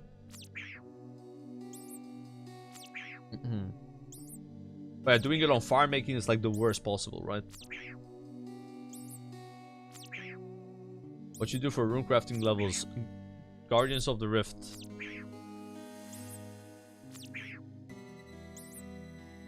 I have done 413 Guardians of the Rift. 413. A lot. Do you like to play Runescape 3? I'm not planning on playing Runescape 3, but I've heard like some nice things about it though. Like this like whole like Cape of Accomplishment thing sounds really cool. But there's apparently like a lot of pay to win and shit. I don't like that. But I don't know, if you play Iron Man in RuneScape 3, is there any pay to win? Maybe not. But there's like a lot of dailies and weeklies though, and like, yeah, that's also another thing. I could see myself trying the game not anytime soon though. If I played RuneScape 3, I would want to be like max caped in this, like any like combat achievement tier that I think I could have done, like master maybe, like done my Inferno, Colosseums, like all that like PVM shit, like be like, no, like very far away. And who knows, maybe at that point RuneScape 3 will be a lot better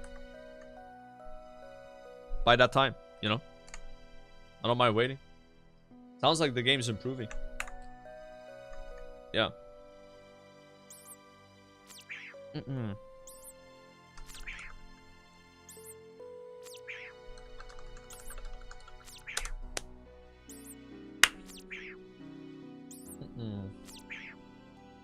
Three more spices.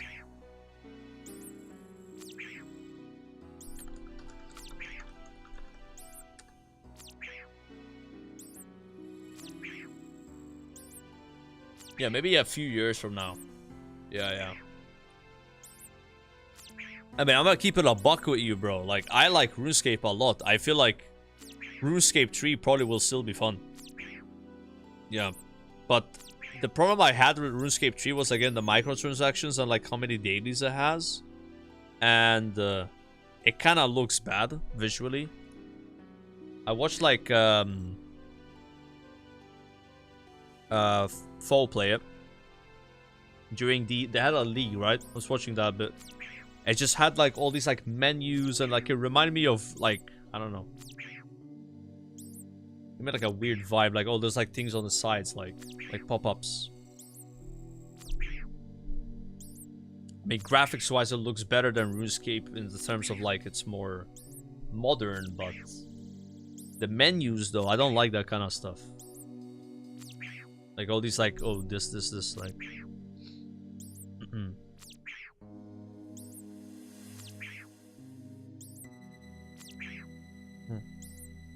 Yeah, we can change them. Now, I'm not like close-minded on it. Like I said, like I could see myself trying it at some point, but I would want to have done way more in this game. Yep. Yo, LMGD, thank you for the raid, man. Hope you had a nice stream and congrats on all of those quests. Like, you're pumping the sailing.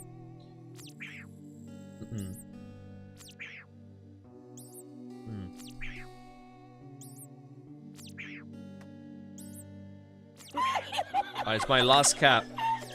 So, people that just came over from LMGD stream, we have just finished 8 hours of Guardians of the Rift to reach 86 Runecraft. And I'm currently on the achievement diary grind to complete all of these on Elite. And today we're going to be doing the Karamja Elite diary, which requires 91 runecrafting. But you can boost from 86 with a +5. So I am farming these spices, which I've just gotten all of them now. And these have a chance to give you a +5 boost. So, hopefully I get it. Fill this up here with the fish. I'll deposit that. I'm gonna deposit most of these because we need to have space in the bags. Okay. How many spices stews do I have? Madoni. We don't have the things. Okay, gotta go buy those. Yeah, it's a bit of a process when it comes to like stew boosting. I personally am not a big fan of it, but again, it beats doing 7 hours of GOTR, you know. So we're gonna go and buy some stews, pop a little bit. That is so funny, guys. Last time I've used this teleport was actually to buy stews. It was already there.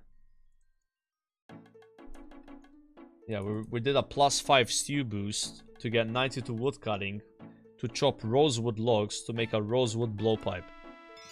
Yeah.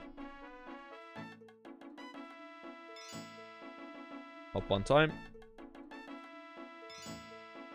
When are you doing GOTR for 8 hours and watching a 7-hour video again? Dude, I think people liked watching that video though. That was good content. That was a really well-made video. I think people found it interesting. Maybe in the first hour and a half, most viewers were kind of lost. I was kind of lost a little bit too. But once he started showing like the wiki, the actual kind of like items that people are familiar with, it caught their attention again. I could tell.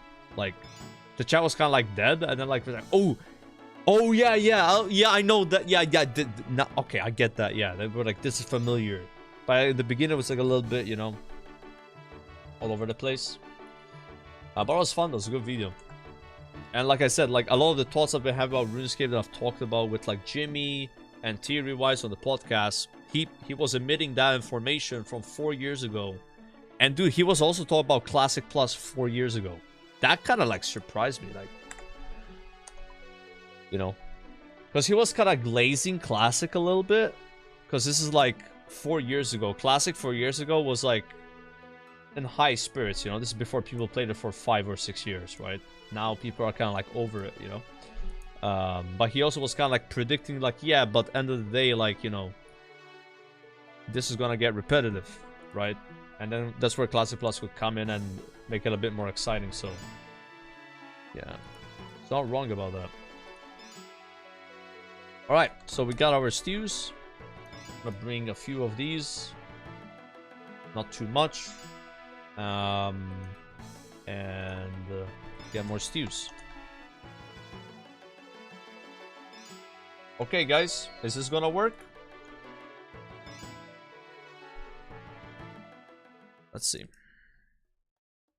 Which video? It's called Why RuneScape is... I don't know the name of it. Here's the link. I still have it on my clipboard.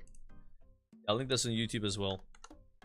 Yeah, it's a 3.5 hour video. I highly recommend watching it. It's great. I can go through my VOD and see my take on it. I didn't really pause it that much, to be honest. Okay, so will we get 91 runecrafting? Let's see.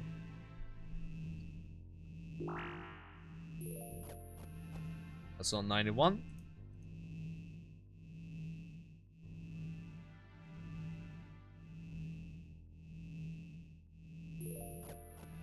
87.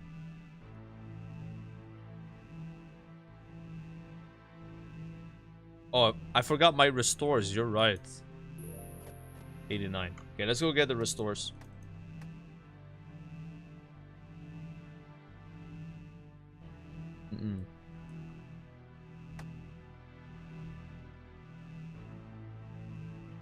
I also gotta be fast because, like, I don't need this gold in my bags, for example. I'll get rid of that.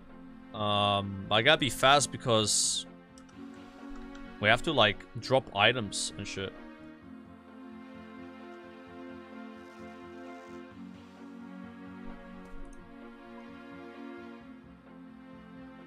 One restore, I think, is gonna be enough. Yeah, I think I'm bringing too many stews. That's better. Then you can go like bup, bup, bup. Use the catalytic talisman on your hat. I tried doing that and it didn't work. I'll try again. Nothing interesting happens. The other way around? But it doesn't really matter, guys, you know? Oh, it's gotta be a tiara. Oh, shit. Hold on, I gotta pick this guy up and... You gotta make a catalytic tiara. Maybe we could do that. Sure. So, to make a tiara... You need a tiara mold. And, is it a gold bar? Let me wiki this real fast. This gold tiara, okay. Yeah, Azum, thank you for the gifted sub, man. 13k gold bars. Yeah, it's Calvarion, he did that. He gave me a lot of gold ore. So now I have a gold tiara. Do I click this on that?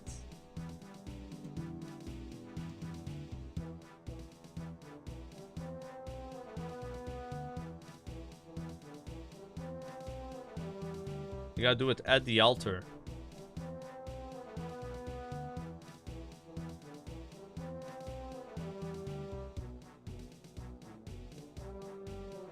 Got it. Okay.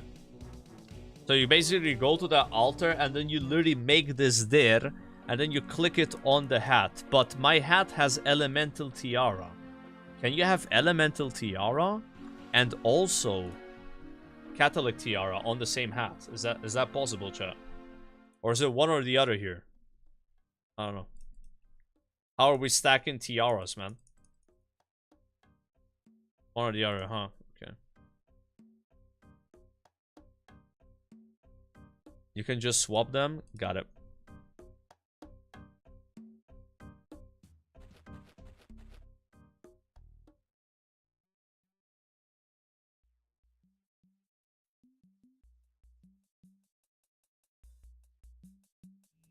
Just gotta do it here.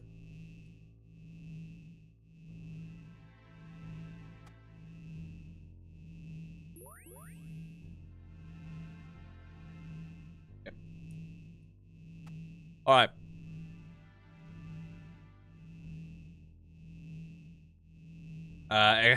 I almost drank it, guys. Look how much time is left. Yo.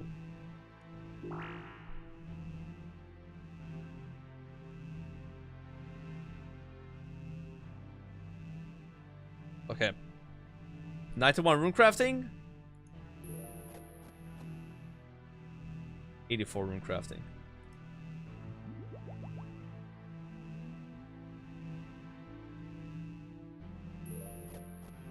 I got baited, bro. I saw 91, but it's smithing.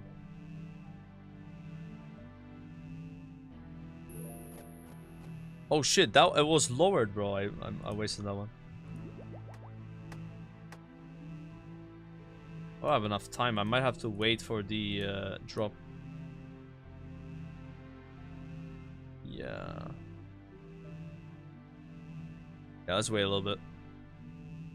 Because this timer is fake, I'm pretty sure. Like, I've seen it go down before the timer.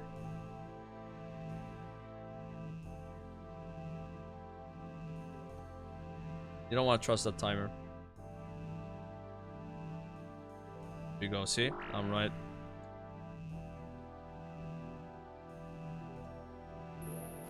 God damn it, chat. I'm getting baited.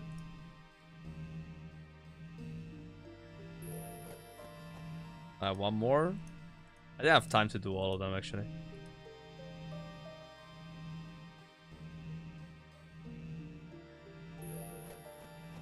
Minus.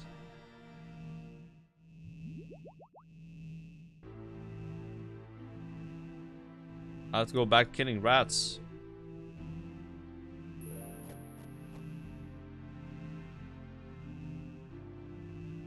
Okay, we didn't get it. God damn it. I have some more left though, right? I think I got like 20 and I've used 10.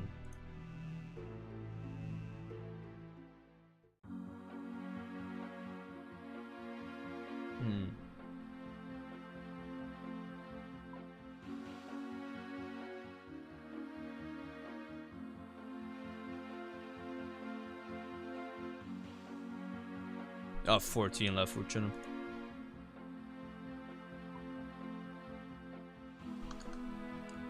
Elena.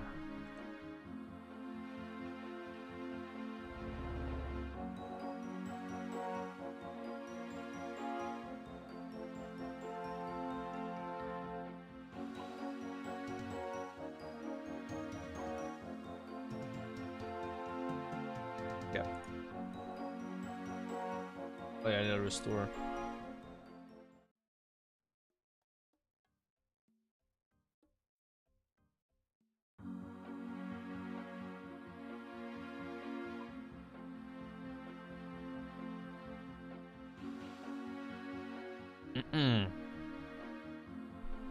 This is like an 8% chance to get the boost or something.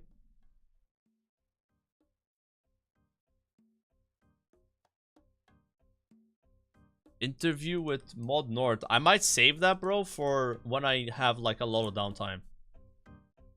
Yeah. We already watched like 7 hours of videos today, I think. Something like that.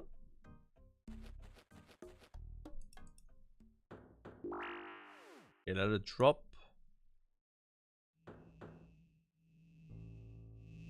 How are these things still here?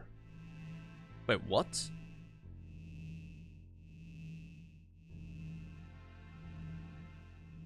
Alright. I'm down to my last 14 spices, which is like maybe 18 more tries. Right, here we go. 91 rune crafting.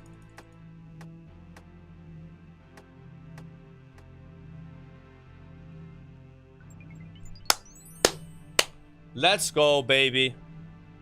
There it is. There it is. Holy fuck. Elite diary task completed. Oh boy. Took a lot to get that, man. That was not overnight. Let me tell you. Alright, that leaves me with one more task for Karamja.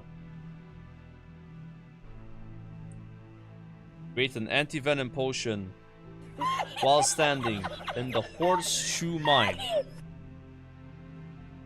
Don't need to boost for that one, baby. We're 91 herb. Herblor's easy.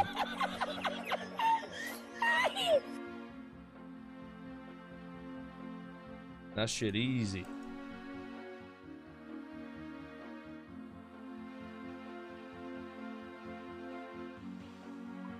Okay.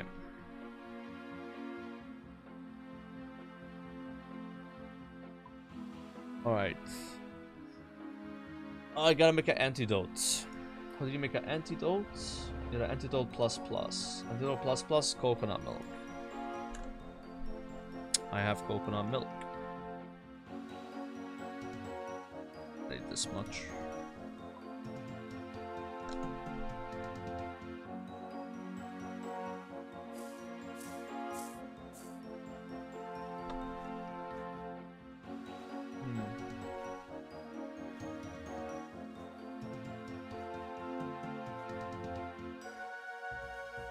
I don't know where Horseshoe Mine is. I'm gonna be honest. I didn't even know, bro. Figure it out.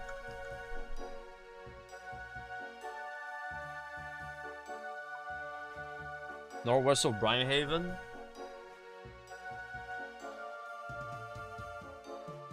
Dude, I hope I have Zulra scales actually.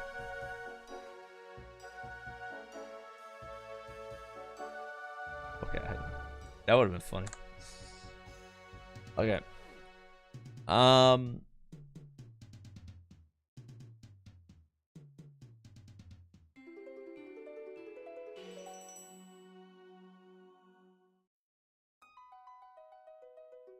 Fine, we'll figure it out, guys. We'll figure it out. This is the fun part, okay? When you when you actually do the diary step. Oh, there it is. Right, that's gotta be it. Look at that. It looks like a horseshoe. Hence Horseshoe Mine. You guys know about? I've never looked at that in the map. I didn't know that place exists.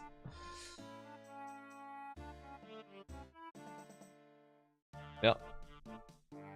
Horseshoe Mine. So all I have to do is make an anti-venom potion here, and I'll complete the Karamja League Diary.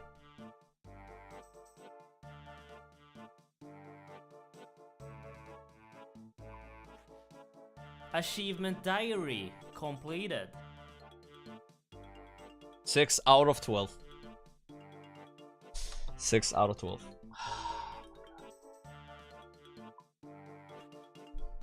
That one takes time, man. Just because of that Runecraft, you know, like, the other ones are not that bad. Oh, man.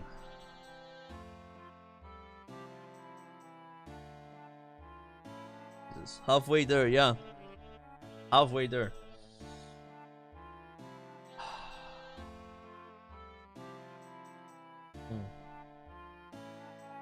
Thank you, chat. Thank you for the gratis. The next one I'm doing, by the way, is Wilderness, which I just need to get 84 thieving without boosts. Not a big deal. Light work, boys. We just did Runecraft, okay? Now it's some light work until the final boss, Mauritania, which is 90 fishing. That's gonna be tough. Alright, Captain Izzy No Beard, right? Ahoy, Captain.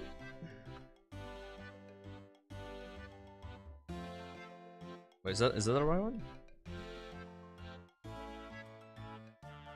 Oh wait, maybe that's not the right one. It's Pirate Jackie. Ahoy. I have a question about my achievement diary. I've done all the elite tasks in my Karamja achievement diary. That's an incredible achievement. So it be. I suppose you'll be wanting your reward upgraded again. Yes, please. The enchantment on these Karamja gloves be the ultimate symbol of your exhaustion exploring. You'll now get double Tokul from the Fight Cave, Inferno, and Scar Cat Rocks challenges. Oh, that's nice. We double our Tokul. Okay. You'll have a chance for double tickets in our agility arena. You can resurrect in the Fight Cave once per day. What? Wait, if I get killed by Jad, I just get rezzed? And even enter some places for free. That's kind of insane. I can make the metal dragons under Brimehaven give you bars as banknotes too if you likes. Oh, I like that. You can have that lamp too. Wow, thanks. Damn, look at those Giga Chad gloves. Alright, Agi. Type shit right there. Alright, 50k Agi, we take that. And now these gloves can do this.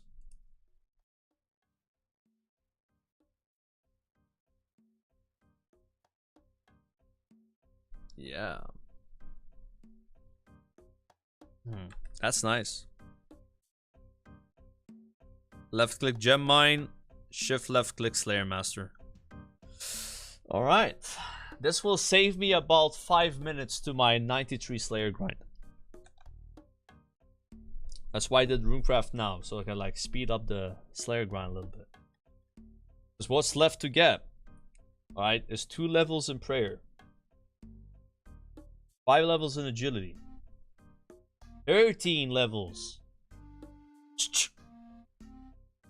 13 levels in thieving, 10 levels in fletching, 2 levels in Slayer, and 8 levels in fishing. Assuming we +5 boost and +6 boost fishing. Those are the minimums, the bare minimums. We also still have to do 1,000 chompy birds. We have to do level 5 barbarian assault all rolls. 800 nightmare zone points. And one more thing. We have to get an entire barrow set. Now this one is very interesting because this could go bad. This could take 1 run, this could take who knows. Yeah, I'll be doing that one only on stream though. I intend to stream all of the barrows ones. Same with Slayer. I'll do not most, like some of the skinning off stream. The chompies I might stream as well, I'm not sure yet. But this is currently my barrows progress. So get Darok's helm, I'm done. What happened? So yeah, that is what we are doing. So the next one's gonna be the Wilderness Diary, which is everything doable except thieving. So I'm gonna do thieving. Thieving.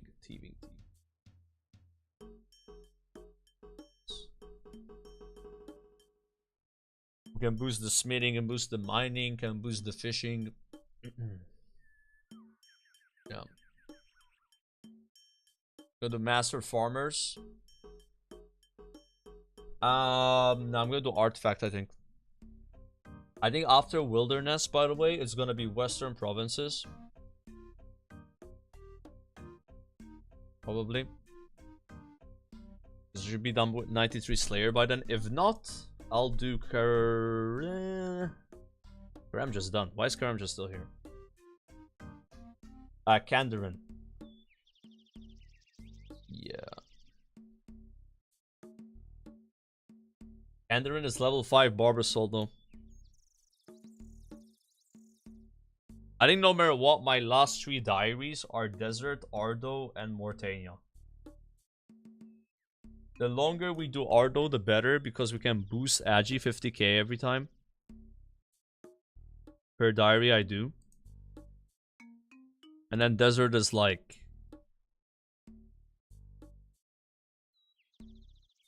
bit cooked. Maybe I can do Desert before Ardi.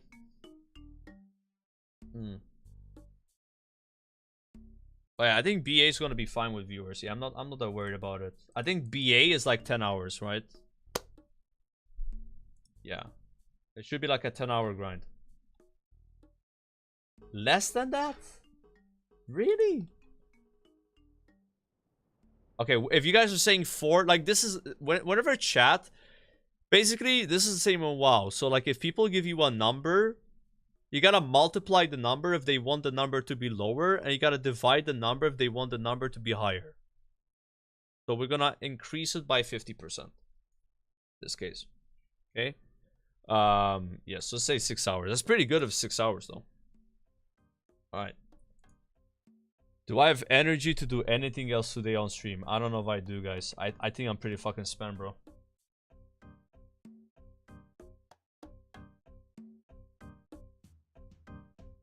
I'm thinking of maybe trying artifacts and just getting backseated by you guys for 30 minutes because I don't know how to do it. And then applying that knowledge.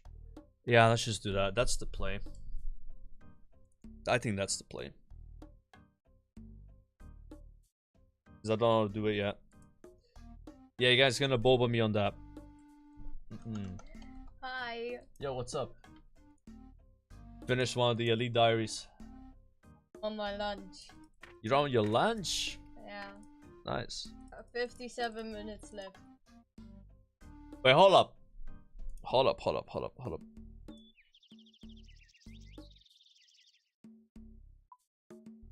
I'm tired. Same. Same lalan بالسرية عشان تعمل انت. Bro, I did 9 hours of rune crafting today. Why? Just so I can do this.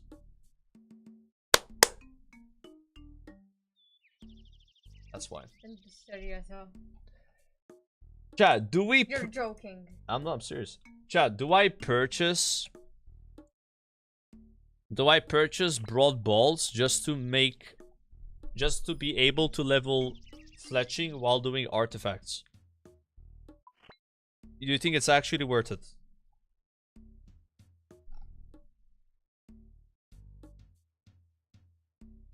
I feel sorry for you.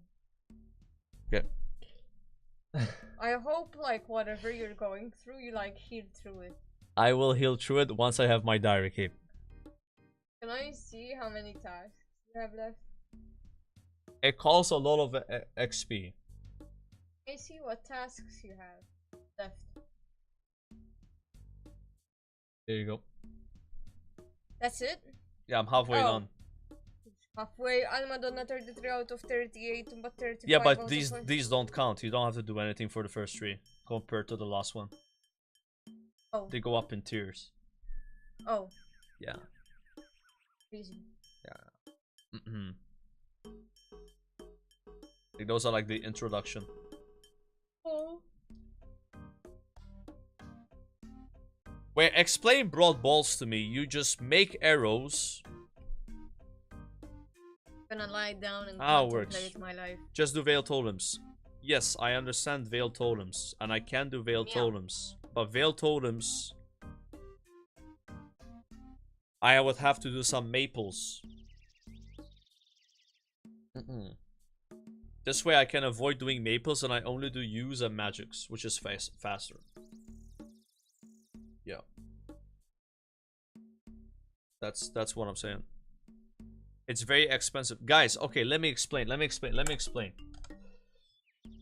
So, I am not going to 90 rune crafting. Sorry, I'm not going to 90 fletching with broad arrows. I just want to get to 83 maybe. Maybe 84. That's it. The rest I'll do with magic logs that I have and use. This is just to avoid using maples. Otherwise, I have to use maples for 4 levels, which is way slower. So, how much gold would it cost me to get, let's say, 3 or 4 levels of fletching from 80? Which I'm already 106k into this level, by the way. Or like I'm halfway through this level. How much would it be? It's 1 mil gold per 250k XP.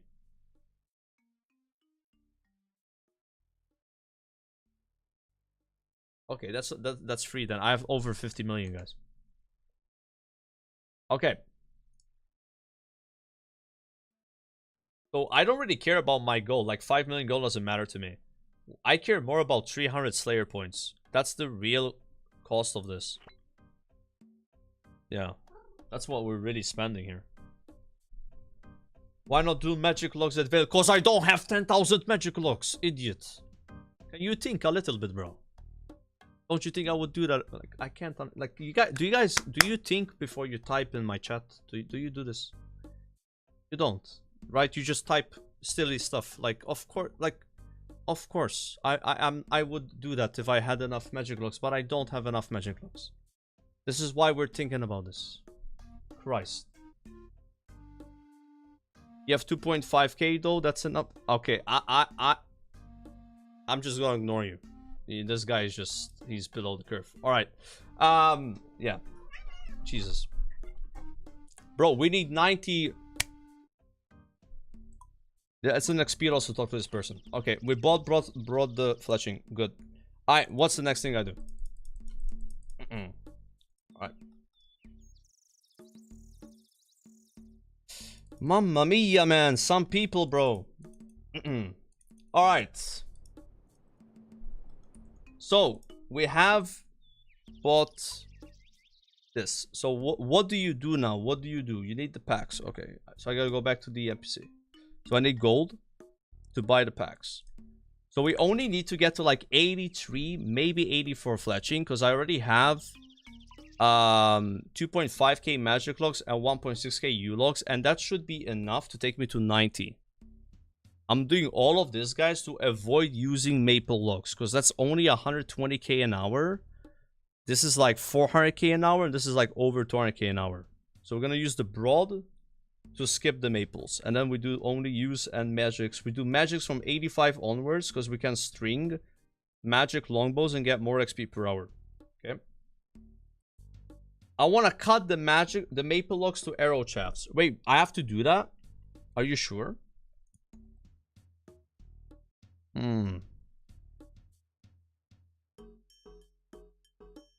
Bro, I don't care about gold. Gold is so easy to get in this game. I have 51 million.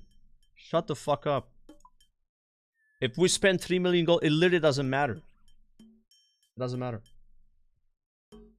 Bro, I should just do what I want to do and not even why am I explaining this to you?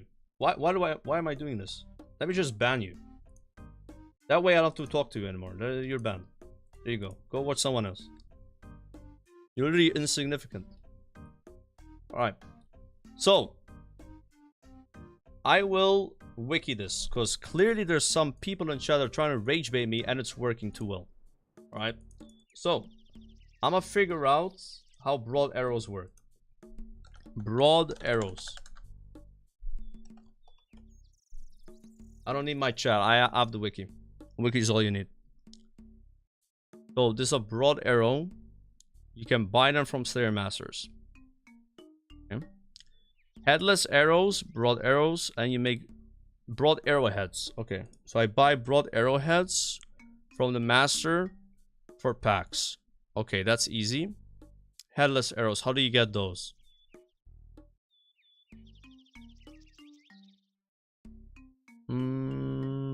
Arrow shafts, how do I get those? You buy them from the Ranger Guild. Perfect. So I buy, so all I have to do is buy arrow shafts. Got it. All right, I know what to do already. Thank you for not helping me. Jesus Christ. Like, asking people for something is never the solution, because people will give you the wrong answers because they're literally brain dead. Like, there's people telling me to cut logs. Bro, are you actually serious? Like, I hope you're joking. Like, that's crazy. Imagine if I go cut logs. Like, it will literally be so inefficient. It's actually unreal. People have no idea what's going on, bro. It's crazy.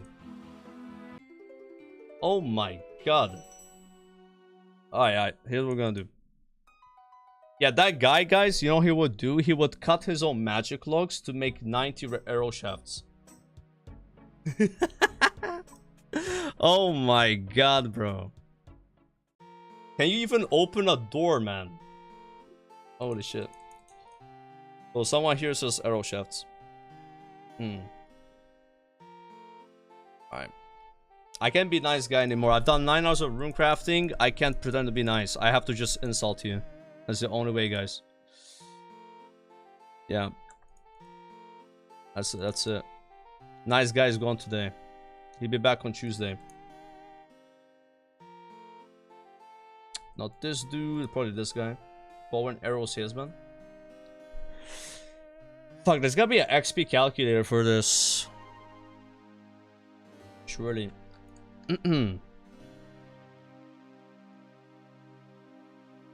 Surely. There is. Yeah. I mean, I only need like 3 levels, maybe. Like, if I get 83 or 84, not even 84, I'm fine. Yeah, we're like being chilling. You need 58,000 broad arrows. Thank you. I'm gonna trust you on that. I'll get 58k. Thanks. That's huge. So now finally I'm gonna actually use my feathers, because I've had like 50, 60, 80k feathers from like bear house runs. I'm like, what do you do with these? I guess this is you finally use them like this. Yeah. Oh, also, actually... Wait. I don't think I need that much. I don't think I need 58k because I also have a bunch of javelin shafts from doing the demonic gorillas. And I think that's a bunch of fletching XP. We're gonna buy like 50k here. Not 58k. And then just do the shafts. Yeah.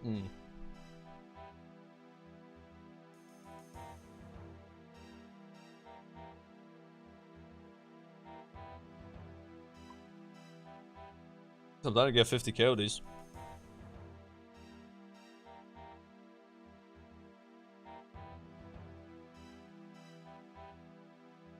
Yeah. It's only like a few hundred every hop.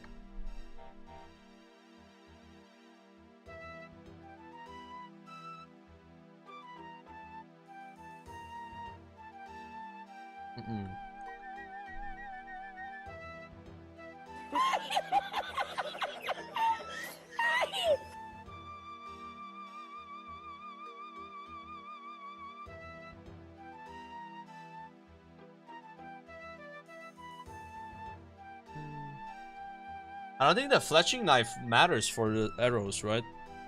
That's not gonna do anything. I just want to do these when I'm like running around and shit. And the artifacts. Yeah, I should have enough feathers. You can't buy feathers anyway, right? You can just buy them, buy the packs. But I just want to make my fletching experience as fun as possible, because doing maples at 80 fletching is gonna be miserable. Doing use is also kind of shit at this point, but like magics are the best, but I just don't have enough magics, right? So I'm gonna skip maples this way. I'll suffer a bit now, like shopscaping, but and I lost 200 Slayer points, which sucks for sure. Not gonna lie, that's not good. That's my expense. I don't care if I spent 4 million gold. Like, who cares about 4 million gold, bro? And Slayer points is the real cost of this. Yeah. Luckily, I have like 400 left still. You can do magics at Veil plus fletching arrows when you're not fletching magic longbows. I am pretty sure, man, that if you're doing Veil totems and you have, what's it called, that thing that adds the string? I don't know if you have enough time to also fletch broads. Because I have the thing that adds strings. Yeah, the spool. Yeah, I've gotten that 3 times. I bought it once and I got it twice. So it caps at 1k. So I don't know if I have time, because I have to like fletch and then I have to also attach. You do if you don't take the shortcuts. So you don't take the shortcuts to extend the time it takes to run. They have more time. Is that even worth it though? Where I get all my money from? Well, I had 30 million gold after I was done with sailing. So I've made 20 million. I think it's just Slayer. Yeah, Slayer, man. Like, we've done a lot of Slayer. I'm 91 Slayer. That's it. I also elked like 700 bell steps while I was doing agility. So I was doing something called elk agility. You just elk on the rooftops. And I made 10 million gold that day. I elked like all my staffs, and I also have like 80 rune pickaxes. I still have to elk. It's like 1 million or 2. If you do a lot of Slayer gold, it's easy to get by. Is Ardalan worth visiting? I've been there before. It's nice. I'd recommend that.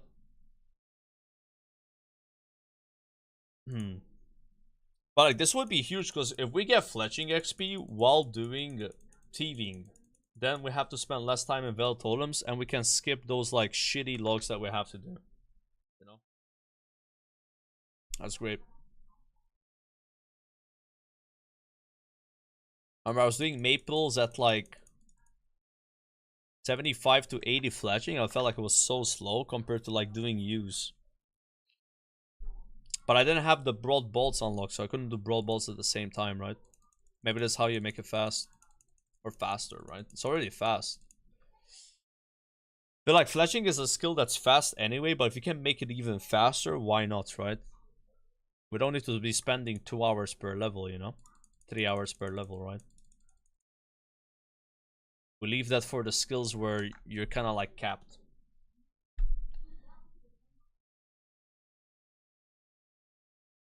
I don't think that works, man. I think you can come here and like sell arrows and then I don't know. Does that work? Can someone like sell these things I'm buying to the shop as a main and then I buy them back? I don't does that even work? Oh, as long as you don't overstock the shop. I mean, I don't know. I don't think that you have to do that, bro. I'm already at 21k. We're gonna stop at 50k. That's kind of cool though. You can do that.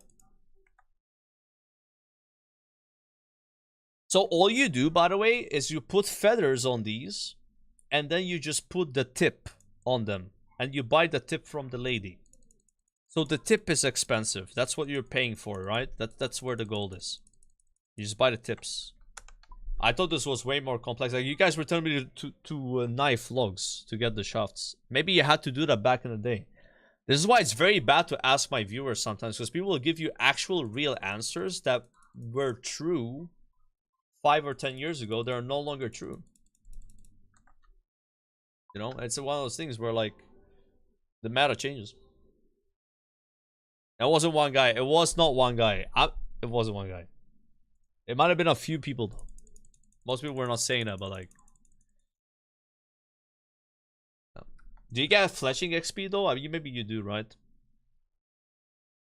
But I was thinking like, oh, if I have to do that, then I have to get logs, log basket, fletch them while doing the thing, and then it's adding one more step to it though, you know? I think this way you're skipping. How much are these anyway? These are free. Yeah. I'm not saying it's a bad thing to do. Like, you could cut. Yeah. That's what people do in what's it called? Fishing trawler. I think fishing trawler, they do that shit. Why are you not going for 200 million sailing? My mom didn't take enough Tylenol for that. Yeah. I'm sadly below the threshold.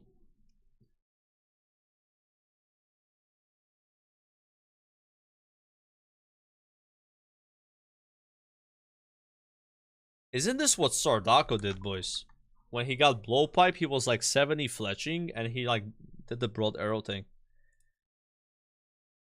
While he was like underwater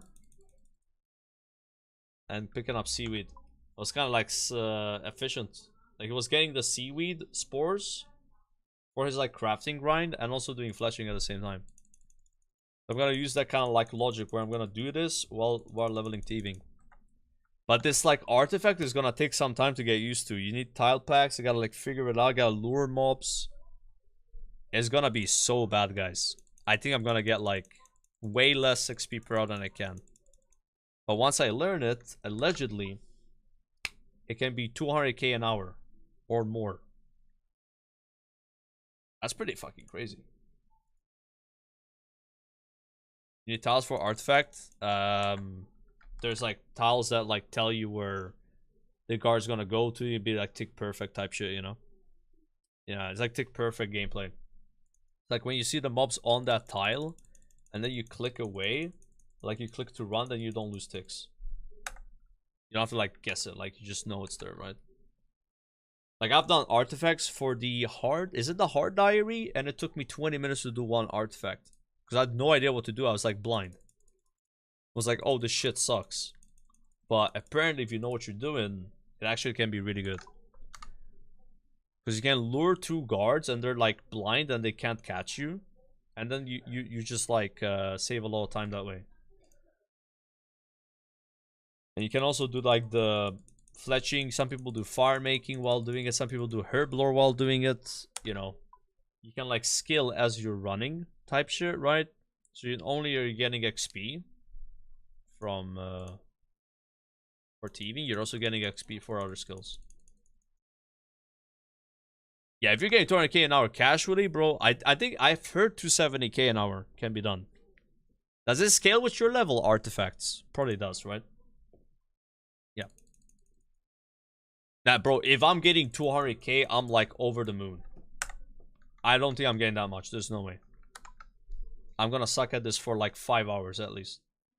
But I'm gonna do it so much that I'll probably get good at it. And then it would be nice. But then I might just graduate to either trying Vyres or elves or cannonball stalls. But this should be better than all of those. It should be more XP. Like according to like Hebox on his video, this can be as good as blackjacking. Yeah, which blackjacking as far as I know is the best XP, right? But it's like very click intensive.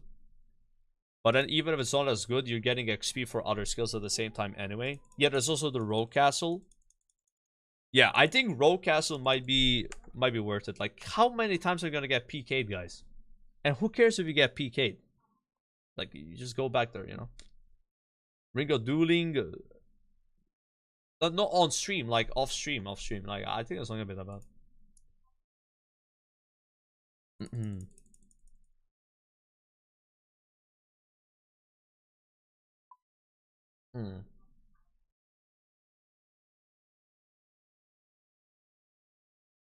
Yeah, but do you even get loot from artifacts?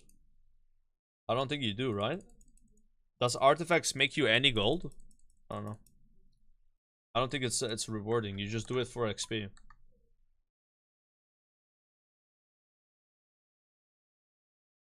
Broadcast is like 2 mil per hour. That's crazy good.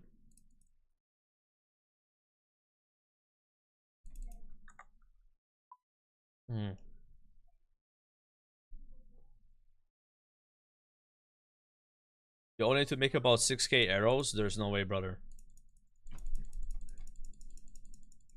There's no way you only need 6k arrows to get to like 83 or 84 fleshing. No way.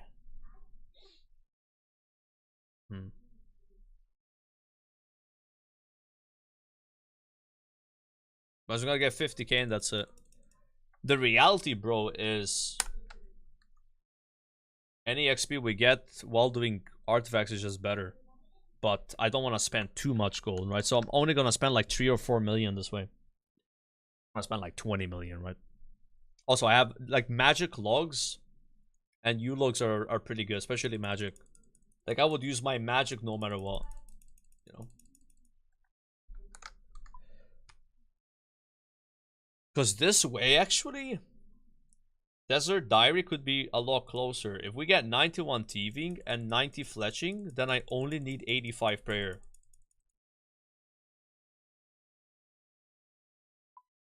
Wait, is it 58k for 83, not 84? Damn, bro. Okay, okay. That's crazy. Okay. That's some type shit right there, boys. Do you have blue Keris? We already have Calphite head, if you're gonna mention that. Already got KQ head. It's just a skill Rex I don't have for desert.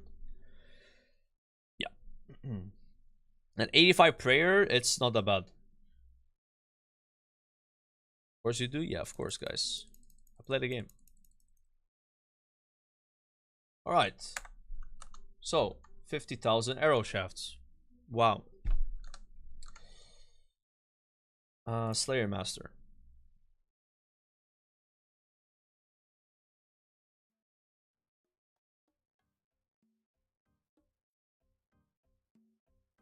So now you just purchase Rod Arrowhead packs, which are 5.5k coins each. Do these increase in price? They do. So I need to get 50k of these, right?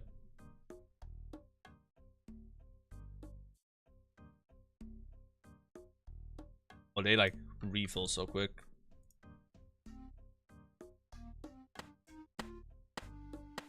We're buying runes, guys.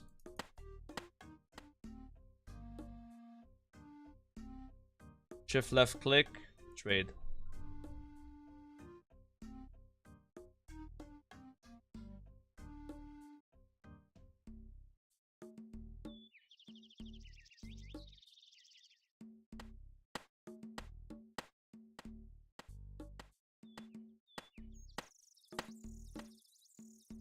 Yeah, you're right about that. Buying multiple stacks of it makes it louder.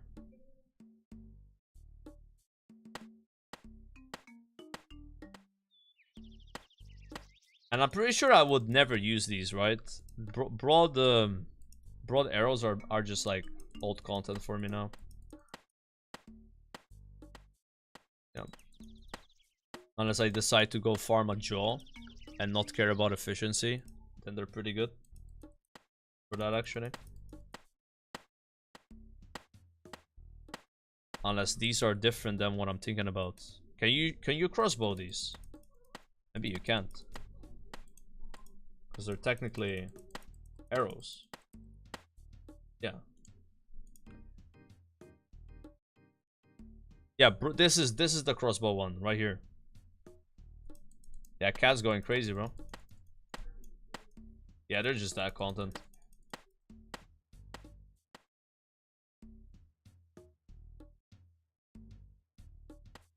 Well, I spent 2 million gold. I spent like 4 or 5 mil here. It's fine. But yeah, if this goes really, really well, I might do like another 5 mil, but I don't think I need to. Already like this, I'm gonna save like 4 hours, 5 hours of fletching. Because it would be maples, which is way worse rates. And we're just trying to skip the maples. I'm okay with doing the U's and the magics because they're so good.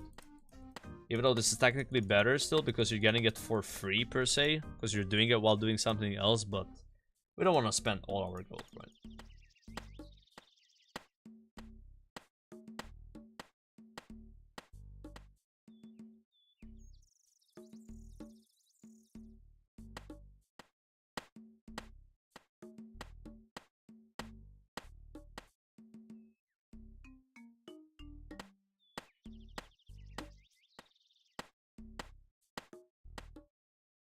Satisfying sound.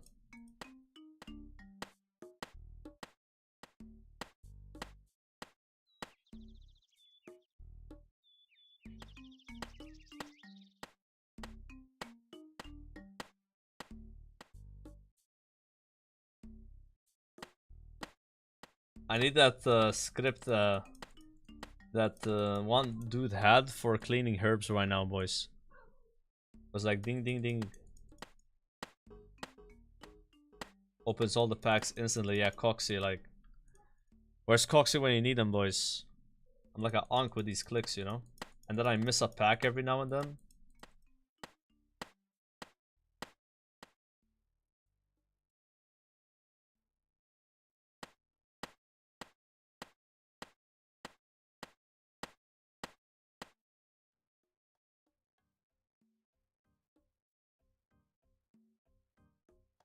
That should be it.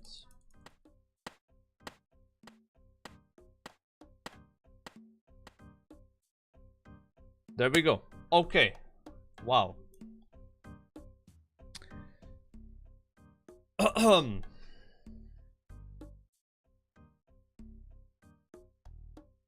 will get me to almost 83 fletching. But...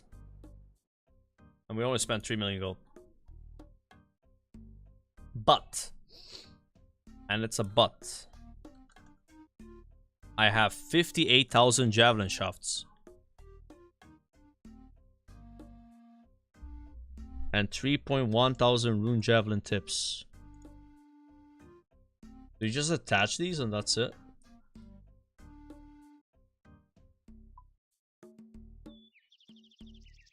Wait, these happen auto? You can spam them too. Okay, so I can do those as well. And then we need feathers, right? So I have 38,000 feathers. That's not enough, but in the tackle box there should be more. 58k. Okay, so withdraw 12k. Ain't that crazy that I have the exact same amount of feathers? Like I just had to withdraw 38k. It was like the same end number. That's wild. Jesus. That's insane luck. So this is this a good setup, guys? My inventory.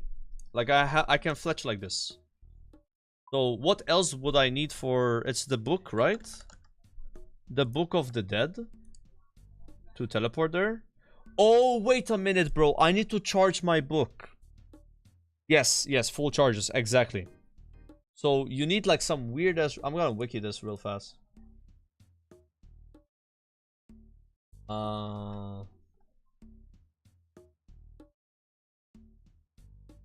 body, mind, and soul. I'm just gonna trust you on that. Probably right. Body, mind, and soul. And then you go kinda close to the spirit tree, I think.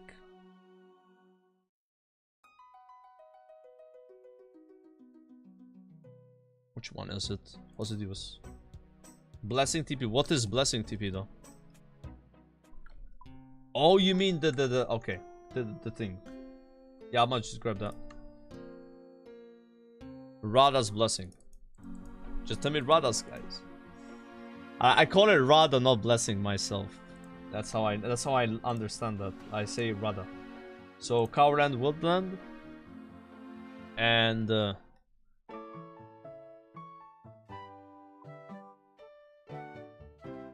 is it this thing right here? No, right? That's just a rock.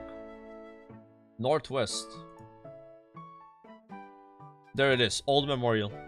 I've never charged this before. Use W.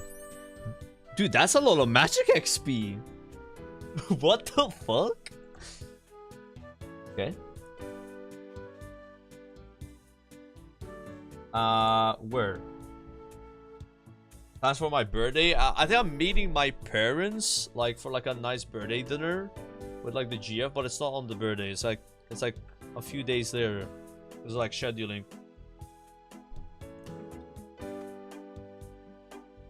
I'm still streaming though. I normally stream my birthdays and then I take like a day off like a few days later. I don't really care that much.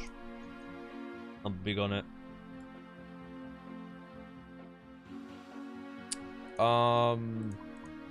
I guess tomorrow's kind of like my day off for it. It's like it's the day after anyway. So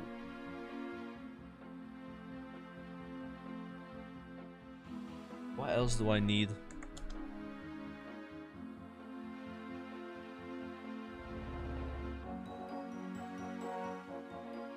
I think that's it. Oh yeah, lockpick. Yes, lockpick. And stamina potions. Yep.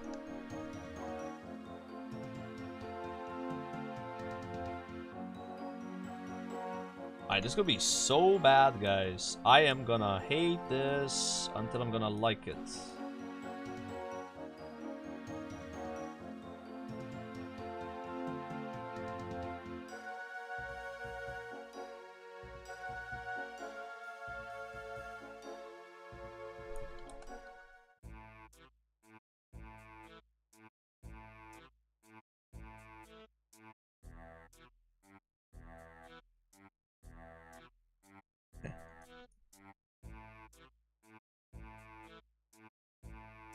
So I gotta lure them.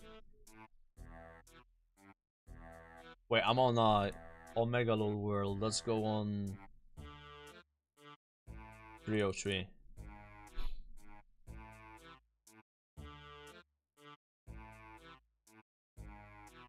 How do you know if it's lured? Because I don't remember the video. Is that one lured already? I think it is, no? I don't know if it needs to be facing 304 is lured.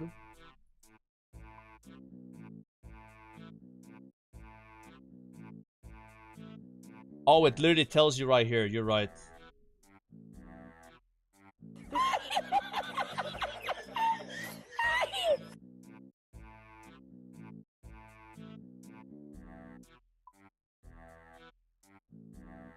Oh, you gotta run to check it. Oh. Hola, hola. Okay, okay. I don't have any of the tile packs, so I gotta get the tile packs. I even know which one. Okay, they're lured. So, this is what I did, right? As I watched Hebox's video. Oh my god, this guy has so many videos. Here it is. Hello, my name is...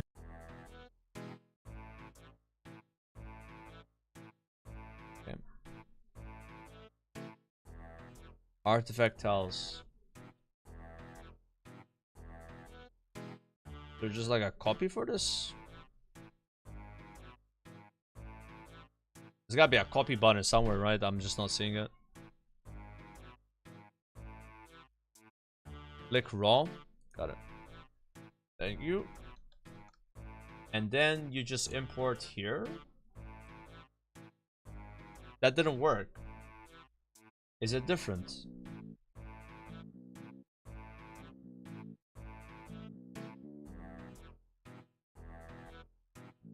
Look at what I copied. Did I not copy it?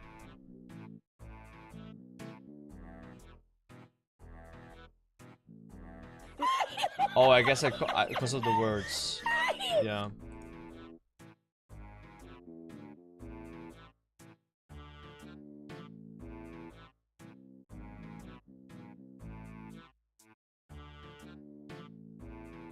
Yeah, this is what I want. I don't know if it matters, the Kali, this doesn't matter. Perfect. Okay. Now I gotta learn this, guys. This is gonna be fucking rough. So I'm gonna stream this for 30 minutes until I'm so pissed I want to end my stream. Plus I'm tired anyway, so maybe I'll learn something from you guys. Alright.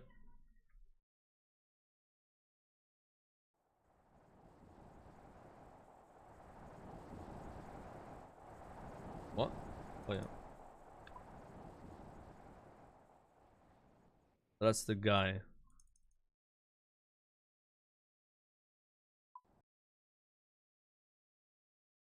Ask. Current target, Western House. I already had a target, I think. So now I literally just... I would book TP. Save time, yeah. And then I gotta figure out what house that is. How do I know which... Oh, it literally shows an arrow. Okay, so while doing that, I just make these. Bro, this is crazy flashing XP. Go in.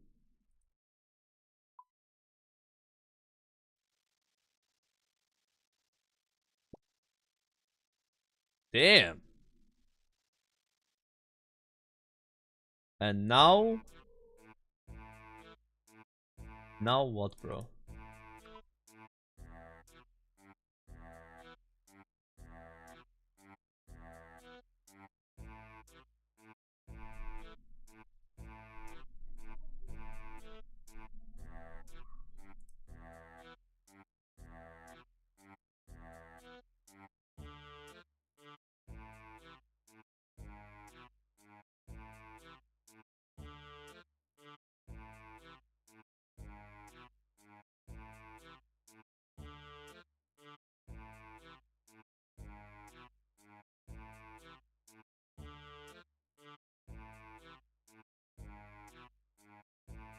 Yeah. Now I just gotta learn how to do that tick perfect. That's why the tiles are there, like they actually like tell you like, okay, when the mobs like pass this. Yeah. Yeah, now we just return it, and then we TP and repeat the same thing. I'm probably just gotta do that like 3,000 times.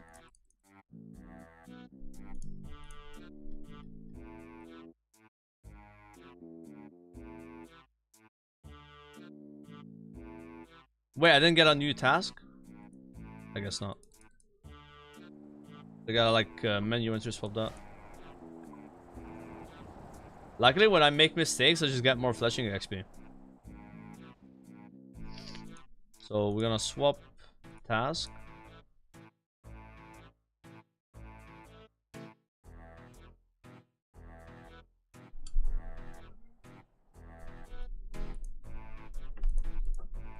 Guys, we made 450 gold. Isn't that crazy?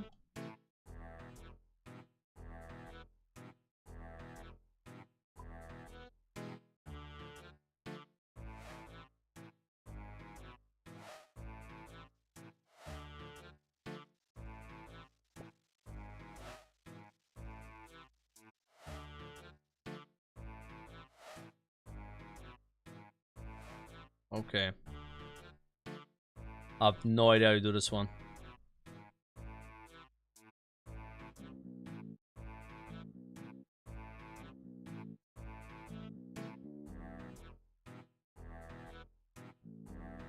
Okay. I took the wrong way. Okay. That's not how you pass there. You gotta go through the middle? Okay. So that way that I took, it's only for the house that's like close to it then.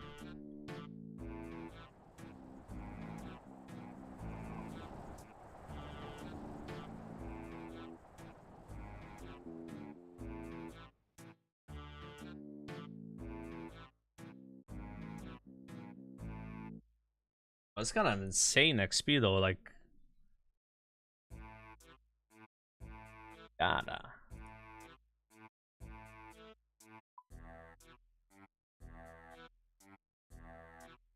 I'm getting 209k fleshing XP per hour, but that's because I have these OP javelins, right? Yeah. Yeah.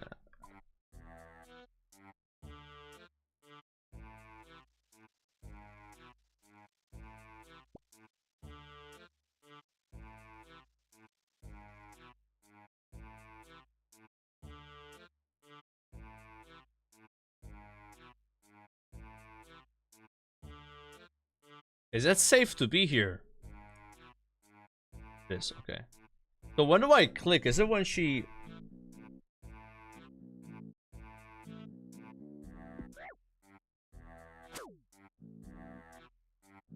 I have no idea what I'm doing.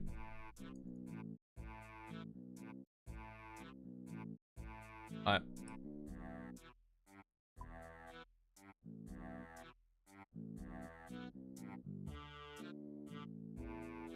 Am I the pirate? Yeah, I gotta like swap him. I don't punch him by mistake.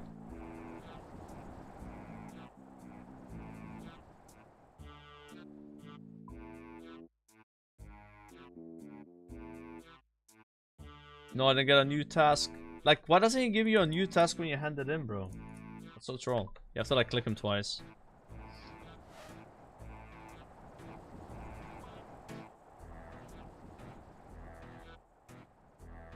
I'm gonna buy way more broad arrows, guys. I don't know. There's so much downtime here. There's so much downtime. It's crazy. And I'm out of stamina, but I can drink a stamina potion. And then people tell you Graceful is useless. Graceful is putting in some work right now, bro. Oh my god. There's some lifting. Oh, this is the easiest house. If you get this house, you literally have to do nothing.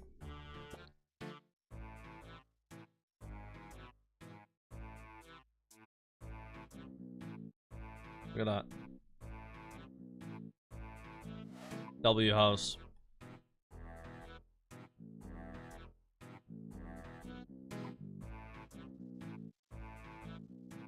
Bro, I might use a lot of stamina potions here. Oh my god. This is insane on the stamina.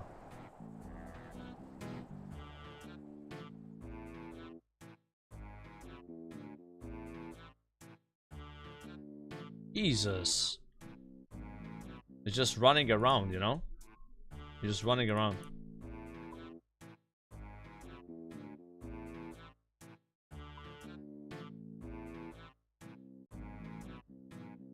Dude, this reminds me of Veiled Totem Soul because you click somewhere, then you fletch.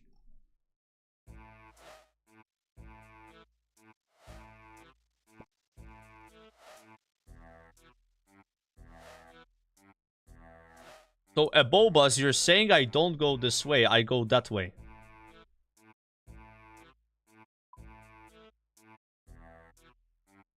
I just click here and I'm done. There's nothing I gotta do. Wait, how? I got caught. So, yeah, I got caught by that one. I got caught. So, if you get caught, you just gotta go... No, you gotta go back to the guy. You gotta go back to the guy. Go back. Okay. I think I know what I did. I didn't know there's a guard back there. I think that one's really easy, though.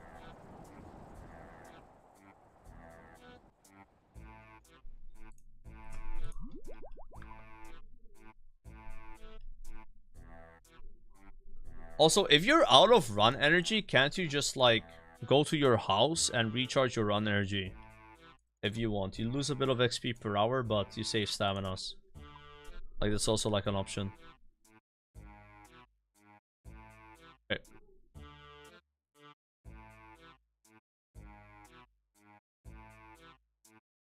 Artifact Fade, return to Captain Kali. Didn't I just do that? Also, you gotta talk to him twice again. So this guy's basically always talk twice. Alright. No matter what, you just talk twice to him.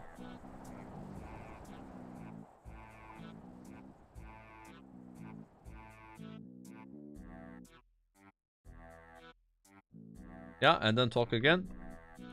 Got it.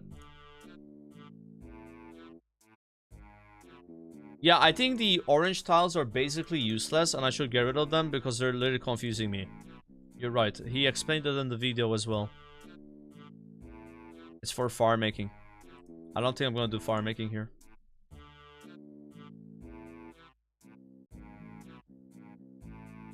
Good call. Not the bridge one though.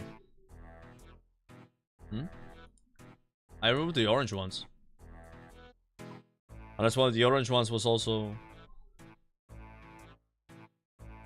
You gotta tell me which one I got rid of, that's good. Because I have no idea. Rip the safe tile. Was it the bridge next to that small house? Fuck. 2 tiles from that green.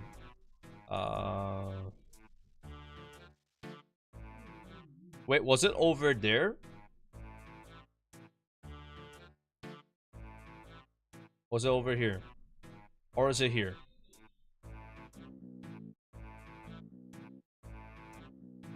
One next to you. Oh, wait. It will... Like... That one? That one, right?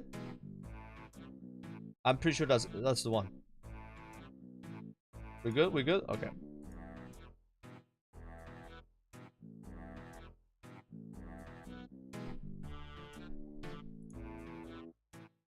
Now I got caught. There's a... I don't know how... He explained in the video, man. Like, there's like a way to... somehow go through that mob and not get caught. I don't know how. I have to watch the video again for that one. Like, there's like 2 ways to run past it, like. But I guess it's not one of those 2 ways. Yeah, this is gonna be miserable for like 5 hours until I get the hang of it. I'm gonna be getting less. It's basically gonna be like a bad way to level thieving until it's a great way to level thieving. This is a learning curve. We need 92 fletching to make those. Lol. Okay.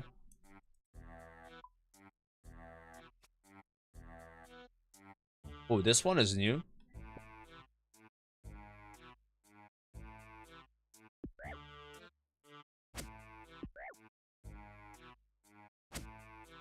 Wait, do we run north, guys?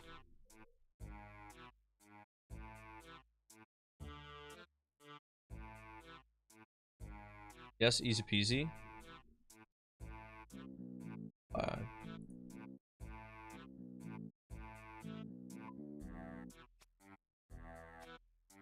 Bro, I'm gonna buy more broad arrows, I think. If I get the hang of this, like... I am gonna get a bit more. Because we only spent 3 million gold, guys. That was only 3 mil. Like, I'm okay with spending like 6 maybe mil, like. So I am getting 105k an hour right now, no idea what I'm doing, and fading. That's pretty good, right? I could see this being 200k. Yeah. Mm.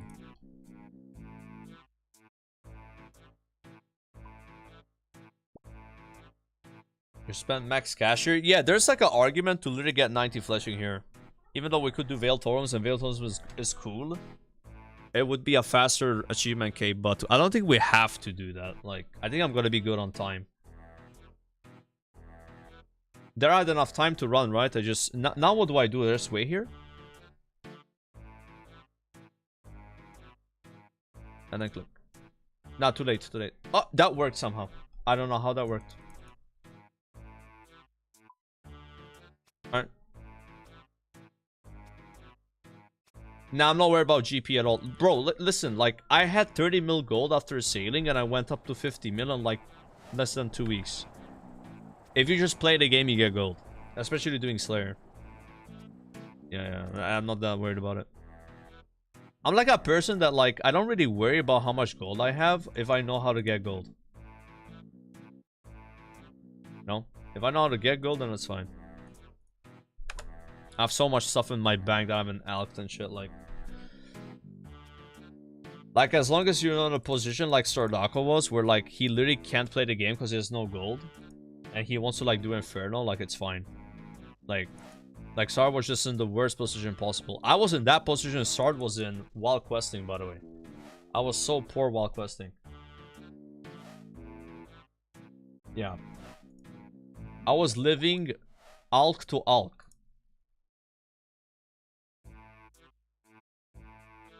Like, the only way I made gold was with doing the Diary, Zav Battle Staffs. If it wasn't for that, I couldn't play the game. That was really bad. Oh, this is so good, guys. I think we're gonna get like 83, maybe... Yeah, probably like 83 fletching with what I have. And get a bunch of thieving XP. Oh, yeah.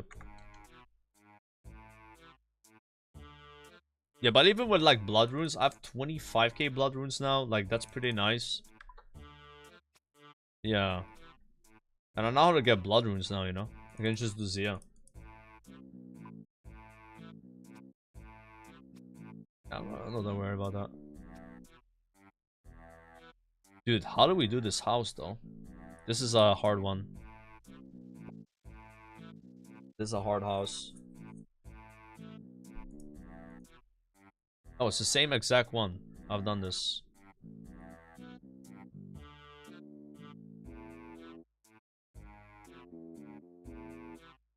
W.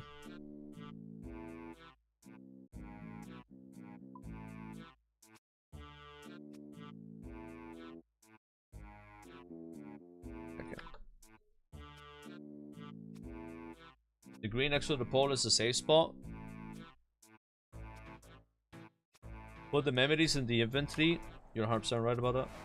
No.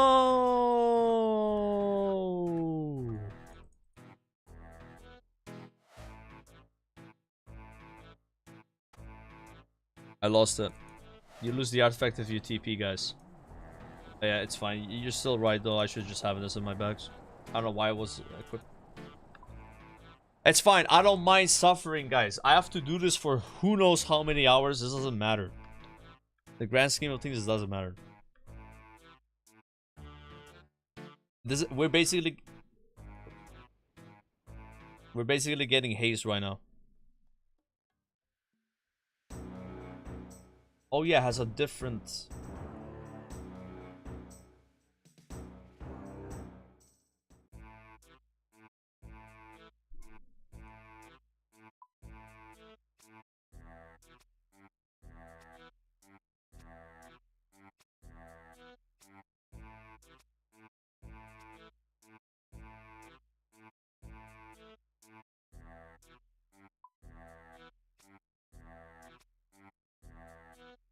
Yeah.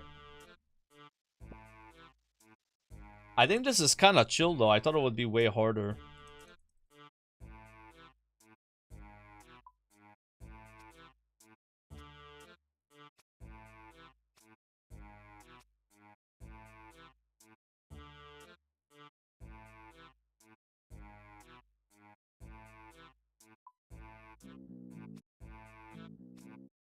Or maybe I haven't gotten the hard house. Yeah, I don't think I've gotten the hard one yet. There's like a house that's hard, right? It doesn't really feel like thieving. Yeah, it doesn't. That's a good thing though. I mean, do you like spam clicking one NPC and pickpocketing? I don't really like that much. I don't know. Like, this feels like a minigame. Yeah, Plunder is nice. I like Plunder. Or maybe it's fun to pickpocket when you can get like cool stuff. Like the vampires. I want to try the vampire pickpocketing, but I heard it's really bad at low thieving. You know, like if I go there at 82, apparently it's miserable. I might try it anyway. Yeah, because you need blood shards. You know what I'm saying? Like, yeah. Yeah, rogue chest. Yeah. Like, thieving's fine. I think I just don't, I haven't done like the good shit yet, you know?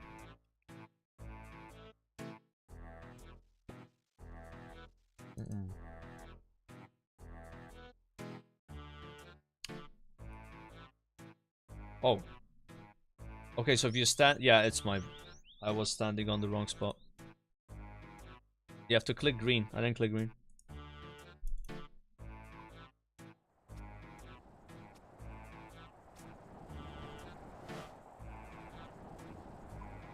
Exactly, yeah. No, I kind of get it now. I think there's... I just want to get a few more that I haven't gotten yet, but it's starting to click a little bit.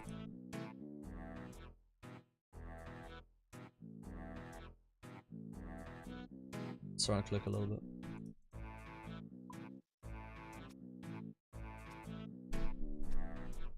I can easily do this while watching TV. I'm not even trolling.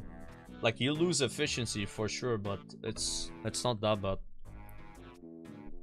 Like, this feels like lower effort than some of the other teaming I've done. Like, how am I getting 105k an hour? I have failed like 4 times. You see, like, the potential of it is so crazy. Does it scale with your level, chat? Or is it always the same?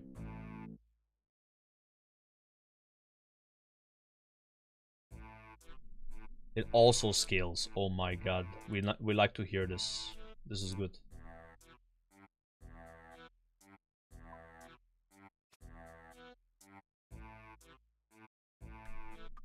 But I'm not being tick perfect yet, but that will just come naturally. I'll probably watch the video a few more times. He like explained the tick perfect movement there. Like you can literally move almost on top of it. Like,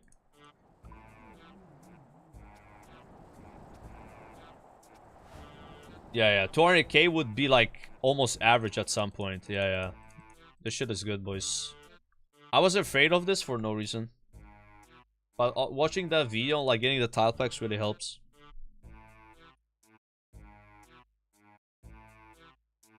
The stamp pots though, I mean, I do have a lot of them, but yeah, like, shit. We can always just recharge in the fountain though. I think that's what he was doing in the video. It was before like the graceful rework or whatever, like the agi rework, so stam was like a lot worse.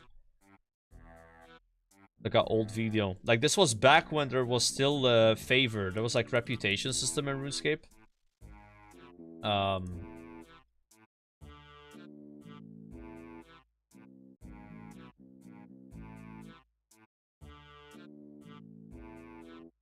Oh, okay. She has to go to the other side. That makes sense.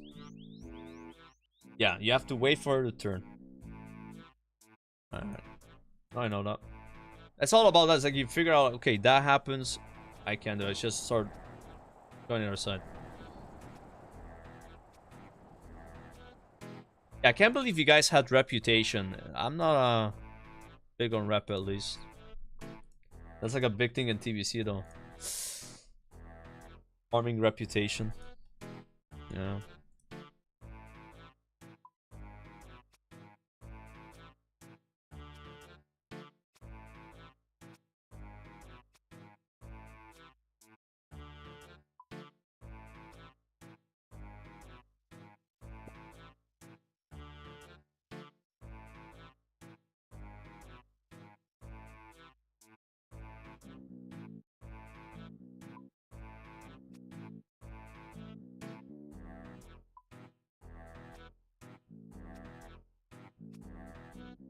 Bro, this is so chill, chat. I like this. I wonder how many hours I have to do this to get 91. If I did this to 91, that is. Probably a lot. 91 is like a high level.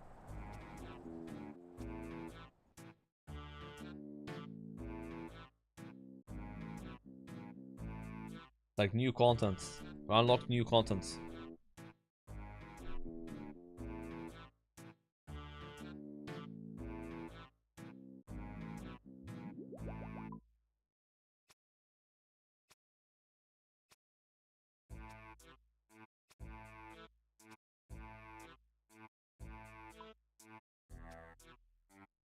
Wait, this house, no, it's the same. Isn't there one house that's hard and I haven't gotten it yet? I'm confused. Can't you get that house over there?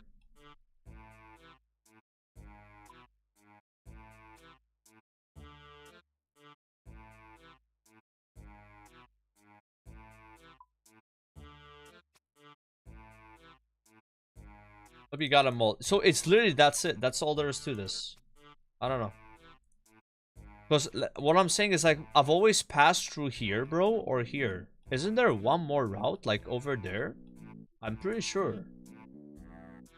I'm pretty sure there's one more where you run like this, no?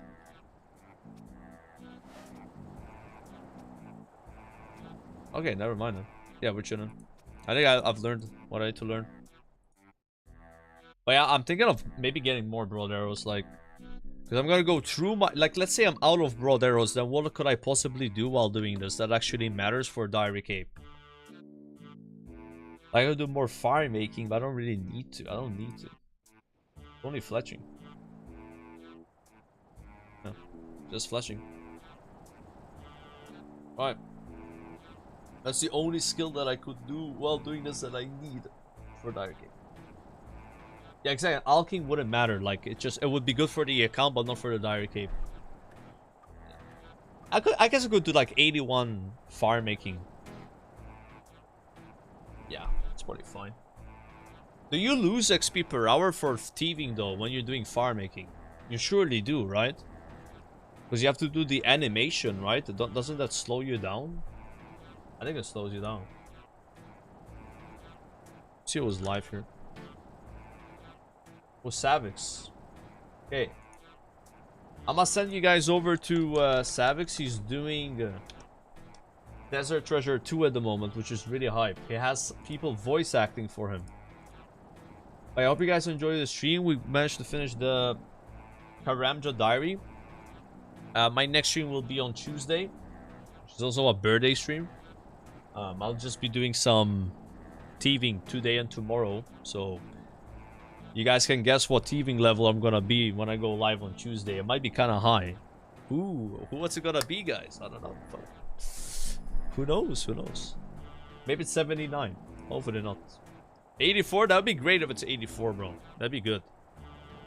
Alright, thanks for watching. I'll see you all on Tuesday. Peace out. Later.